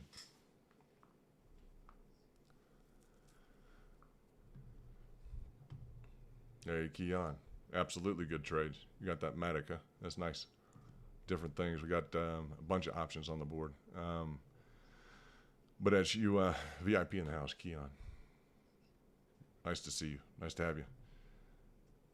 As we look at not experiencing negative prices, one thing that occurs when people trade is that people wind up trading a lot, and they wind up with less of whatever the unit is. So you'll notice people that will trade, if they trade Dogecoin, they'll lose money, but also as the price goes up, they'll wind up with less Dogecoin than what they had. People who want to trade IBM stock, well, they're going to trade IBM stock. They're going to try and do well. The market beats them. They wind up with less IBM stock. They're going to start with, so people are very good at taking what you've got in a market. You don't think about that very much, but well, they took my money. Well, shoot. What they're taking is potentially your IBM stock, or taking your Dogecoin. People are very good at, you know, they've mastered the art of increasing their position, not just dollars and taking your dollars, but they're taking your Dogecoin. So people who aren't very fluent in trading, some of them just say, well, no. You know, they understand maybe the dynamic. That's not a technical reason to stay in, but that's kind of a personal reason. People understand that. Now, the more I trade, the more I lose. I have 100,000 or I have 100 million Dogecoin. I'm not going to wind up with from 100 million to a million. I'm not going to do that. You know, so some people understand that dynamic. Other people are really good at trading, and they go from 1 million to 100 million. So it's just it's that process, it's that strategy. It's just it's different. Okay. Now, let's just see. I just want to watch this. Let's watch on the...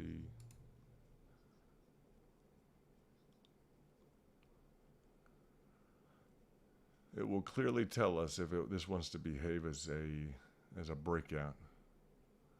I've set this a little bit lower so that when this did hook up around here, if it wants to, and it'll be on this next interval, it should happen. We'll know in the next, hopefully we'll know in the next 14 minutes whether or not that sets right there. And then we should know in the next, by about the next 30 minutes, 34 minutes. What is it? Yeah, 30 minutes. Just say 30 minutes. In the next 30 minutes, we'll know, okay, if this is set down and if we have a reconfirmation or a confirmation, a breakthrough, a confirmation, it's going to operate to the upside. So we'll know that just based upon the time frames. The expiration of the intervals were on the 15-minute. So in about 15 minutes, we'll know if this is going to set along this resistance which is now going to hopefully turn into support. Okay. It's had its opportunities to do this. Would have been nice to see a little bit more on the upside, but it doesn't. It's fine. It's indicated just like this. It's fine. So if it does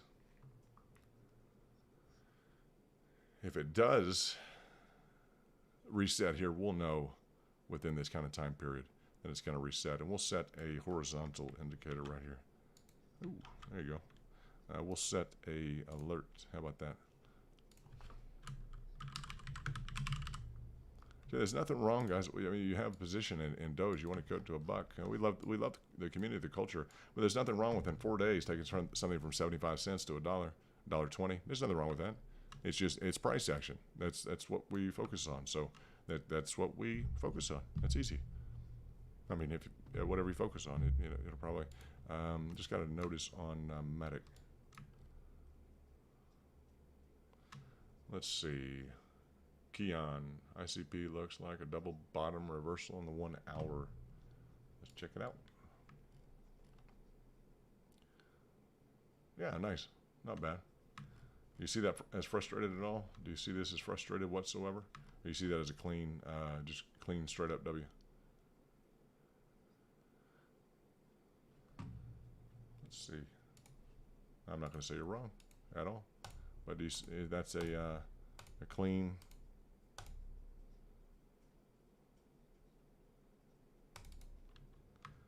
I see the double bottom. I see why you're saying that.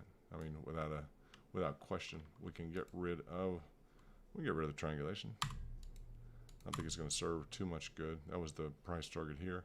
It's done well. I think it's going to. Yeah, I have a feeling it's going to do well. It debuted with such an incredible, just a really incredible market cap that it's done great. If anyone would like to explain to the rest of the community what Pirate Coin is doing, that's fine. That probably won't be me because I don't understand exactly all the details. It's just the chart's a little bit out there. That wants to continue to operate way over here. I just don't understand. It's okay. I mean, I understand it, but it's just kind of like it's a messy coin. It always winds up, and it's just highly volatile. It's just not necessarily predictable. And here we go. Not necessarily predictable. Just very predictably volatile. It just doesn't want to do. It's kind of like XRP. If we look at XRP real quickly, where's XRP? There it is. I just get the same kind of feeling. It's like over to the side. It wants to do good. It just can't. It's kind of where things are. It just wants to get up. So I try and kind of link these in my mind in terms of this one's like this one. XRP is kind of like Pirate. We've got more volatility or more price action. Meaning more price movement on. Let's say the XRP versus the Pirate. One likes to move before. You guys do all those issues. Hey, Jellica, nice to have you. Nice to have you, Jellica. 1 second, please. 1 second, Jellica.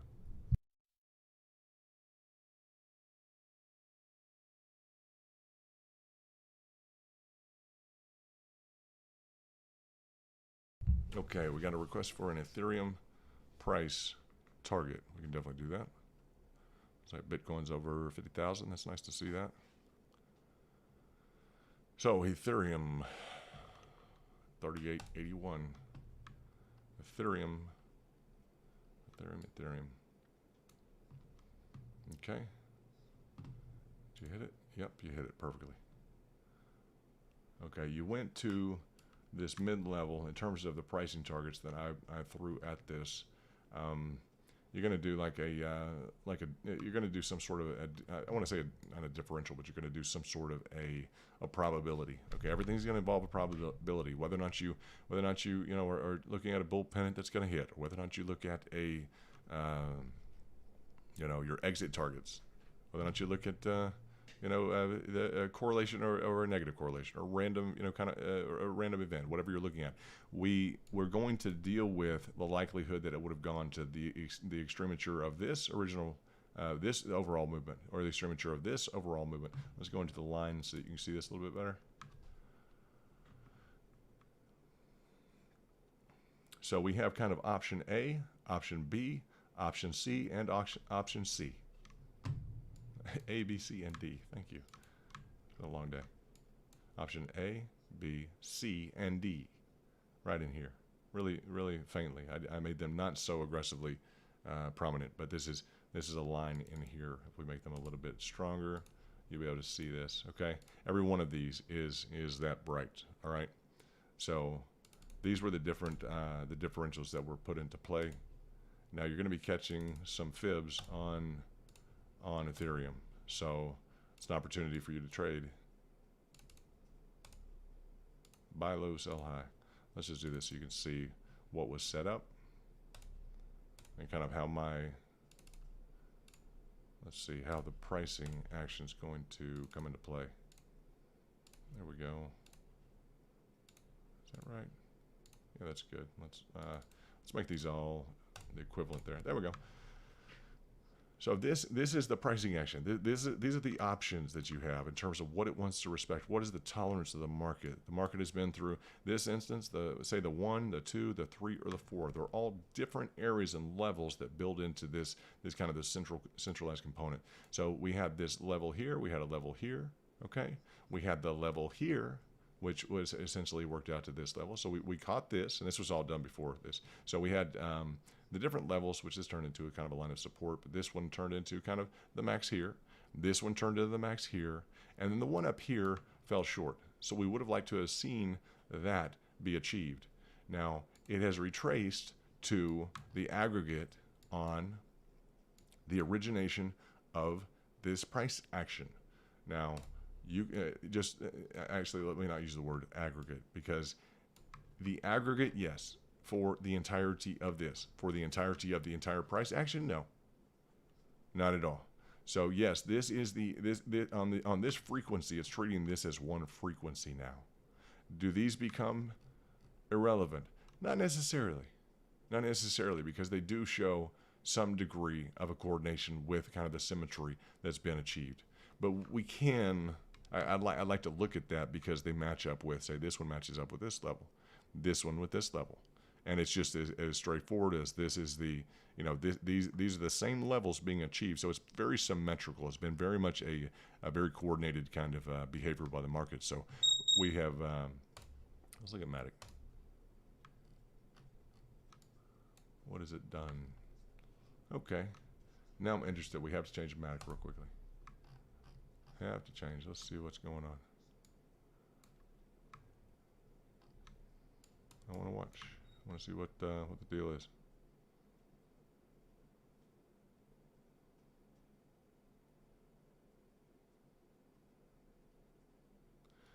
You don't want to get into the habit of saying, oh, no, it's really like this.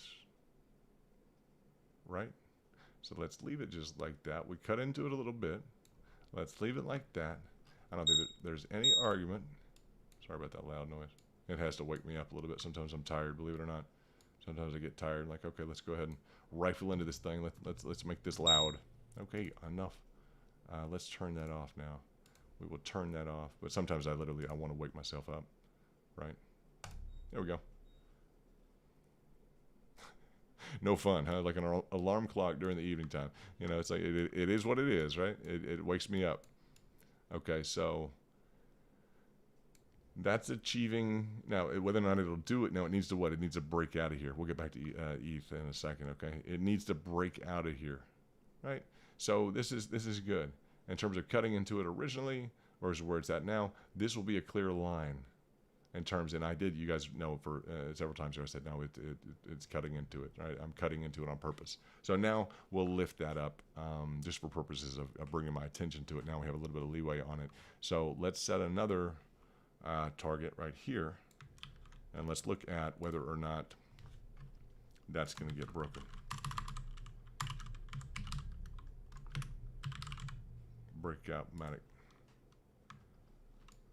All right, and again, just phenomenal bull flag, right? Very nice.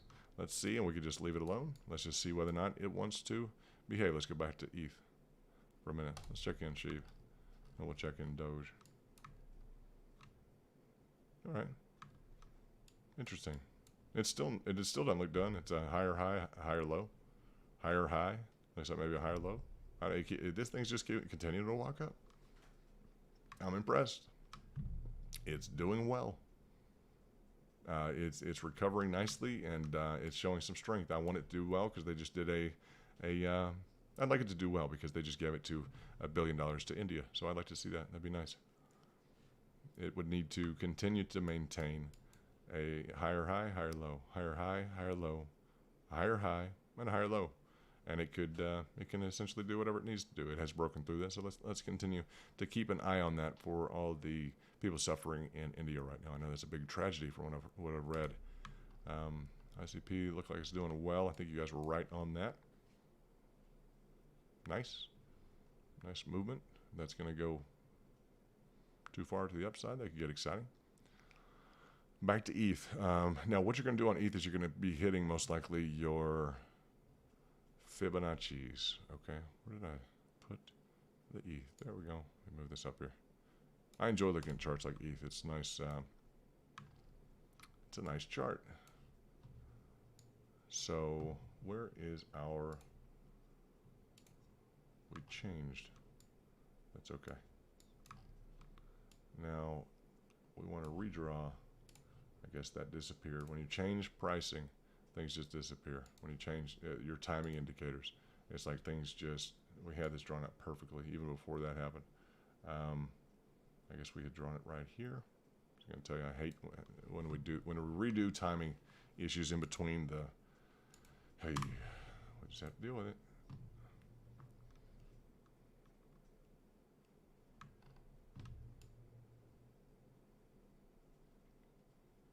Okay, so let's just assume that these are this is the framework that we have to work with. Let's just assume that this is the framework right now that we have to work with, and we're not on some real big aggregate scale that wants to bring down the Fibonacci's, let's say, to this level, or further down to this level, or further down, because that's at 1,000 right now, right? That's really breaking things down. We can go out to the full aggregate. I don't think we need to in terms of pricing. In terms of that pricing, I don't think it's necessarily indicated. So let's just move this to right here. Let's move it to right here, the initiation of the price action. Okay, that gets us down to the 38.2 versus the 50. Now, the question is going to be the following. Now, we can do a, when I talk about probabilities, we can do an extension, and so that you know how, is there an exact, once you've begun the retracement process, is there anything to put it back in solid terms absolutely that's going to occur? No, there's just not. There's not an absolute guaranteed way that you're 100% going to know. You're going to have a threshold. There are statistics, there are probabilities, fib retracement, okay? If we wanted to go on the entirety, that's not fib retracement, it's fib extension, excuse me, fib extensions. If we wanted to go on the entirety of how, like, what is a fib extension? How does that really work? Okay, well, that would work something like this. Let's just say on the whole, because you really didn't have a retracement. Let's count this entirety as a move up, then the entirety as a move down, okay? So if that is your fib, your Fibonacci extension on the entirety of that, then you would have essentially, and this is just a way to look at this price action, because there is no retracement essentially. There's no aggregate retracement. It's just a move up. Then you have a move down, okay? Based upon this move down, if you were to achieve just the 61.8 is very easy at 4,800, okay? 47.98, that's very easy. If you wanted to achieve a 100%, you're looking at a 55,000, not 55,000, 5,568. I think you have BTC. Just glanced over at it. If you're looking at, like BTC is a good model for you to look at on this. If you are looking at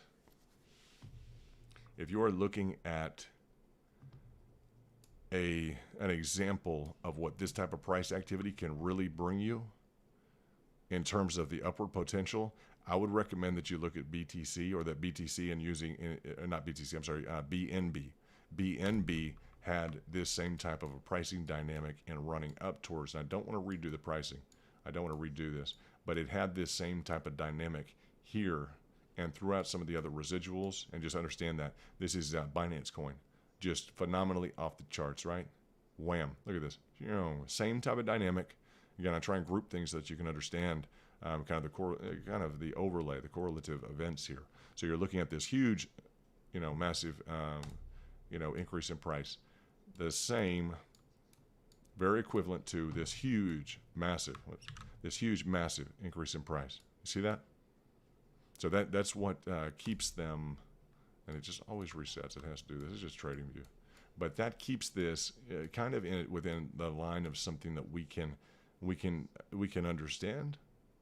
Right now, they're both. I think ETH is number 2, BNB is number 3 in terms of market cap. What this wound up doing here is forming, and we'll see whether or not this is a carryover. But this used to be a 10-cent coin at $600. Some people have done very well on BNB. So with this huge run up, same equivalent, kind of same style run up. Okay, we had what turned into I'd just say like I guess a rising wedge, an ascending triangle is probably the way to say it, an ascending triangle. Okay. When we broke out of that, we've been very frustrated to get over that. While everyone is projecting things through the roof on ETH in terms of huge gains, it's worth exploring the fact that we have another example to look at of a similar price action wherein essentially from the moment of the high, kind of in line with this trend as well, this is one approach that we may look at. And let's look how that could be done. Let's take a different approach. Let's take the same approach as what we have an example of before we get into the huge pricing targets on the upside. Okay, let's just take a look at if this wants to consolidate, because that would be very positive. It doesn't want to go down into these other levels. Okay, because this has been very positive. So we would look at, and let's take another look at BNB just to understand if, and make sure this rationale even kind of can surface. We're going to find a point of retracement. We're going to find a point of retracement. We're going to establish a trend after this great increase in price. It was a nice trip up, guys. That was a nice, that was $230 to about $622. That was a nice move up. All right, that was a triple here. All right, so ETH has done well. Look at the market caps of the two, and just focus on this move up. That's what I want to focus on, is this kind of gradual move up. How much like ETH is that right now? So we have this, gradual, same kind of gradual, beautiful kind of move up. Then we have this kind of consolidation. What we would anticipate is essentially, possibly saying we may have something kind of like this, which no one's really anticipating. No one really wants to talk about this because everyone wants it to become more aggressive. It may become more aggressive, but we have something relatively similar in terms of BNB. We have this move to the upside. We have a retracement, and I mean, would it be nice? It would be great to see it just continue to rifle up. I don't know that it's not going to try and behave like it. I bring this up because this is the number. I cannot redo that. Excuse me. It's a pricing target. It failed it. It may want to go up to that. That's the one kind of difference here is we have this and it's behaved at every single level. Okay. So as we look at this ascending triangle, we may frustrate just like this. And this is the number 2 and the number 3 coin. So it's not like they're foreign really to each other, right? It's not like they're foreign. It's like they're very distant, unrelated. No, it's the number 2 and the number 3 coin in the market. So if we have a layover to kind of to do, it might be in something that looks kind of very similar to the run up, right? We have a kind of a capitulation in price. Then we have just a bounce around in the ascending triangle. Then we have some trouble getting back up over it, right? So I just bring that up because everyone wants to talk about these huge figures on ETH right now. Again, a lot of times I'm the guy who's going to draw a comparison between, well, this is what the number 2 or number 3 has done, BNB. Now let's look at what the number 2 is done. I want to apply and create a comparison. Okay, here's the same thing. And if we look at, as you look at these, it'll start to seem like we're looking at the same thing. Just understand. You see that? Just take a snapshot, a mental snapshot of this right here. You see that? And then take a little snapshot now that was, let's say, this is, okay, again, this is BNB. Take a little snapshot of this. Boom. And then let's go to ETH. Okay. And ETH looks like this right there. Do you see that snapshot recreated right there? With the run up, the retracement, and then the only difference is ETH has done this in here. So if BNB is an indicator of what can occur after this type of a movement, and there's analogous price action between the second and third largest microcap coin in the industry. Now, ETH could perform much better. These are all your levels by which it could. Or it's run up, and now, even amidst, I'd say it's going to beat its retracement through potentially frustrating kind of like, that will prove essentially whether or not it has its own dynamic price action, or if it just follows through with essentially the same style as BNB, because BNB, it frustrated. A lot of people wanted it to continue. A lot of people, I did very well on BNB. So a lot of people wanted that to continue to the upside. It did not.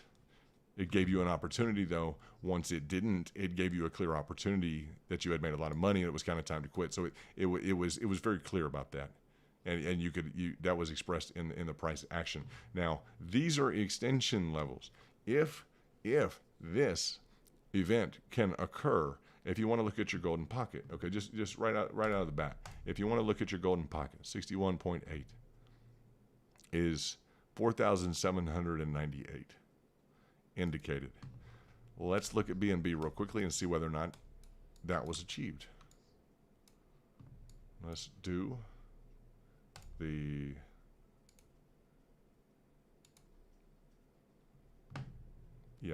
okay.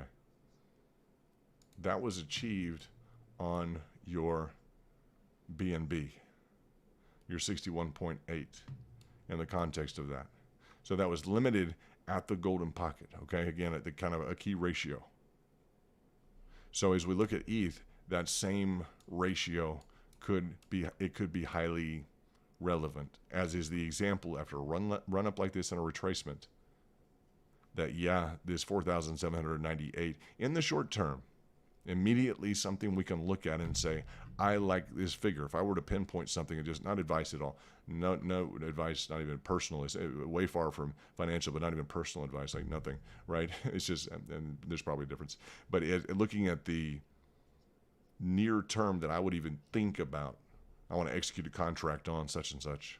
All right, that's where I would start to think about things. And I'm talking think about things, but I would think on into days of this level of analytics and days into this level of analytics before I entered into a position that would expose me on any kind of a contract level, if that makes any sense. I'm talking about some different kind of contracts on something like ETH and this pricing target, because this is some complicated, kind of correlated, get into some differential analysis. You start getting into some equations and some different things. I like this. I'll just tell you, I'm going to draw this here like this.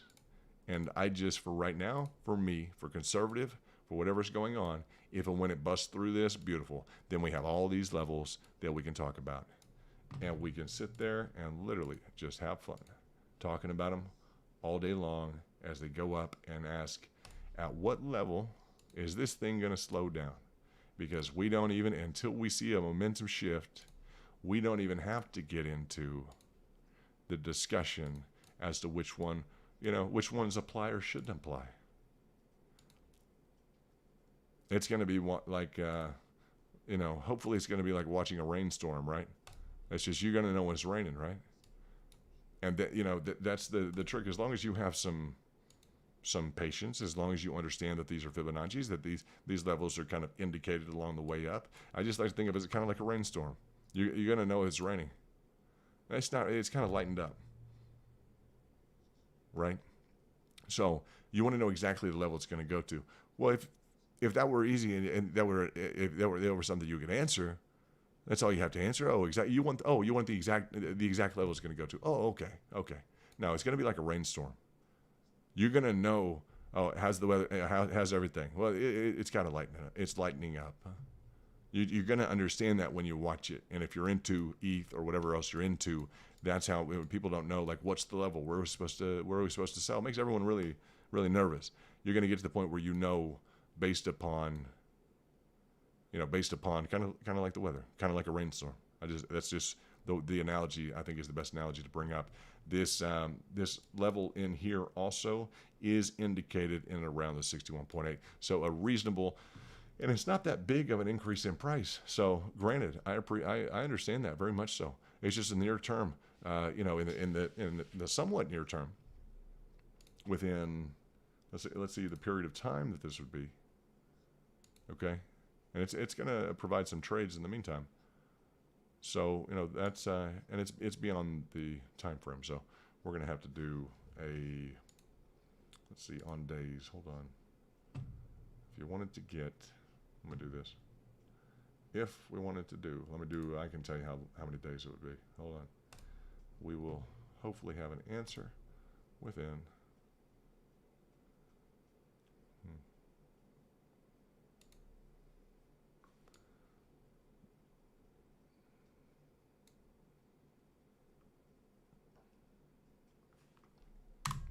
Now, did BNB maximize out its channel? Almost. See, almost. And multiple times up along. And you just see how critical this was for BNB. You see how the 61.8, when I talk about the Fibonacci, the golden pocket, and even in terms of Dogecoin, now you're looking at this completely differently. Like, oh, that's the 61.8. Oh, yeah, it hit it 1, 2, 3 times. Like, what's stopping this thing? I mean, this thing was a rocket ship. This was going up. Everyone was making a ton of money. What has frustrated this thing? Golden pocket, 61.8. On the extension side, right? It just called a halt to the whole thing. So it didn't have to. Higher levels were indicated. Nothing was stopping it, et cetera, et cetera. And it was something that, you create momentum. You want it to go forward when you're involved in it, et cetera. And it's just, you want to see it for everybody else. But it's just, this was strongly indicated. It's the number 3. So for the number 2, it would be great if the number 2 can blast through that.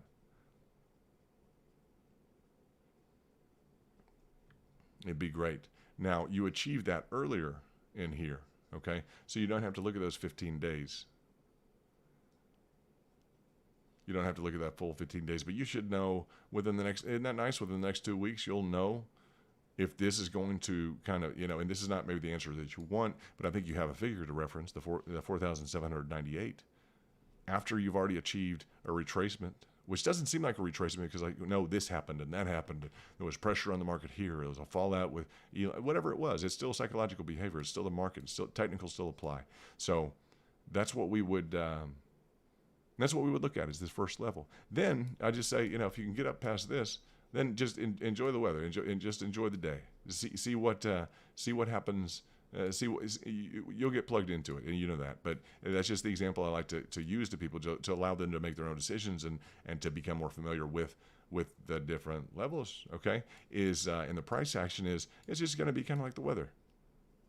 You're gonna know. It's like, well, it's kind of lightening up outside. It's kind of it's really coming down right now. Right? You're gonna know that, right? So, yeah. I hope that's a good enough answer. More precision may create a problem with people relying on the exact figure. This is kind of a generalized answer to allow you to do some of the other. This is still precise in terms of potential. I'd say the analytical framework provided by the ascending triangle, based upon kind of a derivative analysis, etc. Yeah, absolutely. I would be happy to put this on in high res. On the Twitter for you. I will do that. You got it.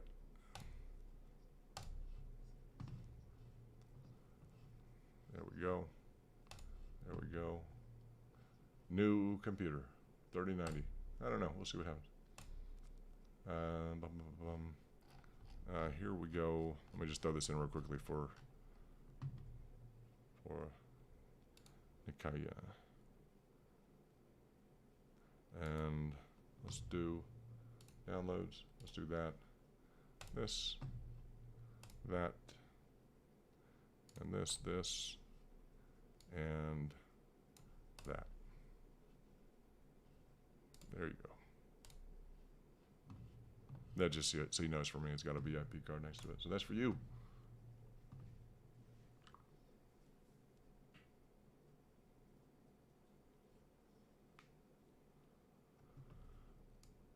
Okay, so that's a pretty detailed analysis. I hope that works. So you're looking at the price target I gave. It's currently at 3,879. The price target kind of indicated is 4,000, almost 800, 4,798. So that's not a bad gain from where you're currently at.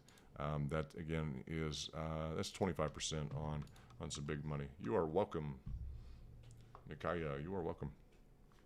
Pleasure. Pleasure.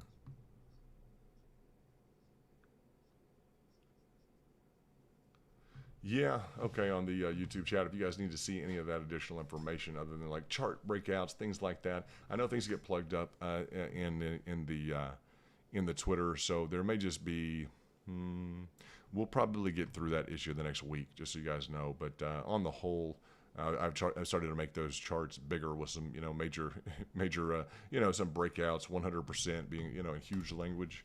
The vault can't, some of this stuff, it's like, I know you can read this stuff, right? So, yeah, it just, hello, is it, we put a billboard up on, in front on a, I don't know. It's just, it's like a laser guided missile coming at you. You're probably going to notice it. But, yeah, so that stuff is that's why I'm like very, very, high resolution, in terms of if it's not high resolution, it's got a lot of, and you know what, I need to talk to YouTube about that. I probably need to talk to YouTube about that. Very interesting. Appreciate you guys bringing that up. See, I view that as a problem. Well, it's a problem. It didn't have to be a problem. It'd be something to talk to YouTube about. We don't know that. I mean, they don't tell us about that. There's got to be a solution. If there's not, there we go. Look at this. What's Sheep gonna do? I don't know. How's Doge doing? Let's touch base with Doge. All right. Let's wind this coil back up. There you go. No problem. Give it a little bit of time. Well, what do we got? All right.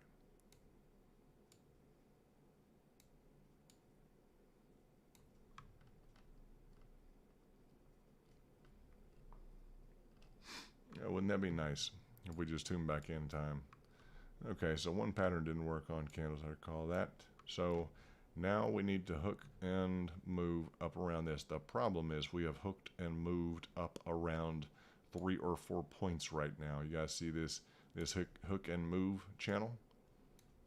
This, you see that? Very interesting, huh? It's like you've got a, you just definitely have, this is not easy to draw on, this is not intuitive, this is not what we normally draw on. Gonna be up in there, but you've got like this main line of support here, which is kind of the top level of kind of an intermediated channel where you have multiple want to break out, can't.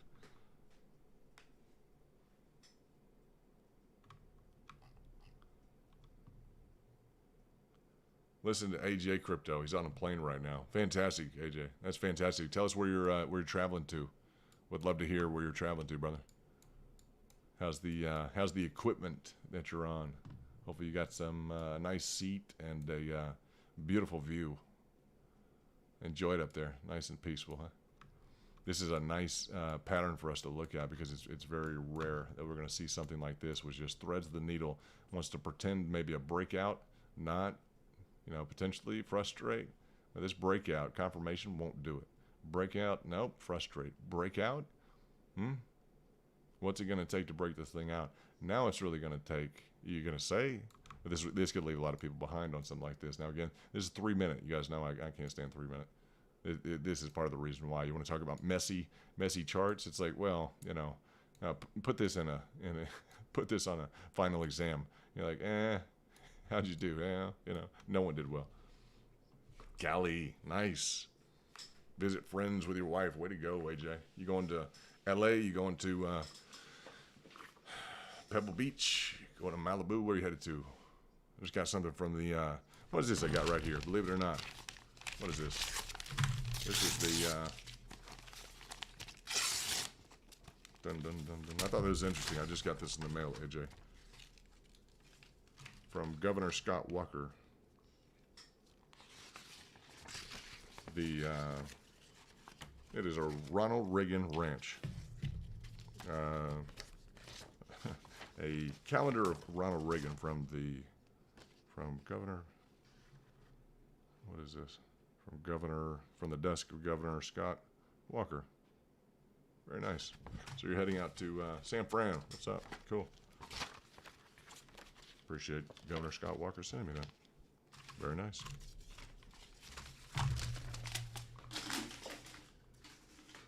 That's just the envelope that I threw away. Okay, so let's look at, see what else we have. Okay, so we have touchdown on a sheep. We have some room up. It's taking its time. We'll see what it does. I just like the price action. You know, it's just different price action. Yeah, he's everybody's hero. Reagan was on both sides of the aisle. Everybody loved Reagan. Hollywood guy, you know, so everybody had a good time back then. Those were good times.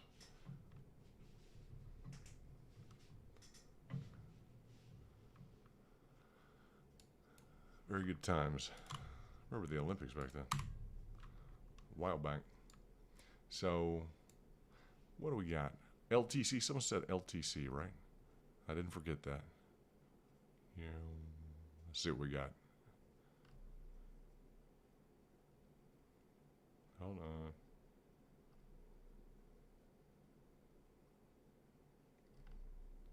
Don't tell me I took LTC off. Let's check it out.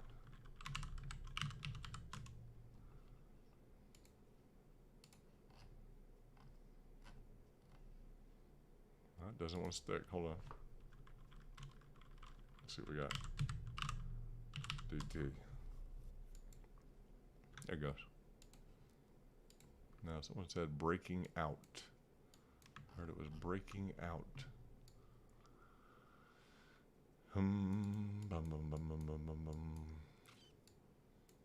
It could, yeah. It looks like it's in a retracement right now. I haven't done the retracement work on it. Litecoin. I had this set up on the different time frame. It has broken down into something. It has been challenged at its 50%, probably hit its exactly, good point, its golden pocket, good move. And now you are correct that it has not broken out really yet, but it's close. It's going to be, good call, brother. Good call. Who stated that? Let me look at this. Who stated that? That's a good move. Were you on the, because I've got it set up. LTC, due to buy. It's a good job. Were you on the fibs on that? Do you have this laid out with the channels and everything? Because this was a disappointment. Most people would say you would never trade this right here, right? Because you're looking at the overall, this channel work going, you know, a phenomenal channel, right? A sideways, you know, kind of diagonal channel. A measured move. You call this a measured move. Okay, within here. So people say, well, it was going to break out, fine.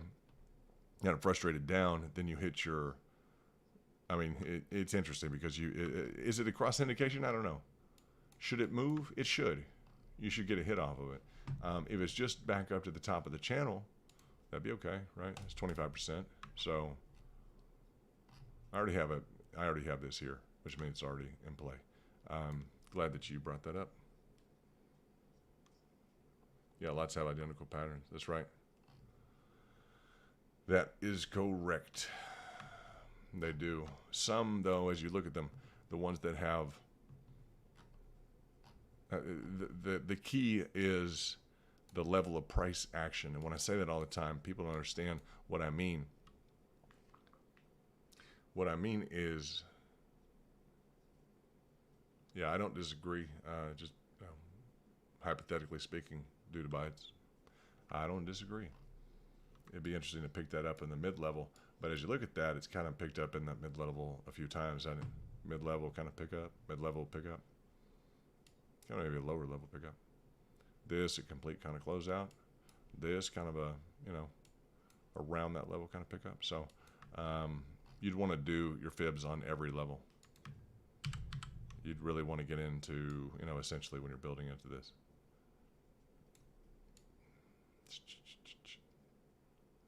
Because you hit down through, like say for instance here, the 78.6. So you have a lot of price action, but still, are you prepared to go back down to here, which is the baseline of the channel, which is the 78.6. So it may frustrate you like in this area.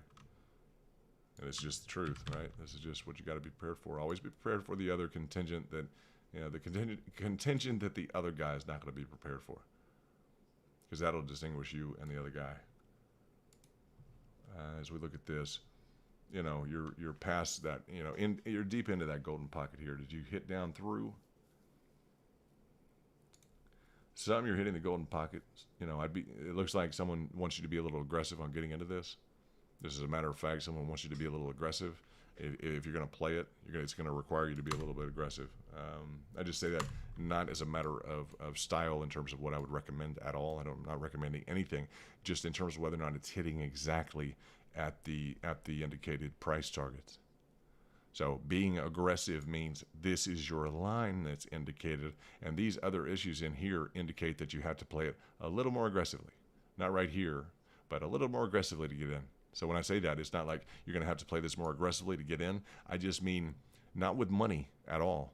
I'm talking about the fact you might have to raise your, essentially raise your fib level. Just go ahead and raise your fib level up a little bit, your pricing targets. That's all I'm saying. If you would choose to play it, always look at those dynamics in terms of what they present to you as to whether or not you might be left out or included at every level. If you were to shift up your fib level, say, just a few notches, whatever that would be, right?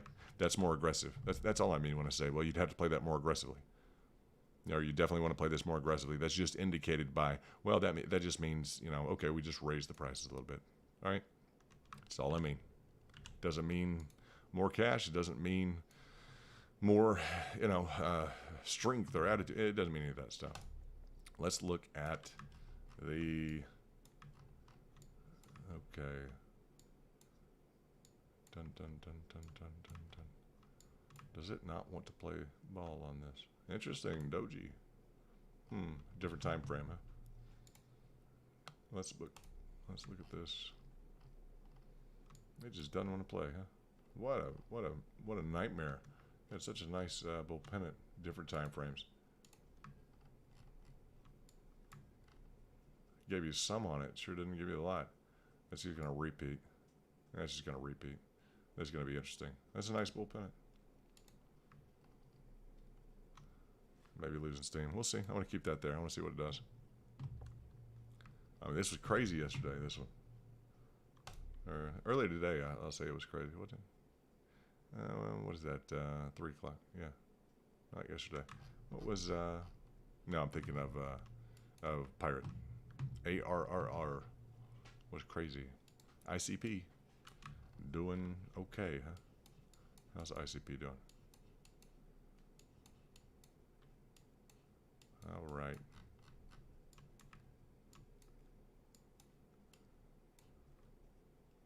Now, someone brought up the double bottom, right?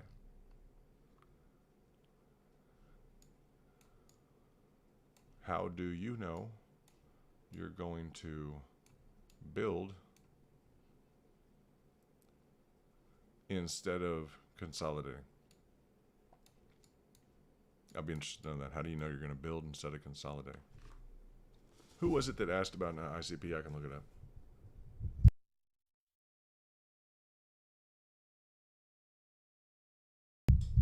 I'm not sure who asked about that. We can go through some analytics on this, but you want to know if you're stuck in this, right? That's going to be the first thing, is determining if you're stuck in that. And if you are, what are the implications? Because you are operating without essentially full knowledge. We can track that down, to the extent it's correct. But is this the option, or is this the option? You're forced to almost play it like a breakout from the data that you have. right? To an extent. And you'd almost want to see a level of confirmation about where you're at, and you see why I'm drawing this. It has a threshold, it has a tolerance, and that's a threshold top in terms of tolerance, the overall measure of the move, and it couldn't be much more like. It couldn't be much more like.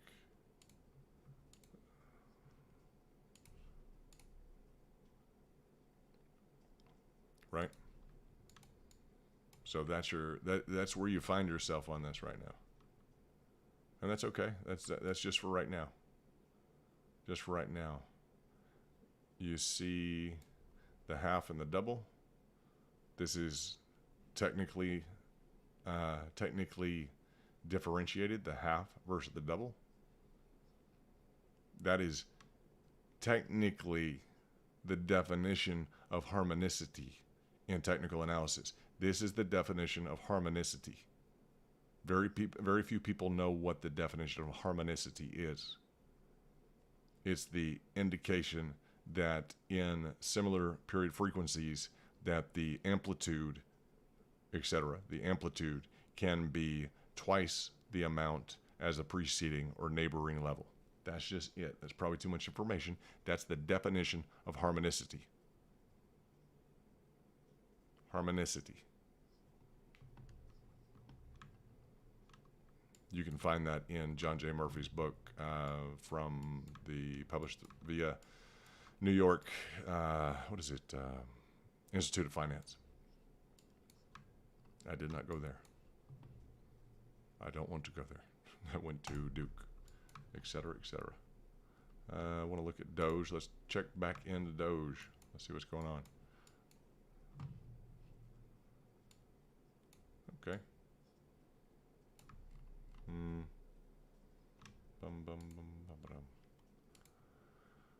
Well, it gets like this. You have to go into a tighter time frame. Like that. You wind up drawing the heck out of this thing, and it's just nothing really wants to fit until you zoom back, you relax, and you just let it tell you kind of what it wants to do. So you can put all these pieces together. You can play jigsaw puzzle with it and tell it what it wants to look like. And you're like, I built the puzzle wrong. That's okay. As you're experimenting with things, just make sure to never really make don't make necessarily strong moves like that unless they're really technically indicated. This could be, again, it's just you wind up needing more data. So if you draw it early, inevitably you're going to have to redraw it. And it's not just you or me. It's just it's the function of things. Let's just look at this. So let's just lose the previous chart. Let's just stick with that. That looks indicated, right? That's pretty close with Matic. Now look at what Matic did, right? Matic was beeping on. It wanted to go through. And is it going to cruise all the way back down here? Wow. If it does, what's the play? You have one. Let's do this. Within the construct of this, you have 1, 2 for something. Huh? Let's just look for full moves. 1, 2, 3, almost essentially 4, right? You'd want to move up into this level if you were going to do a measured move. But you already have 4 moves. Can it break down? Yeah, it can. It definitely can, but you have 1, 2, you skip this, huh? 1, 2, 3, 4. You have 4 moves. And you could have gotten out and gotten back in. Okay, you could have. Yeah, your threshold can be half here. You don't have to play the full length of the channel. You'd want to probably move this in too. And you'd look at making more along the way down. Not much, huh? What, 10%? Maybe you want to, maybe it's predictable enough for you though. Maybe that's something you like.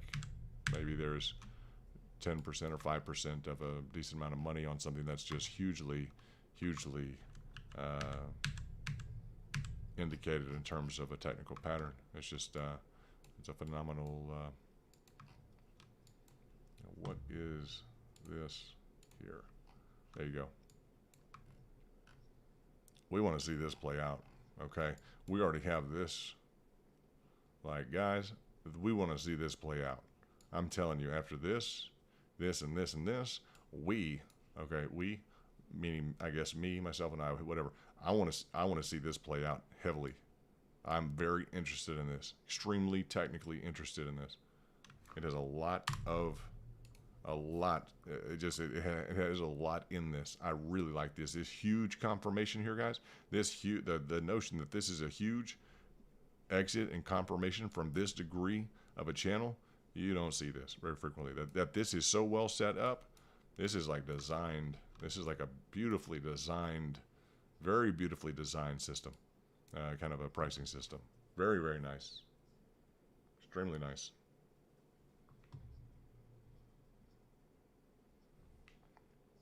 Will it need to go all the way down?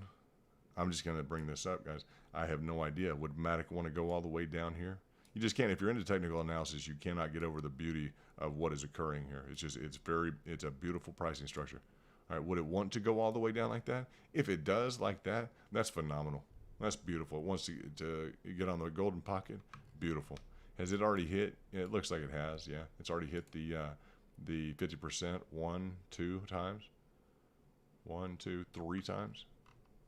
So it's hit the 50% 3 times.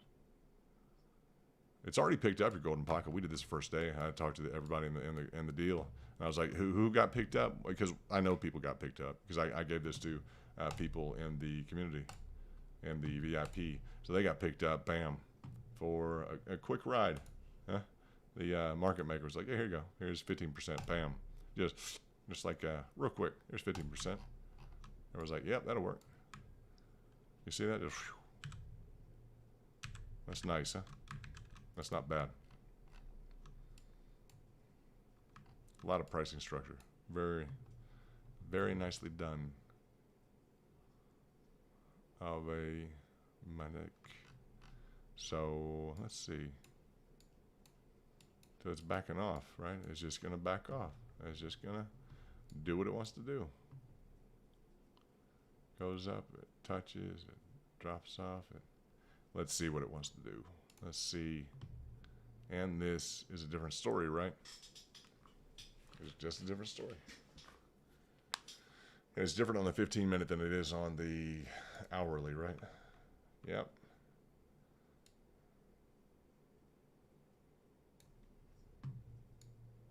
And it's got this little, this little, dynamic to it. A lot of these do, where they're kind of playing this, game, huh? And you can't say, the one thing you don't want to really start doing is like this. Well, I want to say it's like this. It doesn't do you much good to get into that line of thinking, right?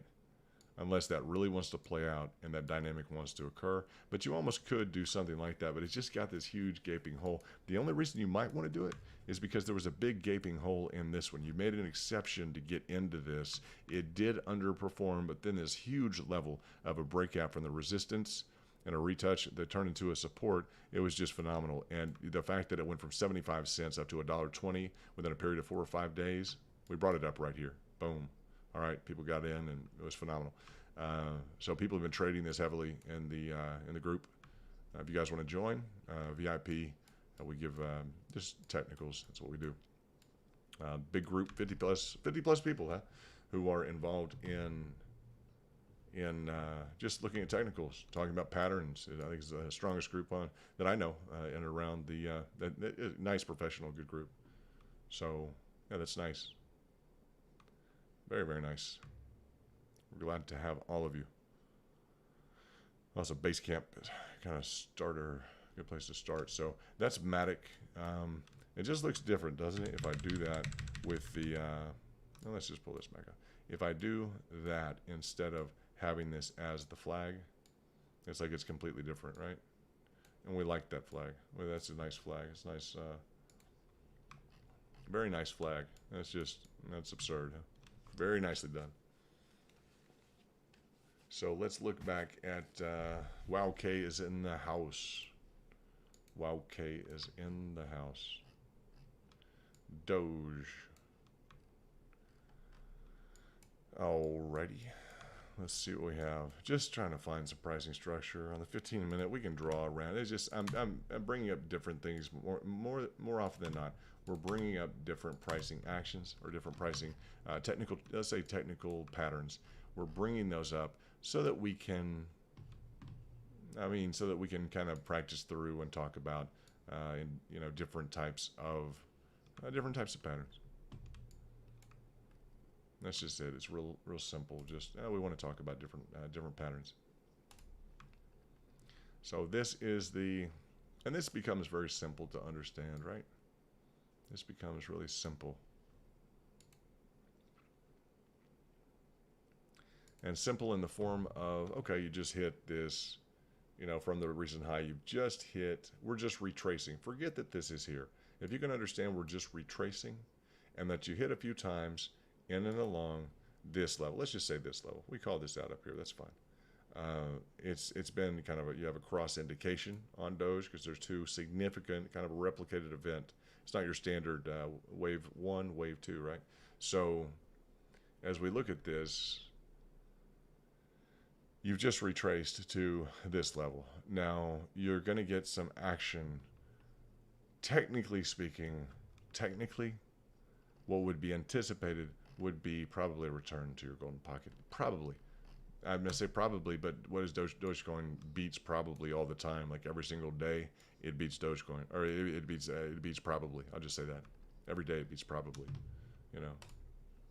Sheeb is probably inferior, right? Yeah, probably. Everyone's like, yeah, probably. It's just got, I don't know that it's going to have the use case that, it has a good community, I'll say that. It has that, and I bring it up because of the donation factor. I just like that donation factor. I think it's really cool that they gave India that type of recognition. It's really nice, and the people of India, that goes a long way in terms of Velatik, what he did. That's really nice. So yeah, that's we got a higher, interim. We have a higher high, higher low, higher high. We need a higher low, and then we'll see what it wants to do. It seems like it's frustrating, but this is part of the price action. This is what makes this very valuable, right? That's an extra 5% right there just within this channel. The up to the top of this is going to be an extra 30% if it can get there. It may be really slow and methodical in getting there. Is it indicated? Yeah, it's indicated. Okay, from the breakout, if it wants to behave in price. It's indicated. Is it a clean trade? I say no, it's not a clean trade. Is this a clean trade? Well, I don't know. I gave it to the VIP in here in big huge letters, and yeah, it was clean enough that I went ahead and said, yeah, I think it's clean, 100% possible. Boom, right before that breakout on the triangle to the VIPs, right? So yeah, that was clean enough, and okay, that's a meme coin. That's what we're gonna look at that definitely. So is this that clean? Probably not. Is it doable? Sure, it's doable. Could it happen? Yeah, absolutely. Yeah, absolutely. And the fact when you go to the candles, it reinforces that 1 hit, 2 hits, 3 hits. So there's 3 hits technically in this big gulch here. I don't love that, but we also had some different issues here, right? So there were some, different issues here. Different issue here. Early breakout. I don't know. We would want, if it frustrates down much further, it's just going to be another. We're going to wind up saying, okay, your breakout is right here. So we don't necessarily want that. Might as well just play the fibs on it, right? So, but yeah, it's getting some negative price action. That's okay, and that's no big deal. Let it. If it wants to retouch again, if it wants to go all the way down and retouch again, and then blast off, that'd be fine. If it wants to recreate that dynamic, it looks like Doge is pouring out a little bit, so maybe they're gearing up. Doge is down 313. Let it get horizontal for a minute. Let it look at even putting together a bull flag or something like that. That's fine. No big deal. We'll see what it wants to do. Let's see ADA. What's ADA doing? Now, ADA has come back and touched. It has referenced this and affirmatively been like, okay, we promised we were serious on this breakout. Okay, on the 30-minute, you can kind of count on the 30-minute, right? Now it's like, oh no, we meant that was our bull flag. Yeah, that's right. No, this is where you start looking at it. It's kind of failed the technical pattern. It's the buyers weren't ready to move in. It's just gotten messy. This is not. It's kind of messy here too in terms of the flagpole, but it's proving that it's just not really ready to take off. And ADA has that. It has that. Everything has a character to it. That's ADA's. That's essentially its character. It was. That's one of the things about it is it's just it has frustrated for a while. And around the $1.20, $1.12. I mean, that was a long, frustrated period. A nice channel that was created, and that's okay. That's okay. That's just that is what it is. Let's go to the hourly and take a look at things. Not bad on the hourly, but we keep running into this pennant, right? This pennant that on a compressed basis it wants to form this pennant. Now it's on the hourly. If we compress, right? If we compress things, now it wants to be kind of on. It kind of wants to turn into a pennant. But it's got this deficit in it. It doesn't need to have that. It could have been more tightly wound in here. It's missing kind of a key component. So that would make sense that it's frustrating a little bit. It has done this a few times, and then like this here, it seems like similar. As I look at this divot in here, it's got divot. So we'll kind of just keep an eye on it, see what it wants to do. Different time frames are going to tell different stories. I don't trade ADA enough. There's not enough price action in spite of it going from $1.20 to, and you guys know this, in spite of it going from $1.20 to $2 in nearly $2 in what a few months, right? Yeah. Well, let's see, 40, 50. See, this was just a long channel. What is this in terms of? What is that? February, it drove up, then February into March. So, how long of a time is this from, I'm just going to look at here from $1 up to now. That's three, what is that? It's 2.5 months. That's okay, but like that's doubling your money in 2.5 months. Like we do that. I don't know. We maybe do that in a few days, potentially, depending upon what you're looking at. It's feasible within a few days that possibility exists. I don't want to create risky behavior, but yeah, that possibility does exist. It's not. Is it likely? It depends on who you talk to and what they're going through. So, yeah. So, interesting. It just wants to do what it wants to do. So each one of these are kind of individual events. You can just see we've drawn out the extensions on this. It's using. What's nice? It's using this 50%, this 1.5616. It's using that. If we flip the script on it and say, fine, you don't want to behave on a breakout pattern. What can we learn about you? Like, what's wrong with you right now?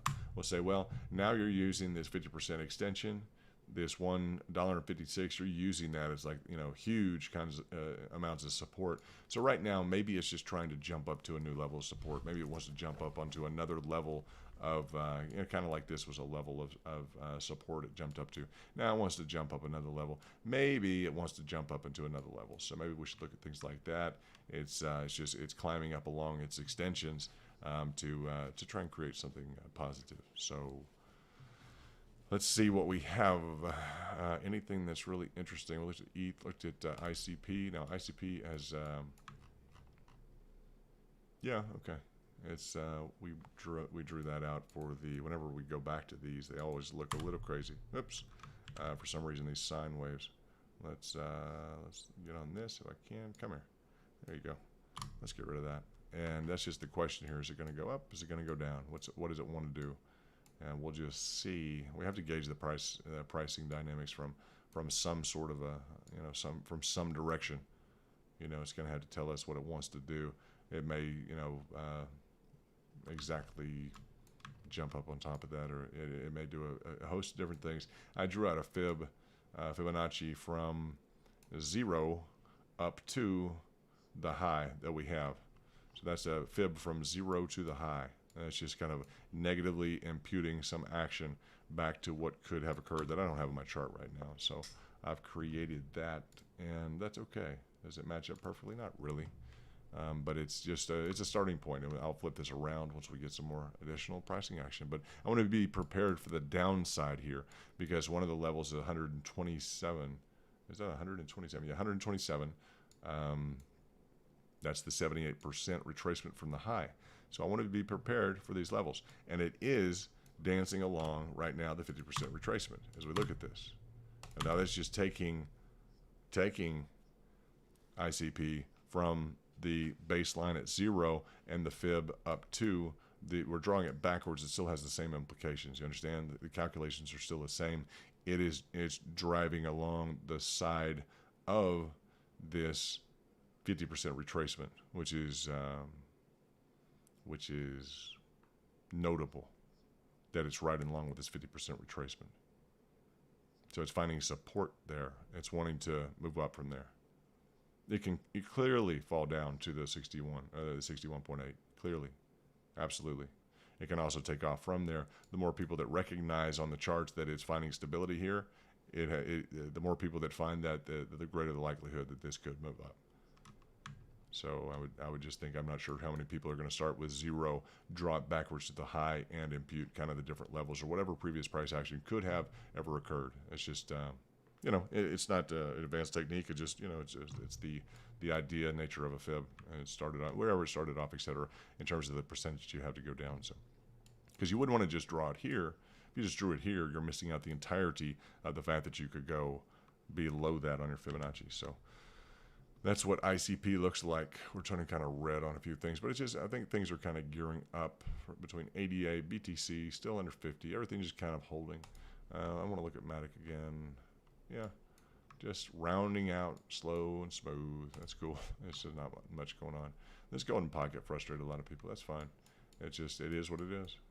This was ETC, had incredible price action. So I'm still interested in what has gone on, what will occur. What we had was, increase in price of like, what was it, 400%. It went from 50 to 100 to 150 in a matter of days. So it had a good price action. And I think the fibs, I would expect the fibs had a little bit better, about 250% in a few days. I would just anticipate the fibs would have better action than this. It just doesn't want to pick up. A lot of people got anxious in this time. I don't know why. It was a golden pocket, and people just wanted to sell real quickly. It's like, why? What's going on? But it's the golden pocket. It should run well. But when people get spooked for whatever reason, that just affects the price. So it's just done that, and we'll see where it wants to pick up. These were just examples, so incidentally or not incidentally, if people don't enjoy, if they don't enjoy pricing target entries and kind of holding on for just a little while for things to go forward, then there's nothing making people do it. So that's the nature of the market. Let's see what we have. LTC was let's see, yeah, it's just kind of holding there. Some things like to hold for a minute and then they just like to take off. H-bar, 1 inch, XRP. Not a whole lot going on. Mana I like right now. Just I'm going to say what I like about it. I like that it's in a consolidation pattern, and you're at the fundamental base. If you guys want to pay attention to this real quickly, you are at kind of these highways. All right, this highway is worth how much to you? This highway is worth potentially 70% to you from this dynamic to this dynamic. Okay, you guys get that from this entry on up to the max.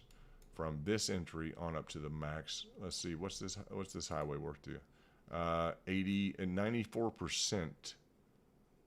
94% traversing this highway here. So this highway to this highway was worth, in this zone, is worth 72%. Boom. 94%, 72%. What's this kind of interim highway? Now you're getting into an interim highway. You're getting to maybe a different level of risk. This is the only deal. These two highways are very easy. Right now, you're getting into a situation where this highway is still worth what, 47%. All right. So as this looks like this, and it wants to do this, this is not what we want, because we wanted a repeat highway, right? We want this to be another. Come on now. We like that 97%. We like this 75%, right? It takes a few days, but that's a nice highway. We don't want to break out of that. What else broke out? ETH, right? Yeah, because ETH was on its own little highway.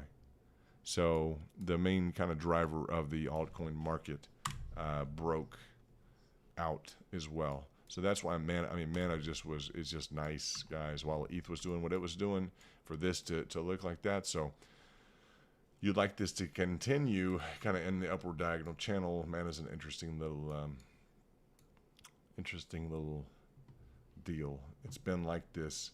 The only thing about this, guys, excuse me, the only thing about this is been doing this since February 22nd, March, since the beginning. Was this March? Since the beginning of March, it's been on this. It's been on this tirade. So, can it hold this?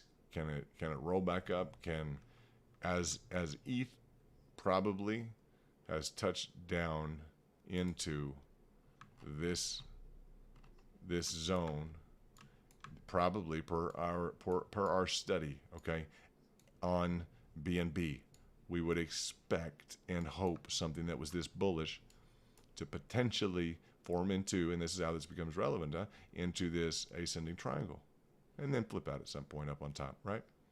So as it's doing this, if we can have a positive correlation on ETH with something like Mana, right? With Mana, then maybe we would expect there to be a correlation. I'll just say a positive correlation. They both move at the same time in the same direction, because we've kind of reached that, and the breach was kind of due to the fall down and the retracement on ETH out of its channel. So this is kind of out of its channel. But now we're going to be moving on ETH back up into almost something that's in line with the channel,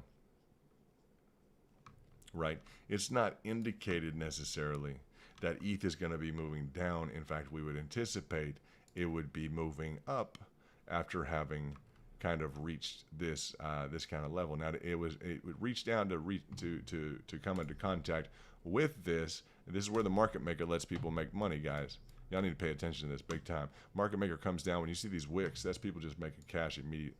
Like bam, okay, 10%, real easy. They didn't even have to get picked up. The market maker rewards people who play the game the right way, as evidence, at least evidenced by the charts, okay, evidenced by the wicks. He's coming down to pick you up intraday, and he's going to deliver you out at a better price because you know how to trade. Yeah, so that's just that's the way that works at the lower at these levels. People who engage in trades properly, I talk about hitting your price targets.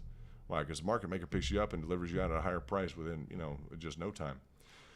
So the difference is on that previous level. I'd want to know the previous level in the contact, because I want to see whether or not you're on the lines, or whether or not you're on the essentially whether or not you're on the candles. Is this a solid hit, right? Is this a solid hit? You know, that's the question you're going to get into, because if you're playing like something like Mana, just understand it's like, okay, well, this is, you know, it's a big deal, right? Because you have to make sure that you're not going to move in the opposite direction. You can stop out. I mean, clearly that's an option. I just think it's a heck of an option. While potentially you've come into a ascending triangle, potentially in line with BNB, which is just a comparison between the second and the third largest market cap coins, which again, BNB, just for the record, BNB had its own beautiful run up just like ETH, and then decided to consolidate and flipped around this and that, right? But you see, you know, that was its most recent breach. So those are nice correlatives to look at. I mean, that's nice. That's nice price action. That's nice to think in terms of that. In terms of how can you best approach something like Mana, which may just have a beautiful trade for you. You know, it could not. It's your decision. You guys will fix that up. But as you talk about, you know, 40% a day. Well, that's the rare thing. People are, you know, every other day or something. Well, you can't do that. You know, people say, well, you can't. That's impossible, right? Well, it sure is. It's looking like it's trying to maintain something, huh? Yeah, it's trying to crawl back up on top of that right now. You see that? Yeah, it's trying. It hasn't really, you know, and that's close. You know, it's close in terms of what it's trying to do. It could have just rejected and taken off. It doesn't look like it's really done that, right? You know, we get a little bit more laser with it, but it's hanging around. It doesn't necessarily have to hang around. So if this is indicated, it's a good move. That's an interesting trade. That's 34%. That's okay, up to the maximum. if it were to go from the point in time to the top of the channel, we would regain some strength. If we could regain some strength, that's 43%. So, you know, it'd be something to kind of march along with and just look at, you know, from the standpoint of the price action. Now, that's indicated however that's indicated. I just say that's, it may be a little bit slow for you guys. That's 40%. You can make that, you know, you could probably make that a lot of different ways. So, yeah. See what Maddox's doing. Keep my eye on this bull flag. It's just hanging out. Let's go somewhere we're not normally going. Theta, what's Theta doing? Let's get to know the chart a little bit. All right, let's look at, you see the market maker pick you up here? He didn't even have to pick you up. Look at the lines on this. As we look at the overall fib, when I mean he's picking people up that don't even really need to be picked up, but they know how to play the game, this is how people make money. All right, they come in at this Fibonacci, okay, at the golden pocket. He just picks them up. He delivers them at a higher price, period. Boom. 20%, immediate, no problem. Just because they know a Fibonacci, just because they set a pricing target, yeah, that's it. That's all that happened. Literally out of the market, literally at a lower level, and just bam, picked up 20%, just like that, no problem. 20% right there. You know, just very, very, very, very easy stuff. Just playing underneath the market, being kind of disciplined, and you know, putting in your essentially your orders. So play aggressive, play conservative. Do what you want to do. Try and stay on the same time frame, because the time frame switching in between will change up your Fibonacci's. You guys know that. It's just a constant kind of battle. But Theta looking like it's trying to do something, you know, but it's also retouching, but it's trying to maintain now the 50% level. Whereas it's already gone down to the, you know, it's just, they're trade opportunities. Bam, 10%, bam, 20%, bam, 10%, bam, just bam. As much as you can get that done. It's nice to continually try and get those done. Those kind of micro trades. Let them pick you up. It's scary while they're going down, unless you know they're going to pick you up and deliver you out at a better price. That's why things go down. I get excited when I see price go down, because I know your orders are about to get picked up. So yeah, that's positive. Let's see what we got. Let me check in with Joy. Rides back. Joy, you gonna join up? What are you gonna do? We'd like to have you. We'd like everybody here to have a symbol next to their name. Lets us know they're here. You know. What do we got? What do we got? Dime Sokola. Of course, that's just what we like here. We put a banana and a monkey with a hammer for Haman. Or what is that? For mammal. I'm sorry, not Haman. For a Hamel mammal. That was fun we had. What else we got? Try to add some. I tried to give a Ferrari to you guys in the chat, but I couldn't. So anyway, it was a cool one with the doors that went up. It was pretty cool. So anyway, I'll work on that.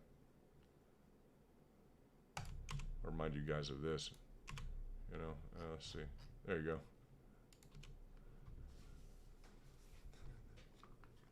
Just money on a smiley. Like, what are you guys focusing on? What's the next trade, huh? Everybody's tired. You're talking about being tired and everything else, huh? The only reason you should be tired is if you've made so much money that you're literally exhausted from counting it all. How about that? Is it good? That's exactly what you need to hear. Huh? That's the coach everybody dreams of. Huh? The only reason you should be tired is if you've made so much money you're tired of counting it. I'm just saying that. Yeah, that's not necessarily the case, but why not? You know, who knows? That's okay. You know, the market typically drives people.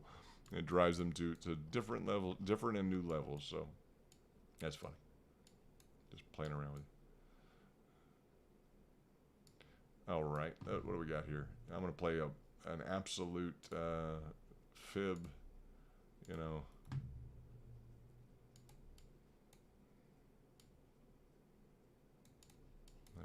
Let's do this the absolute bare bones way, and I would move it up if I wanted to be more aggressive on it. Normally I am. Let's see what it's got. There you go. It's playing. That's fine. That's the 50%. That's this. That's that. Okay, you have your levels right here. You know, and You have your levels put on the right. These are your entry levels. Are they hitting well? What's your price action like? Okay, a little off. Nice price action, huh? So this should move up, right? That's what we anticipate. Will he still pick you up there? He might. It should move up, you know. It's wanting to act like it's going to move up and have a little bit of action. If it goes to the lower level, we talk double and triple down right at the lower levels.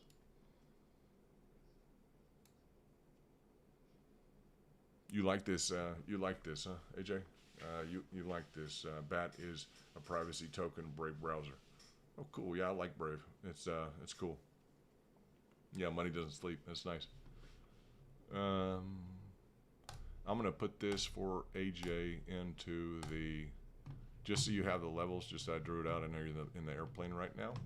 So let me get into your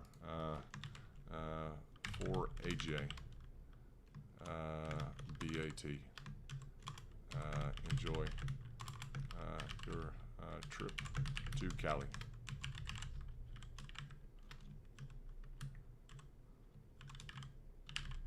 And then I'm going to put this in here for you, just so you have those whenever you're looking at it or whatever you're doing. If you're on your phone or something, that's no fun. There you go.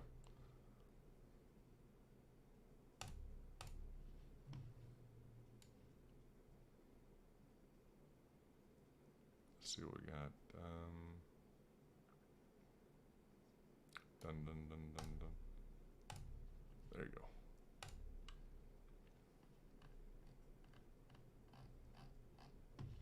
All right, and hold on one second. I just did that on the. I guess I did that in the background. I just went back and threw that into the into your chat room. So let me get back to this screen. That's in the Twitter feed. I just put that through right here. You got that right here. Okay, that's the just threw that in. I had to go to a different screen, so that's sorry for the delay. But that's in there. You got that, and yeah. We'll see what it wants to do. I mean, if you decide to play that, let us know how it plays out. That's got it's got decent price action. I don't disagree with that. So let us know how it plays out. Don't ever get overexposed. Don't expose yourself to a price at too high of a level. I just wouldn't recommend that. So I want to look at the 30-minute here. Yeah, it's just. I don't know. We'll see what wants to happen with this. It doesn't look like she wants to. I like the VIP with the fib levels. Makes it easy to find. Amor likes the VIP with the fib levels. Makes it easy to find. Yeah, it does. It's good. It's a good place to store stuff. You're welcome, AJ Crypto. No problem. Yeah, I think it does too. It has Brave browsers. It's kind of cool. I like the design. Nice lion. That's nice. Let's look at Doge real quickly. Doge.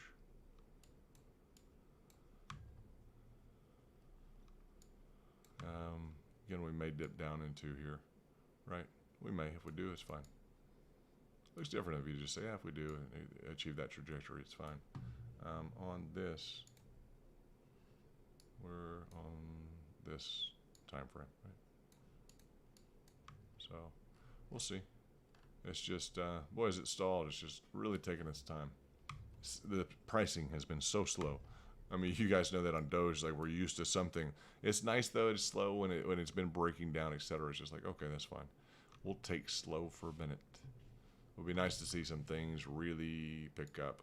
We're gonna put ARRR, which I'm not a huge fan of, but I want to see ARRR because it's been just rifling up.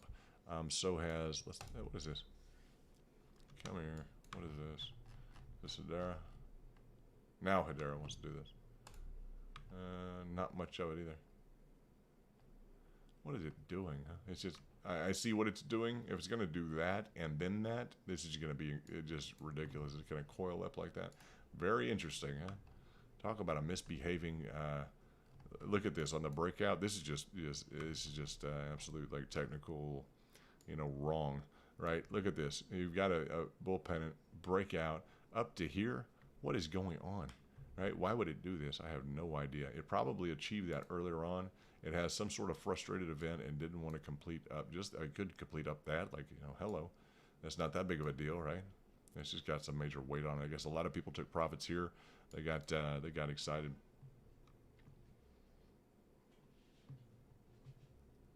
Oh, the VIP card you're talking about, yeah, putting that on there so that you guys see the fib levels, etc. You'll be able to find it. Yeah, absolutely.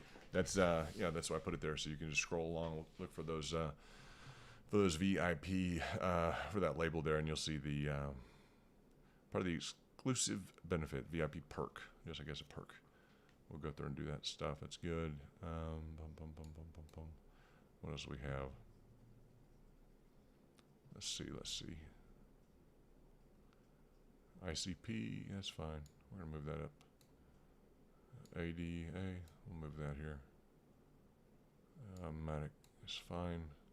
You just get to where you know these charts well enough. You know what's gonna move, where and why, what they're correlated with, which ones you want to categorically rank these essentially in terms of the price action, what they're hitting, which level fib or what breakout they're on. And you just have a mental image of where they're going and kind of where essentially where they're at, more or less. But what your next level is at least. So that's how you want to know your charts if you can. It's not easy to have that level of patience to learn them all, but you know we can all definitely do that. Just a very interesting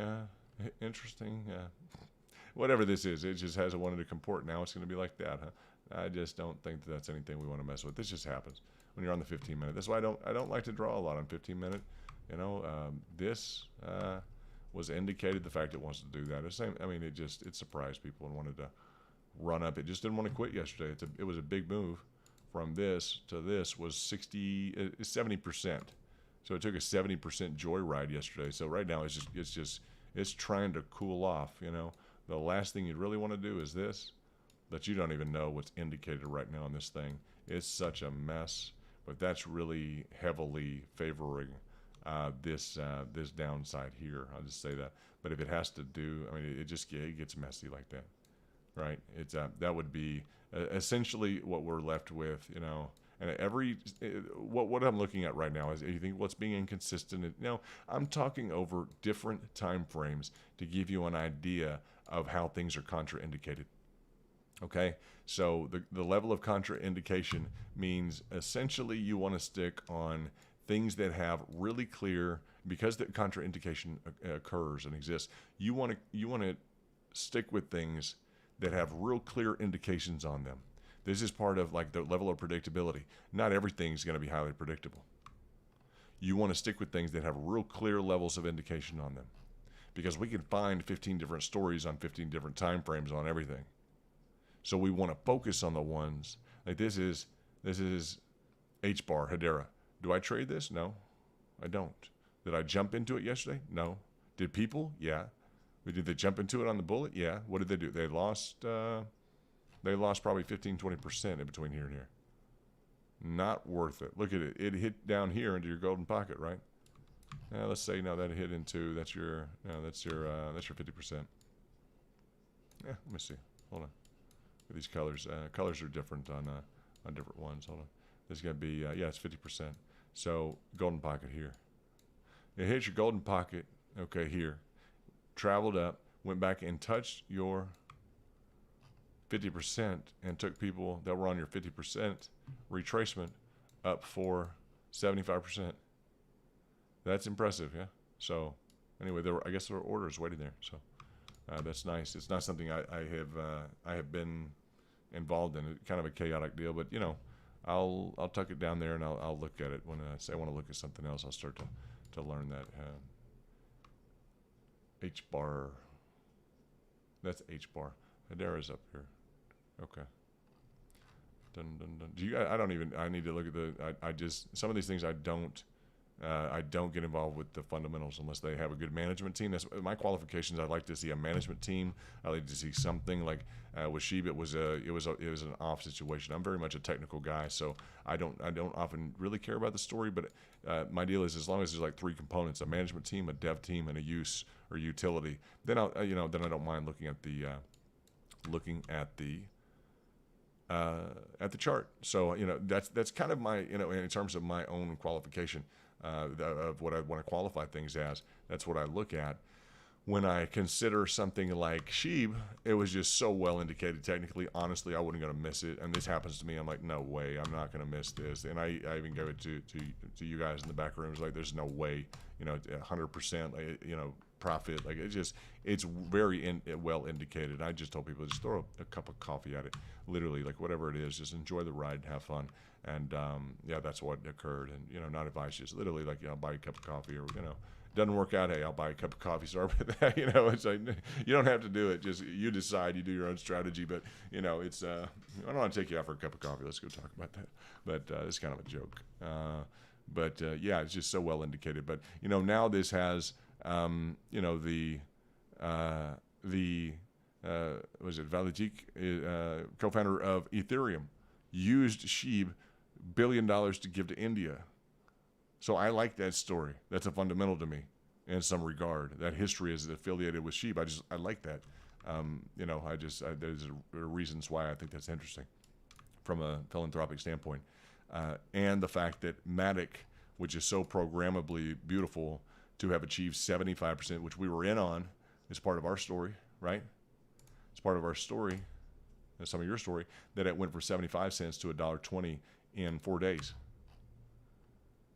So that's a beautiful story. And with the programmable, look at this bull flag now. So the owner of, or the founder of Matic is paired up with SHIB, and he's Indian. It's cool.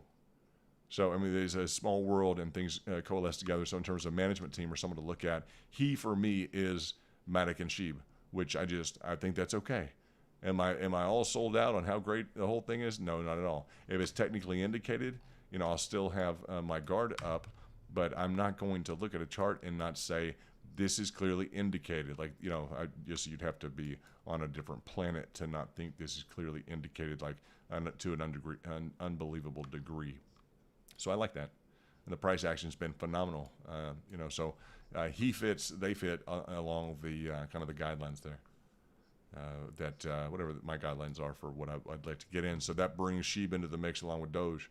Doge I love. We got Elon. We have the dev team. Excuse me. We have the dev team. Devil in the details on coding probably.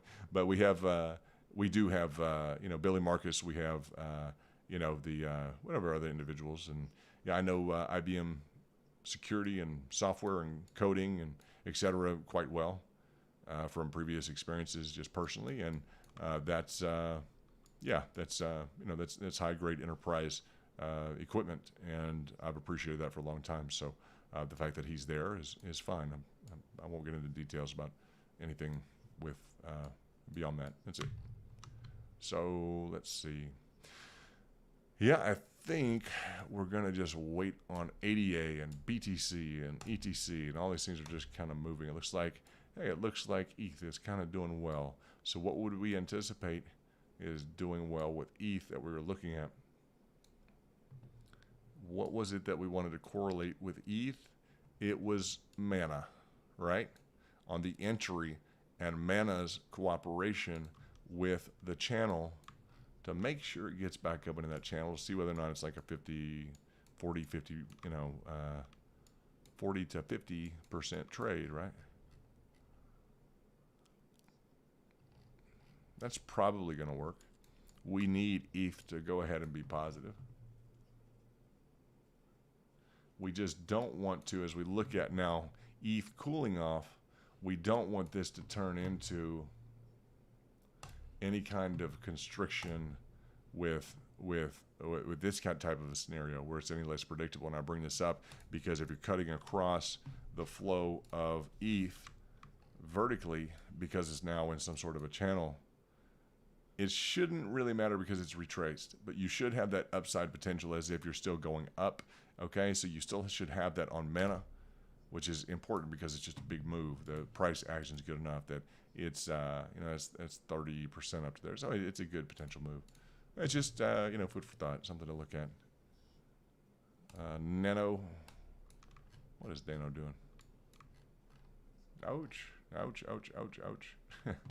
It just hurts. You know, that hurts, right? We got in yesterday here for 20%. That was nice. Like, what do you guys think about this? 20%. That was not bad. Quick deal. Just not a big deal. Just 30 minutes of work. Have fun here. Bam. If you liked it, I woke up. I was like, I wonder what people think about this. I wanted to hear what people would think about wave theory. But, you know, it just, you ask people in the morning, hey, how's it going? What do you think about wave theory? They're kind of like, well...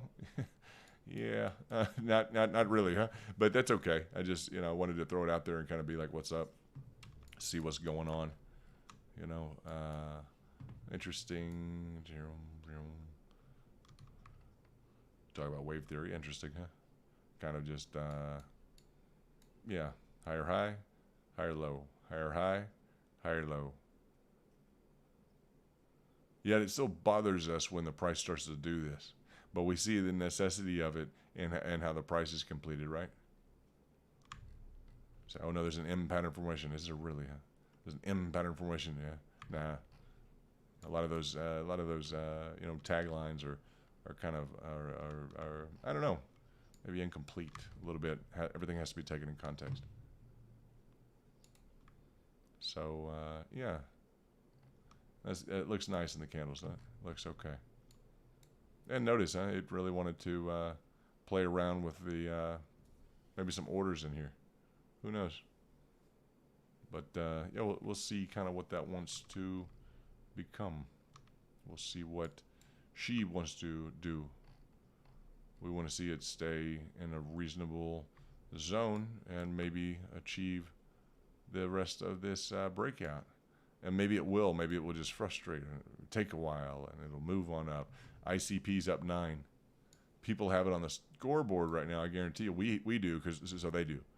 The fact that Pirate has been moving a lot the last few days. So ICP is new, is a new debut coin, and SHIB has been moving. So that's just the way that things are right now. Is that people, I know that people have on their list SHIB and ICP and Pirate. Now, I'm not a huge fan of Pirate, like anything or all things Pirate, but you have to look at the price action that's been 28% after 28% after just, you know, this trajectory here looks a lot like ICP at the bottom. So in Pirate, this is kind of fitting into a potential trajectory with Pirate, wherein everyone's eyes kind of been on Pirate. For some reason, it's just been, I mean, it's had days it's up, it's that one, it's kind of, it's kind of annoying everybody. I'll just say that, and for whatever reason, because it keeps acting like it wants to take off to a new all-time high, and we've got this all-time over here, and so it'll just take off, and it'll just kind of do whatever. Depending on what time frame, it'll frustrate back, then it'll take back off, and it'll come back, and it's just, you know, it's kind of hanging out here, trying to decide what it's going to do, and it just doesn't want to necessarily go ahead and do it. And is reminding me of this right now, a little bit of H bar, right, and the move up. So setting alerts on all these things are are key. They assist you in your time management. So let's put this next to, I think that's good. So ETH is up. We like ETH up now because now we understand some of the correlative events. Doge is barely off. Doge is just hanging out at, and the guys, the reason that we look at different coins is to be able to, in the midst of while things are hanging out and waiting, we want to be able to learn something. We want to be able to focus on something, be able to apply information to other events. So yeah, that's just the way, that's kind of the rationale behind things. So let's do a little quick shout out to some VIPs. B1 Life, restricted VIP, very happy to have you, brother. Very happy to have you. Jason's lit. Ritesh, VIPs, Mark, Tornabean, Brad Sullivan, DMS Business, Brunner Samuel, Quayne Douglas, Darlene Reeves is a community leader. We love having you, Darlene. We have Lawrence Gomez, Victor DJ, Robert Garcia Sr. And we have, let's see here, Don Patterson, Samuel Scores. Of course, we have Overkill Marine, which is awesome. And he's a good guy, nice guy. We have Amor Fati, who's very involved, been doing a great job on kind of demonstrating a lot of skills, involvement. Appreciate that. Daryl Miner, we have also, Daryl, I haven't seen you in a bit. I'm not sure where you are. You've been kind of quiet. Maybe you're working on your trades. Jay Suave, just been a day or two, but you were, I know you're around. Jay Suave, nice to have you, Jay. Always very active. Great to learn from you and everybody else. Suto, great to have Suto. Marcos Quieros, and we have Beyond the Badlands. We have Adam Beach, of course, who had a real hot hand. He took that hot hand. I think he made some money. He went to go have some fun. I'm not sure what he's doing. He had a great time. Asian 7 American, Jeremy Belloc, Wow K, Marcus, of course, Gabriel Rodriguez, and we have mainstays along with Gabriel or Shannon, the dude abides Omer, Tazbazar from the land down under, along with Danico is also VIP. So Omer and Danico, dude abides, Shannon. Val, Ivanishin, just so you guys know the names, guys. It's also important so you guys understand the community. Nico in the house. Keon Doyle, good eye. Keon's got a good eye. Emily, always welcome, and a wonderful member, VIP member. Crypto HQ, Crypto Headquarters. Also, Crypto with a K. Crypto Kingdom with a K. Jay, Restricted VIP Zone, James Bond, James Bond, is always at the forefront, always doing well. Daniel Arendt, Daniel, it's called Daniel. Longo, we have also Jay Bags, and a few more, not too many. Nikaya Osborne, we have Marion Daniel, we have Paul Watson, then we have David Sweet, of course, in the house. David Sweet in the house. We have Jeff Arnett, Soho Trader, New York City. Soho Trader X, big John Wick fan he is. We have AJ Crypto, who is en route to Cali for a deal. We just uploaded a chart for him to the Twitter profile. I think it was BAT. We did BAT USD for him. Then we have Lars, who is wonderful. So great to know Lars, just be in communication with Lars. Really, honestly. Then we have Kent Gifford, which is Kent's a great guy. He's very highly technical.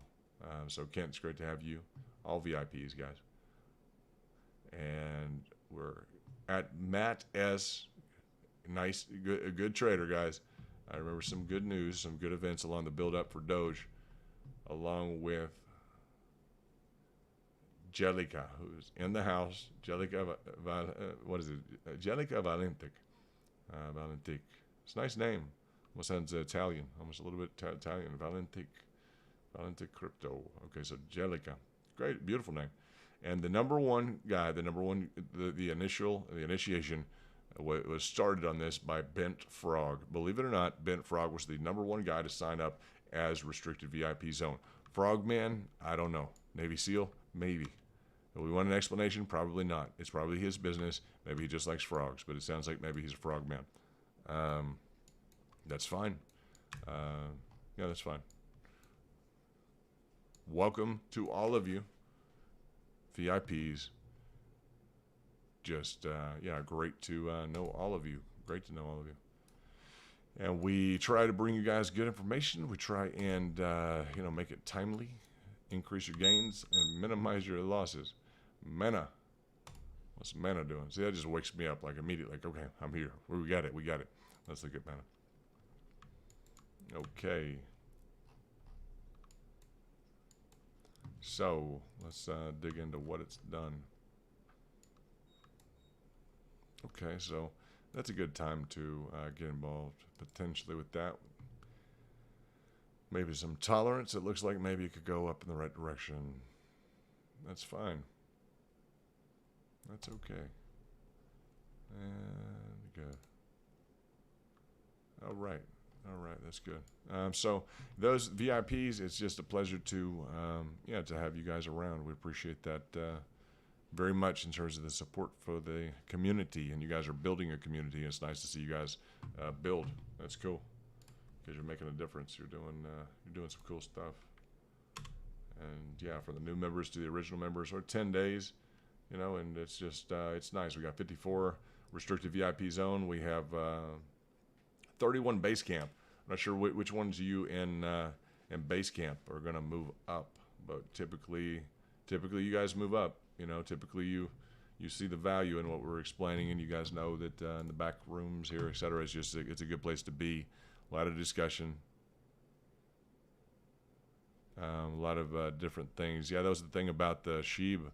They're talking about it in the room right now. Just that's the thing that Sheeb has maybe solved, is that India was given $1 billion in Sheeb, and India was looking at potentially banning crypto. So that's huge. You realize how huge that is? India was just given $1 billion in Sheeb, and India would be a huge, colossal hit to the crypto industry if they were to ban it. And now, Valley Tech just gave India $1 billion worth of Sheeb. Huge, like monumental move, like extraordinarily intelligent, like very beautiful move, very nice.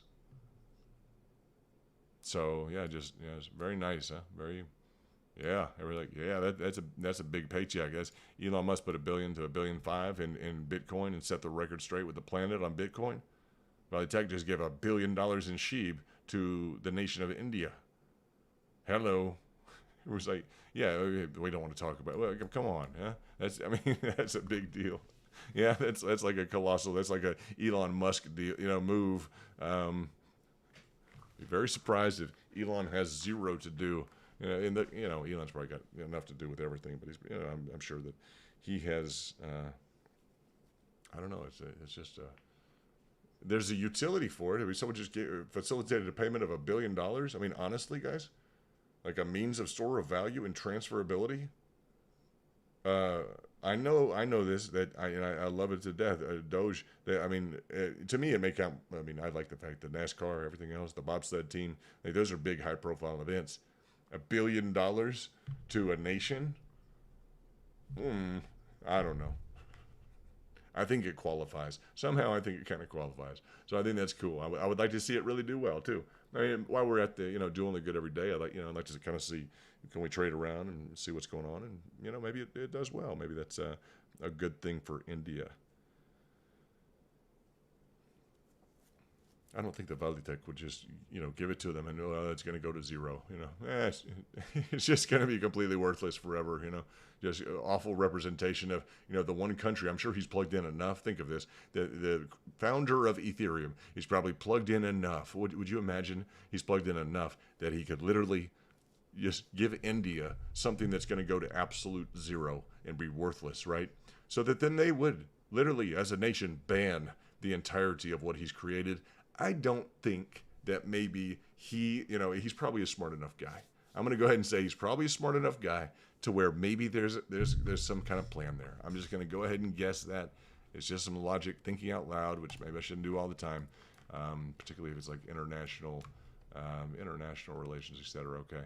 It looks like of all of the things that have been drawn here for, let's look at H-bar, just to kind of see what it's doing. What a mess, huh? What do you guys like to draw on? What do you like to draw on? I don't like to draw on anything that doesn't have momentum. That doesn't have some sort of established parameter. I'll draw it 4 or 5 different ways. We can go over different patterns. You guys can see them develop in different ways. But it just, you start to see this. This is why I keep dropping H-bar down, right? I'll get it up. I'll do this. And granted, it's up, huh? Right now it's up, huh? It's up 12%. It's kind of leading the way. So people want to know what it's going to do, huh? Well, it's moving. It's moving. It moved beforehand, didn't it? Earlier today it moved. So we've seen this this triple pump. People are into it. They're getting back into it. They want to ride it up a bit. It's up 13%, just to watch it, It's some price action. Doge is about to cut even. Maybe it's wanting to move a little bit. It's kind of undulating. SHIB is kind of consolidating a little bit. This is M pattern formation. This, that M like this. And we would expect maybe a traverse up, for it to traverse up. Looks like it faked people out getting back into this. So if it repeats this M, slow and steady, M, slow and steady, that'd be nice for people who are holding SHIB, including, I think, India. So I don't know how that transaction was effectuated, but what a way to, that's just awesome. Like, I'm going to give you $100,000 in cryptocurrency. Imagine that. You've never really handled cryptocurrency. I'm going to give you $100,000 in cryptocurrency here. What's going to be your impression of that cryptocurrency? It's going to be phenomenal, huh? It's literally going to be like, you're going to think, wow, And then maybe you run into some issues with it or not. Your experience will adjust. But yeah, I would say if someone just gives you $100,000 or $1 million or $5,000 or anything, it's like, oh, wow, that's a big deal. So yeah, $1 billion is pretty cool. Fairly interesting. So just like that, huh? H bar just up, down, 10%. I like to watch price action. Matic, look at y'all's chat, see what you got going on. Let's see. Goodwill goes a long way, it sure does.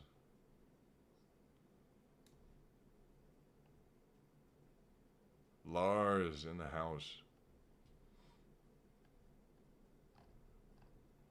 Lars is just great. Lars, it's a pleasure to have you. As well as Jellica.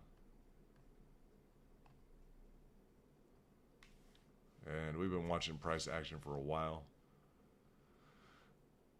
We went through an analytic on ETH. We've gotten real serious. We've kind of gotten off serious. We found a perfect bull flag on Matic that is worthy of an impression, like every few, maybe hours, to look at what a real bull flag should look like. So we're waiting for that. We'd like to see that bust out. Is it trying to bust out now? Can it go ahead and bust out?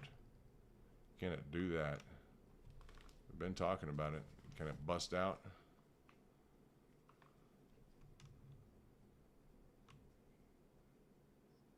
Can it do it? Because it's a high probability trade if it can get up and out of there. So it has rung back into this area, right? It's rung back into here. It was up, it's rung back. Now it needs to get up out of there. You have the threshold, you can do it. Just go. Swing it. I'm going to cut back short. It hadn't cut back. Well, it's cut back short here, but not like that. It hadn't cut back that short like it wants to do that. I'm just saying that, in these other events here, it hasn't cut back that short yet. It really hasn't.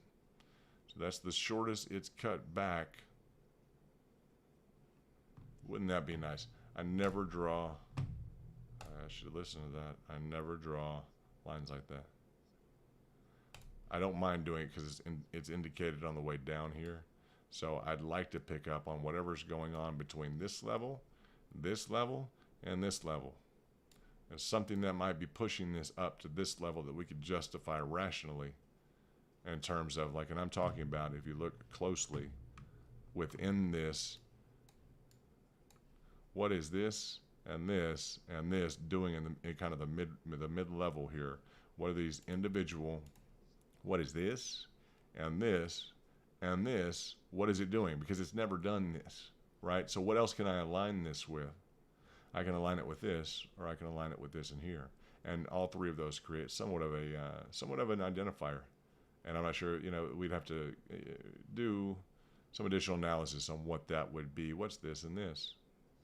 I don't know. But as we do that and that, we start looking at just different segmentations of the price action, what's going on. Is it understandable? I don't know. It's just it's something that's kind of because we have, the only reason I'm doing this right now, we have a perfect bull flag to work with. So I want to understand it as well as I can. Whatever's going on in here that I don't normally see, I want to understand this better than maybe any bull flag I've seen in a long time. If there are kind of cross indications or something to work with, I want to be able to maybe flow that through on a side, say a cross differential, or analytic on the Fibonacci. I've got Fibonacci's running this way. I have a downward slope this way, and I have some degree of a trend going this way. So I have indications this way and this way, this way and this way, right?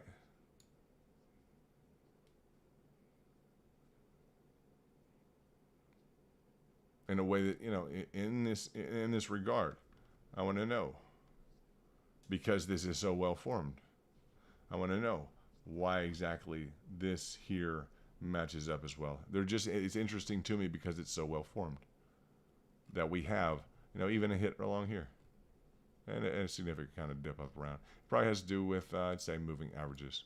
If I had to guess right now, probably kind of micro, on the micro, probably it could be the, for all we know, 10-minute, etc. Daily, hourly, whatever it may be. So, yeah, this is important for Matic. It's important for the potential move that it represents.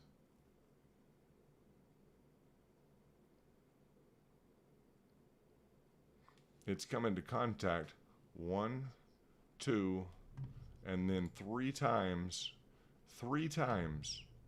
with this 50% level. And this time it is showing some increased kind of strength right here that it hasn't essentially needed. It's been comfortable within its kind of paradigm. This time it's double clutched and it wants to move. For whatever reason, it wants to move.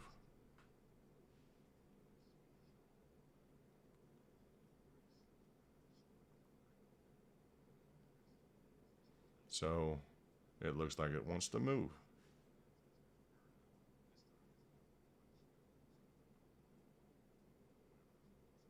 So let's just watch it for a minute. Let's watch this move. Let's see if it breaks out. Let's see if Matic wants to do it again.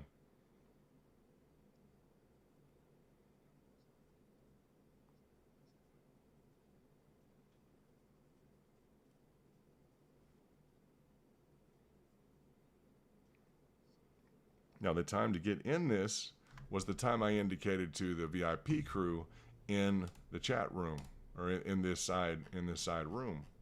You guys had this 50% level. You VIPs had this, right? You're looking for a trade. You want to know what to do, right? You had this. You had this, right?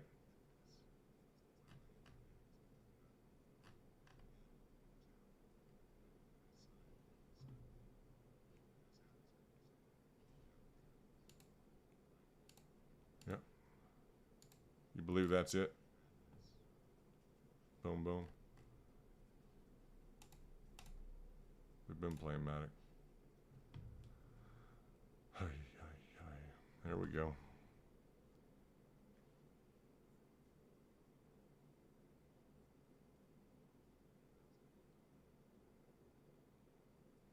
Who's involved in Matic right now? That's right. Lars is on point. Let's see what it's got.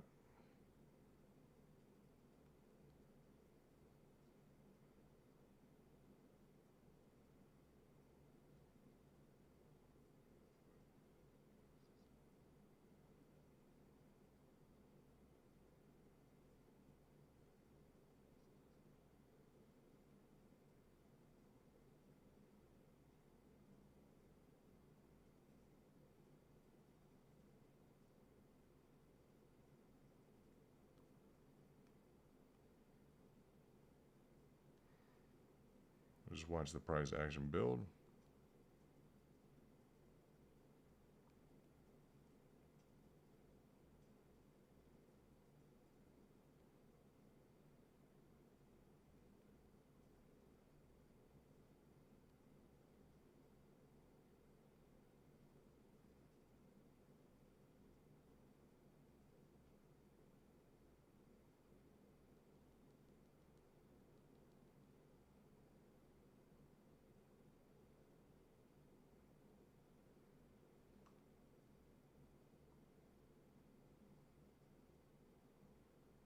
it's double clutched again for whatever reason. It decided to double clutch in here and move to the upside, right?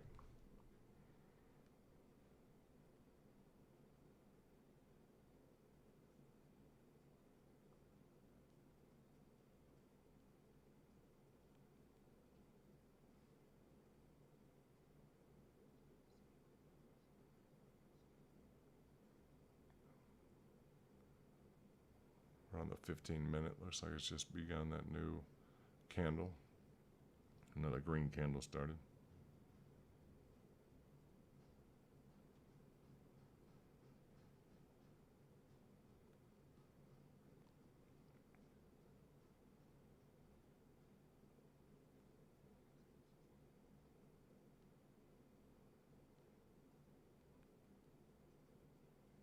And yeah, looks like Memo, did you hit the pricing target down at the 50 cent or the 50 percentile? If you're that heavy into it, did you hit the pricing target? Base camp in 1200 at Medic.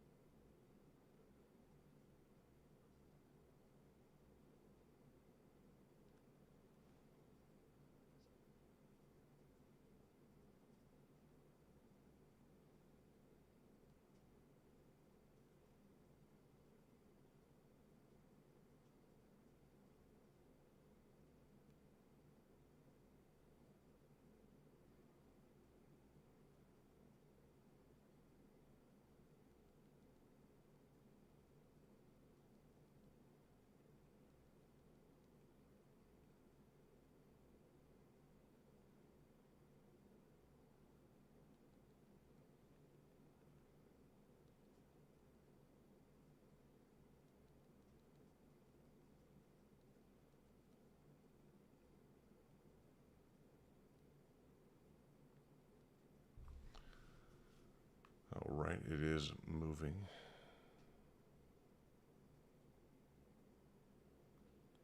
Ikaya is in for a little bit. And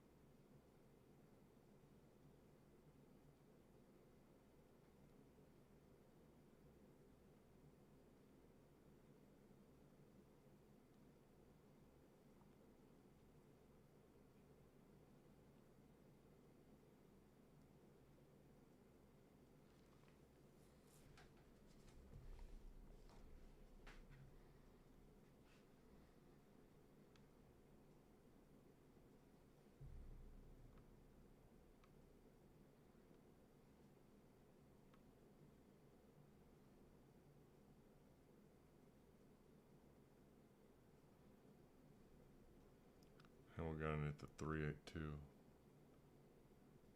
Okay. That's interesting.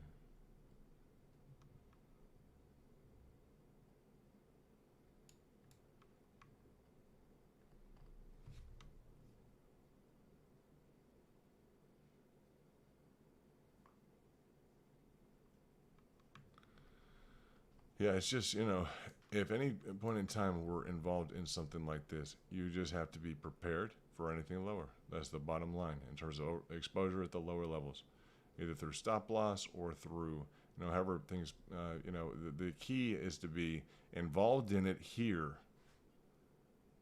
This is the key because you're already in it up here. So you're already up. The percentage that you're already up is, you're already up 13%. You cleared your 10%. So that's easy. Some people may have gotten in at the 618. They got picked up because this is around the time when I gave this out to people, and you can look at this, guys. It's not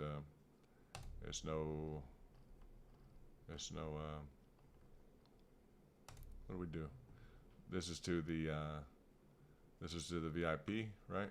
And what did I do? I just giving all of this. Let me see if I can open this up. Hold on.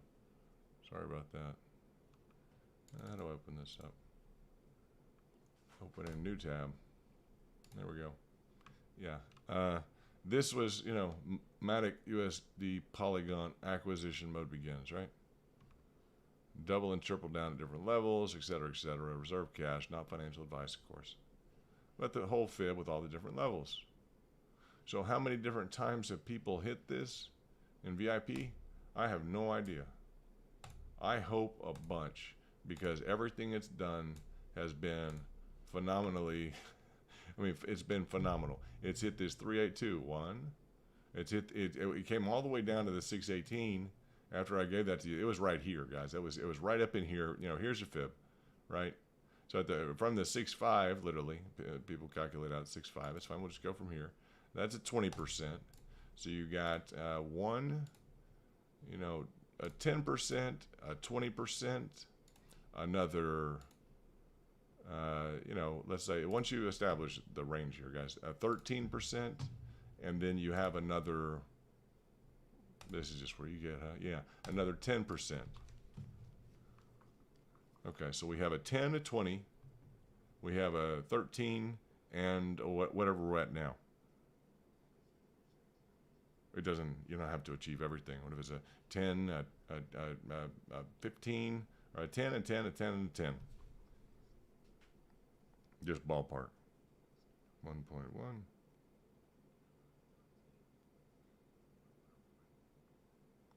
So you've got almost potentially in this time frame, if you hit 4 10s, just ballpark, it didn't max out anything. There's 20, you count the 20, whatever, right?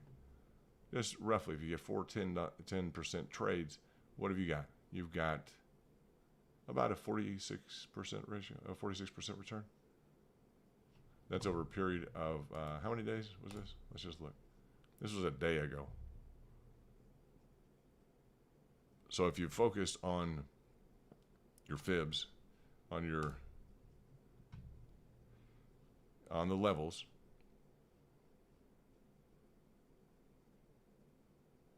five people have. I don't know for a fact. I also dropped it in the other room, but 5 people have focused on this out of 50 people. 5 people have. Other people busy on other stuff. No big deal. No big deal. 5 people though have focused on this. So that's the ticket here is that they're working on 50% in the last day on this. Do they need it to go up? I don't know. Not as badly as someone who wants to get into it now in the breakout, right? It's a completely different ball game. You see, the people who are prepared and entering in their orders has already made about 50% in the last day on this at different levels. Whereas you're looking now at getting into it for the first time with a heavier amount of cash. Whereas they've had fun and they've traded 1, 2, 3, 4 times.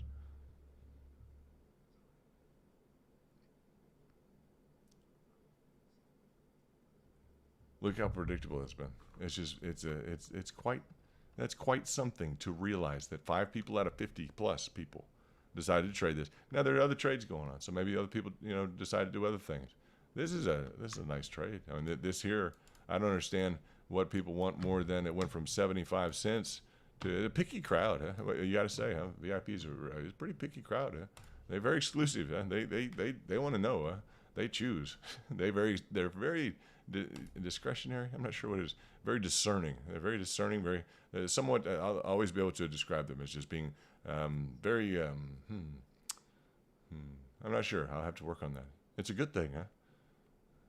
They're extremely hard to please.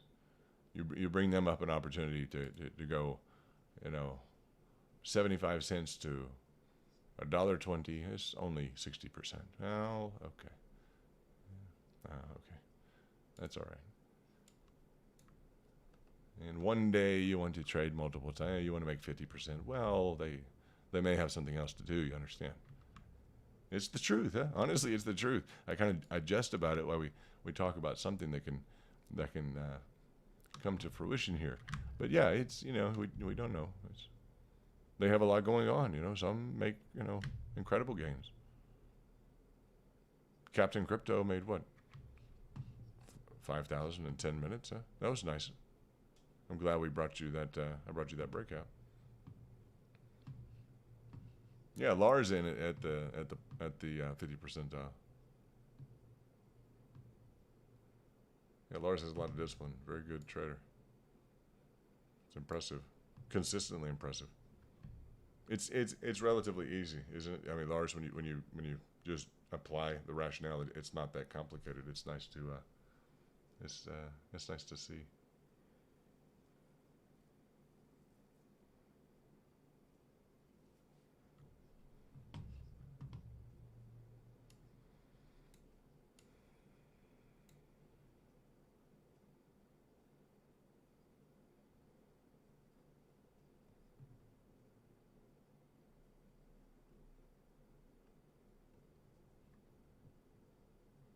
Now it should gain a little bit of attention because it's up 9%. Not much else is up 9%, and people will want to look at what's going on with it, and they will notice what's going on with it. And as they do that, the value of it should build some you know, some buying pressure, I would imagine. Wouldn't you guys think that as people start to catch on, the market maker may want to, you know, raise ahead, this and that? Well, okay, yeah. I mean, how many people have to look at this thing to where it's like, you know, maybe someone has done some homework somewhere and said, oh yeah, that's a bull flag. Maybe, you know, maybe there's, you know, 10,000 people with $10,000 or something along those lines, you know. 1,000 people with 10,000 or whatever that amount is.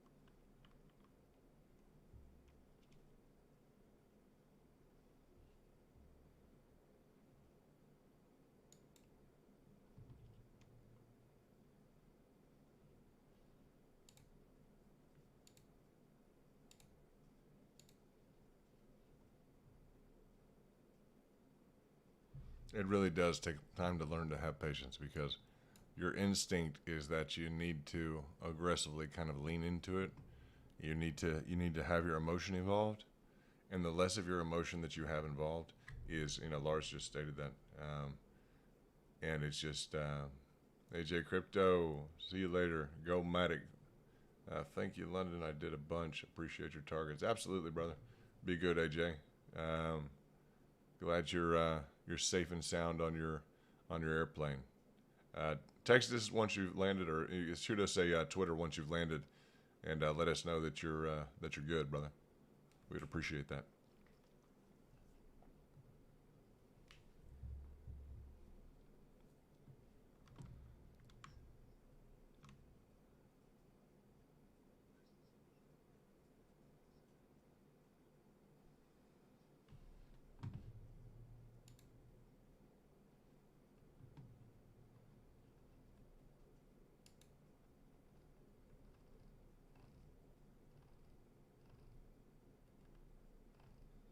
Yeah, charts versus emotion. Very well put.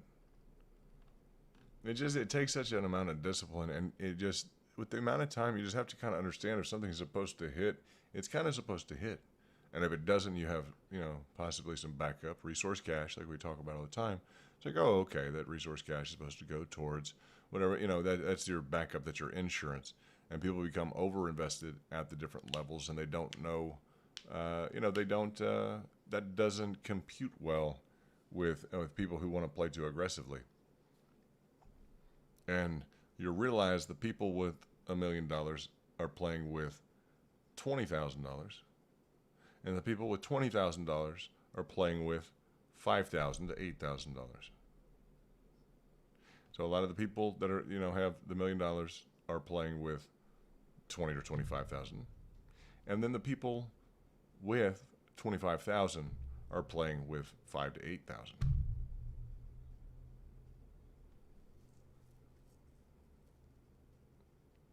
And there's a big, there's just a big difference in how comfortable that is for people. And there's just no backup resource cache, and it just frustrates. It creates a cycle where it's just very unhealthy, and it's again, it's, I just think of playing golf because it's really difficult to, like swinging the club as hard as you can and expecting it to go straight down the fairway. It's just like, unlikely, And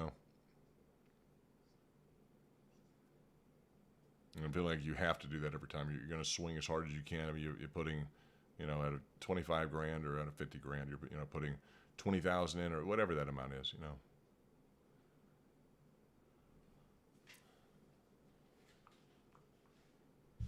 And people with 25 to 50 or 100 or whatever the amount is, or 5, whatever it is, they don't want to start with a smaller amount and make sure all of their trades are good. That's just typically, if you can build,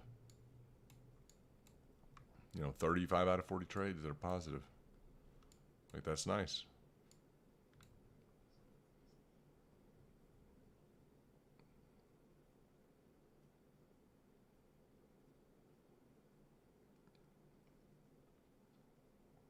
There it goes.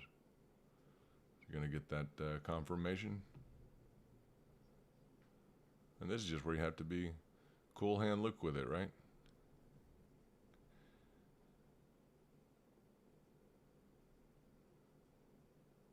It's hit this stuff down here, guys. As you think about a risk control mechanism, it's hit 1, 2, 3, 4, 5 different times.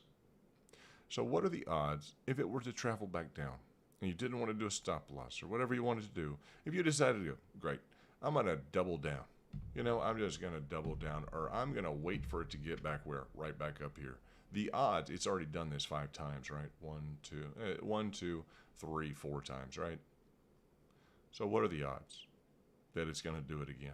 If by chance this doesn't work out, this is all, it's a bull flag that will go down in history as being, well, that was the one that I guess got away, Maybe it is, guys. I don't know. It could be. We might have a historical, well, I'll get T-shirts made up with this, We'll say it's the flag of the, whatever it is, right? It might be. Who knows?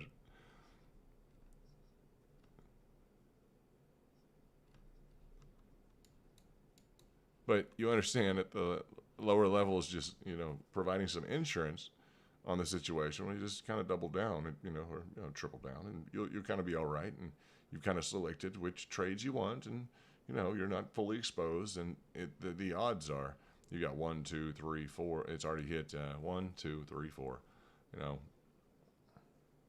Some hit probably 5. It's okay. I said the odds are overwhelmingly positive that. I know you guys know that, but I have to bring that up in terms of strategy. And whatever your strategy is, that's fine. It doesn't have to be my strategy at all. That's the way that I think. That's the way that I look at the markets. I look at it like, how do I cover an upside position?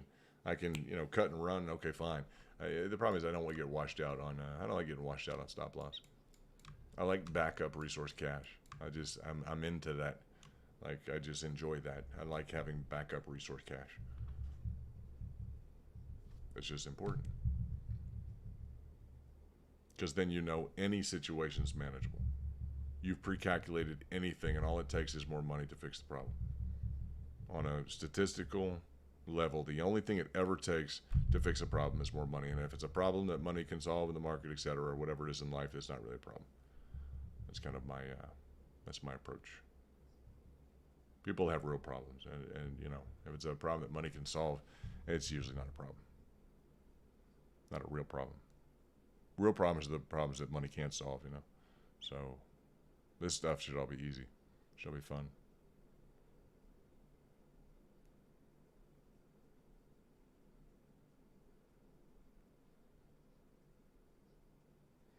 And so now that we've looked at, you know, we've looked through the charts enough, we can just kind of watch this, and we kind of know where the other charts are. You know, we know ETH is in that retracement, ascending triangle, right? We know BNB just went through that. It's in ascending triangle. We kind of know where it is. It's up on top. Remember, it's up on top of that. Broke out of that ascending triangle. That's where maybe ETH is headed. Right? We know more or less where we have a visual image of Bitcoin. You know, it just took a major kind of spill out. Yeah, it's below that top level fib, that red fib. Remember.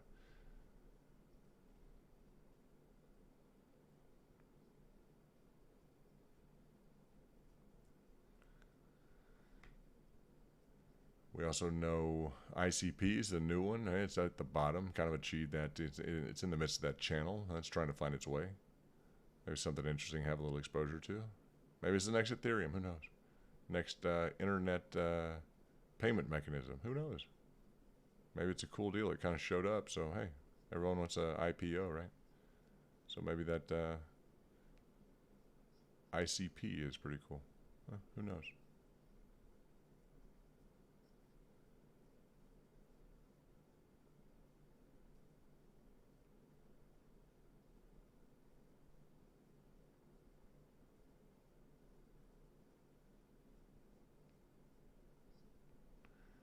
And what else do we know? We know Sheep, exactly what it's going through. It's kind of those M pattern formations going up. It tried to break out. Soho Trader, NYCX, and Nikaya Osborne. Stop losses to protect gains. Yeah, I mean, whatever your philosophy is in terms of stop losses, it's protective stop losses. They're a part of technical analysis. So you'll never hear a technical analyst or anything else sit there and say that that they're inappropriate. They're just not. The double down, triple down approach is really something that, and particularly in terms of profits, I never tell people. I try not to tell people where to take profits, just because I don't know people's situation. I don't know what they're involved in. I don't know. Some people have different financial obligations that it's not my business, so I can't tell them. Or particularly if they're just having fun, it's just resource cash, just back up. It's on the sack of cash in the on the third floor. When I take the elevator to the right in the house, it's not a big deal. Okay, just enjoy it. Have fun. There's no problem with that. That's a joke, but essentially, there are some people that it's whatever. It's fun.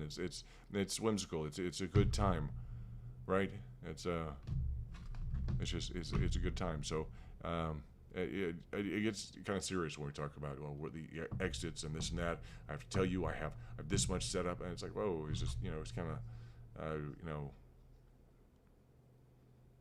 There's a time to kind of be serious about all things like that, and then there's time to just relax and have a good time. If I can facilitate people having a good time, just relaxing and keep it light, etc., then that's good. If there's a big need for exit analysis, we kind of did some of that with.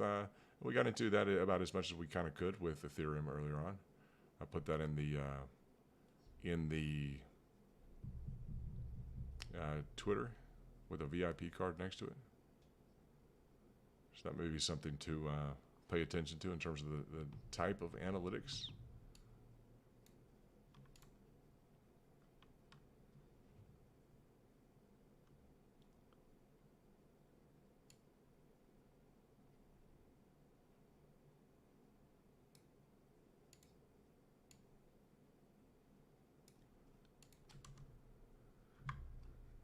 Let's see.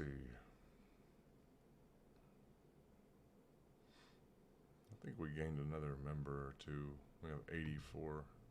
That's cool. 84 members. That's not bad. That's good.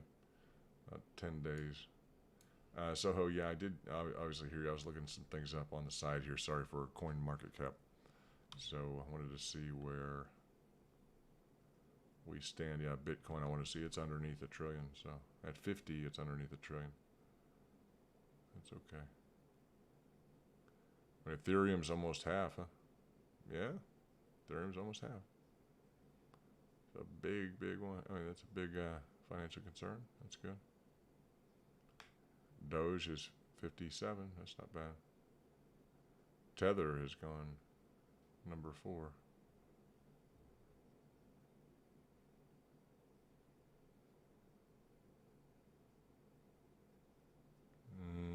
Looks like Cardano's moving up. That's nice. Look like Cardano might pass Dogecoin. A lot of people think that it should because it's a sophisticated coin. That's cool. You know, whenever I've been checking out recently, I've been paying attention to how long things take. And we don't realize what a big issue that is. If you use like a Cash App, or you use a credit card, you use something like that, or even change these days, right? It's a matter of out of the wallet, into the pocket, this and that, waiting for, especially, you know, the old modem connection going through on a payment scale. We don't like to wait. You know, especially we you know, a debit card, we know we have cash in there, we still have to sit there and wait. It's just the 10, 15 seconds of that transaction time, we don't like that. So a facilitated high-speed transaction network is huge. Just bam. I mean, that's it. That's a big move. We don't recognize that very much. I mean, we don't think about it that frequently. It's a big deal. I think it's a really big deal. So I'm excited about that. I've been paying more attention to that. It'd be great if this wants to achieve a reconfirmation. It's going to do it probably right on time. That's the amazing thing about typically these issues. When I say that, it just wants to take off. Huh? It might.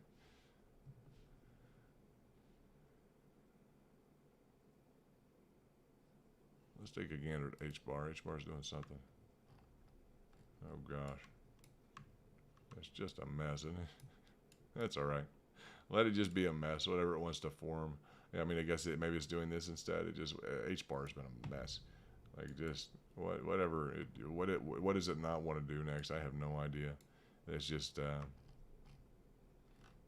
guess it's semi-embarrassing. Maybe we're on a different time frame. Is there any other time frame that we could, you know, actually, let's look at something. Hold on.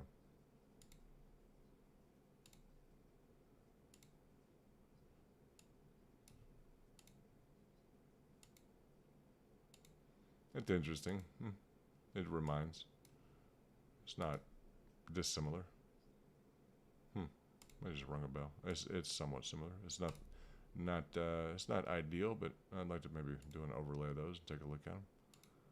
There's a few impulses off, but yeah, it's the kind of an M pattern formation. M pattern formation, more or less.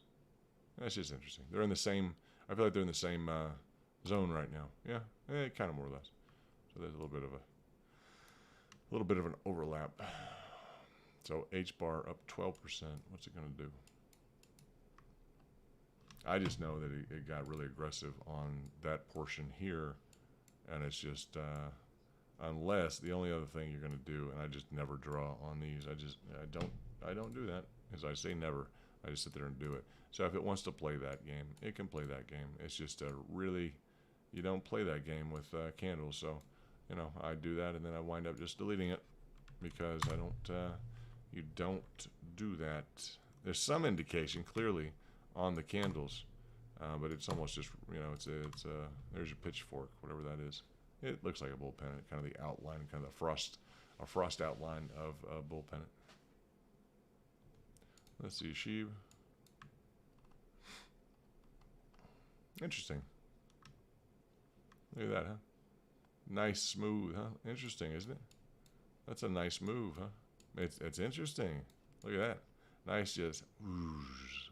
You see that? You would expect like a carve out, huh? But this is just smooth, huh? That's pretty smooth, huh? You don't see lines like that ever, you know, that frequent. Look at those candles.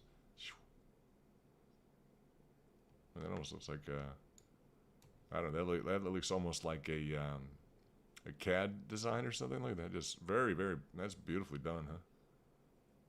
A lot of these have real nice price action on them. You know, real smooth. That's just you don't see that all the time, right there.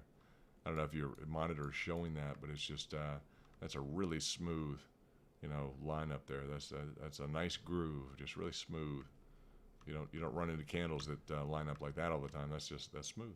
I like that a lot. Very smooth. So nice price action. Very well programmed. Extraordinarily well set up in terms of the delivery of the price action. Yeah, you have to appreciate that. It's not just chaotic random inputs and outputs. No, it's very smooth. Now back to Matic.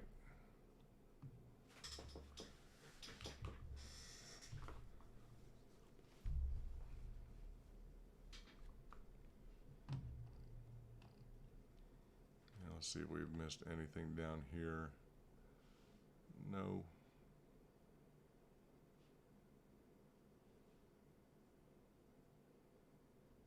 What's the ICP?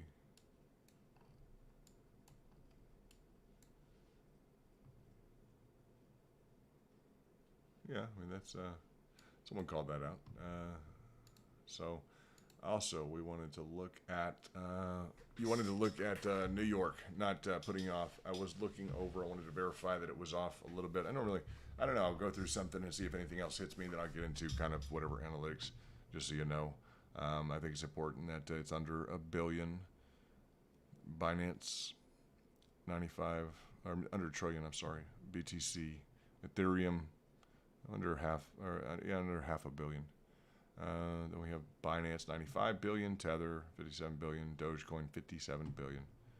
And we have Cardano 54 billion, XRP 48 billion. Then we have Internet Computer ICP 42 billion.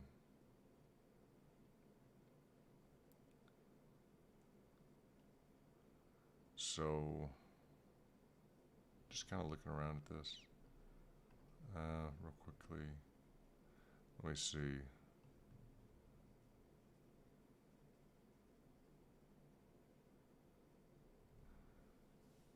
Polygon Matic is, there we go, is 7 billion. It's 29.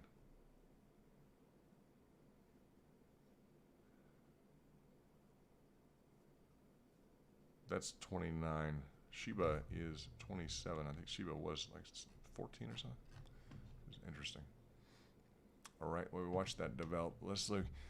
I guess the issue is Soho is I have more than one thing to say about Bitcoin positively, but in terms of analytics, it's quite a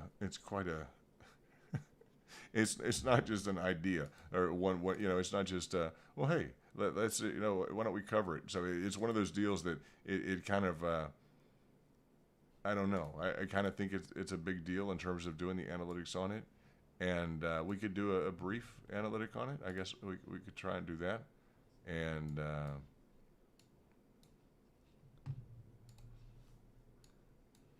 me see. Hold on.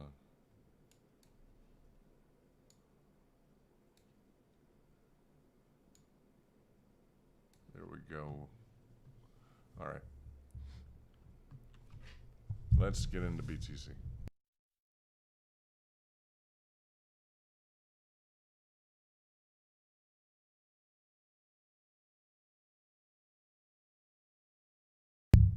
All right. Now,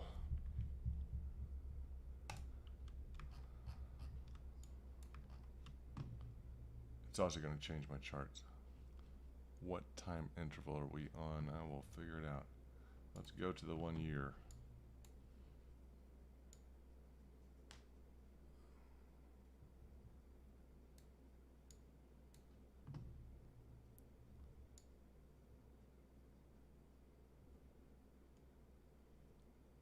Let's just go there. That's going to be, just don't want to do this. down to, not that I don't want to do the entirety of it, but let's just draw it down to 0. It's just kind of messy if I look at, let's just redraw this like live. You know, I really would like to snap these on just perfectly. If I'm going to, do a real analytic, that's 27, that's close enough. Now what we've done is we've reached the top. People think we've caved down. We've just, essentially we have captured the top level of the Fibonacci. So it's very simple. There's no difference between this and SHI or anything else that we've looked at. It's literally, as we look at worst case scenario, which is maybe the best case scenario, is retouching to 24,239. That's it. If we apply the golden pocket, I just get there real quickly so that no one is confused at all. My analysis doesn't change whatsoever. That's a very positive, a very, very positive point for us to reach. And when we reach that, if we reach that again, I'll have orders. That's it. Same as pretty much anything. It's a nice key level to look at. Will it affect me between now and then? Yeah, I mean, it will. The degree to which I'm involved in price appreciation versus trading. So at that, you just see that this is the right fib because it is literally maxed out, and we have used this as the top level support at 23.6. So that's first of all, that there's nothing weird going on, right? There's nothing out of the ordinary at all. We've maintained this top channel. Now it's literally just it's just a component. It's just a question. Now, as we look at this, the fact that we have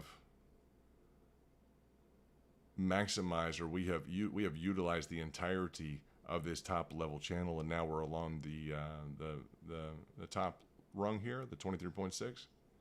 It would be phenomenal if we could retrace. It would be great if we could retrace. So if it refuses to retrace, that's no problem. But it would be great to get into 39,000 and allow people to enter in and trade, in my opinion. It would be great if it would behave like a normal market and it wanted to get down to like 31.8. And we could say that, yes, this is the initiation of the price trend. Okay, all the way back, and it takes it back to level 0. Okay, all the way back to level 0, not right here. I'm going all the way back to level 0. So that you can see with the maximization of the price, with the high price here, that this is so well scheduled up with your Fibonacci that literally at your 23.6 that you're exactly boots on the ground at that level. You got it? Yeah. So that lets you know that this is your Fibonacci. These are your price targets as you're looking to going down into this. On the lines, you can play around with the candlesticks, right? But that's the way that you want this drawn. And it gives you some reassurance that, well, maybe this is supposed to be happening, right? Yeah, it's a threshold. It's the market. It's the growth potential of a market. It's the way markets behave. So let's look at Matic real quickly. See, now this is going to change everything. I don't want to get too far down into this. You guys let me know on Matic what's going on. That would be appreciative. Where's BTC? So that's where I would start, Soho. I'd be ready to, and I am. The big guys, I promise you, the big guys, I promise you, are ready to double down at lower levels. I promise you. I promise you. They are ready to double down at lower levels. No problem. What lower levels? These lower levels. I promise you. The biggest thing you can take out of this analytic. This is your best fib. This is your proper fib. And the big guys are ready to double down at these lower levels. Why? Because they know they'll make money. They know they will hit. Like this just hit. They will hit here. Boom. right? They'll hit here, boom. Now, it doesn't have to go there. It would be nice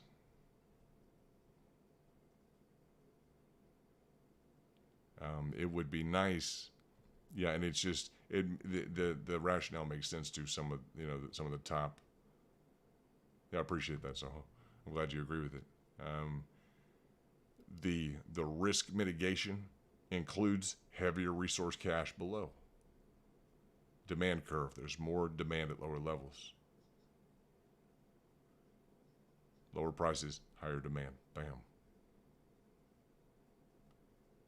Not a whole lot of interest in and around these levels.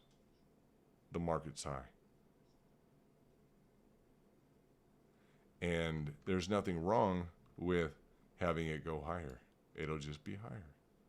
And we'll probably redraw this at some point if it's any higher, right? It goes on up, and it's, this was just the first rung in a ladder. Because that's always an option, right? And this was just maybe the intro, small, minute, barely even a hill to get into a hill. To get into a hill, to get into a hill. Possible. Possible.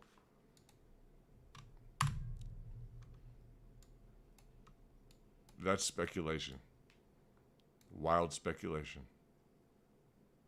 That's completely beyond the scope of anything that interests me right now, which is my position currently, along with my resource cash and my ability to double down, triple down at lower levels, and more than that, double and triple down and more than that at lower levels, to cover my upside risk. So I think a lot of people have done well in this. It's fine. It's nice. But the key is the re-entry at the lower levels.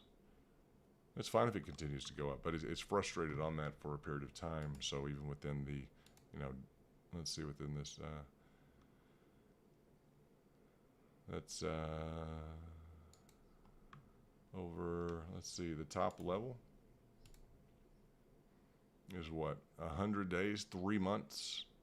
You've spent 3 months in the top, essentially in the top level. So 3 months in that top level is a big deal. That's kind of confirmation that we're on we're on the top level, right? This is, and we've been holding that, which means this is one of the layers. That's why I always start my analysis with, we'll pepper it in, right? Something is keeping this up in this channel amidst this tirade that it's been throwing. And you can kind of do a level off approach. You have this great trajectory up. People will start drawing channels. Problem is, then you draw, and then you ran into this channel.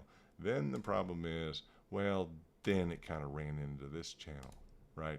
Well, and then the problem is, well, now we kind of have this channel. And then the solution is, well, I guess we'll go ahead and we'll have something like this, potentially, wherever that is, right? So that would be the confinement syndrome. It may spill out over here. It may decide to say, yeah, that'd be fine, except now we're going to throw in this.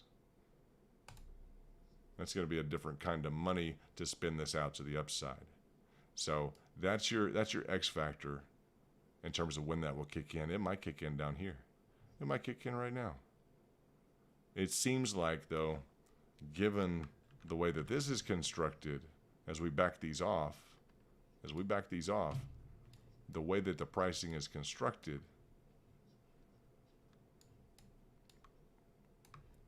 it seems like let me just do this, let me get it back. It seems like as we unwind this, that we're definitely boom, boom, boom, boom, boom. You see that? We're just, the pressure is going down. It's rolling over in a way that is showing us the limitation of Bitcoin. And just getting a visual like that, you're probably not going to pick up on that visual anywhere else. So That's critical for my interpretation of where this gets to go. I hope gets to go, and that's what I'm looking forward to, is some different entry points at doubling and tripling down. That's just what I look forward to. And you know, it's not a, people will talk about definitely going to 100,000, definitely going to a, yeah, that's not, that's just not, that's not where I'm at with things. From what I understand of the big heavier players, it's double or triple down at different levels. That's it. I'm prepared to double or triple down at different levels. I follow the big guys, and I literally, hey Lars. Yeah, I follow the big guys, and I want to, you know, emulate exactly what they're doing, and that's as simple as it is. I understand the dynamics right now, ready to double and triple down at lower levels, and what does that that implies? It implies that there's going to be there's going to be lower levels. The big guys are ready, sitting there, grinning ear to ear. Absolutely, we have the cash. We're ready to double down at the appropriate lower levels. They're not talking about the huge, you know, huge figures of what it's going to be worth. They'll look straight at you and say, no, we're just prepared to double down at the appropriate lower levels. And that's it. That's all from a profit standpoint. That's all that's required. Period. That's it. That's all that's required. So that's where I'm at in terms of this. I'll just let's see. Just I will snapshot this and get it to you so you have just the rough. And I'm gonna just it's not with a scalpel, AJ. Soho, sorry. Looking at AJ right now. Did AJ say anything? I got it written down. Blurred that out. I hope he's all right. He landed it. He was supposed to send us a tweet. Can someone look at Twitter? Like, too much going on in my mind. I got to check. Matic and AJ's supposed to hit us up. Let me put in here. I say Twitter. I'm like, AJ's got to write up. Let me do this. I'll just put this in for. I'm going to put Soho BTC.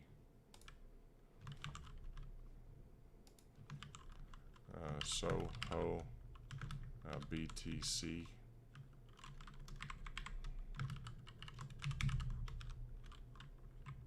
Soho Trader X BTC. I'm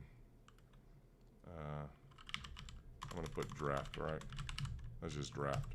Finalize or not. Draft.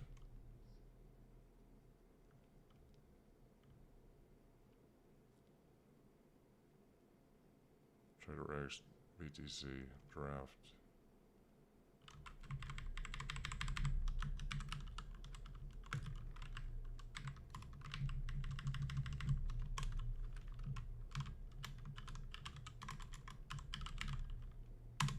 Okay, there you go. All right.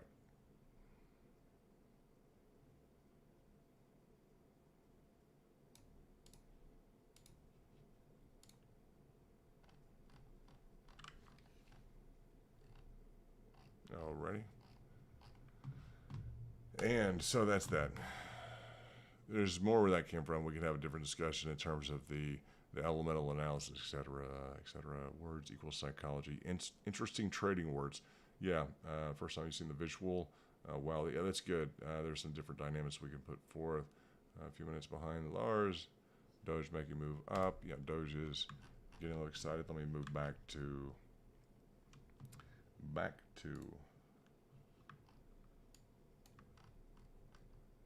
Yeah, it is. It's starting to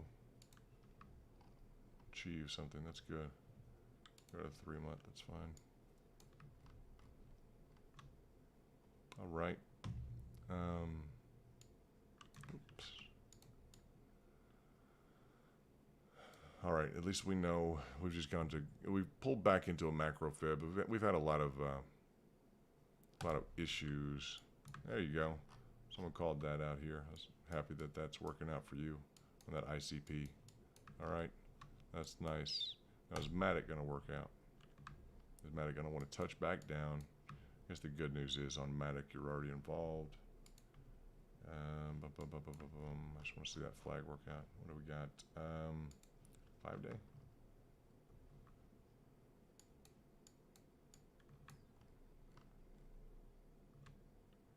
Look at that, huh? Y'all see that touchdown right there? Look at that, huh? I love this, huh? I just love price action. When I see stuff like that, I just love it. You see that right there? That is gorgeous, isn't it? That's beautiful, huh? Whatever it wants to do after that is fine. The involvement level is below. You guys see confirmation in terms of the cross differential on the essentially the different, like the 50 picked up, but that is, you know, versus the full extension of the channel here. I think it still covered you up through previously down below that, yeah. But yeah, that's just sweet. You know, that is awesome right there. Whatever it chooses to do after that, that's what I'd like to see. I like to literally touch back base and say, okay, it's down. We kind of see it over here. Well, I don't know what it's going to do. No, I like to see that. I just like to see that level respected.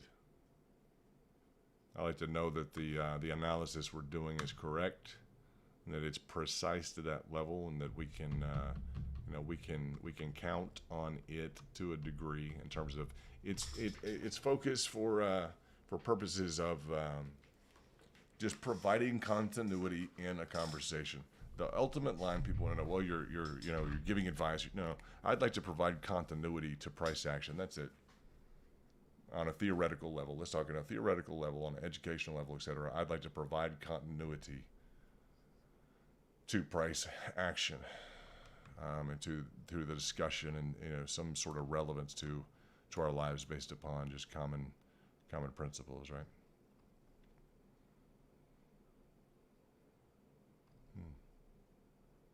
Very interesting, huh? It's nice as we hit this, and this. It's a little bit different of a time frame. You just see how this walked up perfectly. You know, struck up here and it struck up here. It's just interesting, huh? That's interesting.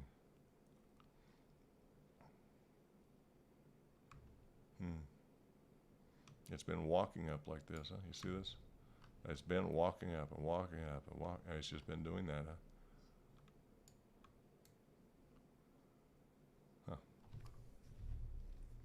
Let's look at what's H bar doing. Oh no, just joking with H bars. Like, that's our pitchfork, right? It's just whatever it is.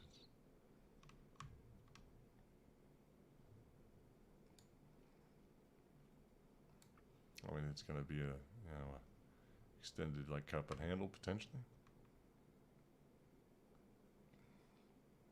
I think if you guys were running a trading floor or something else like this, and it just showed up on someone as the top of a, you know, first of all, it took this long to get up from the from this contact point, this price target, and it did this for a while, and then it you know, shook around, and then it decides to go up, and it forms this. You would literally be like, all right, whose desk is this? Who's in charge of this? You know, you would probably say that. Now, what do you guys got with? It's true the Doge is going to get listed on Coinbase in 2 months. You saw that, Lars? I saw tweets today. I did too. Someone in the group said they released in their earnings today. Doge moving up.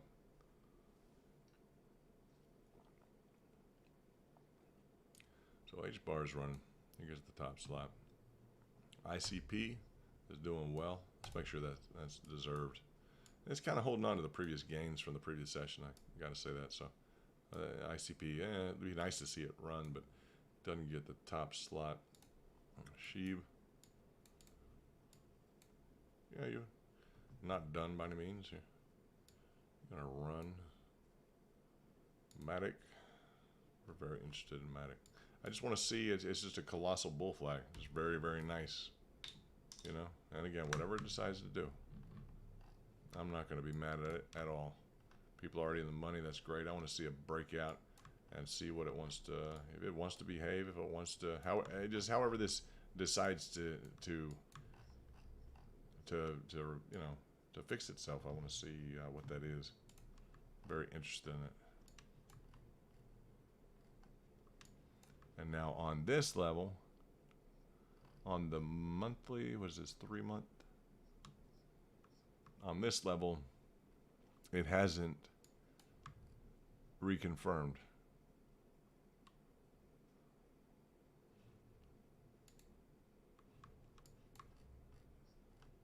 That's on the monthly, as opposed to like on the 5 day. On the 5 day, more detail, you get more into the fact it's already hit, it's a double hit, it's going down, it's going up, it's trying to head back. You know, you get into some more dramatization of it.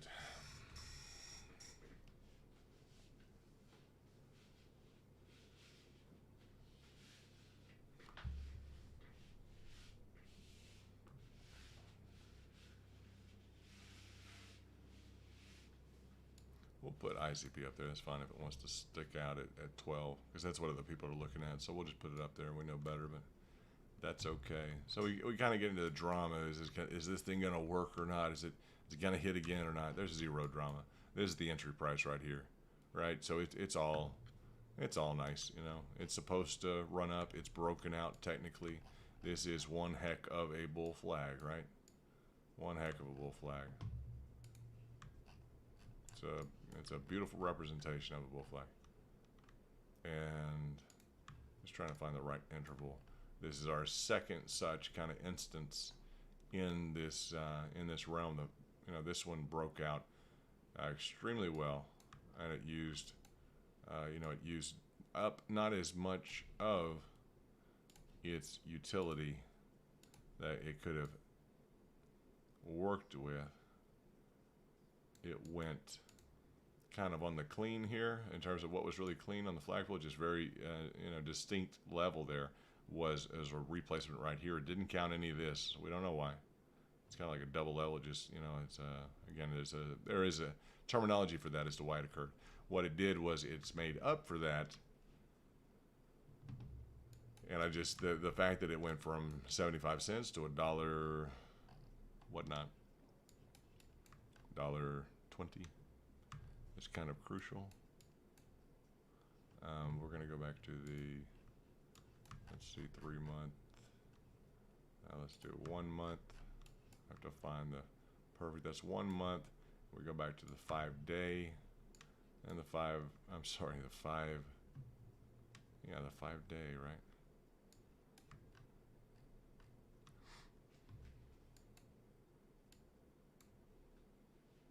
And there it goes. It wants to go back in. It certainly can. I can't believe that it would be a top number whatever coin and that it would have this kind of an outline and it would not receive major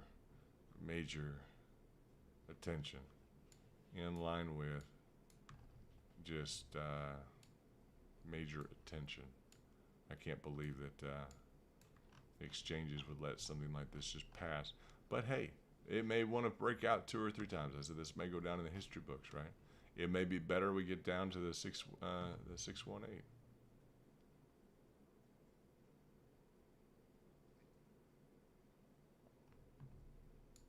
This was a phenomenal move. This here, beautiful. Very, very nicely done.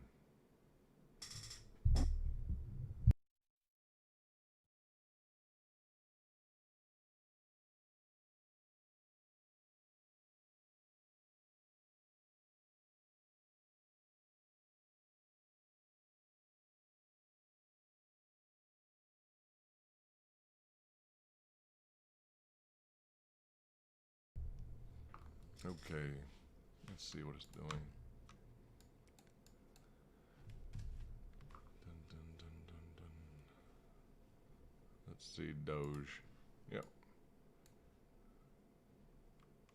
There we go. Now this is Doge, right? And what else do we have here? Play this tape. Okay.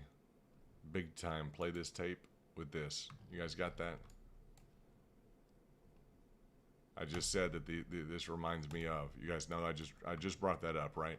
With the difference between Doge and H-bar, where they were at. Do you see now? And that's essentially where they were headed. Do you see that? You guys see that now, huh? You may not have gotten that when I first brought it up. Bam, bam, you got it?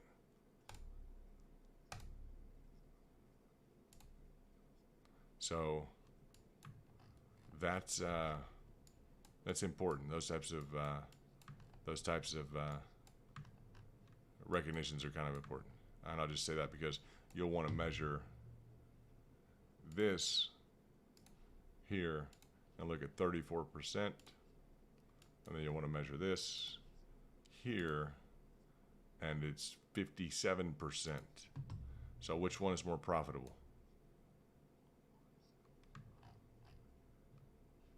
Let's look at the history of it. Well,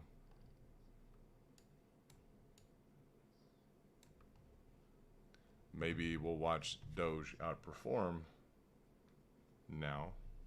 That's one heck of a move up, isn't it? For us to just watch and be like, well, we're sold out on Doge. It's okay. It's all right. It has a lot of good aspects to it. I mean, money's not everything, huh? And predictability, it helps, okay? Knowing who's involved, management team, etc. That definitely helps knowing the story. So, yeah. ETH up. SHIB 6. BNB up. Ave. Mana BTC.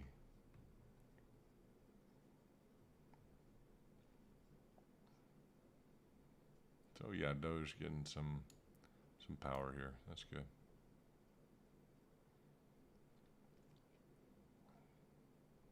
And you don't want to hop around too much. You know, you don't want to sit there and jump between investments. Even, you know, every now and then on a daily, etc., whatever you decide to do, it's nice to know what you're trading because it'll cost you money if you don't. If you don't, you know, if you know, well, this one has been inconsistent. Like we know the history of Matic a little bit, right? So you'll know where it's disappointed or where it's burned you, etc. You guys tell me what you want to watch because I have to sit here and I'm going to eat a Cliff Bar. So you tell me you want to watch Doge. Is that the fave? I'm going to take about 5, just whatever, 2-3 minutes. I'm going to have a Cliff Bar. So let me know in the chats what you guys want to. Hit the like button too if you guys are here or you haven't been in here since the beginning. Hit the like. We got like 81 right now. That's right.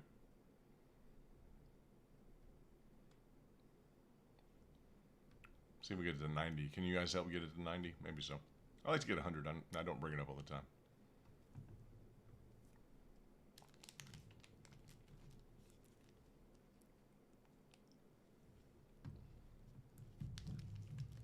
Everyone agrees Doge. All right. All right. 5 Doge. Pricing. 5 min. Basecamp wants to know, it's important. White chocolate macadamia. Cliff Bar. We gave you bananas. We already gave you the bananas. Hamo. That was so funny. That was a good one, Lars. 5-minute break.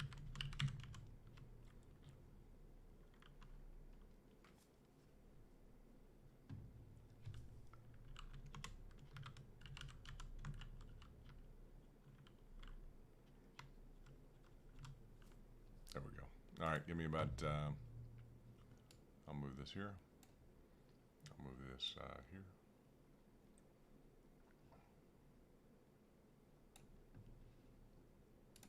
We'll move this here.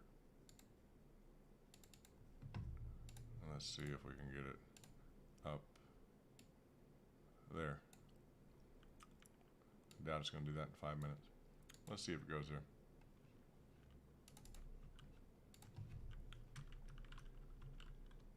They really are good, Amar, aren't they? All right. Give me just a few minutes. Let me eat this Cliff Bar. I'll be right back with you.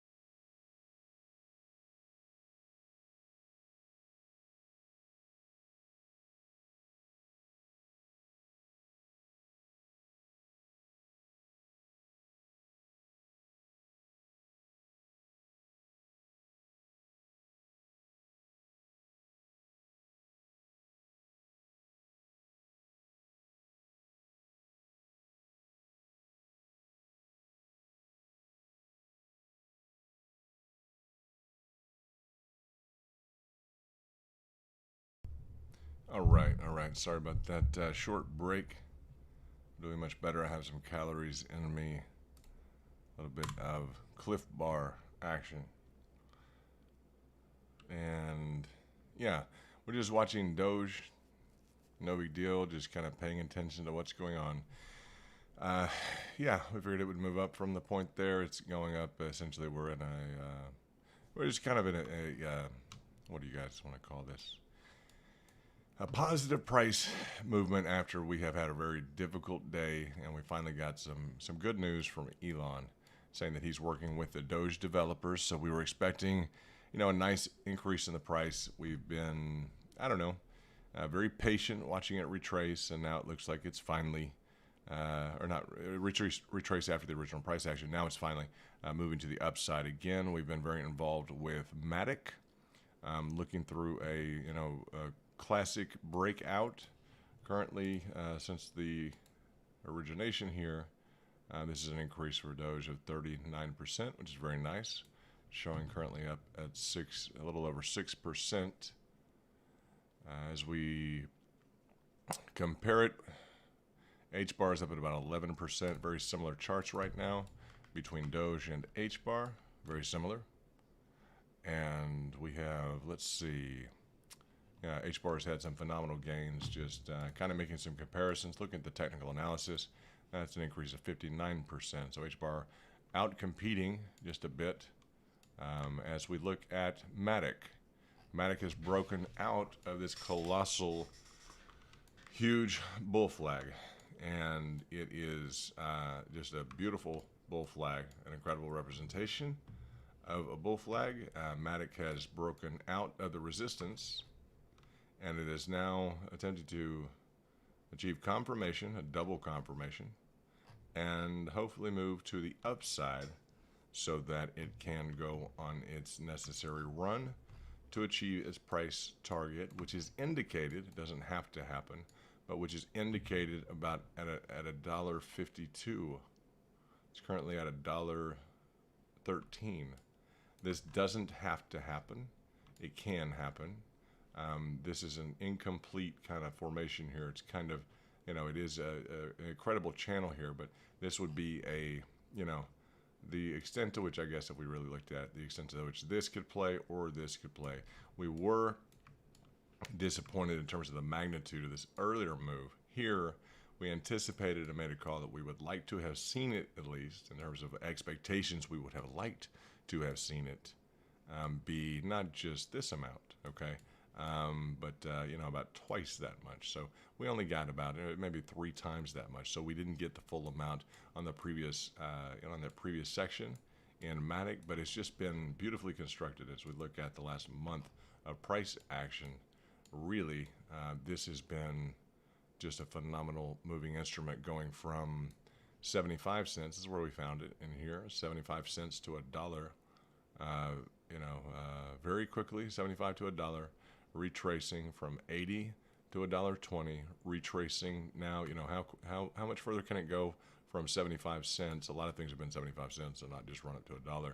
So the upward mobility, upward potential of Matic, in addition to these beautiful movements that it's making, is just seems very enticing, and let's say technically, in terms of technical analysis, technically very very interesting to want to get to know a little bit. So the different time frames show kind of different levels of detail here. So we wanted to look back on the, let's see, the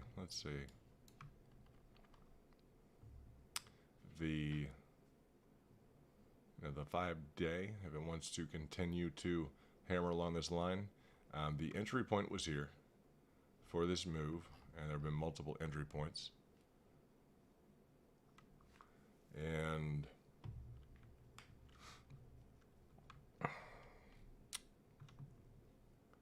let's see, Doge currently up about 6. That's nice. It's reached that threshold. I was hoping to do that by the time I just went to go eat my Cliff Bar, but it was close to that.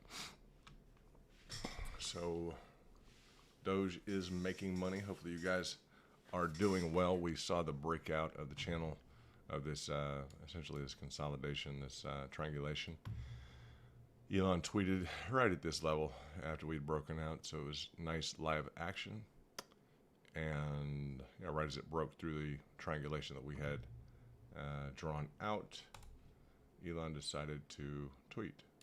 So we had a triangulation essentially that was that was drawn out. Let's take a look at the candles real quickly while we analyze the question. You guys want to know kind of where is it where is it really heading?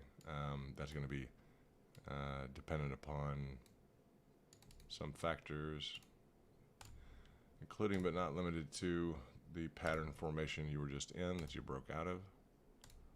And we'll probably move that to here. It's fine. And line it up with that. And then this is just a continuation pattern. Let's look at, let me see what we've got. A previous continuation pattern. This is like a double indicated. Let's see. Yes, something like this will be fine for right now. We had these all types of positively drawn out. What this is a continuation pattern, which means it's built to continue to the downside. So as this is heading down and it essentially bounces into this channel, it's built to continue down. So the fact that this has regained into the channel, that it is essentially, there's a better close-up view of this, but that it has gone to the upside is a big deal because it's a continuation descending triangle. It's supposed to continue to the downside. So it has beat the odds. That's very important. It's on the, let's see. It is on the, this will be better.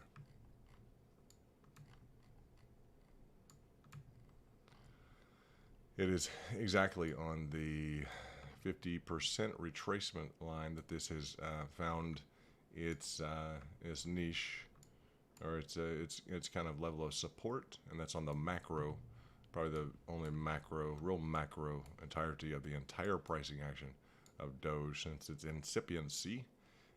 Those are these levels. So those levels have the, let's see, these pricing targets, which we've gone over.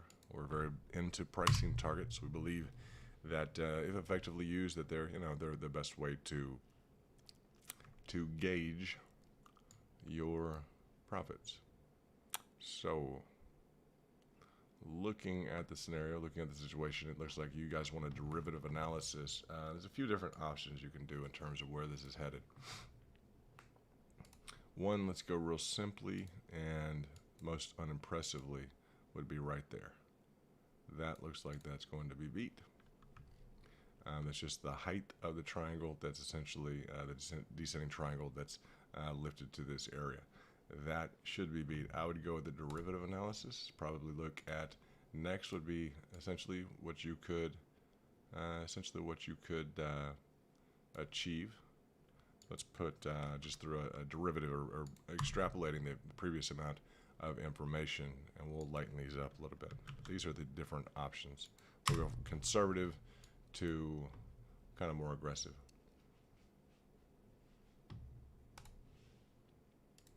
We'll go ahead and look at this, and that's in line with that. We'll go also with this, and we will go, you're just going to get to different levels. Everything about your exits are going to have to deal with your threshold, your tolerance, your levels of sleep, how much you choose to manage things. It was big news, how detailed you choose to manage things, and how detailed of a fashion, and what your tolerance is. Because I'm not, you want to know the exact level to get in and the exact level to get out. And if you do that, someone's going to be managing your account, and that's not my intention to do that. So, yeah, it requires just a touch of your input and your care and attention to your holdings, to your trading. And that gives you a good idea of kind of how good of a trader you are. What do you mean when you say derivative analysis? No, not somewhat. It's interesting you say derivative analysis with calculus. Yeah, I've taken a lot of calculus in my life, but deriving from previous events, extrapolating, laying over, like deriving from like a derivation in terms of calculus, a little different than make it almost not a deduction, but more of a kind of extrapolating data extraction. Essentially, is probably the best word to make it equivalent to when I say a derivative analysis. It can involve variables. So these are variable functions that were just put in from previous. And there's another step beyond that I don't go into that is just a little complicated. So you guys want to know where's the exit. That's not. That's not. I don't get into that because the level of technicality that is involved is just a little bit rough. So yeah, that's just the truth. So these are the different options in terms of where this goes. In terms of, let's say, if this were A, B, C, we have different options in terms of where this ultimately may go. So we have this as as an option. We have A, B, C, and maybe even D. That's a big hefty. I think that is essentially this. I think that's this right here. That would be, yeah, it is. So ballpark around that. So you're going to have to deal with the odds or probabilities that it gets through each of these levels. If you want to talk about like trading lanes, I deal with that sometimes on different things. I want to check out Matic to see if it has broken back down, and it has. That's okay. So that's a good time for maybe profit taking. If you guys are looking at profit taking, this was your entry. This was your. We were hoping to get out of that. We were enjoying watching that. I would state that that's a good time to have taken profit if you didn't have that set up with your stop loss, which we discussed earlier. So it tried to break out of that. It really did, and I just have to cover this because we have been covering it. So you have achieved your I don't know if you had your stop loss set up, but from your entry price here and around to here, you've probably cleared just 10% on it. It was a nice setup. It's a great bull flag. We want to see what's going to happen to it. Now it has, it could be a fake out. I want to see what has occurred with it. It's going aggressively kind of to the downside. It's giving up on the possibility of the upside trajectory. So let's take a look at it. I just want to keep watching that because it's a really incredible bull flag. That's an incredible representation of the bull flag, and the price action has been phenomenal. We're trying to get to $1 on Dogecoin. This went from 75 cents to $1 in 4 days. So, and it just says, increased from 37 cents. It's tripled. It's one of those. It's really made a good run. So we're paying close attention to it. Yeah. So good time to maybe look for either fake out or let that stop loss kick in. Take your profits, and the re-entry spot is right down here. So that is the next level would be 618 very easily. 618. And that's that's a nice place to take profit. If it's not going to achieve that now, I think it will at some point. It's hit 1, 2, 3 nice times here. So actually 1, 2, all the way down to the golden pocket, 3 and 4 or 5. So 4 to 5 times it's already hit that. It's been incredible. Just consistent trading delivery is what it has achieved. So back to Doge. There are different, essentially tolerances that you guys are going to have, and that's going to be, at what point are you done with your profits? If you want to hold it and you believe, again, I'm not going to tell anyone to sell or not to sell. You want a price target. It's only going up to this amount. People want to unload, and on the, off chance there's another, tweet from Elon at that moment, or there's some other circumstance which and people will push so much like, no, we would just want it just in case we know there might be one. I'm like, that's not the point. We come up with half the equation in terms of the pricing analysis, in terms of the entry prices. There are plenty of Fibonacci extensions we can come up with. This is kind of the derivative analysis that I bring up, and it's just it is what it is. So we're looking forward to you guys making your decision on that. You have the basic levels kind of established, and we will see essentially what you think you want to do with your money, because I'm not going to handle your money. I'm not going to manage your money, and you guys know that. So, and that's okay. We do handle, you know, we handle some things like a pricing, entry if it's clearly indicated, like what price will there be an entry at, up to maybe at 23%, up to. That would be a phenomenal gain, right? It would maybe want to stop, do a pit stop, along the way, and maybe, do another formation that took a while. The formation took quite a while. So, this was a period of hours, I want to say. So, very smooth transition. I don't think anyone's out of the trade right now. This was the initiation of the trade. It's not, let's see, it's not some monumental trade. It's up 20, you're up 20% already. That's okay. That's not bad. So, let's see. That's kind of the answer to it without being,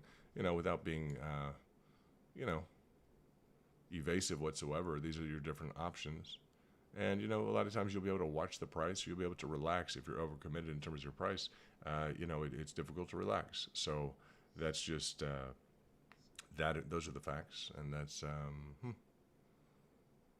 I don't know. It's, I'm a big believer in not being overcommitted at any point in time, always having backup resource cash and not having to really, sweat things. If, depending upon where, essentially based upon the analysis that I'm doing, based upon what it's looking like, I'm going to make that decision a lot of times on the fly, or it's pre-programmed and I don't have to worry about it. If I hit, 4 trades for 20%, I've doubled my money. 4 for 20. This is a 20 right here. Bam. So I hit 4 of those. That's fine. I double my money. I don't have to sit and play this game. Where exactly am I supposed to get out? I don't have to play that. It's okay to do that or not to do that if there's a good calculative. But even the Fibonacci extensions is like, will it hit the the bottom level extension or the bottom level retracement, top level extension or bottom level retracement? Excuse me. No one is going to tell you that for sure. Not one person is going to tell you that. It's going to hit the 78.6 retracement. Are you sure? No one's going to tell you that. It's just not. That's not part of the market dynamic. There are odds and probabilities, probably advantages to, hitting things. But, yeah, it's just, that is what it is. So I know you guys know that.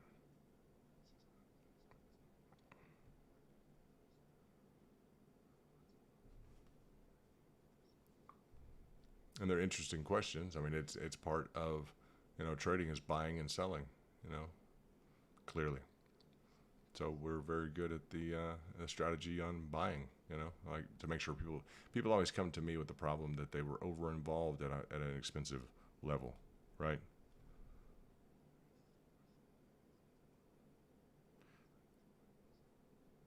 And when that occurs, the solution is for me to try and encourage people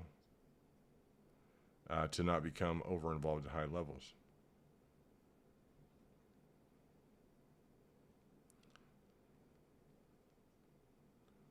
So that's just kind of the way it is. But watch the price action and kind of see, where it's at. Everyone will have a threshold. Your threshold's different. Your budget's different than the guy next to you or your neighbor or whoever else may be trading else.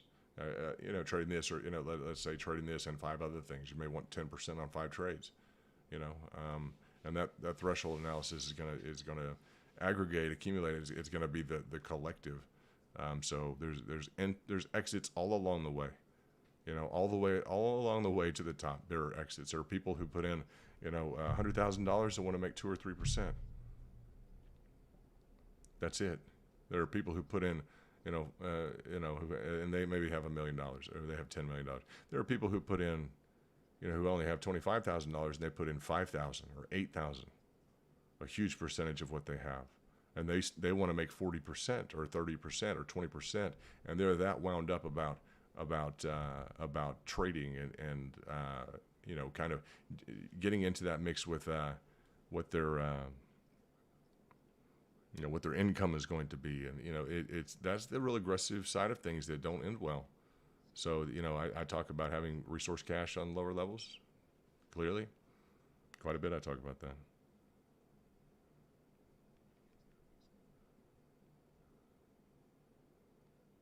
So, yeah. And let's see, it's continuing to move up. The first level is 52,354.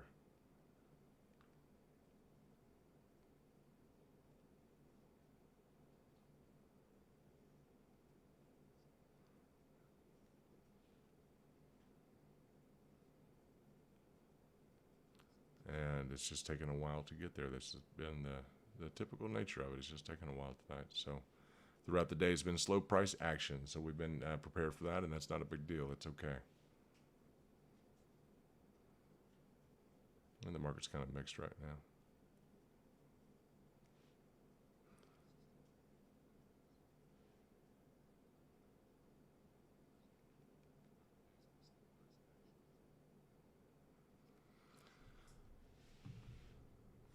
We'll touch back base with Matic just because. Oh, now it's looking like it wants to unwind itself. Not sure.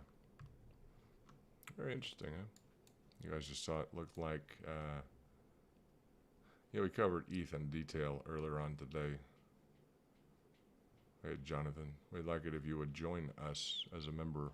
We have, 80 new members, about 50 VIPs, and we cover some very important stuff. So it'd be great to have you joining us. If you like things, etc. We uploaded that to our VIP. What is it?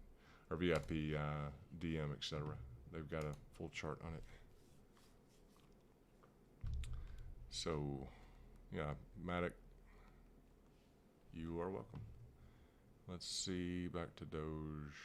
That's interesting. I'm just interested in that price action because it's a heck of a bull flag. Of course, the price action on Doge is fine too. Doing well.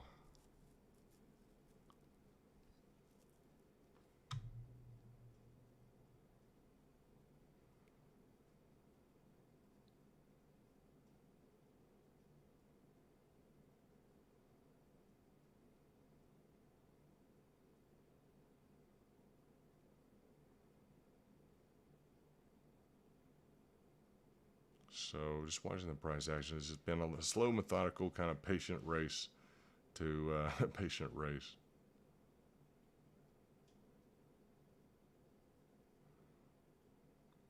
I don't know, to the eventual kind of conclusion here that we just got some, some moments to kind of wait through and kind of see where it's going to go. And we're kind of just patiently getting through that, making sure whoever wants to stream that are members, that they're kind of receiving live, if they need. You're welcome, Amor. You're welcome. I appreciate you paying attention. Yeah, we went through some heavy stuff further on. I appreciate. I just take a break and people tune out. That's fine. I have to eat. I have to do something. I wanted to get through kind of a lot of the issues today. We didn't. I don't know. We didn't give up on Doge, so we thought we would bring that on through. I also wanted to really cover Matic and some other coins like ETH and Bitcoin. Just some basic stuff that people who wanted to watch. Yeah, I got a different flavor in terms of the level of kind of the approach and strategy that I use. And yeah, you guys spent some good time talking in the chat in the forum, so that was nice as well.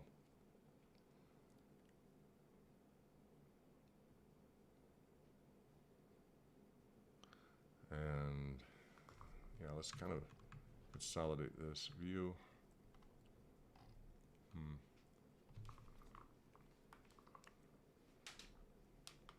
We drew some nice analogies between BNB and the future kind of construct of ETH in terms of the target for ETH. That was nice. That was important. Looked at Mana, look at ETC, we looked at ADA, looked at all types of good stuff. XRP for a minute, yeah.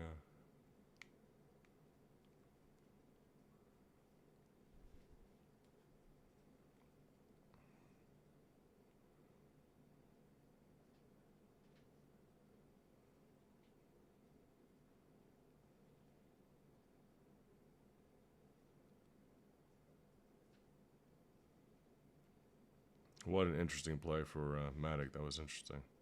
Another ones who got in at the lower level is, yeah, just a wild ride, huh? 1, 2, 3, 4, 5. It'll hit again at the lower levels. Another 10+%. If it breaks out again, I'd hold off and wait for that confirmation. See if you should ride that to the top. One of those is going to hit out, and yeah, one's going to hit out.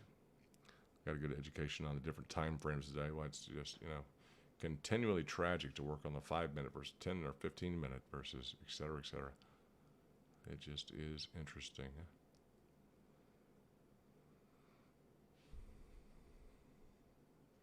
We have been looking back and forth at SHIB. We've been talking about the donation of $1 billion to, we're waiting on that price action. The donation of $1 billion to India. This is not doing much in terms of pricing.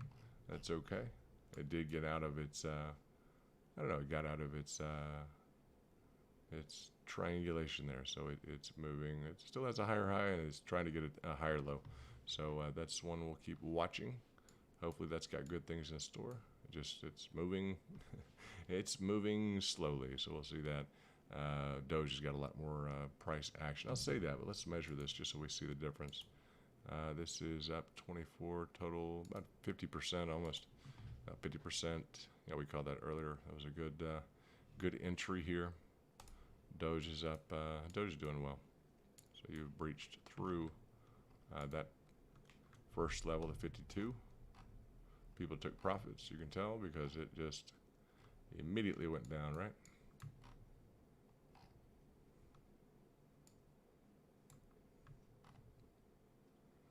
So that's the first level that's hit. So what's your level? What's your exit? I don't know. Was it that exit? Do you need that money for another trade? I mean, do you have your cash tied up and you need that for another trade? That's where it's variable in terms of what your exit is. Some people won't exit appropriately at all. Some people have a 10% threshold. They've already exited.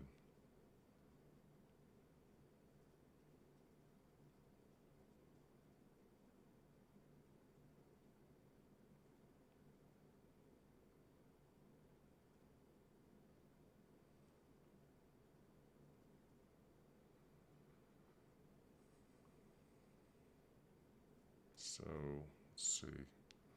Elon has he gave another confirmation about crypto, which was nice. That was good to see. And yeah.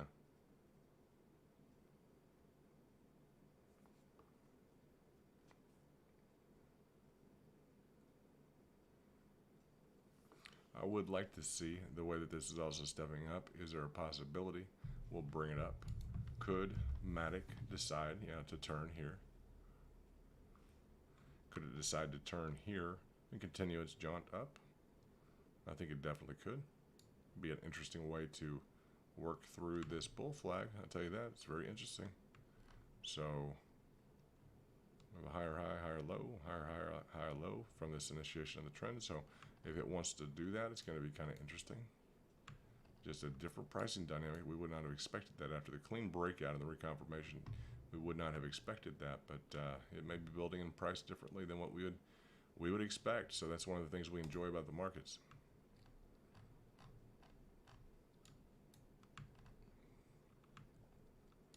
So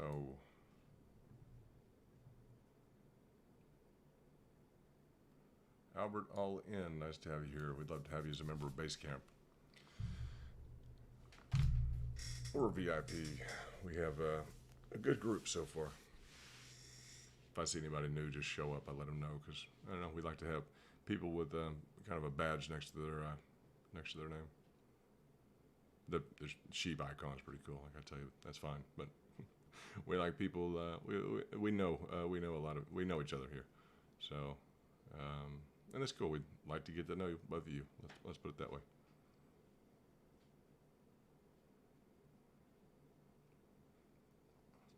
BTC off of 50 at 49,250. Maybe pushing down to the 48 region. Cash maybe pushing to some select alts. That would be interesting to see. A few select altcoins could pick up some kind of dynamics in terms of positive price action. So, I don't know. It looks like if you guys are there to sell on Matic, that maybe someone's there also to buy underneath you. Someone's accumulating Matic. I think that is somewhat safe to say. It's interesting. There's got to be a way to speed up Doge. We're gonna put it in hyperdrive. Huh? If anyone has any, I don't know, anyone who has any details on anything dealing with the moon, and I'm just gonna say this, and Musk or Doge or anything like that, I think it'd be interesting to talk about that just off and on to kind of see what that, what details you might have, just randomly.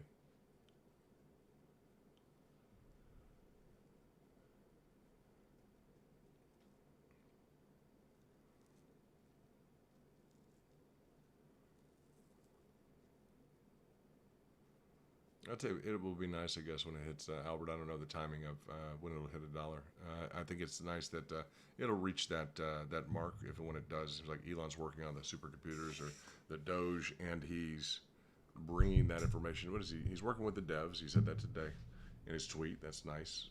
And yeah, just however that wants to work itself out. It'd just be nice when it has some real value.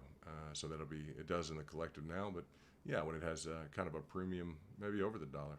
It's kind of looked to, I think that the mood will shift quite a bit when it has a premium over $1. And people know it takes multiple dollars or more than $1 to buy a Doge. I think you'll see a shift, and we don't think about that right now. We think, well, there's a stigma, it's a meme coin, or whatever it is. But once it costs more than $1, the stigma, I think, will change quite a bit. So I'm looking forward to that shift, that market dynamic, psychological dynamic.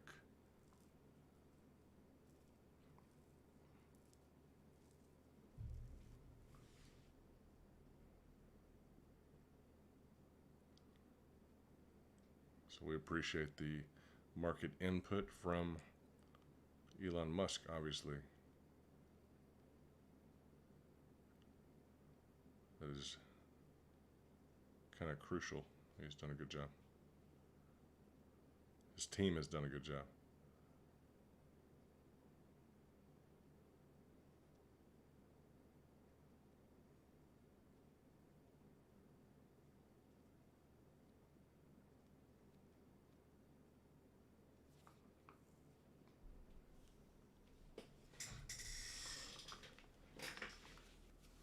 Hey, Soho Trader, be good, brother. Appreciate, appreciate your time.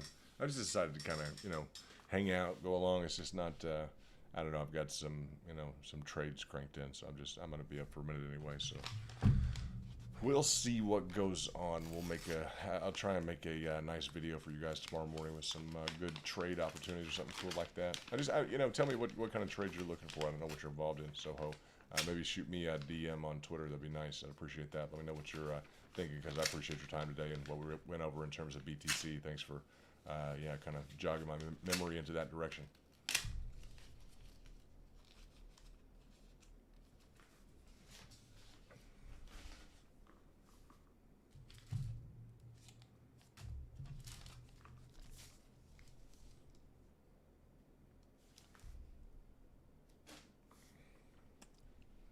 So, let's see. I don't know. Let's see what we got going on.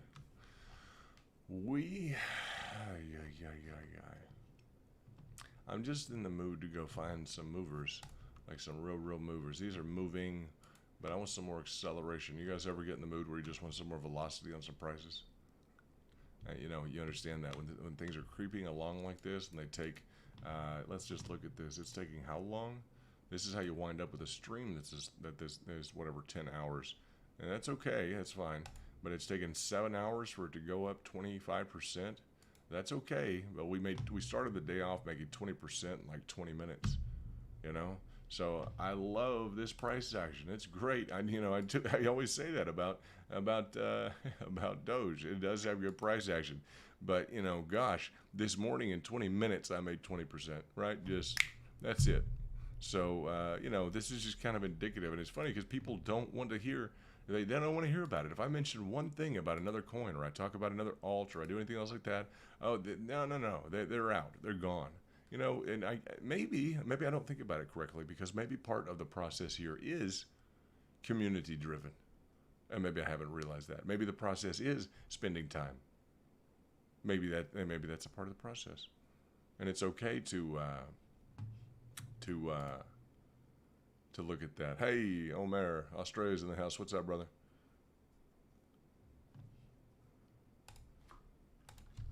When?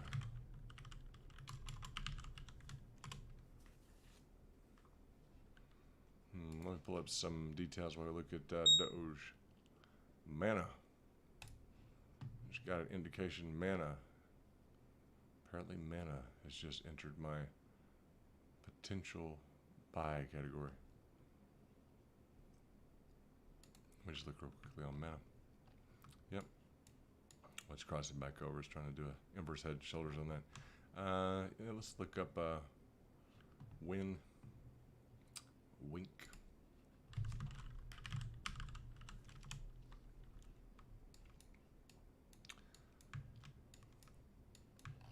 Retracements. Let's see what we got.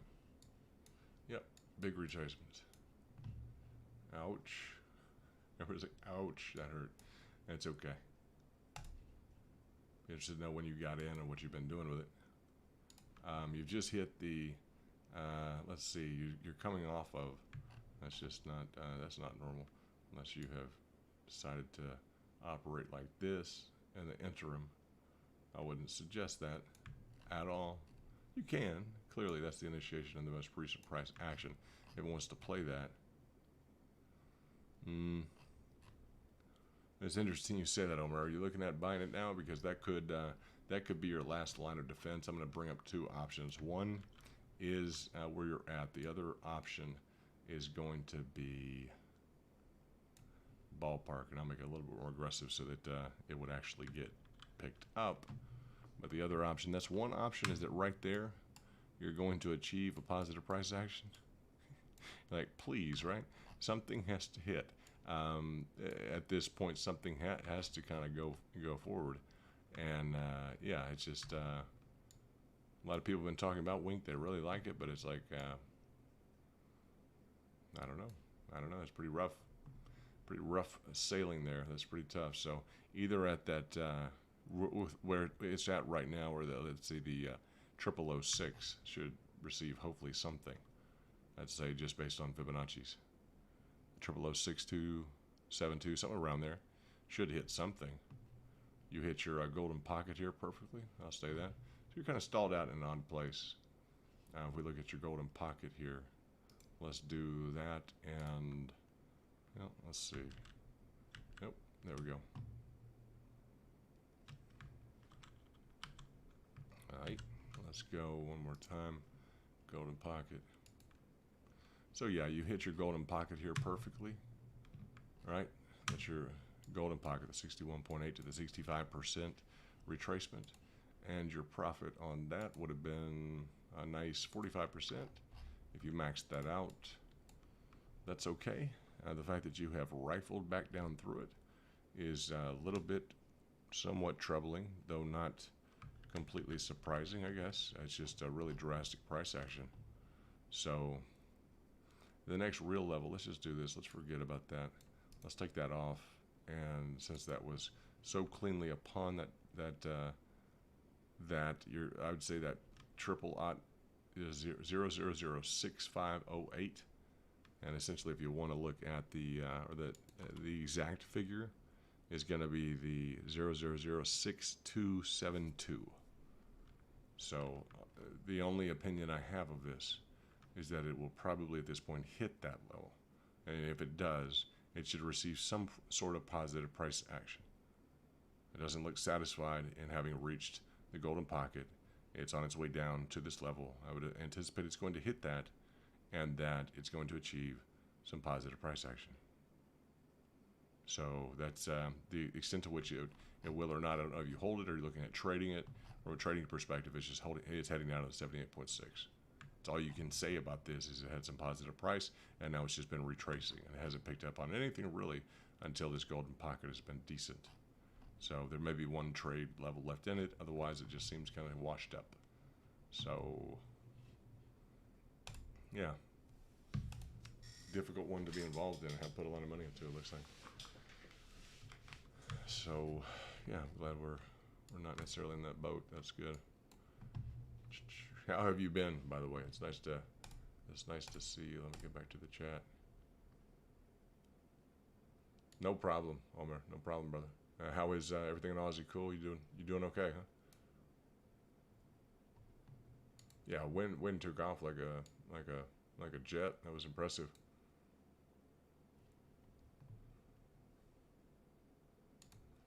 So